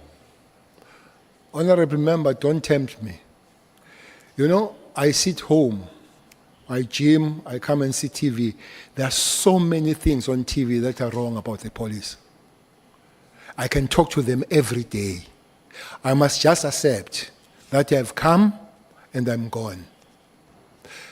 A person that I spoke to is a person that I've had a political umbilical cord with, who happens to be the minister. I did not phone him.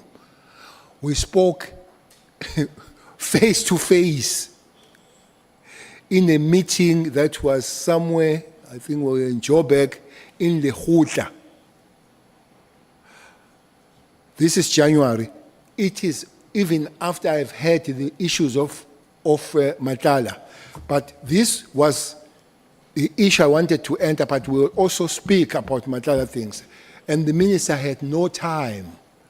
He said, the letters that we talk about from, you hear them, or the other thing that I suggested is that we speak to the Peace and Stability Committee of the ANC, where I am the member because of the NEC, he's a member because of the NEC, and also is a member because of the minister, to talk those things. And he said those things could go and sit, talk there, but he continues with his decision when it comes to the letters. And unfortunately, that meeting too did not see, and then I sat there and I got rot and until things continue. But I could not tell the National Commissioner what to do. That is what you call ruling from the grave. Okay. And I don't have a grave at the present moment. You can see me. Thank you for that, because I was going to ask you, you are from KZN, Minister Mchunu is from KZN, the former Minister of Subs, he is the current Minister of Subs. Then this decision that has been taken, because I was going to ask, how do you relate with each other as Minister Mchunu, but you have already talked to that. Thank you very much. Thank you, Chairperson. Finish. Thanks, Chair. Let's start where you have left, General. How is your relationship with Minister Mchunu in all fronts of life? All fronts, eh? Yeah. I've never taken a drink with him. Unfortunately, I don't drink, I don't take alcohol. So I've seen people on the social media, they was drunk when they called people in noon and all that. So I don't just take alcohol, I don't even dine in wine. I just don't. So Honourable Sangoen. Thank you, Chair. No, I want clarity. So is it the reason that Minister Cele, when he was minister, would have then gone and taken all the alcohol from the people of South Africa during COVID?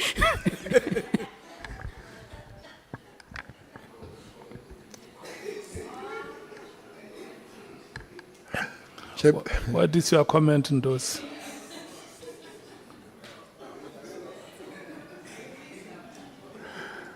no, I never taken anybody's alcohol. I just removed the crime from the scene. That was not alcohol, that was crime on the scene. Yeah. Because if it is sold without license, if it is sold at 4 o'clock when you're supposed to close at 10 and all, that is a crime scene, is no more a tavern. So we remove it from the scene. But let me go back on that one. Yeah, go back to Honourable Ngola, but look, I can tell you, your knife cuts too deep, yo. Okay. Honourable Ngola, if I stand here before you and I confess, Macingwane and I, we have been in the same faction, if there is such a thing, politically all life. I've supported him when he was under attack from the previous people, as we premiers, all that. I supported him as we go for secretary, where I was beaten by Ace and all that kind of thing, all that. So politically, we have been on the same side. I just don't know where and when, because even briefing him, the effort came from me. I phoned him 3 times to say, can I come and brief you? It's unlike Mbalula, who phoned me to brief me. Mbalula phoned me to brief me.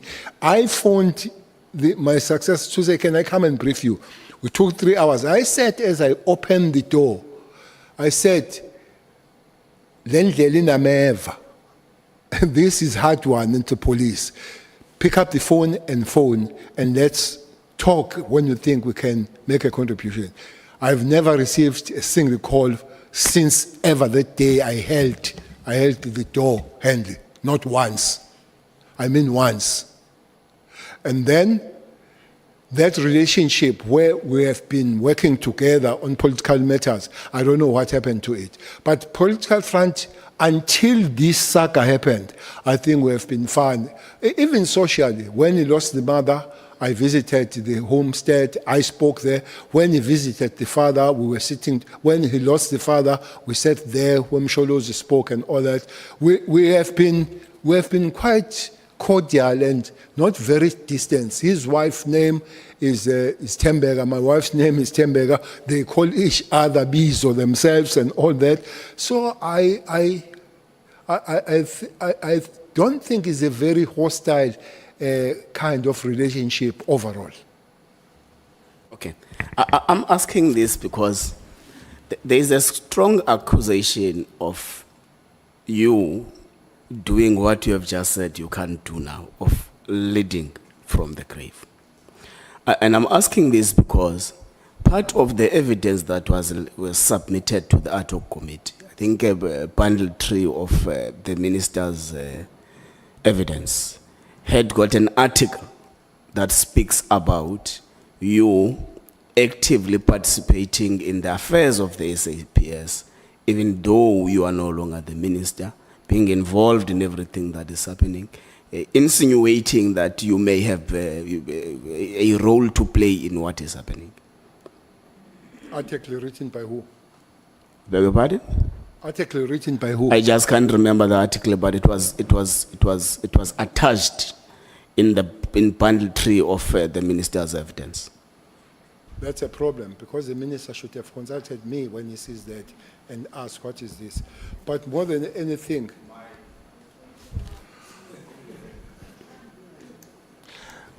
it would have better to consult me, because anybody, journalists, they write what they like. And you can't hold me responsible that there is an article written by me, whatever that means, whatever that happens, and all that kind of thing. So, but if I can tell you, I've tried to stay out of the lane. It can't be true again that I don't talk to the police. But mostly it will be at the high level so that I don't have the problem. A few weeks, CIC, there was a clash of students at Edgewood of the student command, EFF and SANSCO. Students phoned me. Now, I'm not going to say, yeah. What you do, you pick up the phone, and I phone Deputy Commissioner Makoba. So when it happens, when fire, I'm sure you know fire here, who killed the lady that was a CPF, he was given the bail. She phoned me to say, Minister, I don't know what to do. And I phoned the provincial commission, said, there is this matter, can you look at it? And indeed, I can't say, when people phone and they raise the matter saying, we are under attack, can you help us? So the next thing I will do, I will phone the police. And I don't think that it will be so much of irresponsible for me to say, look, I'm no more the Minister of Police, let those people come and shoot you. Okay. During your tenure as both the National Commissioner and the Minister, which is before 2011, as the National Commissioner, and the 2 terms you have served as the Minister of Police, have you noticed some deep-seated divisions amongst the top generals of the South African police services? Maybe the word deep does not operate. But these are old people having their opinions and all that kind of thing. There will be issues here and there. And then one job of the executing authority is to make sure that your structure functions proper. There would be issues here and there that one thing that I would do, I try by all means, Honourable Member, to stay above their problems, not to be sept in and become the part of one of them or the group of them. So I'll try. But if the matter is raised, for instance, one matter that was raised very sharply was the exchange between Mkwanaze and Sibia on the matter of briefing about the arrest of AKA. So I was sent that, I looked at it, and I did speak to both of them that you are all not together, but I also speak to Mkwanaze, who even apologized to say, Minister, I went overboard and all that. So I would, if I think things are going wayward, and say, that's not the way, guys. We have a target is to work on crime, not against each other.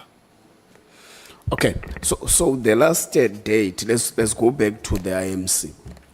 The last date of the meeting of the Interministerial Committee was the 6th of September 2023, which is effectively 6-7 months before the 2024 national and provincial elections. So one would assume that the reason of not sitting in the period after December 2023 is that everyone was out preparing for elections.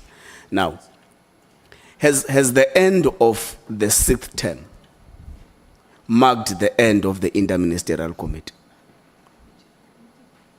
No, hasn't. So, even though the 6th administration ended, the existence of the Interministerial Committee continued to the 7th term. Honourable Member, there is precedence to that. Yes. This committee was called and put there by the President in May 2018, which is the tail end of the 5th administration.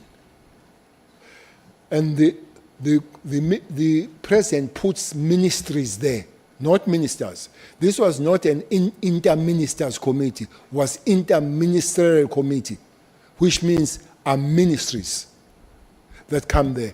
And the ministries have incumbents.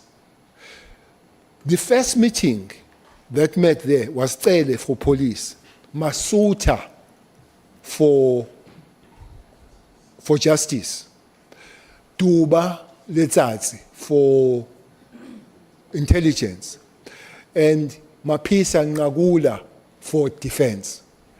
So as we go for election, this committee meets. Who meets? Is Cele, Lamula, and Kodwa, because there was no minister of intelligence at the time. It was Kodwa, deputy in the president. And Mapisa was still there, but later Motise comes. So those people are there. So there is a precedent. And there was no new announcement by the president to say, Nyakubeka njalo. So we continued until this September, and indeed, I agree with you that after September they would be busy. But also, there was then one activity of the committee when the president instructed them to or approach them, especially with that one, with the Minister of Higher Education now, with the problems that was happening in problems happening at Fort Hare. I can take you through when there was time, what was happening there, but huge, 173 million of that university was misused by that process. And these police, they stopped the misuse of 173 million, that PKTT. And then when they briefed, so one felt that it would be good if they briefed the president. I think they briefed the president on the 7th of March, 2024, almost 2 or 3 months now before election. It was still there. President quite impressed with them. I even joked to say they need some award to the way they were doing things. I hope that's not a problem of the award later when the award change seats at some place. But it would be known. Maybe not cutting deep and cutting there. Mine will be simple. Call the interministerial committee. If you believe there is no interministerial committee, go to the committee that is related with the JCPS cluster, and you are a co-chair with Justice. If you don't believe that that's correct, go to the president to give you the way. I hear that after the letter, the president was briefed 2 months after. That is not consultation. You should tell the president that I've done, you can see what to do. Okay. So for me, that is procedural wrong, but I've heard people saying it's unlawful, it's illegal. I can't say that, but right, no. For me, it was wrong the way it was done. Yeah, thank you. I was actually coming there on the 7th of March 2024. That the political killings task teams meets the president in Durban to take him through over the 430 battle. And the president is impressed and urges them to continue the good work they are doing. So the evidence we have received in this committee is that since 2022, the PKTT's existence was irregular. But besides that, 2019, there was a new designed organizational structure of SAPS that excluded the existence of the political killings task team because there was an intended establishment of a new division of murder and robbery and all those things, which was later reconfirmed in 2025. Now, you have got this, that from that period until 2024 in March, the understanding was that this is irregular existence. But the head of state then comes later and say, you're doing a great job, please continue. It gives us a lot of some contradictory reactions in terms of what then becomes the status of the PKTT as things stand.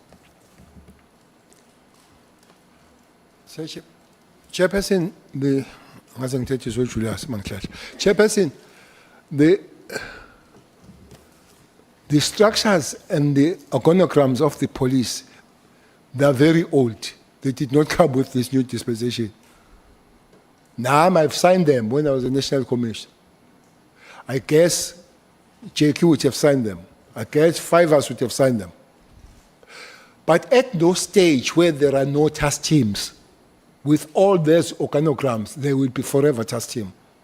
One famous task team, people coming from this province will remember, was a task team that was dealing with Pagat. That was a task team dealing with Pagat. But others will be done in response of the agency that can't wait to work under the structure, but also give the extra. And there is nothing illegal with that so long it follows the pattern. As it happened, the interministerial happened with the information note signed by then Commissioner Cele and all that kind of stuff. So it doesn't matter how many times you have the organograms, but there will be always some task teams and some operations. as they are. I've counted several of them now. The other one that was put there because of the problem was anti-gang unit. Anti-gang unit, it still exists. I hope it has been found, has been put under the structure. It was in Cape Town alone. It has spread now to other places where there are gangs. There is just one connotation I don't like about it, that is a colored unit. That is not. There is a lot of that here in Khayelitsha working there. There are no colors staying in Khayelitsha. So is an anti-gang unit which was launched by the president, but its existence might be found on the way by the structure and put on the structure and comes after the big umbrella that is called as a visible policing under the component. There is a component that will be called ORS, and that component will fall under the visible policing and all that. Other one that was put as a special was TROT. We did not fix the organogram. TROT had to respond to the crime of cash heist and all that there and then, which really was reduced. So that 2019, I really wish if ceased to exist, what was the process, what was the document? On the 6th of September 2023, we are communicating the decisions taken on the 5th of September 2023 by the interministerial, where the last resolution from one of the members says this team must continue. I haven't seen and heard where people come together and say this team cannot continue. Okay. Thanks, General. I'm sure you are better experienced to respond on this part of the organogram and stuff, because you have both been the National Commissioner and the Minister. Do task teams necessarily get to be part of an organizational organogram? Task teams are temporal. It's not divisions. No, not divisions. They are not units. They are temporal. They are issue bound. They are both time bound and issue bound. Like this piece, you go there. Initially, it was 4 months, but if you finish your mission in 3 months, definitely it will cease to exist. But also, if you go beyond 4 months or 6 months that is given, and that problem has not been resolved, you are not going to pack and go home and we say, you can kill yourself now, our time is finished. So they find the way of extending it. So they are both time-bound and issue or stroke mission-bound, the task teams. Okay. As the inaugural chairperson of the IMC that established the PKT team, you say on the 5th of September, you have taken, or September 2023, the IMC has taken a decision to extend the existence of the PKT team. Now, it brings us back to the argument we have been having as the committee with witnesses from the beginning of the ad hoc committee. Who has the power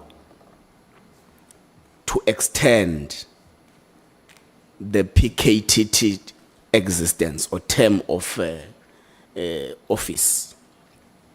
Who, given the context of the manner in which it was formulated, starting the president, IMC, PKT, and all that process, who then has the power to de-establish the PKT that was established by the IMC, and IMC that was established by the president, who then has got that power of extending one and also de-establishing?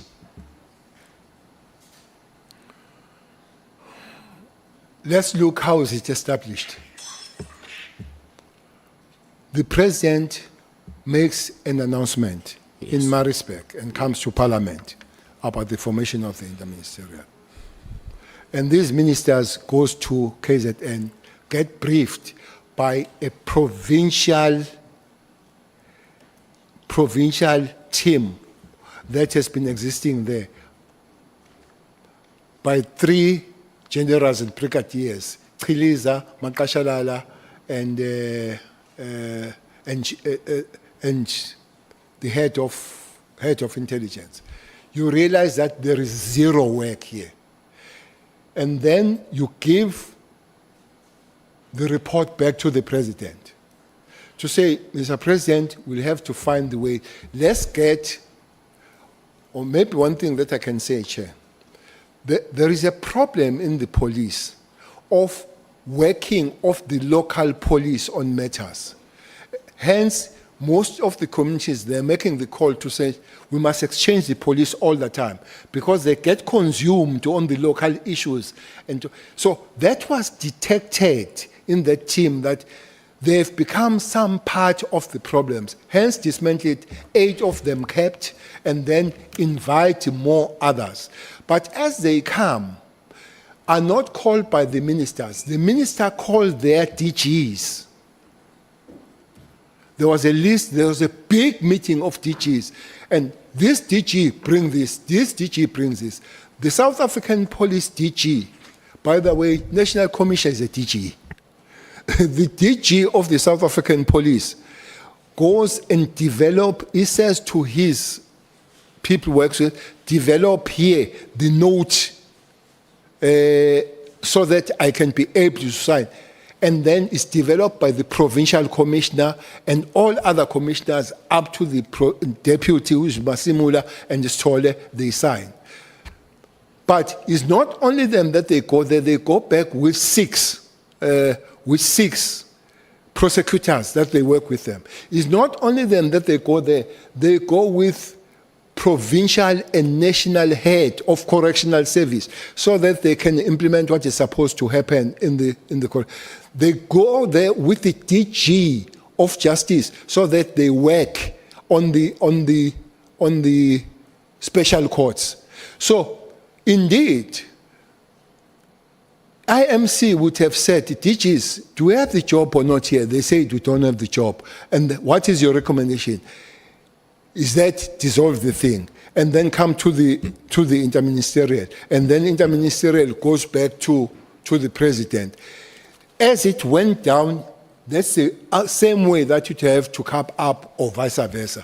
But nobody, let me tell you, there is no Minister of Police there. There is a chair of the interministerial. You are there because you are a chair. There are ministerial things that are done by the minister alone, like the border in Mozambique. But this is interministerial. Interministerial, as you have seen these meetings, interministerial would say, you go and communicate. So nobody could have communicated having not mandated but the interministerial. Okay. The ad hoc committee received evidence that at the heart of the decision for de-establishment is the fact that the PKT is now becoming expensive but less effective, which forms the center or the heart of driving towards the decision of de-establishment. Now, you are disputing that and making an example of 2 projects you think that are most expensive than the PKTT. You speak about Project Thunder, you speak about Project Lockdown and that. So are there still task teams or projects within the service that you are aware of that are still in existence and expensive more than what we're discussing now? One of the most expensive is Operation Valumkoti. Operation Valumkoti, we put a lot of money on it. Well, the source, I did explain that it comes from Kara. But Honourable Member, I will not sit here and deny that there was question of money or cost that was in there. This is not the cost of the party or dancing. It's the cost dealing with the human lives. This committee is sent to investigate, stop and arrest those that have done that, and deal with unresolved cases, which means you go and stabilize. That is the mandate. Your measurement is that one councillor has died, so the area is stabilized. I'm saying until late, all councillors of Nongoma were sleeping at all political parties without fail, all. EFF, ANC, NFP, everyone, everybody. They were sleeping at some hotel somewhere in Richards Bay. They've come back now. I'm told that they've come back because of the arrest of Zinkabi and the people that have funded them, which means there is this resemblance of stability at Nongoma. But I say to you, the councillors at Teguin, I don't know other places, especially the ward councillors, are guarded. You know, one dangerous thing in the politics of councillors, honourable members, is to be a councillor on the safe ward of that particular part, because they know if they kill you, whoever kills you will come in. It's not much a problem with PR. The problem is with ward councillors. I'm saying big. The number, I don't know, but not less than 50. So you are not going to call me that is stability. You must go and remove those conditions that make those councillors to be guarded. And then you talk about stability. Because that's the second. The third one, we're going for elections. The history does tell us that local government election, there is a flare-up. Always a flare-up. You can see the statistics. You can go and look at the statistics. It's a flare-up. Then it cannot be going towards that and you say you remove. But the last point, please, use the path you came to go back. The path are those 3 steps that have happened. Deal with those paths and then reach your final stage. In the 31st December 2024 letter, amongst the central reasons that which has led to a establishment of the PKTT is that the assessment made is that it's no longer adding value to the policing in South Africa. Now, as a person who presided over the affairs of the political killings system from 2018 to 2024, what value would you attach to the PKTT in respect to the crime-fighting efforts against political-related killings? To start with, who did the assessment that it has no value? The letter of the minister says it adds no value. And the attachment, the annexure? There is an annexure that speaks about dockets, some are in court, some there were By convictions, the PKTT. But I'm talking about, these are 2 different periods, Ndos. The period that led to the letter is from July 2024 to December 2024. So I'm talking about a person who has got a long spending with the PKTT from 2018 to 2024. Then, in your experience with having presided over the affairs of the PKTT, what value would you attach yourself to the work that the PKTT has done? There is only one source that I know has a problem with PKTT. It's Aunt Mary. That's the only source I know.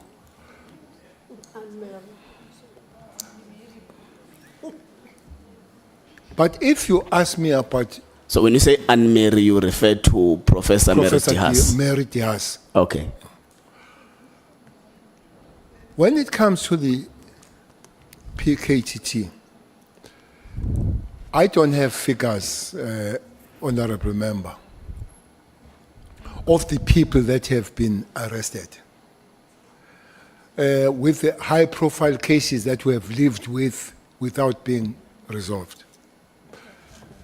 There is another myth to say they are pursuing cases that are not political. You see the world office in Kabi, hitmen, they go across the board. They don't only hit politicians alone. They are hired to kill on the taxi world. So if the PKTT finds a person that kills a politician at Nongoma, called Taminyembe as a councillor, and they realize that this Ntuli has killed other tax people, and there are 6, they will pursue that. They are not going to say, stop, don't check now, because the next people they've shot is not a politician.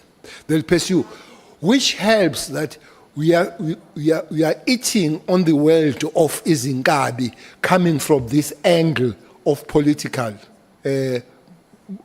violence. So without really going detailed and giving you statistics, those are there. Maybe we will invite the people to give you statistics.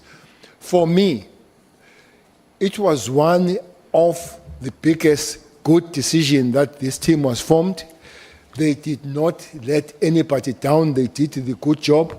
And I believe that even they're taken to other places now, it comes out of their job. And this thing that I heard somebody in Mafeking coming at these Zulus, what are they doing, these Zulus here? Let me tell you one thing. South African police jurisdiction, because it looks like there is an issue with this going to Gauteng. South African police service jurisdiction is South Africa. It's not province. Jurisdiction is South Africa. The minister only signs when they leave the country. But when they move to the next province, that's a jurisdiction of the South African Police Service. If they do it in Gauteng, they're at home. If they do it in Galashiwa, they're at home. So for me, they cannot be accused for things that are not breaking the law. PKTT, nothing wrong if assessed, but I haven't seen any assessment. And people that have assessed and they said that is needed, they must go back and assess and give the report back to somebody who says, you go and fix it. Otherwise, for me, it's done the good job, and I guess their job is not done. Thank you. Honourable Sangun. Thank you, Chair. Now, I just want a question of clarity on the response that the General just gave. General, I understand you saying that the jurisdiction is South Africa, but when you are a provincial commissioner such as General Mkhwana's, is there any authorization or anything that is required for you to go into different territory? There was, within another province, go to Gauteng. There was a testimony that was put here, I think it may have been by the minister, who seemed, I don't want to put words in his mouth, let's say perplexed, that you would have law enforcement officers sent from KwaZulu-Natal to operate in Gauteng. I'm not talking about the G-Ops or whatever that thing is called, but is there anything wrong or any additional authorization that is required for General Mkhwana's officers to operate in another province such as Gauteng? Or they can just go because their jurisdiction is South Africa? Thanks. I think at that level, the National Commission will have to know. But nothing legal that stops them going to do that. I have been in places where there are provincial commissioners visiting and doing the work and all that, awards and all. So, but National Commissioner will have to have something to know about it. The other that people, they raise, the problem is that those police that come from other places for operation, they must report it to the station commanders. Not always, because it could happen that a station commander has a problem. You report it to the station commander goes and tells these guys that, look, not today. So it will be fine. If they jet in, they deal with that. What I would argue is that they can go then and report that we had operation here. Because it's a fact. We have a lot of local police having a problem in working with wrongful people in that particular area. But the answer is no. There is no breaking law on that one. But follow procedures, report. Okay. Now let's go to Beverly Hills. You meet Mr. Matlala for the first time, which is after you are no longer the Minister of Police then. He requests you to help him mitigate what he says it's the infighting of SAPS generals that want to use him and drag him in between. But was it not your concern that you are also being dragged to it to mitigate a possible tension or conflict which arises from whatever it is within officials of SAPS, particularly given a background of allegations of you attempting to lead from the grave? Was it not concerning you? Well, it is a concern that I'm drawn in. But more of my concern and what will really have made me feel bad all the time, should anything bad happens to Khumalo when I knew that it could happen and it could be helped. So that was my main take here, that Khumalo could not have been allowed to go to the doctor. Okay. The evidence received by ATO committee suggests that before December 2024, the minister would have indicated that he would have indicated the intentions of terminating Mr. Matlala's contract with SAPS. Now, you meet him in December 2024. Did he ever suggest that you must go and put a good word for him so that his contract is not terminated? When did the minister make the suggestion? It's before December 2024 because the preliminary report, the National Commissioner says they submitted in January 2025. So the intention communicated to the high officials of SAPS by the minister intending to terminate is way before December. So did he, so when you met Matlala, this is what I'm trying to show you. When you met Mr. Matlala for the first time, he already had problems of his contract facing some termination. So did he ever request you to put a good word for him so that his contract is not terminated? No, it didn't. But I think it will have to be checked when that discussion took place. But there was nothing on the air about the termination when I met Matlala for the first time in Durban. Okay. So, when did you gain access to his penthouse? And towards the end of January. So you have known him for less than a month, or a month? A month, yes. Did it not concern you that someone, a stranger, offers you to live at his place freely? There is no relationship, there is no association, there is completely nothing.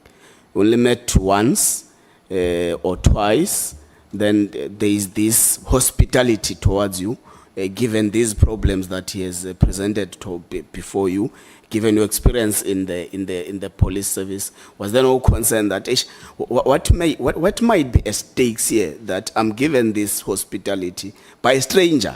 Was a person you have known for a month. It's probably a stranger where you don't know much about that person. So did it not raise some discomfort and some concerns that you are really offered this hospitality by a stranger? No, I took it. I took it. I'm not in government. So if I'm in Pretoria, I pay my money. There is a hotel that I spent. years I'm in Pretoria and I'm not paying. And I took it.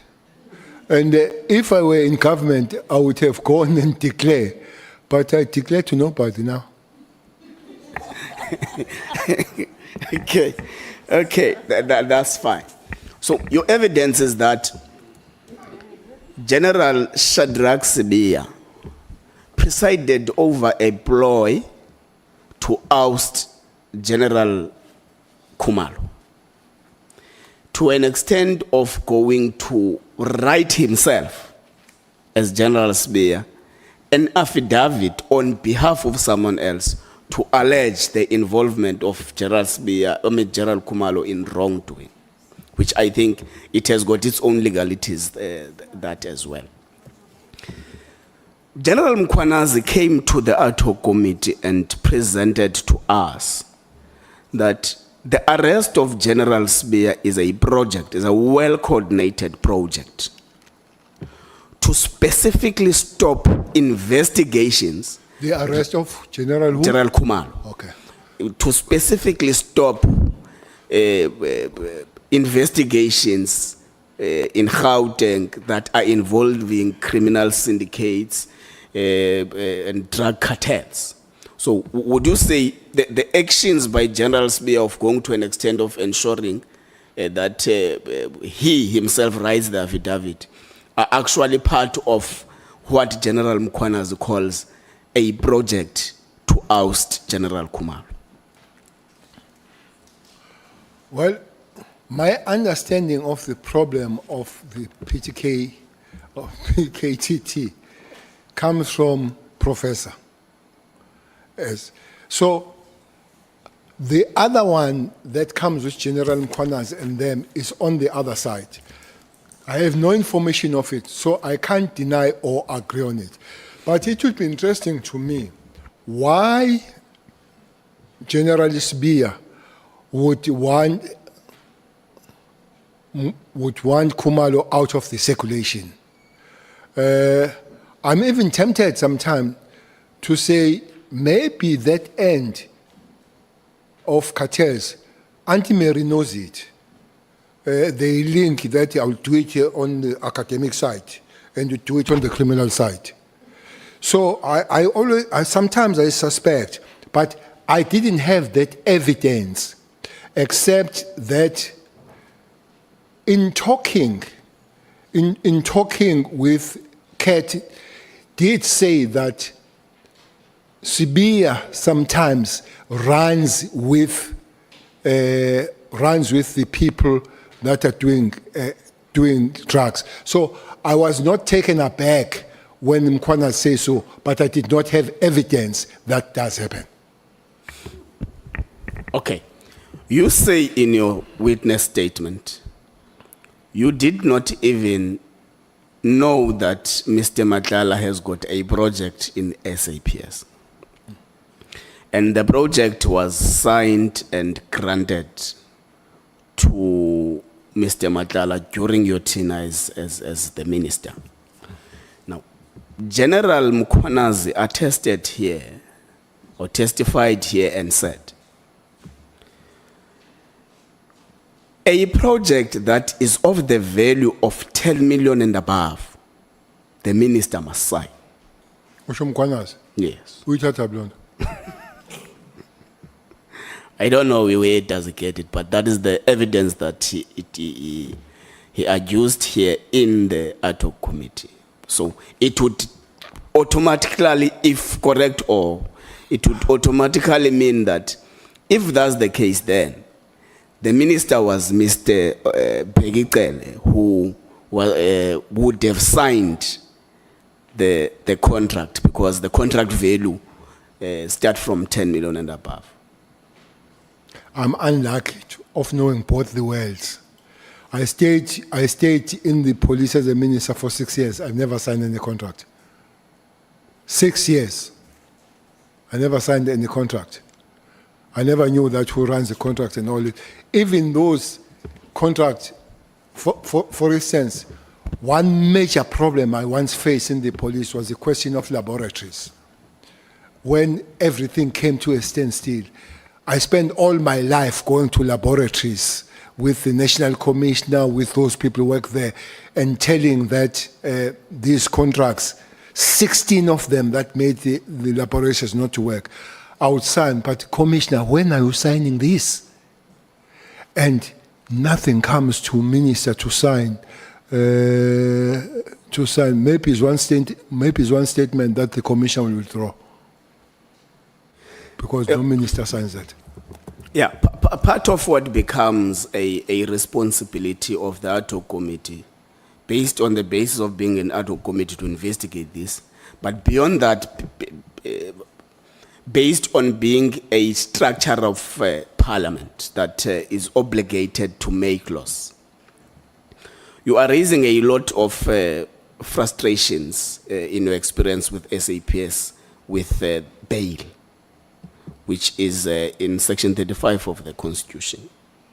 And amongst of the responsibilities that we have here is to check if there are systematic gaps as a legislative arm of government that we can learn from in this process and make necessary amends. So are there any propositions the General wants to leave the ad hoc committee with in respect of Section 35, who grants every accused person bail? How do you think a legislative arm that is empowered to make laws must navigate through that to assist the police service to attend to bail-related issues? Just to remind both of you that it's 5 minutes left. No problem, Chair. Well, are there any propositions, General? Chair, I'm told that the laws are there. I have heard of Section 6, Section 5, Member Bregenberg is gone, but there are lawyers here. I'm told that with the schedule, is it 5 or 6, you can't repeat the same thing and be given the bail. So, can people implement the laws of the country that are there to stop the crime?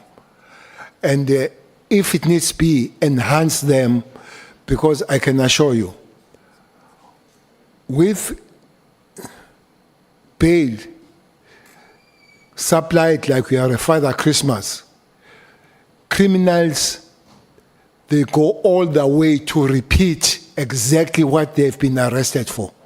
And the police, there are police that are shot and killed by the people that are on bail. We bury them. So I would say if there is, but work with these laws maximally, but enhance them if you can, to make sure that life is difficult for those that break the law. Okay, thank you. The people of South Africa said, I must tell you that they have forgiven you for destroying their alcohol and for calling them a no-no. Thank you very much, Chair. Can I get indication? Who is starting? Honourable Nomvalo. Thank you, Chair. Good evening. Chairperson, can I request that Honourable Nomvala is behind the head of Mpangazitha, so I can't obstructing. I can't see him. Yeah. Good evening, General. It's up until 10 minutes past 7. Your time expires. Noted, Chair. Sabona, General. Sabona, Honourable Member. You have made there's a statement that you have made today before this ad hoc committee, which left me with many concerns. You said that you made an assumption that there might be an attempt to arrest you because you do not support a particular perspective towards the National Conference of the ANC. You said there's an individual that you don't support for being a deputy president or the president of the ANC. Now, should we be worried, General, as citizens and as members of Parliament, that state institutions are weaponized to circle political scores, and in particular towards ANC conferences. I'm not saying this because I'm offensive or I'm obsessed with the ANC, but you have mentioned the name of the ANC, hence I'm making a reference to it. Should we be worried that state institutions get weaponized to circle political scores towards ANC conferences? Chairperson, I have no evidence that this person was talking the truth, but he did talk about it. But my worry would be why that statement from Pandey would be sent to this person. That gives some kind of weight that these things might happen.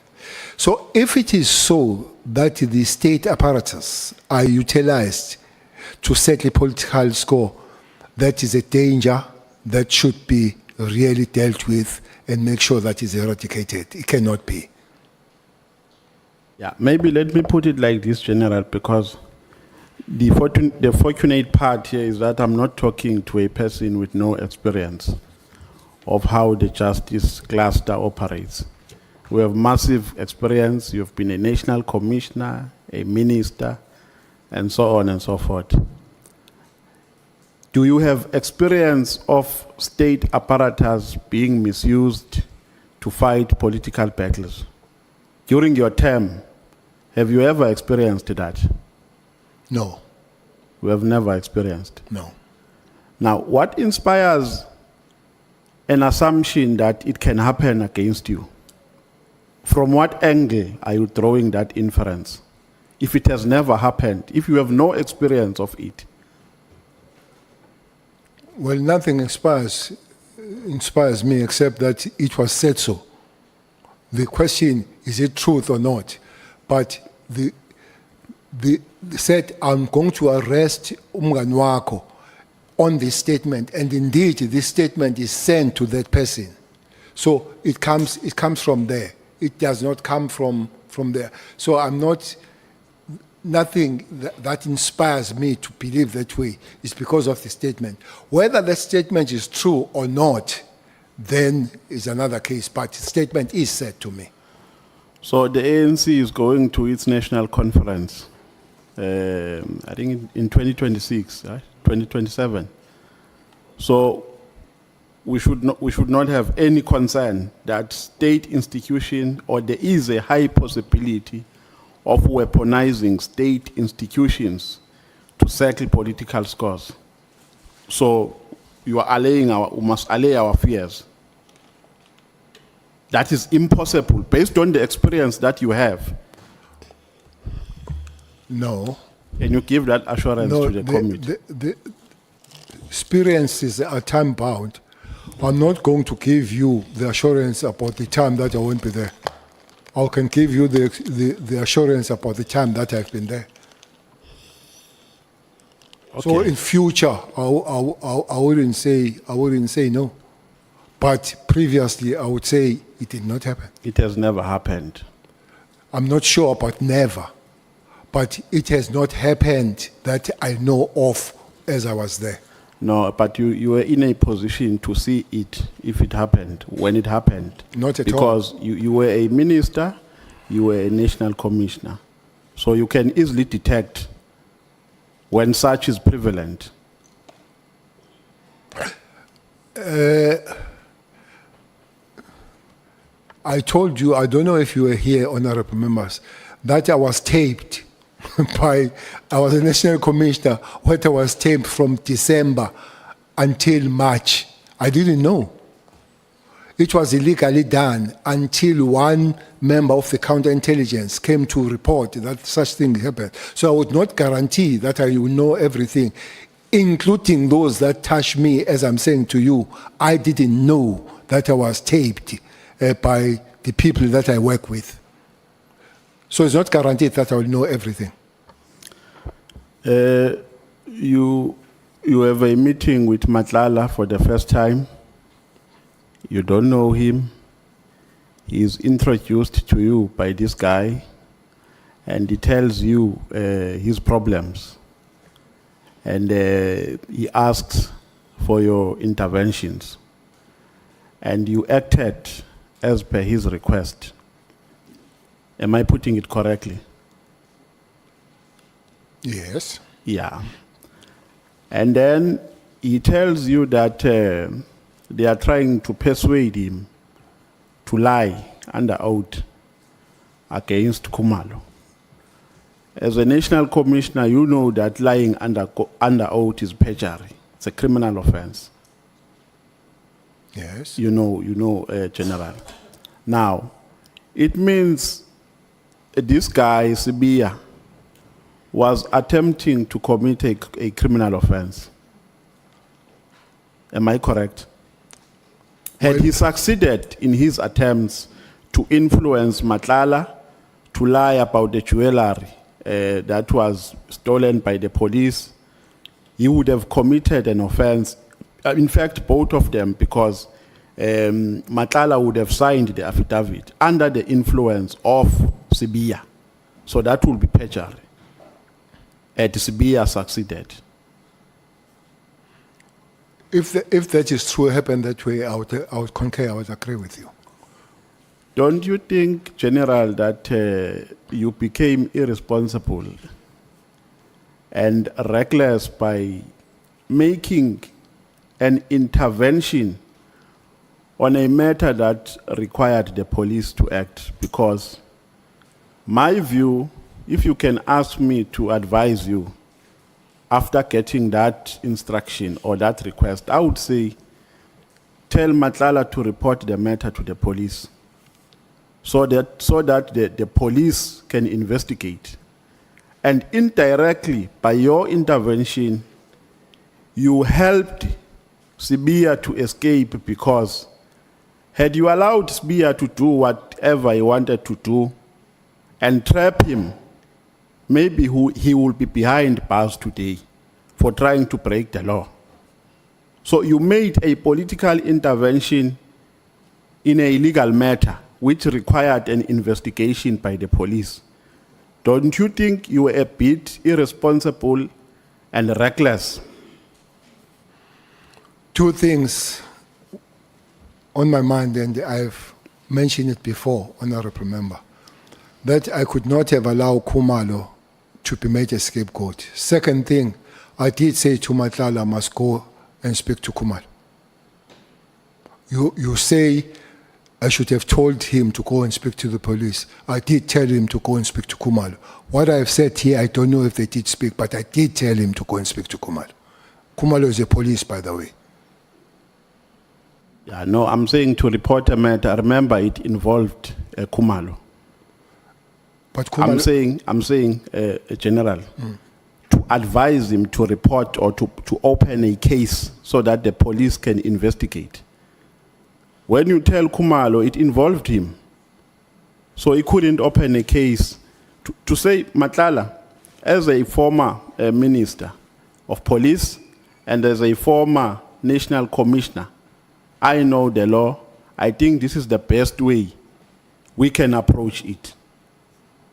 Now, you invited your participation, unnecessarily so, by making political interventions in a matter that required the attention of the police. Today, if what you are saying is anything to go by, we are sitting with a person who has not been punished for attempting to commit a criminal offense, Sibia. He has never accounted for what he attempted to do because of your political intervention that you did. What is your comment on that? My comment is the same answer, that I did tell Matlala to go and speak to Khumalo.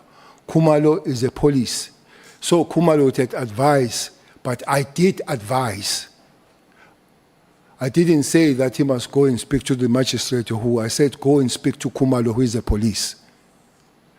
And Khumalo would have then synthesized what to do with that information.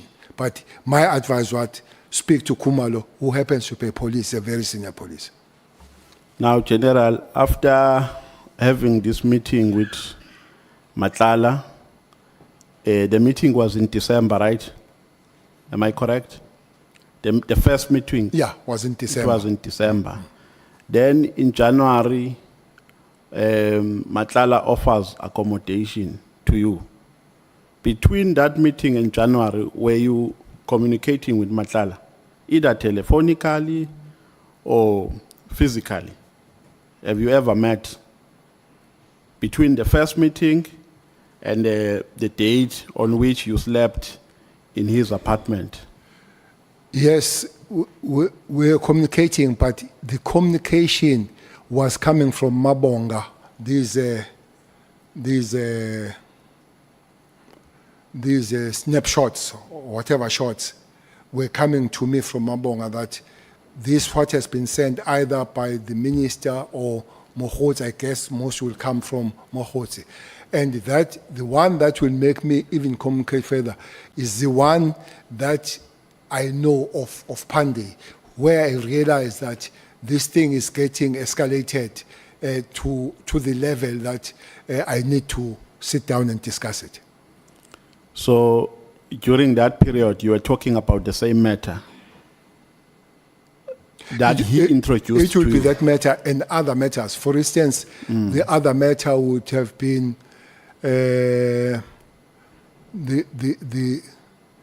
Kuma, the Sbia and minister having to deal with somebody that has sent somebody to prison now is a good time. Somebody going to the KZN, those would be short snaps that would be sent. That is a communication. Which communication that needs to deal with Kumalo, especially Kumalo and the Mkwanas. So the explanation and the discussion will be around understanding further on those matters. So when you get there on the date where you were offered accommodation, who do you find there? Was Matlala there in the apartment, or he sent somebody? It was Mabonga. It was on the date where you were given accommodation to sleep. So Matlala gave an instruction telephonically that they should let you in, correct? Telephonical to who?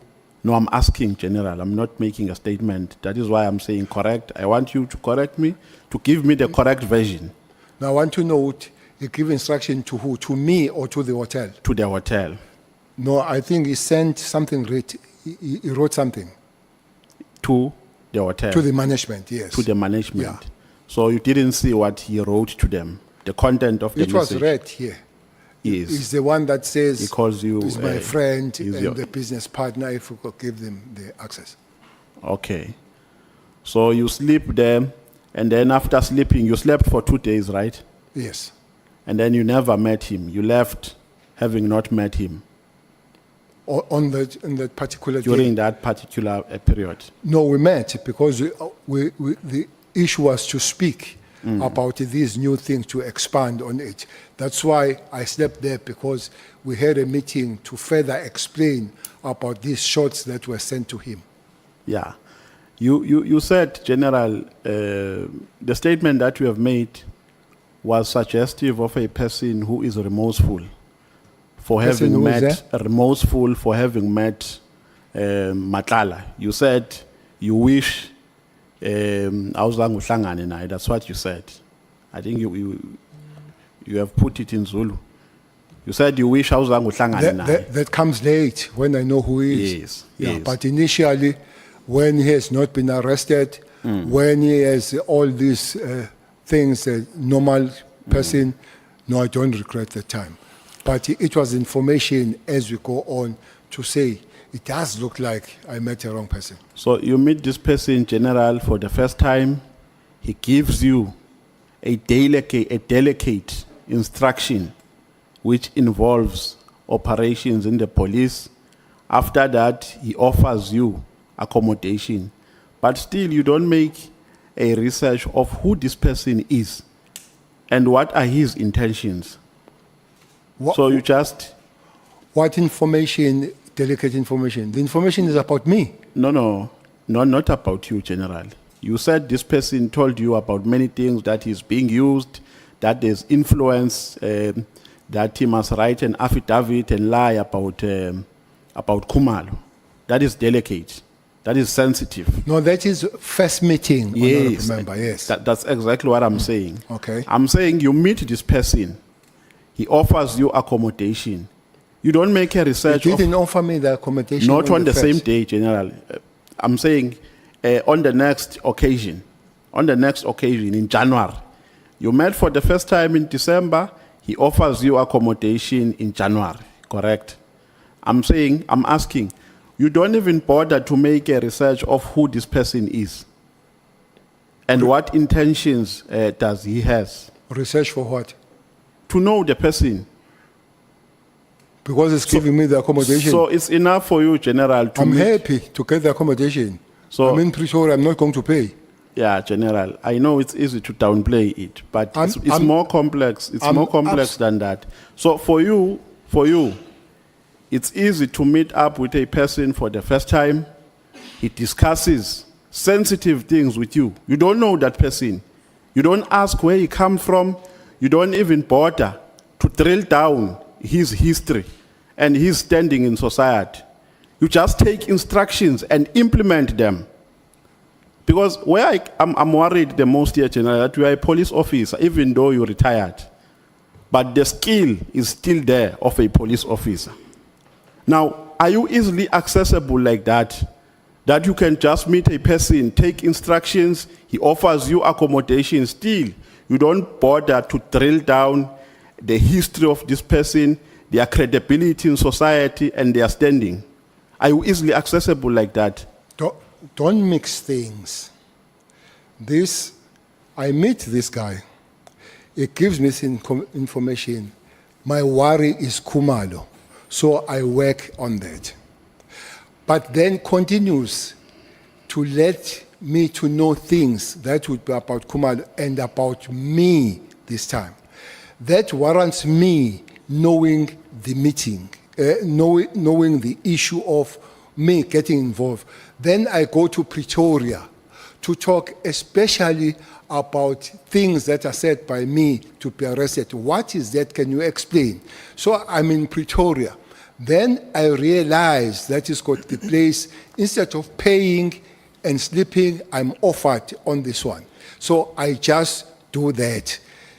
It has been the journey from December until January, end of January. I did not see this guy and went to sleep on that thing. And the information that's given to me is information that I use to stop whatever could have to Khumalo, but it moved beyond Khumalo. It came to me to say, by the way, you are not spared yourself in this process. Yeah, no, General, I think you are not. I'm saying exactly. The sequence of events that we have outlined is exactly what I was saying. And I said to you, where I get worried the most is when you take instructions from a stranger, being a former national commissioner, being a former minister of police, and implement those instructions, because you implemented the request of Matlala. He asked you to intervene and you intervened. And you implemented the instructions of Matlala without even verifying the credibility of Matlala. You relied on a version of one person, of Matlala. That is what I'm saying. Before we even go to January, when you went to his accommodation. Chairperson, maybe I'm not understanding. I'm not making you understand well. The angle for me has got nothing to do with the comfort of Matlala. The angle for me here is that Khumalo is in danger of being lured and made to go to court, not for genuine reason, but to make sure that they grind him. And all. So there where I come from the angle of Khumalo. If Matlala benefits for that, good luck for him. But I did not go there and work things on Matlala. I went there. Hence, I spoke to Khumalo to and I spoke to Matlala to speak to Kumalo, so that Kumalo is not put in this problem of going genuinely to court and only to find that he's going to court to be looted and taken on the other side. So my angle is a safety and protection of Kumalo, Honourable Member. Yeah, but General, had Matlala not approached you, you were not going to go to Kumalo. You went to Kumalo because Matlala asked you to do so. It didn't ask me to go to Kumalo. It told me about the issues that are going to happen. And then I say it will be better if speak to Kumalo and then this thing doesn't go to court, because it's not the question of going to court, it's a question of Kumalo being sold out. Okay. When President Zuma was the president of South Africa, when you were the national commissioner, did you... Honorable Malema. No, let me understand this. So, Mabonga calls you minister, and then you find Matlala, and then Matlala gives you information about Kumalo. Then you say to Matlala, you have to talk to Kumalo about this information, which is potentially going to damage him or destroy him. Did you, out of that conversation, did you go and talk to Kumalo also, that I came across this kind of information? I did speak to Kumalo. So you called a meeting and met Kumalo? Kumalo and I, we met, two of us. Yes. Yes. And out of that information of Matlala? Yes. Okay. Yes, I did. Can I proceed, Chair? General, when President Zuma was the president of South Africa, you were the national commissioner, right? Did you have access to him? Even outside your working hours? Yes, I did. Now, you are saying Balula and the former minister, Natim Tetra, may his soul rest in peace, came to you to give you an instruction which you never agreed with, that you must get rid of Tau, and you did not implement that. You took Tau from one position to another. Shabalala. And they said, Shabalala, and they said to you, they are acting on President Zuma's instructions. Did you approach President Zuma about that? Did you tell him that Deputy Minister Mbalula and Minister Natim Tetwa have approached me? They are saying this is an instruction we have given them, and they are saying I must implement it. And these are my reservations about what you are saying, if you said it. Did you make that attempt? No, I did not approach President Zuma. After I've been approached and told by the ministry, both the minister and the deputy, I really realized that it was serious, but I realized that it was wrong, could not be implemented. Chair, I don't know if Honourable Kosana wants to speak. His hand is up. So, you acted on a hearsay because at the end of the day, you implemented the instruction, but not as is. You did something else. So you acted on a hearsay. What is a hearsay? Told by who? By the person who came to you. Who is that person? You say Mbalula came to you, Natim Tetwa came to you. They said, what is their position? They are minister, deputy yes, minister. Deputy minister. There is no hearsay from the minister and deputy. But you will have to lower your temperature down, General. Like yours too. Yeah, no, it's not up. Both of us. No, it's not up. You will have to lower it down. Anger is not going to help. It goes up. No, if it goes down, it goes down. Anger is not going to help any of us. Yeah. General Cele,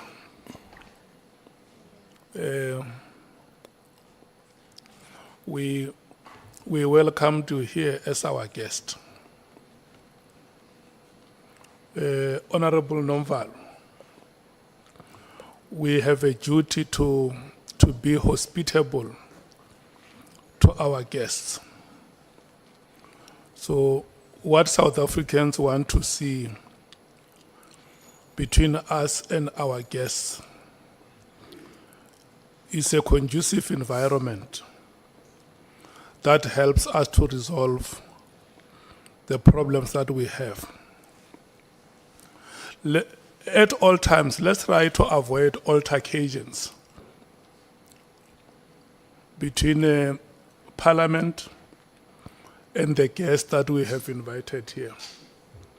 If you can calm your nerves and continue, especially that you come from one province, show us the way.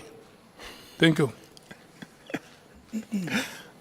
Okay. Yeah, so Minister, General, you acted on what you were told is an instruction by Mbalula and Natim Tetwa. You acted on the basis that you were told that it's Zuma's instruction, and you never verified if indeed President Zuma said that. It would be good if you give the titles to Mbalula and Mteto. Yes, Minister Mbalula and Deputy Minister Mbalula and Minister Mteto. Yes. Yes. Not just Mbalula or Mteto somewhere. Yes, I've corrected it. Is a Minister Mteto, Minister of Police. Yes. And there's Deputy Minister of Police.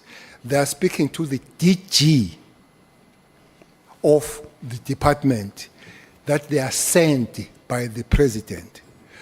Well, for me, that will be enough to believe that those people can come with a hearsay, both of them at the same time. So indeed, as my ministers, and I'm their DG, I had to listen to that. Okay. If I can summarize to you the reasons for the decision of the minister, the suspended Minister of Police, Minister Senzo Mchunu, for disbanding the political killings task team. The first reason is that A, he had constitutional powers to do so. That is his version. B, he had budgetary concerns. C, he received a number of complaints from members of the public. D, which is the last one, there was a work study which introduced a new organogram, which was signed by the commissioner, by the national commissioner, this year in May. Now, let's go to the third concern of of complaints from members of the public. During your time as a minister, did you ever receive any complaint from members of the public? Yes. Can you disclose the nature of complaints? Can I give you one of the complaints that he highlighted before this committee? He highlighted two complaints. The one has been deliberated on. A complaint from Meriti Haas and a complaint from Patricia Mashale. Now, for Patricia Mashale, he attached Facebook post by Patricia Mashale, in which Patricia Mashale was making accusations about the abuse of money in the secret account of crime intelligence. He was accusing many people, accusing Kumalo, General Kumalo, accusing General Masemula. Did you ever receive a complaint of that nature? No, I have not. But if I had, I would take that information to the IGI for verification. I would not just take it from the Facebook. To start with, Marshall has got nothing to do in understanding and knowing the things of, is doing a criminal activity herself. That he gets that information. But from my side, I would have gone to the IGI rather than taken that from the face value. And there's been the IGI here. On other matters you have raised, Honourable Member, you raised that it was within his constitution. I'm not a constitutional lawyer. No, I'm sorry for interjecting you. I want us to deal with one reason, and then we'll go to the other when we're done with this one. Can you share the nature of complaints that you received? Because you said you also received some complaints. But Chair, the Honourable Member raises 4 points, but he wants me to deal with one, when he raised them simultaneously. Can he raise them one and I respond one? If he raises 4, I'll respond to 4. Simple. Yes, General. No, Yes. we will go to others, don't worry. For now, we're dealing with complaints from the members of the public. I want us to deal with that aspect adequately. Then from that one, we'll go to others. I'm not going to deny you an opportunity to give an explanation. With regards to complaints from members of the public, did you ever receive, can you share the nature? Because I want to identify if there are any similarities between the complaints that he received and the complaints that you received. Okay, I'll do that. But Chair, that was not the first point. The first point is that it was within his constitution. So I don't know whether to start where you started or I start second. Chair, may you assist me?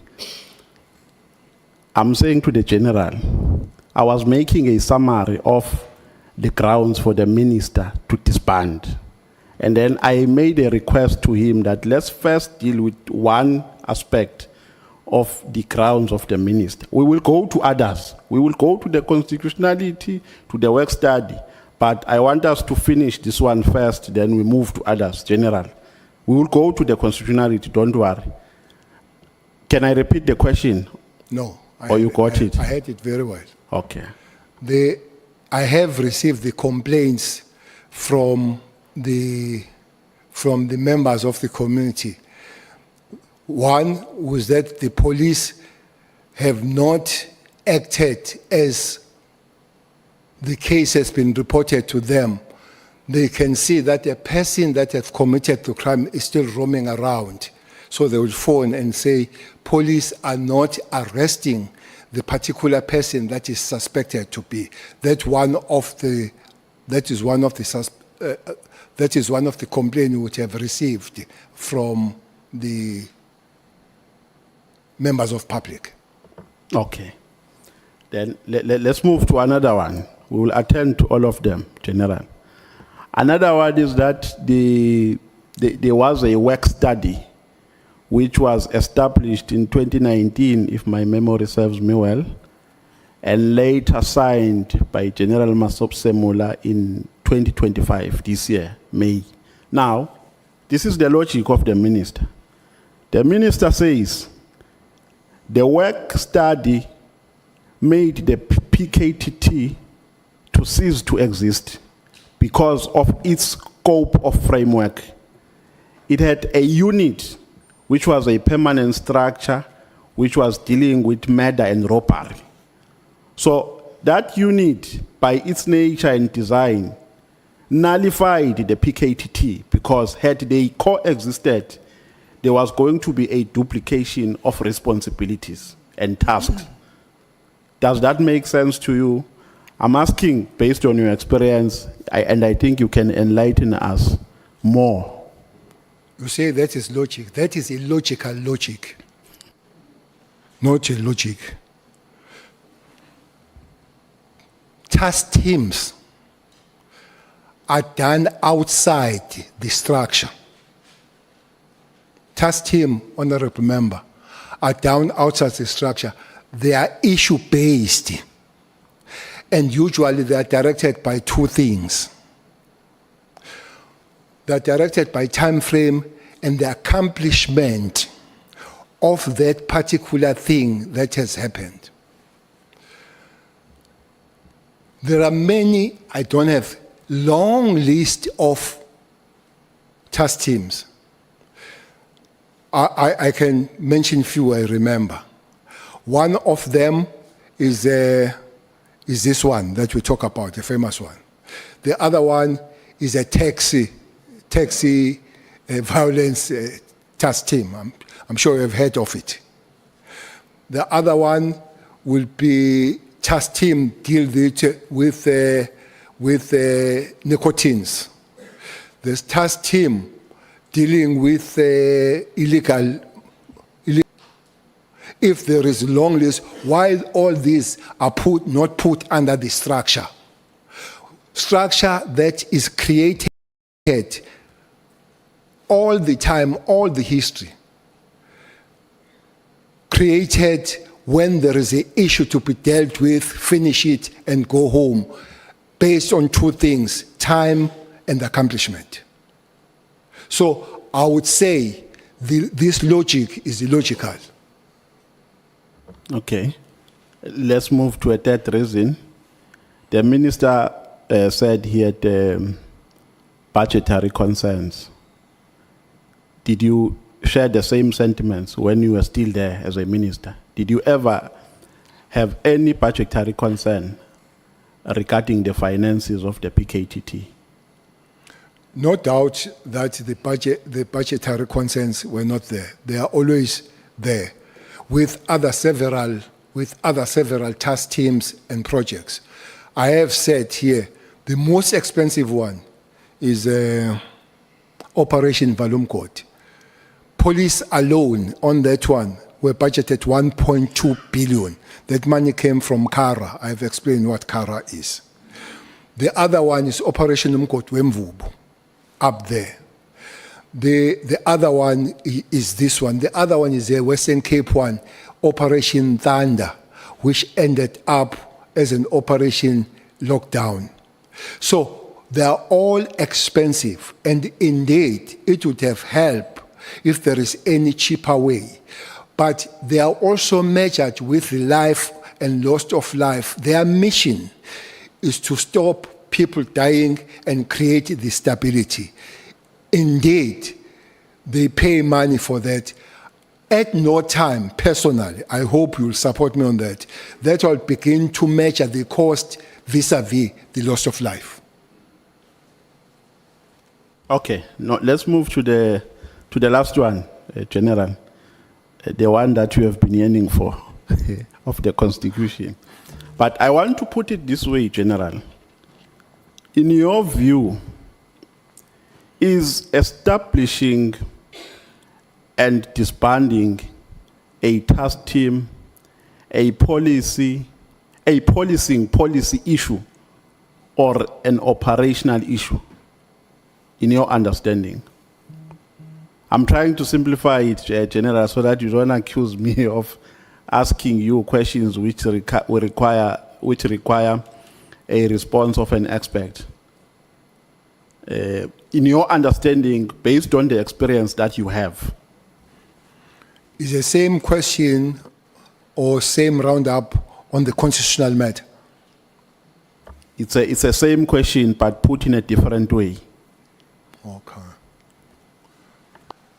Can I ask the portion of constitution? Yes, you can.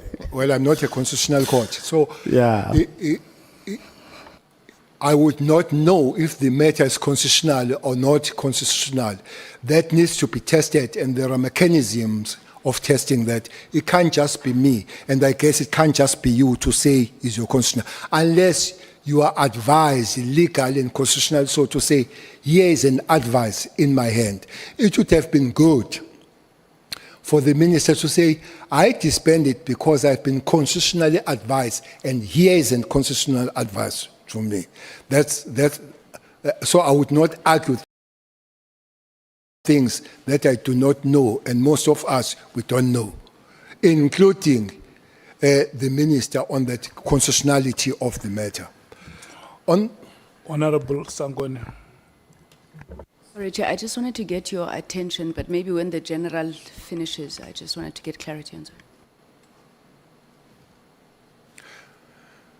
that. The second one, Honourable Member, if this is a policy matter, this is a matter called by the President to the ministers. And the ministers call on their operators, which are DGs and all that.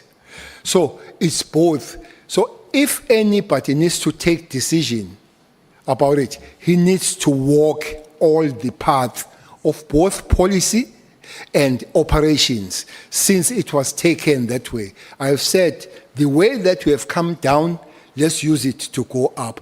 It cannot be that is taken by president to ministers, to DGs, to the team.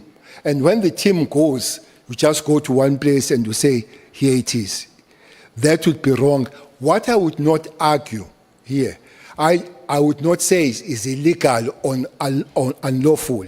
Those that are better placed to say so, they will. But for me, it's unprocedural and wrong. Okay, when the PKTT was established, okay, no, you can come in. Thank you, Chair. Chair, you can rule me out of order because maybe I'm not seeking clarity. I'm saying you rule me out of order if I am, because now that I think about it, maybe I'm not seeking clarity, I'm following up. But I was going to ask on the question that Honourable Nomvalo asked about policy versus operational matters. The General went to a great deal of length to explain why the Minister should have consulted IMC or JCPS cluster.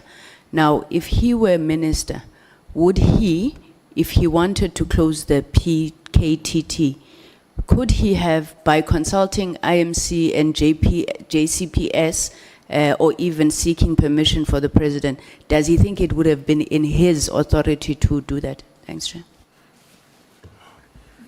General, what steps would you have followed if you wanted to dissolve the PKTT? Let me start with the contradiction. If I'm not mistaken, the statement has been made that since 2022 there was no interministerial. I think I have heard that. If there is no interministerial, then there is no chair. What authority do you have to dismantle things that don't exist as you argue? That's the first one. But on this one, this structure is not done by one department, which you are member of it. Basically, there were 4 core departments. Others would come. I remember that Home Affairs would come, attend, and all that kind of stuff. But there were 4 that were core. That was Justice, which was together with the Correctional Service. I know now they are splitted, which means now we would call both Justice and Correctional Service. Secondly was Defense. Then was the State Security. For me, if it's not clear, unless you say there is a legal advice that has been given to you that there is no interministerial. If it is not, I'm sure it will be a respect to go to the colleagues to say, there is this thing. I'm not sure what next to do. I'm part of you. I'm one of you. I'm not the. I'm one of you. This interministerial, there is the Minister of Justice, there is Minister of Defense, there is Minister of State Security. Invite them. And they say, look, we don't know what to do about this matter. Maybe a person, if you all don't know, some would say we continue as it happened. I did say, Honourable Member, there was precedence that 2018, this thing came 2018. After election 2019, there was continuity after that. Maybe if then you are not sure, you say, somebody here came with idea of the interministerial. Let's ask that person. It happens to be a president. Maybe even you go to the president. Can we put this matter of disbandment to the structure that we know exists with the JCPS cluster, where all these ministers, they sit on it. So some kind of consultation, some kind of walking the path should have happened, Honourable Chair. Should have. Can I proceed, Chair? Okay. Now, there is a task team, General, that was established in terms of the evidence that has been adduced here, which was established before the 2018 task team. Do you have knowledge of that task team? Which Well- was in existence before the one that was produced and that the one that was established by the IMC, Which IMC? the Interministerial Committee. No, there was no task team established before by interministerial. No. It was established by the provincial commissioner. Yes, that's what I'm saying, General. My question is, the 2018 task team was established by the IMC. Before that one, there was a task team that was in existence. I don't know who established it. Now, the evidence that was put before us is that that task team was dismantled because it was not functional. It was not efficient. It was not producing any tangible results. The result of which they established this new task team, which is multidisciplinary in its formation, which consisted of all the stakeholders that we have mentioned. Now, what criteria was used to identify police officers in this new, the 2018 task team? You say this was dismantled. Let me add, after it has been met by the IMC, it was not dismantled telephonically or through the letter. It was met and discussed and assessed, and everybody agreed that it has produced zero work. I think you see that difference, Honourable Member, of meeting by the IMC now. And the IMC, we need to change the lane here. One thing that was identified in the meeting, because we had information out of the meeting, was that there were many members of the task team, which happened to be the police alone. It was not multidisciplinary. There were many members that were consumed on the violence that was going on. Therefore, the problem was not going to be resolved. So those members had to be taken out and bring the members coming from the different provinces that have no roots and understanding of the people that were there. That was criteria, because the major problem was that those members were themselves involved. Hence, at the later stage, quite several of the members there were arrested because they were part of problem. Okay. But that information derived from the meeting rather than writing the letter. IMC could have written the letter to say we're dismantling you, but did not do so. It went there, met those people and discussed. So is there any founding document that was establishing this task team, which was giving guidance on how it must operate, or it was a resolution that was made, followed by a media statement? Is there any founding document? Interministerial called their departments, and then their departments had to send their people. The police have to send their persons. From the side of the police, yes, there is a document establishing that, Honourable Member. Okay. There is a note establishing it. Okay. Now, the NPA was accounting where? Was accounting to the NPA No, for the work of the PKTT. was accounting to interministerial. Okay. They could account separately, but procedurally they had, because their minister was sitting in the interministerial. All those departments, there was this team of DGs, Honourable Member, that were there, who would then come, and then the ministers come and listen to them as they account. I would not deny that maybe the prosecutors might have briefed the head of or DG. I would not. But framework was that they report to the interministerial. Okay, so in the media statement that you made on the, let me see, on the 3rd of August 2018, you made these remarks, open quote, "As a way of progress, we have taken a decision to change the members of the task team that were responsible for the investigations into the killings. The new project team has 118 new members plus 8 members from the previous task team. So you took 8 from the previous one. And why did you take them? They were more efficient than others. Is that a correct assumption? After the discussion, that's what we discovered. After the discussion, I hope the discussion really helped. Yeah. Now, there are cases which were withdrawn, General. There are cases, I remember at some point, the case of Makaka, the arrests which were made in 2017, if my memory serves me well, between 2017 and 2018.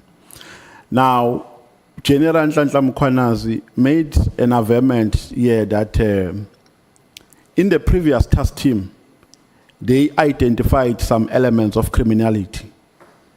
Ipso facto, they decided to establish this new one. Now, was there any collaboration in terms of the assessment that you made between the police officers and the NPA members, the prosecutors, which led to the withdrawal of cases in court? You would remember how the first arrest happened in Cindy Somakaka case. The accused were arrested. I think they spent about a week or 2 weeks in jail in Pietermaritzburg. Later charges were withdrawn. Was that as a consequence of an unethical collaboration between the police and the prosecution? Or it was just a genuine withdrawal, there was no sufficient evidence? I have no authority to say it was so. But they might have suspicions of other things, like the prosecutors and magistrates. Remember, this team was given 4 months, and it would be extended maybe another 3 months. What was key and happening is that the case will be open, Honourable Member, and postponed and adjourned to the immediate after the expiry of the term of the team, which means if it expires, would have gone to ordinary kind of investigation that was there. So that kind of thing, it did tell us that there's some collaboration here. There are some methodologies, some methods that are used to tire this team, because we know that after 3 months is going. So it will be 2 days after the team is expected to go, that then you can come to court. On that score then, that's, by the way, another thing that informed the decision of the DGs to say we are not going to give the timeline now of when it ends, so that they deal with the matters that are there. But also it was raised with the leadership of the NPA that we suspect that there is a problem in terms of prosecutors and the magistrate. Evidence on that, I don't. But evidence, the thing that I can put on the table is that there is that timing of this team postponement and coming to it. So what happened to those suspects you talk about? One of them, I think, is dead. May his soul rest in peace too. Was withdrawn, but most of us were very much happy. We're very much unhappy about that withdrawal. So when then you are briefed is that there is insufficient information. When the information is sufficient, it will be reinstated. So you can't do anything about that. Okay. So my assumption is that you decided to establish a new modus operandi, this multidisciplinary approach, because you wanted all the components of the value chain of the justice cluster to be involved, so that there will be no complaint. There's a general complaint by the police that we arrest people and they get bail on the following day. You have also made a mention of that. So you brought all these role players together so that there can be a link and a proper handover to say police who are here, prosecution who are here, the prosecutor will account for progress, judges are here, and so on and so forth. So did that kind of arrangement make any significant impact or any significant progress as compared to the previous one, the previous arrangement? Huge impact, huge, very big. Maybe when you see the statistics and what happened, it was not just big, it was huge. Okay. Now, General, do you have a friend in a taxi industry? A friend or friends? In the taxi industry, Yes. a friend. Yeah. I don't have friends. So you don't have a friend who is a taxi boss? No. Do you have people that you speak with at a personal level in a taxi industry? What do you mean personal level? Hey, how are you? I mean people that you don't speak about business or work. No, in the taxi industry, most people that I speak, it comes from their business, especially on violence. And there are quite several people that I would speak to them in terms of trying to resolve problems. One of them would be Mandla Kaba, one of them would be Mswazi, one of them would be Ujo. I've recently spoken to Ujo, and there will be others. And by the way, it's not new. The many of them that I've spoken to them, but it will be more on relation to the work they do. Okay, so was this PKTT, because I'm trying to establish here whether a narrative that was put out there that the PKTT was no longer effective was correct or not. Was this PKTT able to go to the root cause of political killings in KZN? And can I share you a perspective? I had also put the same perspective to General Masemola. That my observation, General, is that because of a decline of a profit margin in a taxi industry, the former taxi bosses have crossed the floor. They have crossed from taxi businesses to tenders. And their anchors in a tendering system are councillors or are politicians. Now, to safeguard their interests, they make sure that their people are always in power, because it's their people who give jobs to them. And they do anything in their power, including using the same modus operandi that they used while they were at the helm of a taxi industry. They use the same modus operandi of eliminating people who appear to be a stumbling block to their business interests. So I think largely that is what contributes to a scourge of political killings. Do you agree with that? Do you agree with my perspective? No, I don't. Are you willing to go further, General, or I must go to another? Well, the question is, do I agree? I say I don't. Okay. Do you have any perspective which opposes mine? Chairperson, the taxi industry problem is old. It's very old. I would suspect that it might be older than you, Honourable Member. I don't know how old, but to me, we don't look that old. Especially under the special dispensation. I think there was much. This perspective, if you come, does not come from now, if it is there. There was an industry that was not regulated from the very word go. I don't know where were you when taxis were valiants. Do you know the car called a Valiant? Yeah, okay. Honourable Skosana would know that one. So there where they started with I'm a Valiant, I'm a four-seater and all that kind of thing. So unregulated. So it was an easy kind of business where mostly black people could come because others, there were no opportunities.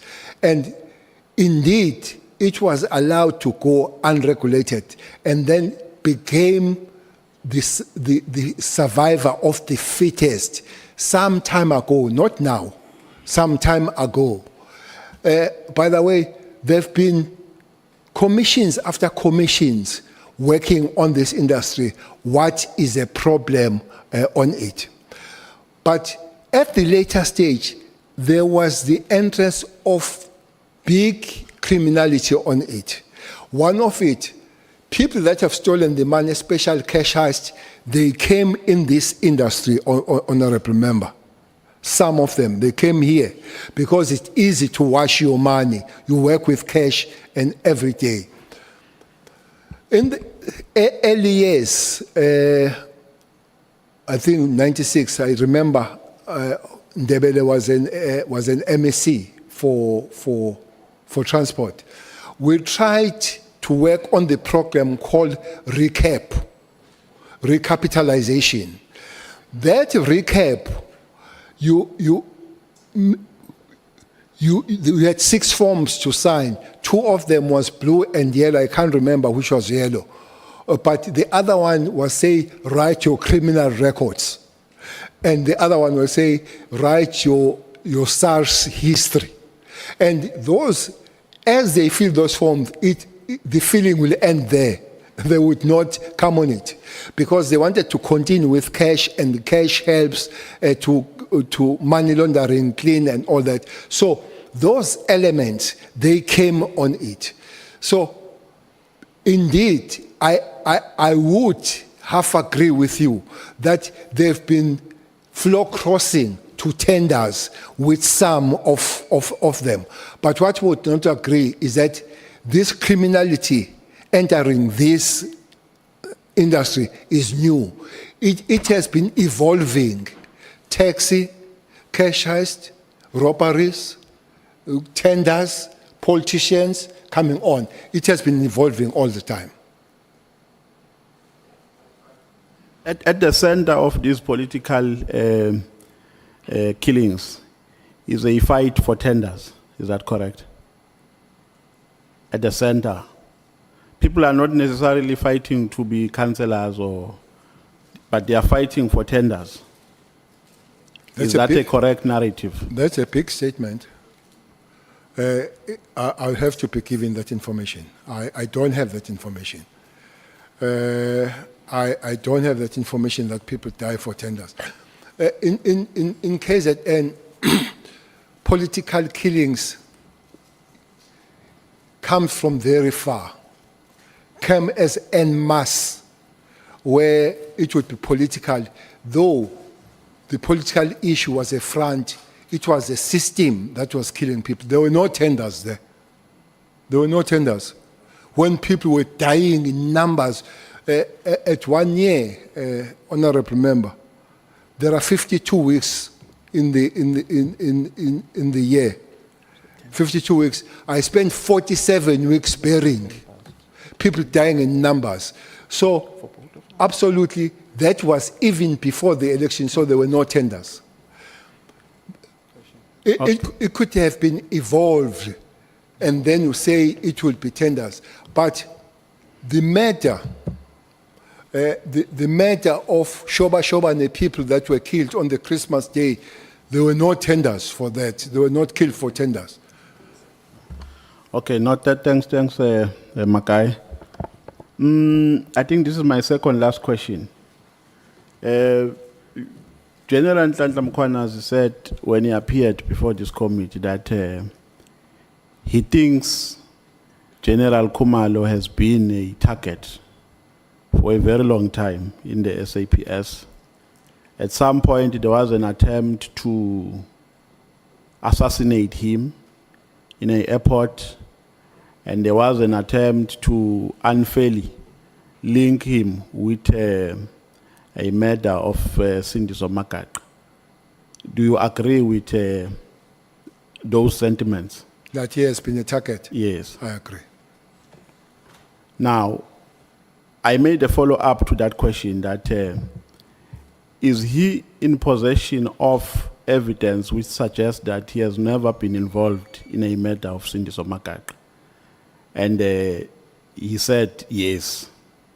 And I know that during your time as a minister, they were also accounting to you for progress that they've made in some cases. And the case of Sindiso Makaka was one of the most popular cases. I don't have that information. You don't have that information. Thank you very much. The chair has indicated that I'm running out of time. Thank you, Chair.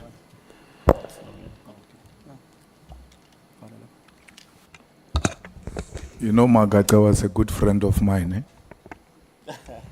And they refused you going to the funeral. They refused me to bury him, but I pay for school fees of his children now. That's good of you. I was at the funeral, though I was not in government then. It is his time. Thank you, Chair. Baba Ndosi. Niyaphila Nkosi yami. Siyaphila lo ngenhloniphekile lo. Siyaphila. Leshamthetho sikazwelonke. Asithembe baba, asithembe. Nkosi yami, ngicela ukubuza la. Ekuqaleni kwethemu yakho obuminister suke until ekugcineni. Did you know of any of the allegations lezi ezikhulunywayo ngoGeneral uSibiya zokuthi eGauteng wayethenge equipment engekho emthethweni to nanokuthi uMr Herman Mashaba we-Action SA bafihla information from ulokhunja from former public protector mayelana necompetence yakhe ukuthi akayiphasile base bemcasha? I knew a problem about the equipment, the gadget. The competence and all that I had from you for the very first time. And I was surprised. I didn't know about that. But I did know that there were problems about the question of gadget. Okay, kukhona wakwenza mhlambe kulelo banga lelo mphathi. Khona ngakwenza? Yeah, kulento ema gadget. Mhlambe wakhuza wathetha wenza. Ngingenaphi lapha? This is municipality. I'm a Minister of Police. Wambuza kodwa. Uba. Yena mhlambe uSibiya mhlambe kwalithola ithuba lokuthi umbize. Was not a police. Usibiya was not a police. Angithi ngibuza ngoba mhlambe masesebenza endaweni ephethwe wena mhlambe kumbuza indoda nje bososebenza la kumina kunecala elithi ngapha kwenzakalana. I could not have asked him because 3 institutions had already declared him, and I've mentioned those institutions. But when this was raised there, I was a Minister of Police, not a mayor. I'm sure the mayor could have done better to ask him. Okay, no ngiyabonga kakhulu baba. Kule ndaba le 360 million tender yakaKhet. Ngiyazi ukuthi awungeni mhlawumbe endabeni yokuthi alithole itender. And ngiyayazi procedure yokuthi tender lihamba kanjani ukuze litholwe. But I just want to know ukuthi wena as a minister, because it's alleged ukuthi politicians, specifically ministers, have influence. Did you have any influence ukuthi alithole leli tender mhlawumbe uKhet Matlala? I didn't know anything about the tender. let alone influence. I could not have influenced the tender that I didn't know about. Ubudlelwano bakho no General Khumalo bunjani boma babunjani? Muphi uKhumalo? Khumalo lo boshwe. Uno General Jabulani, uno Tumsani. Muphi. Utumsani. No. Head of Intelligence. Ubudlelwano bami is good. Okay, good. Buke balimala phambilini? Lutho. Kaze. Lutho. Nalo omunye uJabulani? Jabulani Khumalo ngoba usomfakile ngisale ngikubuza. Okay. I'm not very close to Jabulani like Khumalo. Khumalo work quite closely. Jabulani has been Utumsan, we have worked very close, especially what put us together are these things of political killings. He has been a special task force, Jabulani, so he's more on the operation out there. But that we are enemies or I hate him, it would be a ridiculous statement to say. No. Ngikubuza ngoba ngifuna ukunderstanda la mphathi ukuthi lokukhubhana kwalabo general lephezulu ngokwakho ucabanga kubangelwa yini kwasuswa yini futhi makuthi khona ozophumelela between these two parties uyowina yini lelwelwayo lapho ngokubuka kwakho usewumphathi as a minister? Babengahubhani ngisekhona. Bahubhane manje sengihambile. Manje sohambile. Baze bahubhane ngkhona nawe kwazuzwa. Ngokwakho ukwazi yini inkinga mphathi? Ngeke ngazi ngoba ngikho. Lutho. Asibeke phansi kahle kodwa ngijabule kahle. Ngiyabonga. No, Minister, but kunjalo angikho so ngizokwazi kanjani. Angifuni ukuxabanisa nawe ngombiza nginono manje ngithi angibaleke lapho. Minister, uformer Minister Mchunu ukhulume ngendaba yokuthi ungihlolile kahle kahle enkulumeni ye recording, ye voice recording. I just want to know from you as a minister because ngibonile mawucala ukukhuluma ukuthi cha indoda eqotho uyibeka nje into enjalo. Pertaining ukurecordwa komuntu efonini ungamtshelanga noma ungayitholanga permission. What's your take on that? Is it correct makathi kumele ube khona kwesithathu? That is illegal. As a minister, is it a criminal offense to do that? If we are minister, the question is that. You see, you phone the bank or they phone you, they say, we must warn you. You could simply say, I'm dropping it now. Or any other people, they would say, I would warn you. This one, I thought, it's illegal that I speak to you and you are taping me. Whether it's a criminal offense or whatever kind of it, I can't tell. The learned friends can tell on that one. But I would suspect that is, maybe saying it's illegal is a strong term, but I don't think it's permitted that you can tape me without my consent.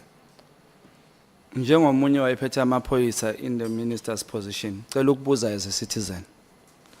Ubaba uMchunu ufike la wathi ke yena uyena onikeze according to me uthe instruction yokuthi abomrecorder umkhwanazi uMr Mchunu uMr Nkabinde but ugcine sethi ke kube umbono wakhe. Do you think as a minister unikeze umbono o illegal noma u exempted from ukuthi wenze iphutha? So I don't think it's a correct thing to tape somebody that is not.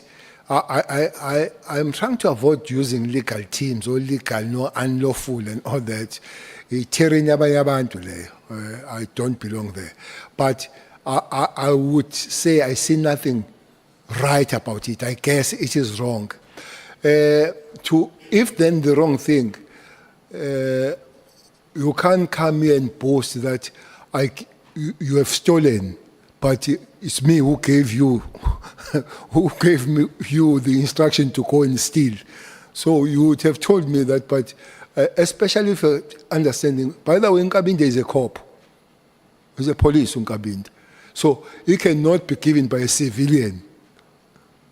an instruction when he's a police himself and has worked as a police and worked in the IPIT and all that kind of stuff. You cannot. The Constitution and legislative is very clear that you can't take the wrong instruction. Even the Constitution says so. Ngiyabonga baba. Were you aware of the alleged unethical relationship between the former IPID head, Robert McBride, and Paul O'Sullivan? Well, yes, I have heard Uti, they are quite close by Zwana, but I don't have the evidence. How far does it take and all? But I've heard so that by Zwana, even M17, I was told what by Sizan. Njoba usuthi ke uNkabindo beyiphoyisa kuchaza ukuthi uyamazi umbuzo wami bozoba ukuthi did you know uNkabinde law server as the chief of staff manje, but on record do you know him? Just for the record. Yes, I do. You do. Do you know why yekela kwa IPID?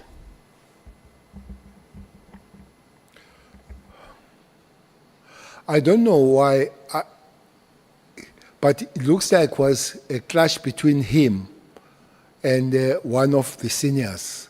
I can't remember who that senior was, but looks like there was a clash. I don't think it was a voluntary kind of resignation, but it looks like there was some clash with the senior people, which I really can't remember very, very well.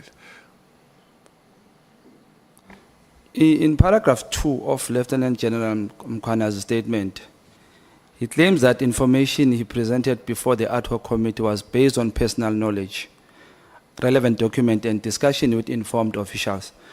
But we've been informed that the error occurred and he'll be writing a senior statement on that matter.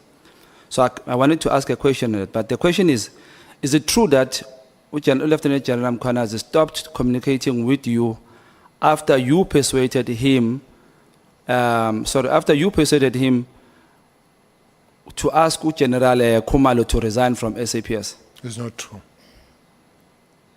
It's not true. What can I do?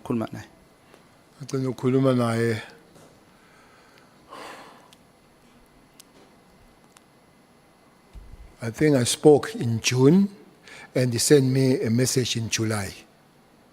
So sending a message out, guess, is a communication. So awukaze umcela ukuthi aphushele uKhumalo ukuthi mhlamba resign SAPS. No, I did speak to him about Khumalo coming to work in Gauteng. We did speak about that. Okay, ngiyabonga. Bengifuna nje ukudlulisa lapho. Ngithathe enkulumeni yakho ukuthi lento yamahiyese yawo uyithandi. So ngifuna siyibuke la. Do you know ukuthi who funded the ANC with CR17 campaign? No, I don't know. You don't know. You said MK ufandwe uLiebenberg or ufande uBab Zuma. And I think the MK party would maybe write and talk to that matter if they wish to do so, or even uBab Zuma. So if you don't know ama funders were CR17 documents that were sealed, what intelligence did you use to get the information MK found uLiebenberg? It was a public information. Ibingasilwanga. No, it was a public information that Liebenberg himself did say he has helped Umsholos to pay 500,000 for him, for his case to be enrolled. Confirm mhlambe? Yes, I have confirmed it. How did you confirm Leo Malile? Because it was in the court papers, and then the matter was then enrolled. When as ubabcele uyayiconfirma leyo mali unabo ubufakazi bokuthi hayi wayithola ngempela le mali? Ayike uLiebenberg, having said that publicly, that is information. I might be lying if he lies, but if he speaks the truth, I'm speaking the truth. Okay, uthathi here and say wayichupha. No, I go on hearsay. Uyizwe ngayo It's le. it's from the horse's mouth. Thank you, babcela. uLiebenberg lo khuluma ngaye uyena lo wanikeza unkosikazi kaBaba uPaul Mashatile iring ye-diamond. Yes. Uyena loyo. Not a ring, I-diamond. a piece of Piece diamond. of diamond. Uyena yena loyo. Yes. Okay. It's very So, clear. impela uyena. Ngiyabonga kakhulu bengifuna nje sidlule lapho. uMatlala ukhethe njengoba usuvumile ukuthi uyamazi. Angaze ngiphike futhi. Ngiyabongisa baba. Wazi amadoda amakhulu. You said uMatlala wanted to fund the president yakababa uMchunu. Siyavumelana. What did I say? You said uMatlala wanted to fund the presidency yakababa uMchunu. Matlala told me that he wanted, I'm not sure, but that he was told, I'm told. You are told. Ngizahamba kule ama here and say ne. Lama here say ongawathandi. No, Seselapho. it's not a hearsay. It's a horse's mouth. Sho njalo. Yeah. Okay. So do you think kunawo umthelela lokuthi ithenda kaMatlala icisho ize ivalwe lokuthi mhlawumbe akafunanga ukufanda ubaba uMchunu? That will be hearsay. And I don't want to get in the hearsay. I've never heard it. It will be said by me, and when I will be hearing a hearsay from me. I have no information either told or read anywhere that is the case. So I really don't know about that. Kule horse's mouth yaka Liebenberg. Yemali ekhokhiwe ku-MK. Yayisikhona yini MK makungena le mali okhuluma ngayo? That's why my statement is stroke, either Msholozi or MK. So if it is not MK, Msholozi. Oh. Sengiphelele isikhathi kanjalo. So lento ekhulumayo. But can I add on that? Please ba. Mhlambe usa-add ungichazisela ukuthi ushongo ukuthi mhlambe yangena nini or uyayicabangela nje uyifaka nje ngoba mele ingenile. Ayangena. Yangena. Sungacheka wena ukuthi Sengisho le nkulumo yangena nini? ini manje Imali baba. Before iMK iba khona or after iMK ibe khona angibuzeli ukuthi ingene kuZuma or MK sengibuza ukuthi isiphi isikhathi salento oyikhulumayo othi awuyizwanga endleleni awuyidobhanga ndawo uyizwe kuye ngithi usasikhumbula mhlambe isikhathi oyizwe kuye lo muntu eyikhuluma ukuthi kunini ngisikhumbula kahle isikhathi but I would not remember whether it was before or after MK but I could say that there would be really clips and videos where MK is on the platform supporting in court supporting ukuthi siyeke mphathi ngoba sikhuluma into siyekela nje ayikho awunasho no that one is sure ngani baba ngesikhathi ukuthi when your time has unfortunately come to an end. How much time did I have, Chair? But no 20 minutes, right? Usho wena, Chair. So that means our 20 minutes, Changit. So our 20 minutes I pay manje.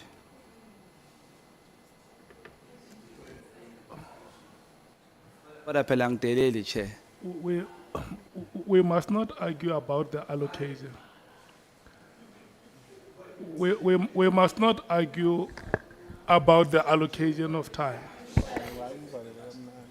No, Chair. Athi mhlambe nguhloniphe ngivale, Chair. We allocate 1 hour 20 minutes for a full member and an alternate. 1 hour for the member, 20 minutes for the alternate.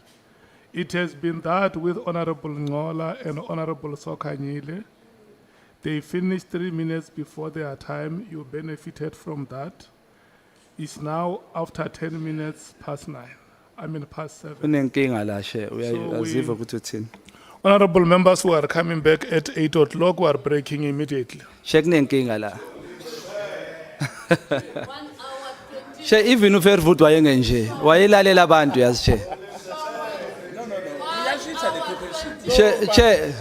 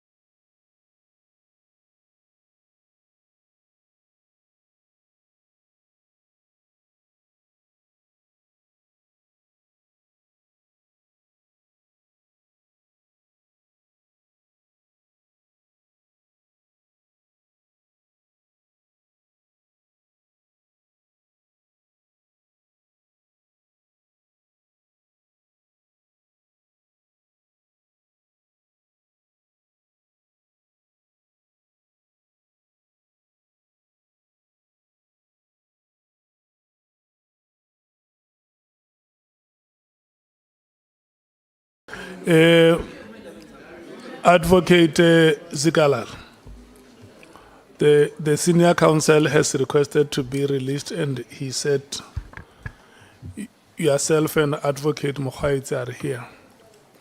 I have given him that permission to leave due to pressing commitments that he must attend to.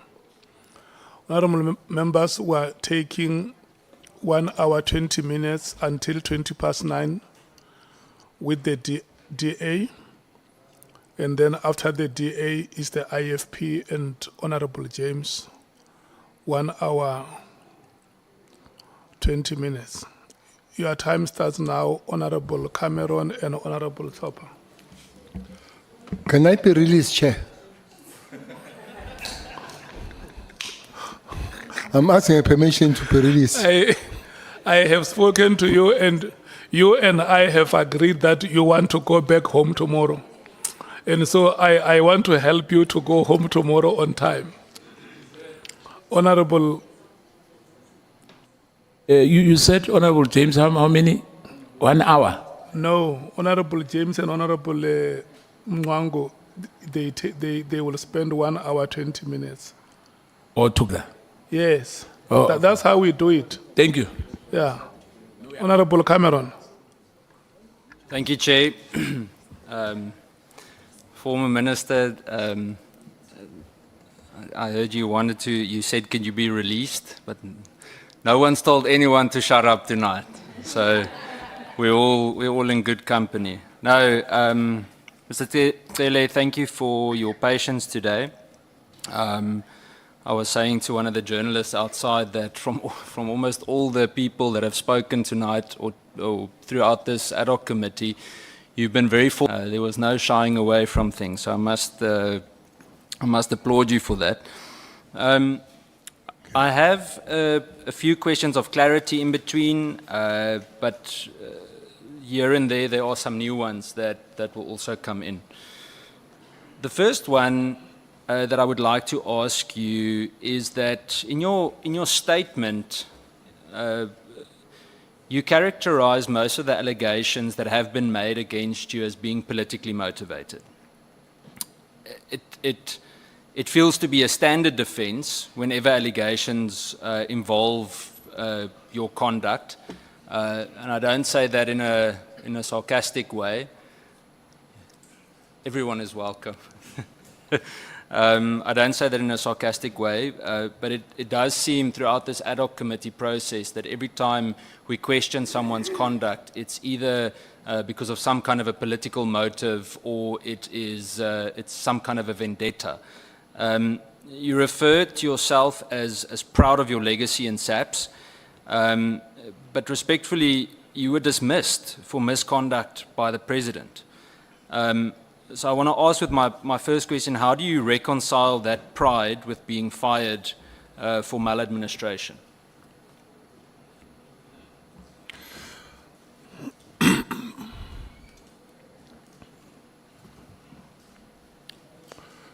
So can I answer now, Chair? But Honourable Cameron, we are not finishing the story. That I was fired by the President and reinstated by the Court of Law. I was brought back by the Court of Law, not by the Commission. But that's not true. You weren't brought back by SAPS. You never entered again as the Commissioner. Come again? You didn't continue to be the National Commissioner, did you? No.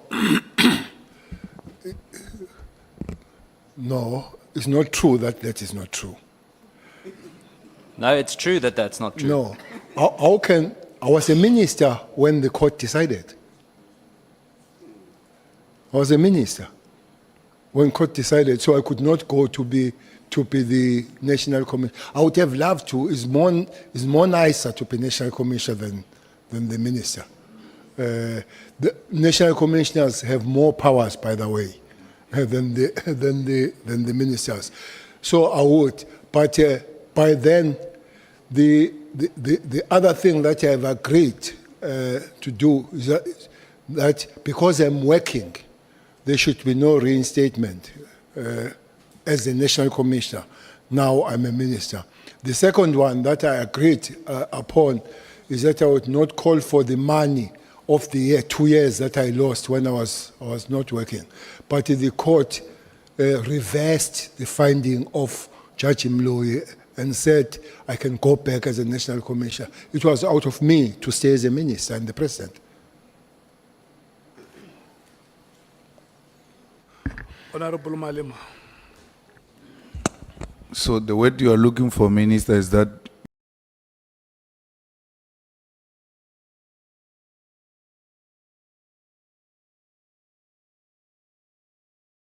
you were cleared by the court, not reinstated by the court. Then move to the relationship with Mr. Kat Matlala. I know we've touched on it a lot today. You described him as an acquaintance, yet you accepted the use of his penthouse, and you called him over 10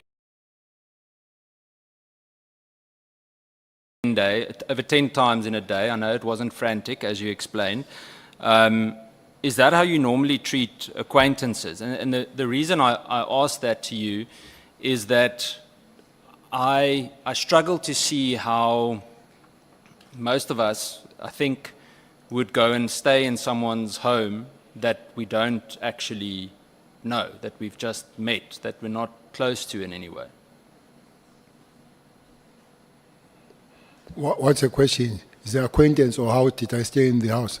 I said, is that how you normally treat acquaintances? Do you stay in random people's houses? No. Well, you also add the 10 times. I did say I phoned the journalist about the story 10 times. So it's not... No, but I'm asking you a question about acquaintances. No, I'm coming on Minister. that. Yeah, but you don't have to question me. No, I'm not. I'm answering to say Okay. it's not something abnormal to phone somebody 10 times, including the journalist that you are not an acquaintance with. The difference is that the journalist does not write about himself that he has been phoned 10 times. That's that. It's not because the acquaintance that I slept in the house. It's because it was a free piece. And I'm not working, I'm a pensioner. So here is it's a nice place, by the way. It's a free piece, so I sleep. I'm not in government. I'm not going to declare. I guess if I were in government, I would have gone and declared, but now I sleep, I wake up, I go home. So if, let's call someone like Ralph Stanfield said to you, go and stay in my house in Constantia for free. Who is that? You know exactly who it is. Stanfield? Yeah. I don't know him. You know him. You spoke about him in the media several times. I've heard of him, I don't know him. I've seen Matlala, I didn't hear about him only. No, but you're playing with words now. The point is, if he comes to you, you're an acquaintance, and he says to you, you can stay in my house, would you do it? Chairperson, I'm sorry. It's his time to tell me to shut up this time. So I'm not playing with words. I'm giving an answer. I'm giving an answer. I'm not playing with words. So maybe playing with words, I'm talking the wrong English, and I don't hope to move to Zulu so that I speak straight. But I'm explaining to say, having met you and having read about you are two different things. I've met Matala. I've read about this guy Stein and all that. So I don't know him as I would know a person. Even once, it does make a difference. That's why I know you even then and also. I'm not playing with the words. I'm really trying to explain. If you feel I'm playing with the word, with words, I hope I'll speak better so that what I'm saying is clear, Honourable Member. Me too. I don't mean disrespect with the playing of words. You must understand it's Thursday, so my English is finished by now. By tomorrow, I'll be almost 100% Afrikaans. So I think both of us will need to hang in there. Let me make it clearer. If you knew Ralph Stanfield, so if you knew him on the same basis that you knew Kat Matlala, would you go and stay in his house if he said you can live in my house or stay in my house for free when you come to Cape Town? It will depend on circumstances, how I know him, and where and what I'm doing at the time. For instance, if I was a minister with Matlala, I would not have stayed in his house. If I did, I would have declared. So it's circumstances and conditions that informs the decision that you take in that particular time. Thank you. My next question, I guess, is the reverse, and that is, would you allow someone that you met once or twice to stay in your house when you're not there? In my house, if I'm not there, and there is nobody else in that house. Oh, you could be there as well. It depends, I guess, how much you like them when you met them once or twice. I would. You would. Okay. You say he's not a business partner. So I want to understand, and I know it was said earlier, but that's where the language barrier came in. I didn't understand everything that Honourable Shongwe asked, so I might be repeating something. You specifically said earlier that you didn't pay for any of these. It was free accommodation, correct? Have you ever had any other business dealings or any kind of financial interest with Mr. Matlala? Zero, nothing. Zero, okay. You claim that you didn't know about the criminal allegations or any of the tender controversies regarding Mr. Matlala. But I want to ask you, as being the former police minister, is there no kind of due diligence? The reason I ask this as well, it links to what I asked General Sabia last week, is that surely before you meet with someone, whether you're in office or not, that experience that you built up over the years with contact in the criminal justice system, surely you do some kind of due diligence. That is what you call political interference. If, as a minister, you want to know intelligence matters are not for ministers, are for operatives. Because intelligence run programs. They might be running a program about you as a minister. So we have no business. It's a clear operational matter. Unless they come to you and it's got some political issues that you need to communicate as a minister. But that's why they don't need, intelligence people, they don't report mostly to ministers. They report it to National Commissioner. One other person that they can report to is a president than the minister. So I want to understand this because from my point of view, by that time, if we look at, specifically at Kat Matlala, I mean, it's not political interference to use Google. He was all over there. If you look at, for example, maybe I shouldn't use News 24 as an example because it was clear to me earlier that there was discomfort with some of the things that they wrote. But just on that platform, Mr. Matlala had been there a lot. Do you not check who you meet with? Is there, and there are many ways of doing that without interfering in any form of legislative interference. I mean, let's use Facebook as a silly example. When I was a minister, my support staff, sometimes they would meet. I mean, they would check for me before I meet for the personal safety and other things. But for now, I check nobody. I meet whoever wants to meet me. I'm a free agent. I'm a free South African.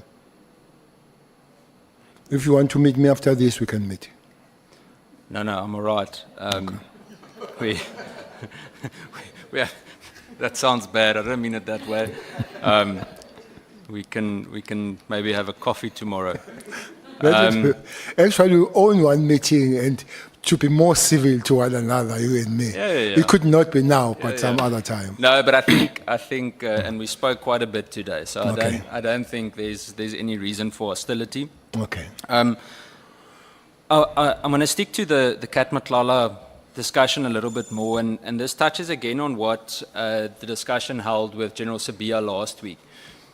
The reason why I keep on asking the questions regarding association is that here we have someone who's the former Minister of Police, or I'm not comparing you directly to General Sabia, I'm just showing how the questions are similar.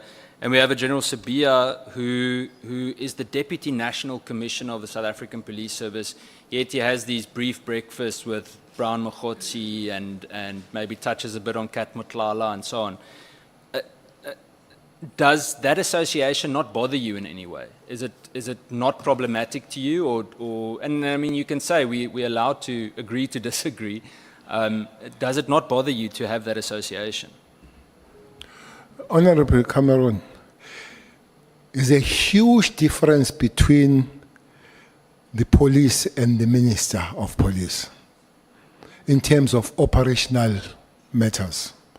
Worse for a person who's responsible for detectives and intelligence. The question, I was taken aback, and I must say here, I do not believe that he did not know things about Kat at that level and that position. If it's true that he didn't know anything, it does not deserve to bear the job. It does not. Because he's the last line of defense, really. From him and his information, that information must be operationalized. If it is not known there, nothing right will be done by the people that are on operations. For him to say so, I was taken aback, and I said, that can't be.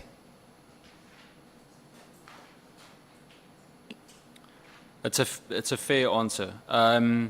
Your personal relationship with Mr. Matlala, or your relationship with Mr. Matlala, did you, and this is just for the record, did you in any way ever participate or influence or advise on any of the decisions or the processes relating to the 360 million rand Medicare 24 contract or any other related procurement in SAPS? I did not even know about this 360 until I read about it, as it was compared and exposed that is the same person of Tembisa. So I didn't even know. So I had no access to it, so I could not have influenced him when I did not even know about the processes. By the way, it's generic, Honourable Member, that ministers don't know. Officially should be so. I would not but stand here and say all of us we don't know. But the generic ministers should not know about supply chain management issues. Then I want to move to a just something that I want clarity on regarding your communication with General Nkonazi. Is it true that General Nkonazi didn't take any calls from you since the Major General Khumalo matter, and that PSS Brigadier Shabalala, you know Brigadier Shabalala knows this, and that you started talking again after you approached General Nkonazi at a car wash in Durban later on in the year? It's true. It's true that for some time we did not talk, but I did not know that it was because of General Khumalo. And unfortunately, I did not either take it as malicious that we are not talking as issue. Okay. Until, by the way, it's him who sent Shabalala, Brigadier Shabalala, to find out and erase the issues that there were problem. So in the car wash, we spoke, but it would be rich to say I approached him. We're both in the car wash. So we approached the car wash, and then we spoke at the car wash. Maybe that's where we should have our cordial discussion next time, is at the car wash.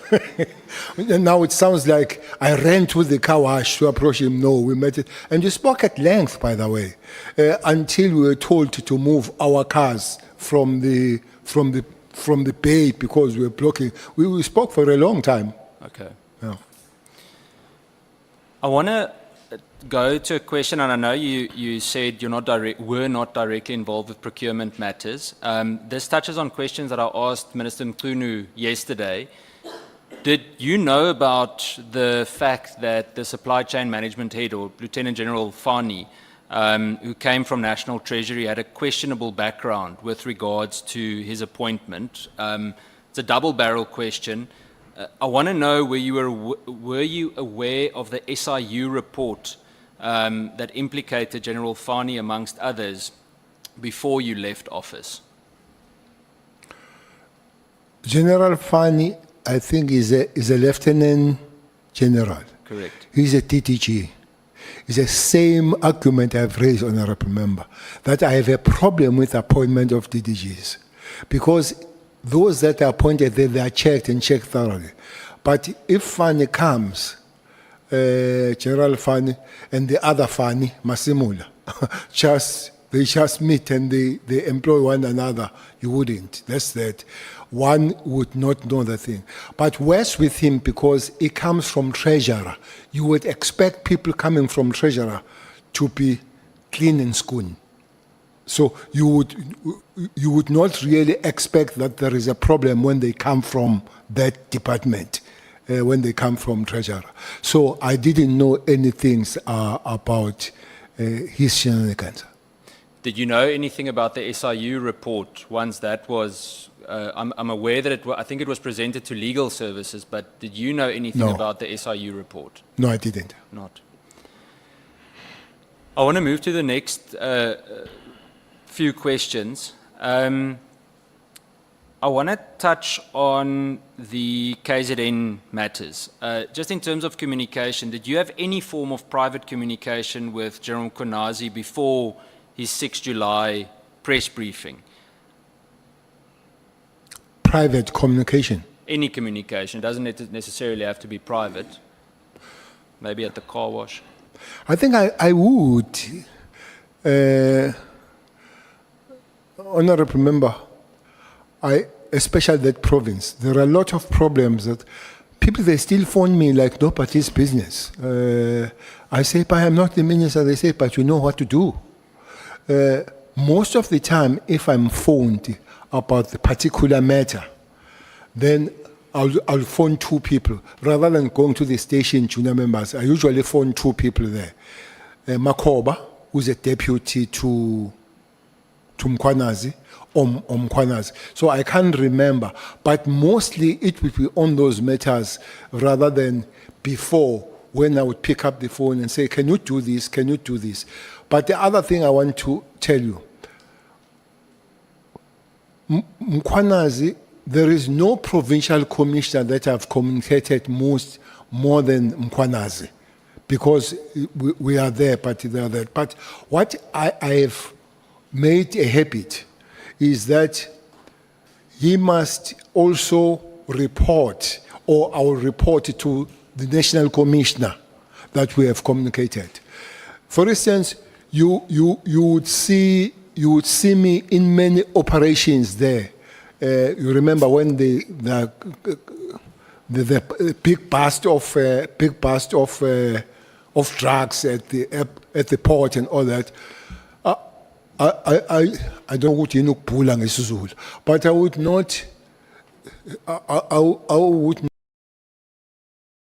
not hear from somewhere else that there's that bust.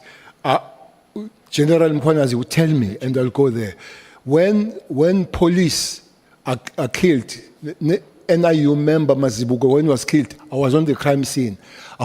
Fortunately, I was just landing in Durban when he phoned me. I said, I'm in Durban. He said, to come and all that. So, but most of the time, if not all the time, we would manage to say to the national commissioner, we are communicating, because I did not encourage this thing of people bypassing the National Commission coming to the minister. Just a question of clarity regarding Mr. Maumela. You mentioned that you met Mr. Matlala, the property that you later found out belonged to Mr. Maumela. We know that he's linked to the whole Tembisa hospital fraud scandal. And I want to ask you, and I think I know what you're going to answer, but as someone who's experienced or trained to a certain extent. You've had years of experience in contact with the criminal justice system.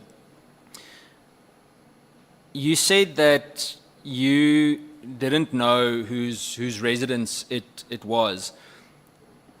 How is it normal for you to visit houses of people that you don't know who it belongs to? I'm trying to put this in layman terms where I don't imagine just going to someone's house whom I don't know who it is. I'm struggling with this association with certain controversial figures. Well, you argue that I'm trained. I'm not just having the experience. I'm trained on the military combat work. And that is intelligence on the work that I used to do. But if somebody says to me, meet to Hamilton Road, number 212, I'm not going to ask whose house is that. But that one's named after you. No, I'm making an example. So I'm not going to ask why do we meet in that particular house. I'll just go to that house and I appreciate that this is a good house. And as I said, I thought I didn't even think that was somebody else. I thought it was his house, of which he confirmed that he had 2 houses at Zimbabwe. That was one of them. But I have met people in many ways, maybe coming from my days of underground, Honourable Member. So you'll be given an address that meets somewhere there, and you go and meet there. Sometimes you realize that it's a dangerous place and all that kind of stuff. So I really don't take it as essential if Honourable in Cameron phones to say we meet at Cameron Street, number 222. I will ask him, whose house is that you are meeting? And you tell me, and then I will come. No, we just go and I have met people there, including the king, by the way. I have met the king there. I was given the address at Zimbabwe, given the code, open and go there. I did not even ask. I know that the king doesn't have the house at Zimbabwe, but I was not going to ask the king, Igwabanda. So whose house is this? But these things happen. I want to move to your relationship with Mr. Timmy Marimutu. Do you know Mr. Marimutu? Very well. So you've obviously met with him, spoken with him, communicated with him. What's the nature of your relationship with Mr. Marimutu? Mr. Marimutu used to be a police officer, I'm told, arrested for drug issues, I'm told. But when I went for transport, I found him at the transport department doing some work. He was specializing on the rural access roads with his contract. That's how I began to know him, that we're working on transport matters. So the talk will be around that. But at the later stage, I did realize that he was quite close with intelligence people. How I did know that, my relationship was really on a hard rock with Mdluli. And he spoke to me and organized the meeting between me and Mdluli. So I realized that this guy is not an ordinary contract guy. He must be having some. But at the later stage, there was that accusation, which they put me on, of which I did not know, that he has put his relatives, most of them, in the crime in intelligence, of which Mdluli signed. So that's a kind of talking, and that's a kind of relationship that I would have with him. And do you still speak frequently, or is that in the past? I think it would be more than 2 years that we haven't spoken. Okay. I wanted to ask you, you touched on the appointments in crime intelligence, but were you also aware of the Hawks investigation regarding allegations of human trafficking and or trafficking specifically for sex allegations linked to Mr. Marimutu's family? and you've already said that you knew about his connection with crime intelligence. That information I've only got it from the papers, from the newspapers, but I'm aware through reading it. I want to then understand, and we did touch on the taxi industry, so I'm not going to go into the taxi industry now. I think we've covered a lot of that. I want to understand, during your time as police minister, what safeguards did you implement to ensure that you were not exposed to proximity risks or conflicts when interacting with figures from the taxi industry, dangerous figures? Did you put certain mechanisms in place? Well, besides having protectors, there is no special mechanism that I'll put. Mr. Honourable Member Cameron, that's a dangerous world. A dangerous world. Which one? The taxi industry. It's a dangerous world. Too many people we have lost there. People die there. As I was saying, you sit here, I talk with you like this, and the next day you are gone. Whenever you get involved on it, you must have a little bit of a prayer, because yourself, you don't know what next will happen.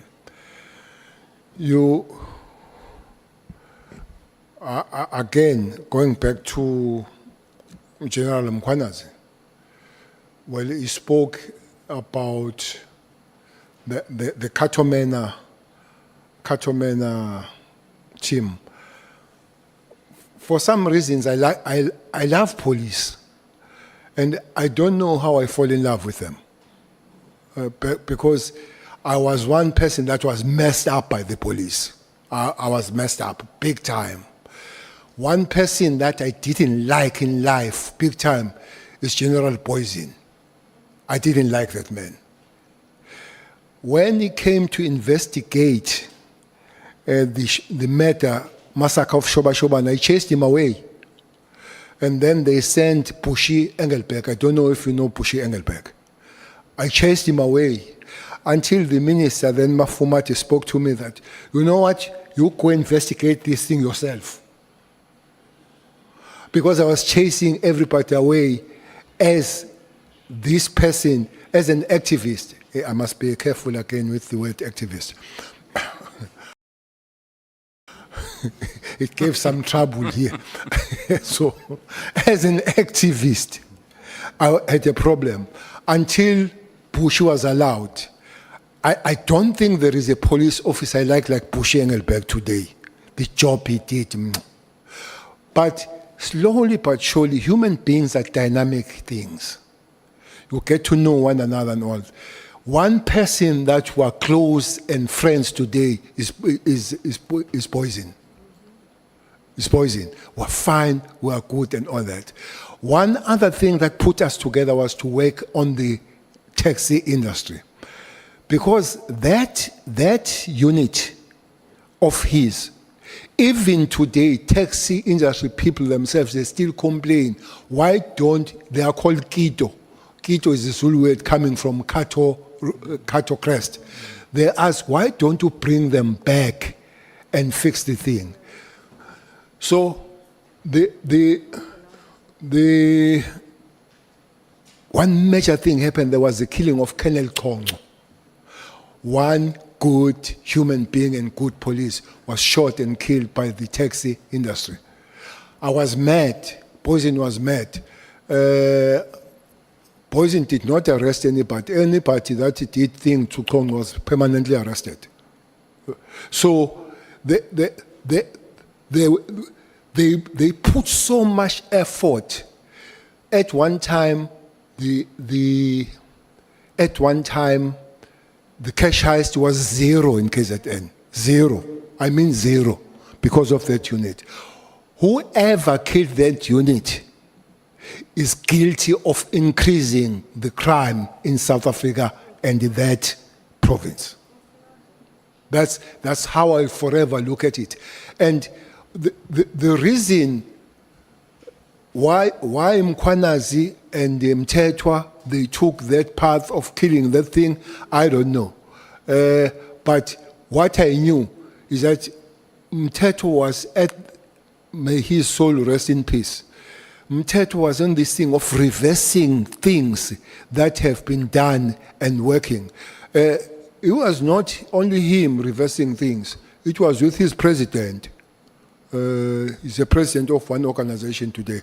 But he was with his president to reverse things. You know, we built a solid police. As your chair, you go and check your crime stats, Honorable. I'm sure you have checked your crime stats. Yeah. Look at 2009, look at 2010, look at 2011. From 2012, what was a Concord? It shot up. Was a Concord up to this point. You know why they were Concord sometimes? Because all structures were dismantled. The management that was found there was dismantled. Could not be Mkwanas on this one. But RIA gave the man the bells. Give the man the bells for the destruction she caused in the South African police. Give the man the bells. I want to understand, and just briefly, what was that destruction? You've touched on it a little bit, and I didn't even write this down, but in your opinion, what was that destruction that Ria Piecha caused? Destruction? Yeah. First thing, everybody that I worked with dispersed him. It took Masimula to Limbombo as a deputy. It took him Mkwanazi, highly decorated, because people, they think I can change. It's a fact that Mkwanazi is highly decorated. Took him Mkwanazi and told him to guard the buildings. Mkwanazi was guarding the buildings, property, the offices. This, you know, there is a competition of the special forces that usually takes place at a place called Dubai. At one time when Mkwanas was there, it took place in France. The Special Task Force of South Africa was number 4 in the world. We were number 4. Under Ria Piecha, we were number 40. She added 0.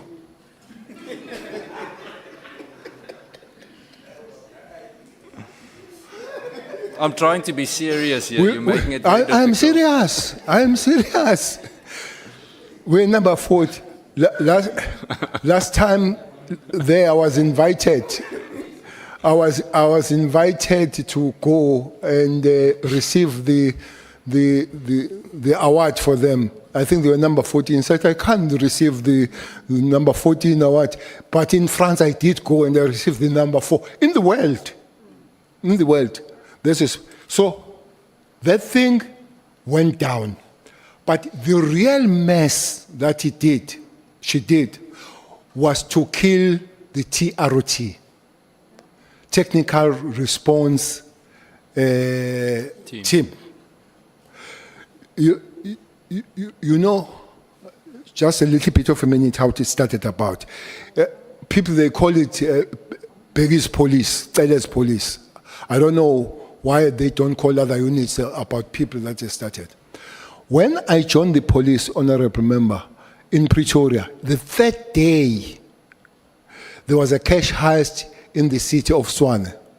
As I came there, 2 police were shot and killed from local station. And I found Mercedes-Benz C-Class, I don't know if it is an advert, C-Class and GTI, and those were getaway cars for the criminals. Police came in a Corona, 1.3. I said, even if they find these guys on the scene and chase them much, what is this 6 class 2-8? And then I said, from now on, 2 things we're going to do. We're going to buy police cars. The GTI, the police, and the BMWs came that time. That's when we bought GTI in the police. That's why every police drives GTI today. and Focus and all that.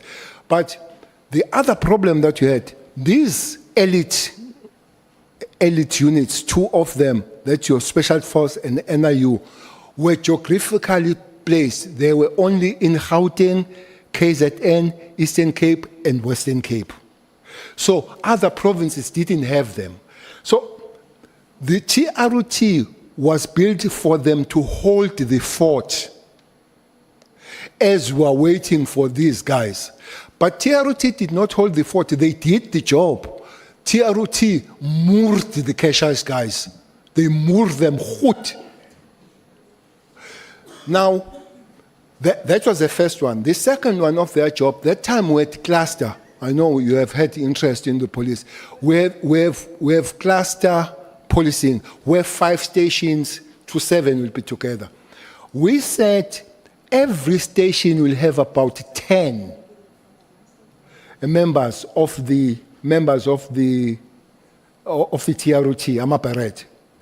So if there is a incident there, they will converge and respond. But if not, they will patrol their precincts. That's why crime like pickpocketing, crime like housebreaking, because those guys, they saturated and took over policing every street, every township. Even today, if you move around here, people are asking, where are the pirates? Ask Ria, Pierre, where are they? As she come, it dismantles them. It took their cars, it took a veto that they were using and give it to the police, to the station command. How do you take a veto and give it to the station commander to go and buy milk?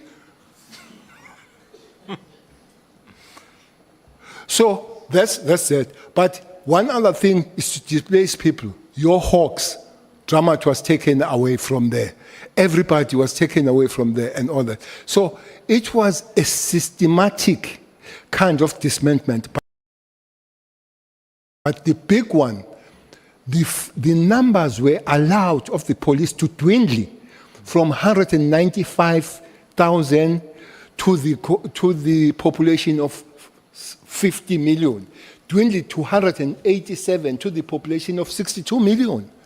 Hence, we had to really fight hard with the Cabinet 6th to say, Mr. President and Mr. Kotongan, give us some money.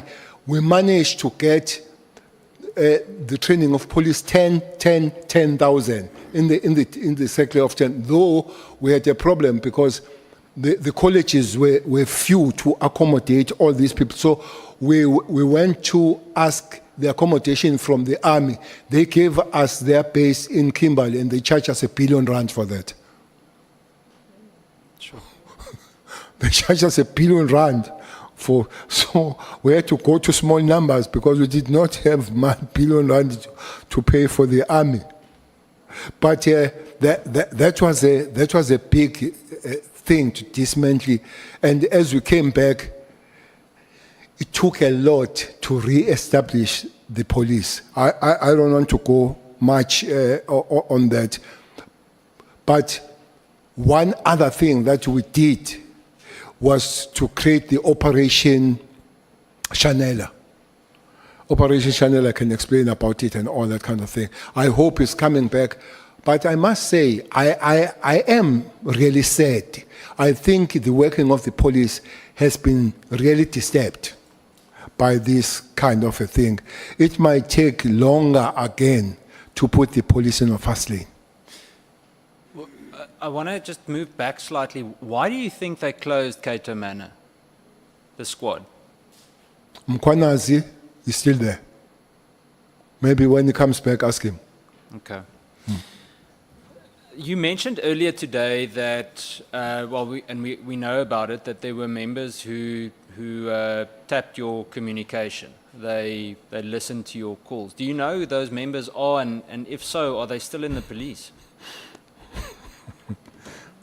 You know the other one, who is Patayasho Peruman, the one who arrested Kumalo From IDAC? from IDAC, is one of them.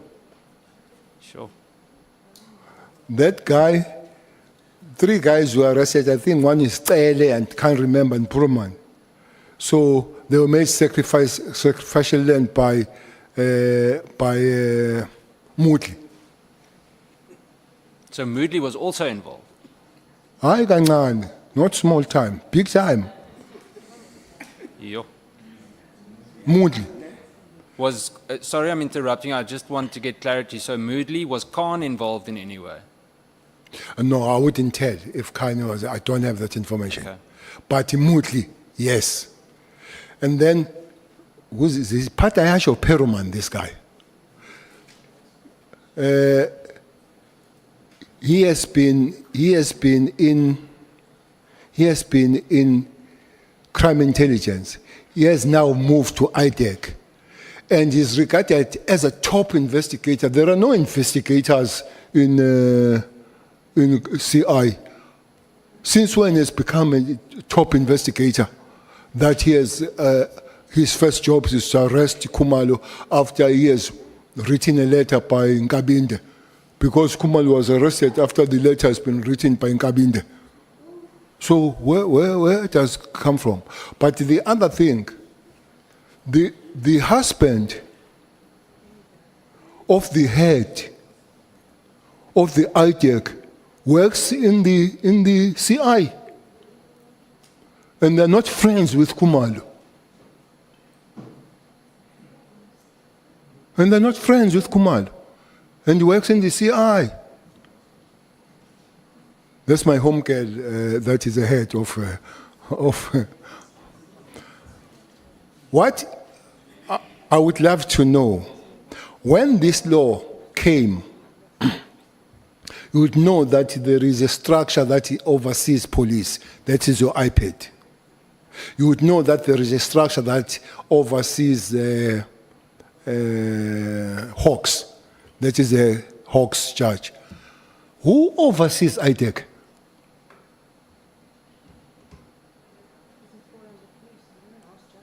Who oversees IDEC?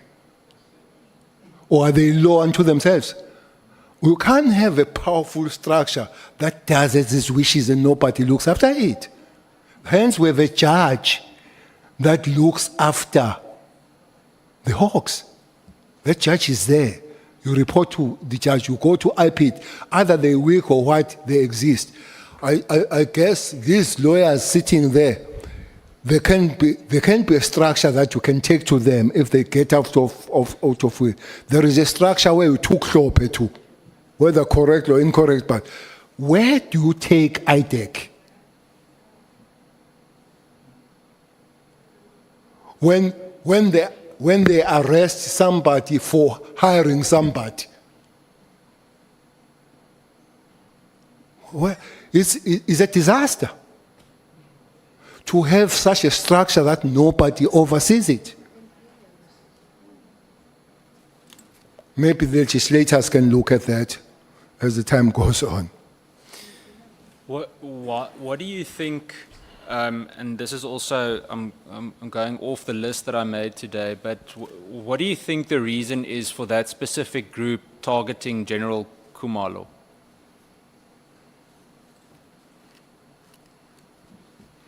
Ask Nkabinde. It's Nkabinde who wrote the letter there. I don't know if somebody sent it, but I'm told it was written by him to say act. So I don't know. I don't.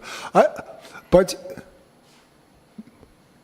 Auntie Mary has serious issues with Kumalo and Cele. I hope ITEC doesn't come to knocking my door again one day. But has a serious issue with Kumalo and all. But I don't have a reason why they would have a problem with Kumalo. Honourable Ngola. No, Chair, the General keeps on repeating a letter written by Nkabinde. Maybe if you can be clarified which letter is that, so that we are able to even check if it's part of the evidence that we have. Thank you. No, it's not the part of the evidence. But there was a letter from him to IDEC to say IDEC must act on the crime intelligence people. Maybe at a certain given time, the letter could be found. I hope. Thanks, General. Chair, because we're going to have IDEC, so I think let's just take it as it comes. We're going to pursue it. Thank you. Honourable Cameron, you may proceed. Thank you, Chair. I've got one or two last questions. You mentioned, and this is, I might come back to crime intelligence again, but you mentioned earlier the Judge Tulare judgment when he spoke about the alleged infiltration of parts of the judiciary, etc., by certain gangs or criminal groupings. Why it feels there have been many calls regarding the Colonel Kinnear report, that there were very specific SAPS members implicated in that. Why is it that even during your time, many of those members are still in SAPS? What was the struggle? What went wrong after the Kinnear report was finalized? You remember, or you were not here, Kenya report was finalized and classified. So ministers don't classify the reports. Reports are classified by those people who had those particular structures. I must agree. I don't think that Kenya really received a fair kind of process. I fully don't agree. So I always feel supportive to the wife when she's angry. And personally, I would say maybe all of us could have done much better to deal with the issue of the murder of one of the good cops that was dealing with that situation. And that's a part of what the judge says. But Western Cape is one of the area when it comes to policing, prosecution, by the way, that has been problematic. I'm sure you'll hear one day that there is an inquest. There is an inquest in the death of Moses Tembe's daughter. Honourable Member, police did the investigation and they believed that that daughter was murdered. They believed. They went time and again to the prosecutor for the things to be enrolled. They would say, go back, dot the I's and cross the T's. Until they said, if you can't do it, give us a certificate. I went to the president personally. I said, Mr. President, your Minister of Police is going to do something funny. Is going to support the private prosecution. And the prosecutor refused to give certificate. So he can't prosecute, he can't give certificate. So you're stuck in the middle. But now I know that inquest, the magistrate that is there now is asking the question, why this thing was not enrolled, because it's an obvious case. You should ask the prosecutor that did not enroll it in this Western Cape. Chair, I think that's an important note for us as an ad hoc committee. Is just regards to two things, and I'm sure former Minister Cele would agree. The integrated justice system, the fact that we don't have that yet. So very often the police get the blame for things that they shouldn't be getting the blame for. So we need that system to really pinpoint where the issues, the real issues are. That's the one thing. The second thing is I think something to zoom in on with all of this is to really sample where the prosecution crisis lies, Justice Chair can lead the way for us. He says he doesn't have much work, so he certainly can. Chair, that's it from me. No more questions. I'm glad we've ended this discussion better than we did previously. Thank you, Minister. Okay, we'll see that at a later stage. But we won't go back there.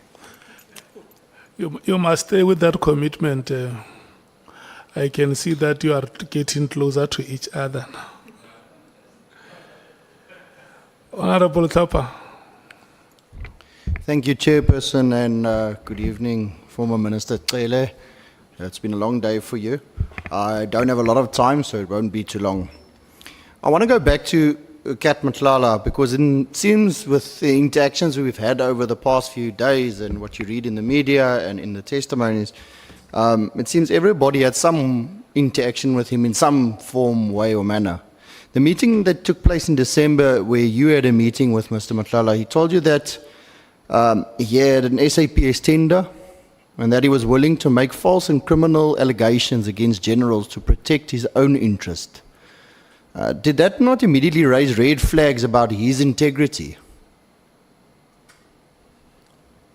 Meeting of December? Yes, you mentioned in 2024, December 2024. So what happened with the tender? He told you about it. No. In your paragraph 71, it says he also expressed concern about being caught in the crossfire of brewing conflict within the police. Yes. And that he did not want to lose the health service tender awarded to him earlier that year. Yes, he didn't, because he's put in conflict with the, in that context. Correct, yes. In that context. So that's where he told you about the tender. Yes. All right. And my question is, did that not raise any red flags with you? Because he was telling you that he had a tender and that he was going to, or he made false allegations against generals to protect his own interest. Did that raise red flags? By then I knew that he had a tender. I believe so. That's in your discussion here on this meeting. The same answer. My interest and my angle was not with Kat, it was with Khumalo. I'll get to that, sir. But I'm asking you, did it raise any red flags to you that he was telling you this? No. Do you say you admitted, he admitted, to fabricating serious false allegations of theft and corruption against senior officers? I would go so far as to say your own people that you came along with in the police service.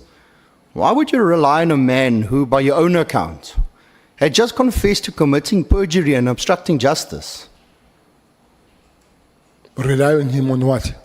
Say again, sorry? Rely on him on what? Well, so you said you kept chatting with him, he kept speaking to you, even post this meeting. He brought information to you about the 2010 corruption. I'm not relying on him, I see. I see the things that are sent to his cellular. I'm not, his message, I'm not relying on him. He shows me the thing that is not supposed to have, that are sent by either the minister stroke Mohotsi in preparation. So I don't just hear him, I see it. No, whether you see it or not is irrelevant. What I'm asking is that he raised serious red flags. The red flag that he raised, which I understand, is he told you that he committed perjury. He told you he was making false allegation against the police. You advised him that he needs to go speak, and the case was eventually either thrown out or settled out of court. That was what you said. So are we talking about the same story? Yes, it's on your section 72. That he told me that he committed the perjury. Well, he says to you that he was lying, he was going to make false allegations. Did I say so? It's in your testimony. No. You didn't listen very well. No, I'm reading your testimony. I said he was pushed by Sibia to do that. I understand. What I'm saying is, I understand. You absolutely don't. No, I do understand fully. You are saying he was being forced to do it. Exactly. To protect his own interest. No, regardless of what his reasoning was to do it. He was doing it to protect his own interest, whether it was forced by Sabia, forced by whoever. logic defeats me. Honourable Tlhopha and General Cele, I request you to cool down. Oh, no, sorry, Chair. My apologies. I had no intention. I just want to give you one moment to take a breath in and take Honourable Skosana and Honourable Malim. Thank you, Chair. I just wanted to get clarity from General Cele.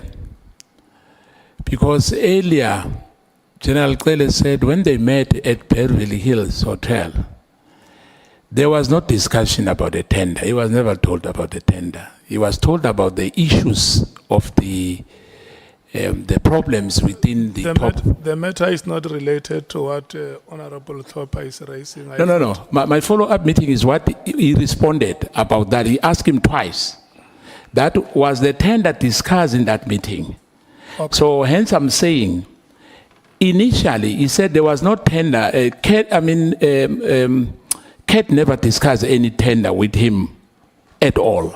So I wanted a clarity that on that day, did they discuss about the tender which he had, that Media 24 thing with the South African Police Service?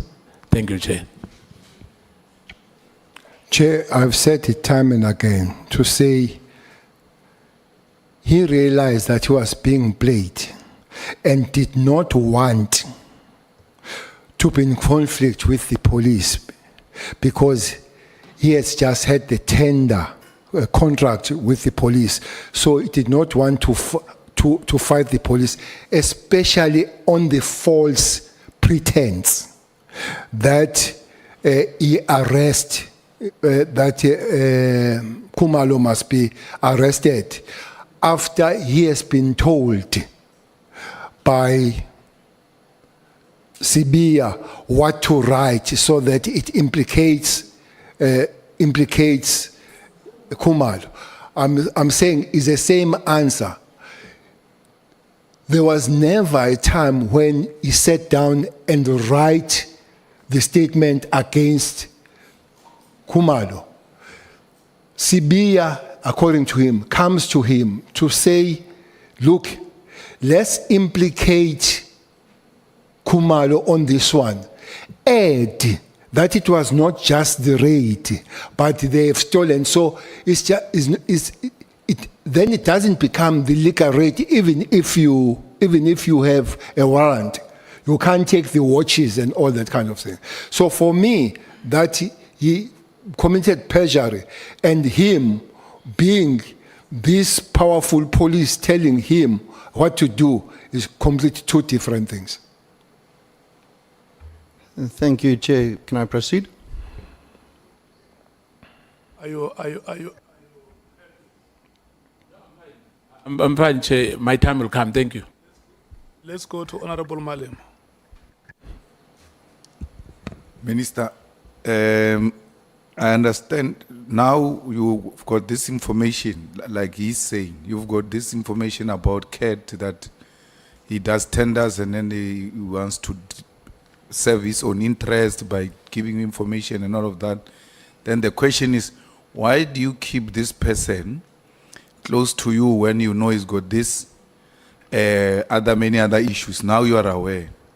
So my understanding is that you kept this guy close to you because you were sucking as much information as possible from this guy, because he was showing you information, not just telling you, showing things that are being planned about Khumalo, are being planned about you, and all of that. Even if he's got these other things, but for as long as he's giving you this useful information, you kept him close so that you can get as much information as possible. I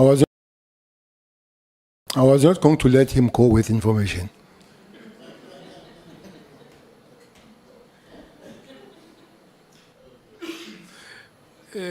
Thank you so much. Honourable Tlhopha. Thank you very much, you Chair. Please proceed. I will proceed. And apologies, was no heated moment. I think I just speak loud on this mic. No, it is human, don't worry. Thank you, Chair. Well, you basically answer the next question, sir, because I wanted to ask, wouldn't that make him a potential criminal collaborator rather than a reliable source? But you said you would keep him around for that information. So, despite all of this, you've stayed overnight at his penthouse. And I will move on to the next line of questioning because I understand where you're coming from and what you've explained, and I don't think there's need to further press on the issue. I would like to find out, when you left office in June 2024, was the PKTT funded? Was it funded? Was it properly funded? Well, Commissioner can answer that better, because the funding of operations and all that is not the ministerial issue, it's the issue of the accounting officer. I understand that Minister Mchunu had claimed that the PMFI was breached because the extension of the PKTT was never granted, and if I understand your version correctly, you say that is not the case. Well, he's lucky to know that. Pardon me? He's lucky to know that.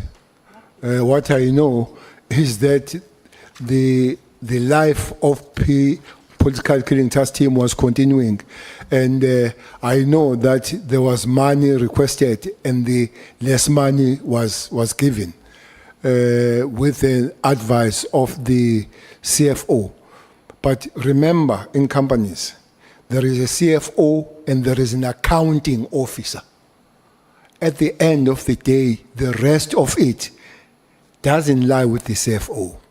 It lies with an accounting officer. If the accounting officer sees the matter that should continue, we'll sit down, and I'm very sure that the accounting officer, who happened to be a commissioner, they did talk with the CFO. I don't know who briefed the minister about the concerns of the CFO, but it does look like there was this bypassing of the national commissioner and the deputies and the lieutenant general's briefing, instead of going to the commissioner and the commissioner going to the minister. Thank you. You mentioned that you had a meeting on the 5th of September 2023. Were these formal meetings? So this was a formal meeting? 5th. Not 4th. I think 5th of September, yes, 2023. There was a minister there of Justice and Correctional Service. There was a deputy minister of the police. There was minister. Definitely that's formal. We could not have met for tea there. And was meeting in Durban from Pretoria. Was the PKTT an extension, the extension of it, a formal item on the agenda for the day? Well, the interministerial on this matter could not have met without discussing the activities of the PKTT. And it must continue as one of the resolutions that you took. Is that correct? Yes. Correct. And these minutes to these meetings? They are meeting. Are they attached to this one? I don't know, but they can be found. They can be found. I think even myself, I have them. I just want to find out by you, and I just want to find out what is your understanding and your version. There's many scenarios that have been impressed on us, and I want to find out, do you think that this is an operational transition gone wrong? Do you believe that the disbandment had to do with financial irregularity cleanups? Was the disbandment political in nature? And if it was none of these, what's your opinion? What do you think it was? Well, finances, I'm totally literate. The Auditor General will help us there. I know nothing about finances. What I know is that this structure had to save lives that were lost because of the political office across the board. There are quite number of councillors that were killed. I have mentioned that from ANC, from IFP, from NFP, from ACDP, from DA, and from EFF. So then you are putting the stop on the thing. But not only that, you must also put the stability so that there is no reversal on that kind of thing. For me, if you ask me, I would not have dissolved it. Even if I had any wish of dissolving it, I would have followed the steps that we have followed to establish it. One, why so many steps to establish it and no steps to disestablish it? For me, that would be a question. If that is illegal or unlawful, I don't know. But is it correct? No, it's wrong. Minister Mchunu is your predecessor. He took over from you in 2024. And when you were speaking earlier, if I understood you correctly, Minister Mchunu never contacted you after you briefed him. I think you spoke about a 3-hour meeting. You said not even once. Is that correct? You didn't talk again after that? Not once. All right. And then in paragraph 50 of your statement, you say you attempted to discuss the disbandment of the PKTT with Minister Mchunu. That was, I would take it after the disbandment, somewhere in January. Yes. And I think you were discussing the Mary de Haas letter, I think, and he told you to stay out of the matter. Is that correct? That could not be the words, but I was told that the disbandment dissolution will continue. Whether those letters are not there, and it's not going to discuss those letters, but the dissolution will continue. All right, thank you. I just want to find out, you mentioned in your statement also that you appealed to the President on the 8th of January to stop the directive or hold the directive to dissolve the PKTT. Correct? No, I couldn't instruct the President to not stop. instruct, you spoke to him. I couldn't tell him. Have you ever spoken to the President? I can imagine telling the President. I requested the President that if he could facilitate the meeting, maybe if he has a way that this disbandment is halted until 3 of us, him, Mkhun, myself, we have a meeting, or he facilitate, because I felt, reading the letter, Honourable Member, I realized that the genesis, the starting point of Mkhun was wrong about 2019. There is no 2019 in this thing. By Morane Commission, there is no commissioner. So I thought it could be a space of taking him through what really happened. So, and better understand, because the genesis is wrong. So he is not going to act correctly if your genesis is incorrect. Thank you. Sir, I'll put it to you that in your own statement, paragraph 50, the last sentence says, the Minister informed me that I should stay out of the matter. 51, I also discussed the matter with the President at the ANC's January 18 celebration that took place in Kailicha. I asked the President to ask the Minister to stop implementing the disbandment of the decision. That's what I asked you now, and you said... Well, those are verbatim words, but the content, as you can listen, is the same. Maybe, and I'm not an English speaker anyway, but I think the content and context is the same. So you are dealing with verbatim, and you did not say, I must be verbatim. You should have said so. No, sorry, sir, I'm reading your witness statement. You should have said, quote yourself what you said on that day.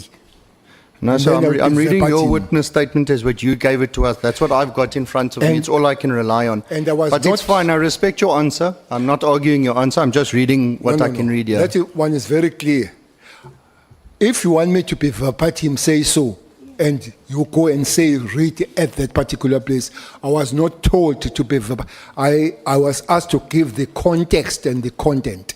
And I did so. Verbatim, yes. Thank you, sir. But now you've consulted and attempted to consult with the Minister and the President, is what your statement says. I asked the following question, and I say I ask this with respect.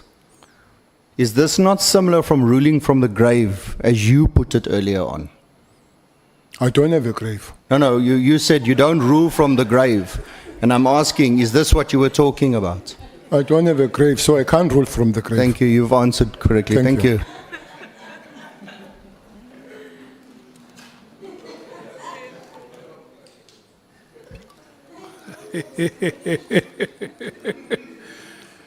Yeah. at least we are ending it on a lighter moment, Honorable Tlhopha. Honorable Sangweni. No, I think it's two more. Sorry, Honorable Chair, I didn't want to interrupt. There's just one issue. The IMC minutes that the minister speaks about. My understanding is that, I could be wrong, General, you'll correct me. IMC is almost like a cabinet committee, or so would those minutes not be classified if you are offering to bring them? We just don't want this issue of documents being promised and we don't get them. So if I could just be... I'll have to check if they are classified, but I don't remember them classified. Okay. Chair, is Mr. Hlophe, or is Mr. who? Honorable member. I didn't get the... It's Honorable Tlhopha. Hlopha. Is K-L-O... I thought it was Mr. Hlophe. Is K-L-O... Okay. P-P-E-R. Sorry. It's Tlhopha. Okay, thanks. Bangasita.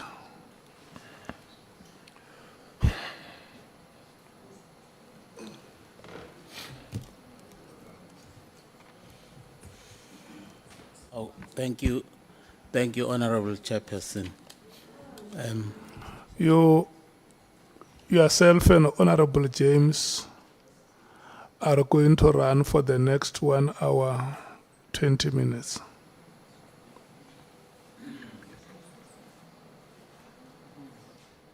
Well, thank you, Honorable Chairperson. Ndosibe sesibingelele mfowethu. And honorable members. I don't have a lot to ask, Ndosi, because you were very eloquent in your presentation of your evidence. And in fact, you helped some of us a great deal in terms of clarifying some of the areas that had remained gray after the presentation of evidence by some of the witnesses that had appeared before us here, before you came. But I just want to kick off by asking you, Ndosi, whether you were aware that Lieutenant General Mkhwanazi was going to hold a press conference on the 6th of July, 2025. No, I was not aware, Honorable Member. Thank you, Ndos. At that conference, General Mkhwanazi actually raised a number of issues. I'm not going to dwell on a number of them, but just a few. One of them is political interference that he actually raised.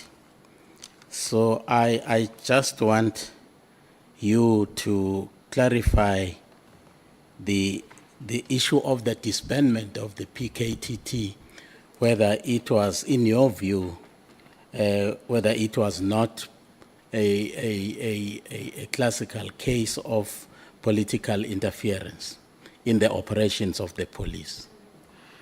I'm sure you remember that General Mkhwanazi never said a word about me there.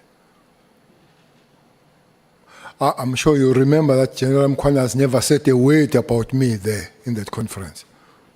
So the interference I would not be able to explain. But Chairperson, it's a situation that one has been trying to explain from all angles without being the NCA that talks about all angles. So one has really tried all angles on this matter of political interference, and the person, nothing will change me as I'm sitting here to believe that the process was wrong to disband the PKTT. Whether that is illegal, legal gurus will have to explain. Whether that is unlawful, law gurus will have to explain. I just know one English word: it was wrong. Whether that is an interference, I don't know. Whether that is not doing the proper work, I don't know. But I believe, and that does not mean I'm correct, by the way, but I believe that it was wrong. It should have been done the way it came. That road that it came on of the president, the interministerial, the officials, the team itself, could have done so. One little thing that could have been done here, one, is some form of consultation and talking to somebody. Now I know that even Mkwanazi and Masimula did not get the audience. I even know, let's say then it's practical, it's operational, I know. They did not get this letter that says you go and do it and report on the letter should have better said, you go and give me the report by the 20th of January of this PKTT, and from there I take the decision. I don't find the logic. So they must explain then it was interference, was the unlawful, illegal and all, but I will stand by my words that it was wrong. Yeah, I'm asking this question, Dosi, because the National Commissioner, when he appeared before us here, he was really very, adamant that that directive was actually a gross interference into his terrain as National Commissioner. So you having been the National Commissioner and also a Minister of Police, I think you are better placed to actually have a better understanding of exactly what was happening here. So that is in that context that I'm asking this kind of a question, Ndos. Well, if it were me, as a National Commissioner receiving this letter, without really being arrogant and pompous about it,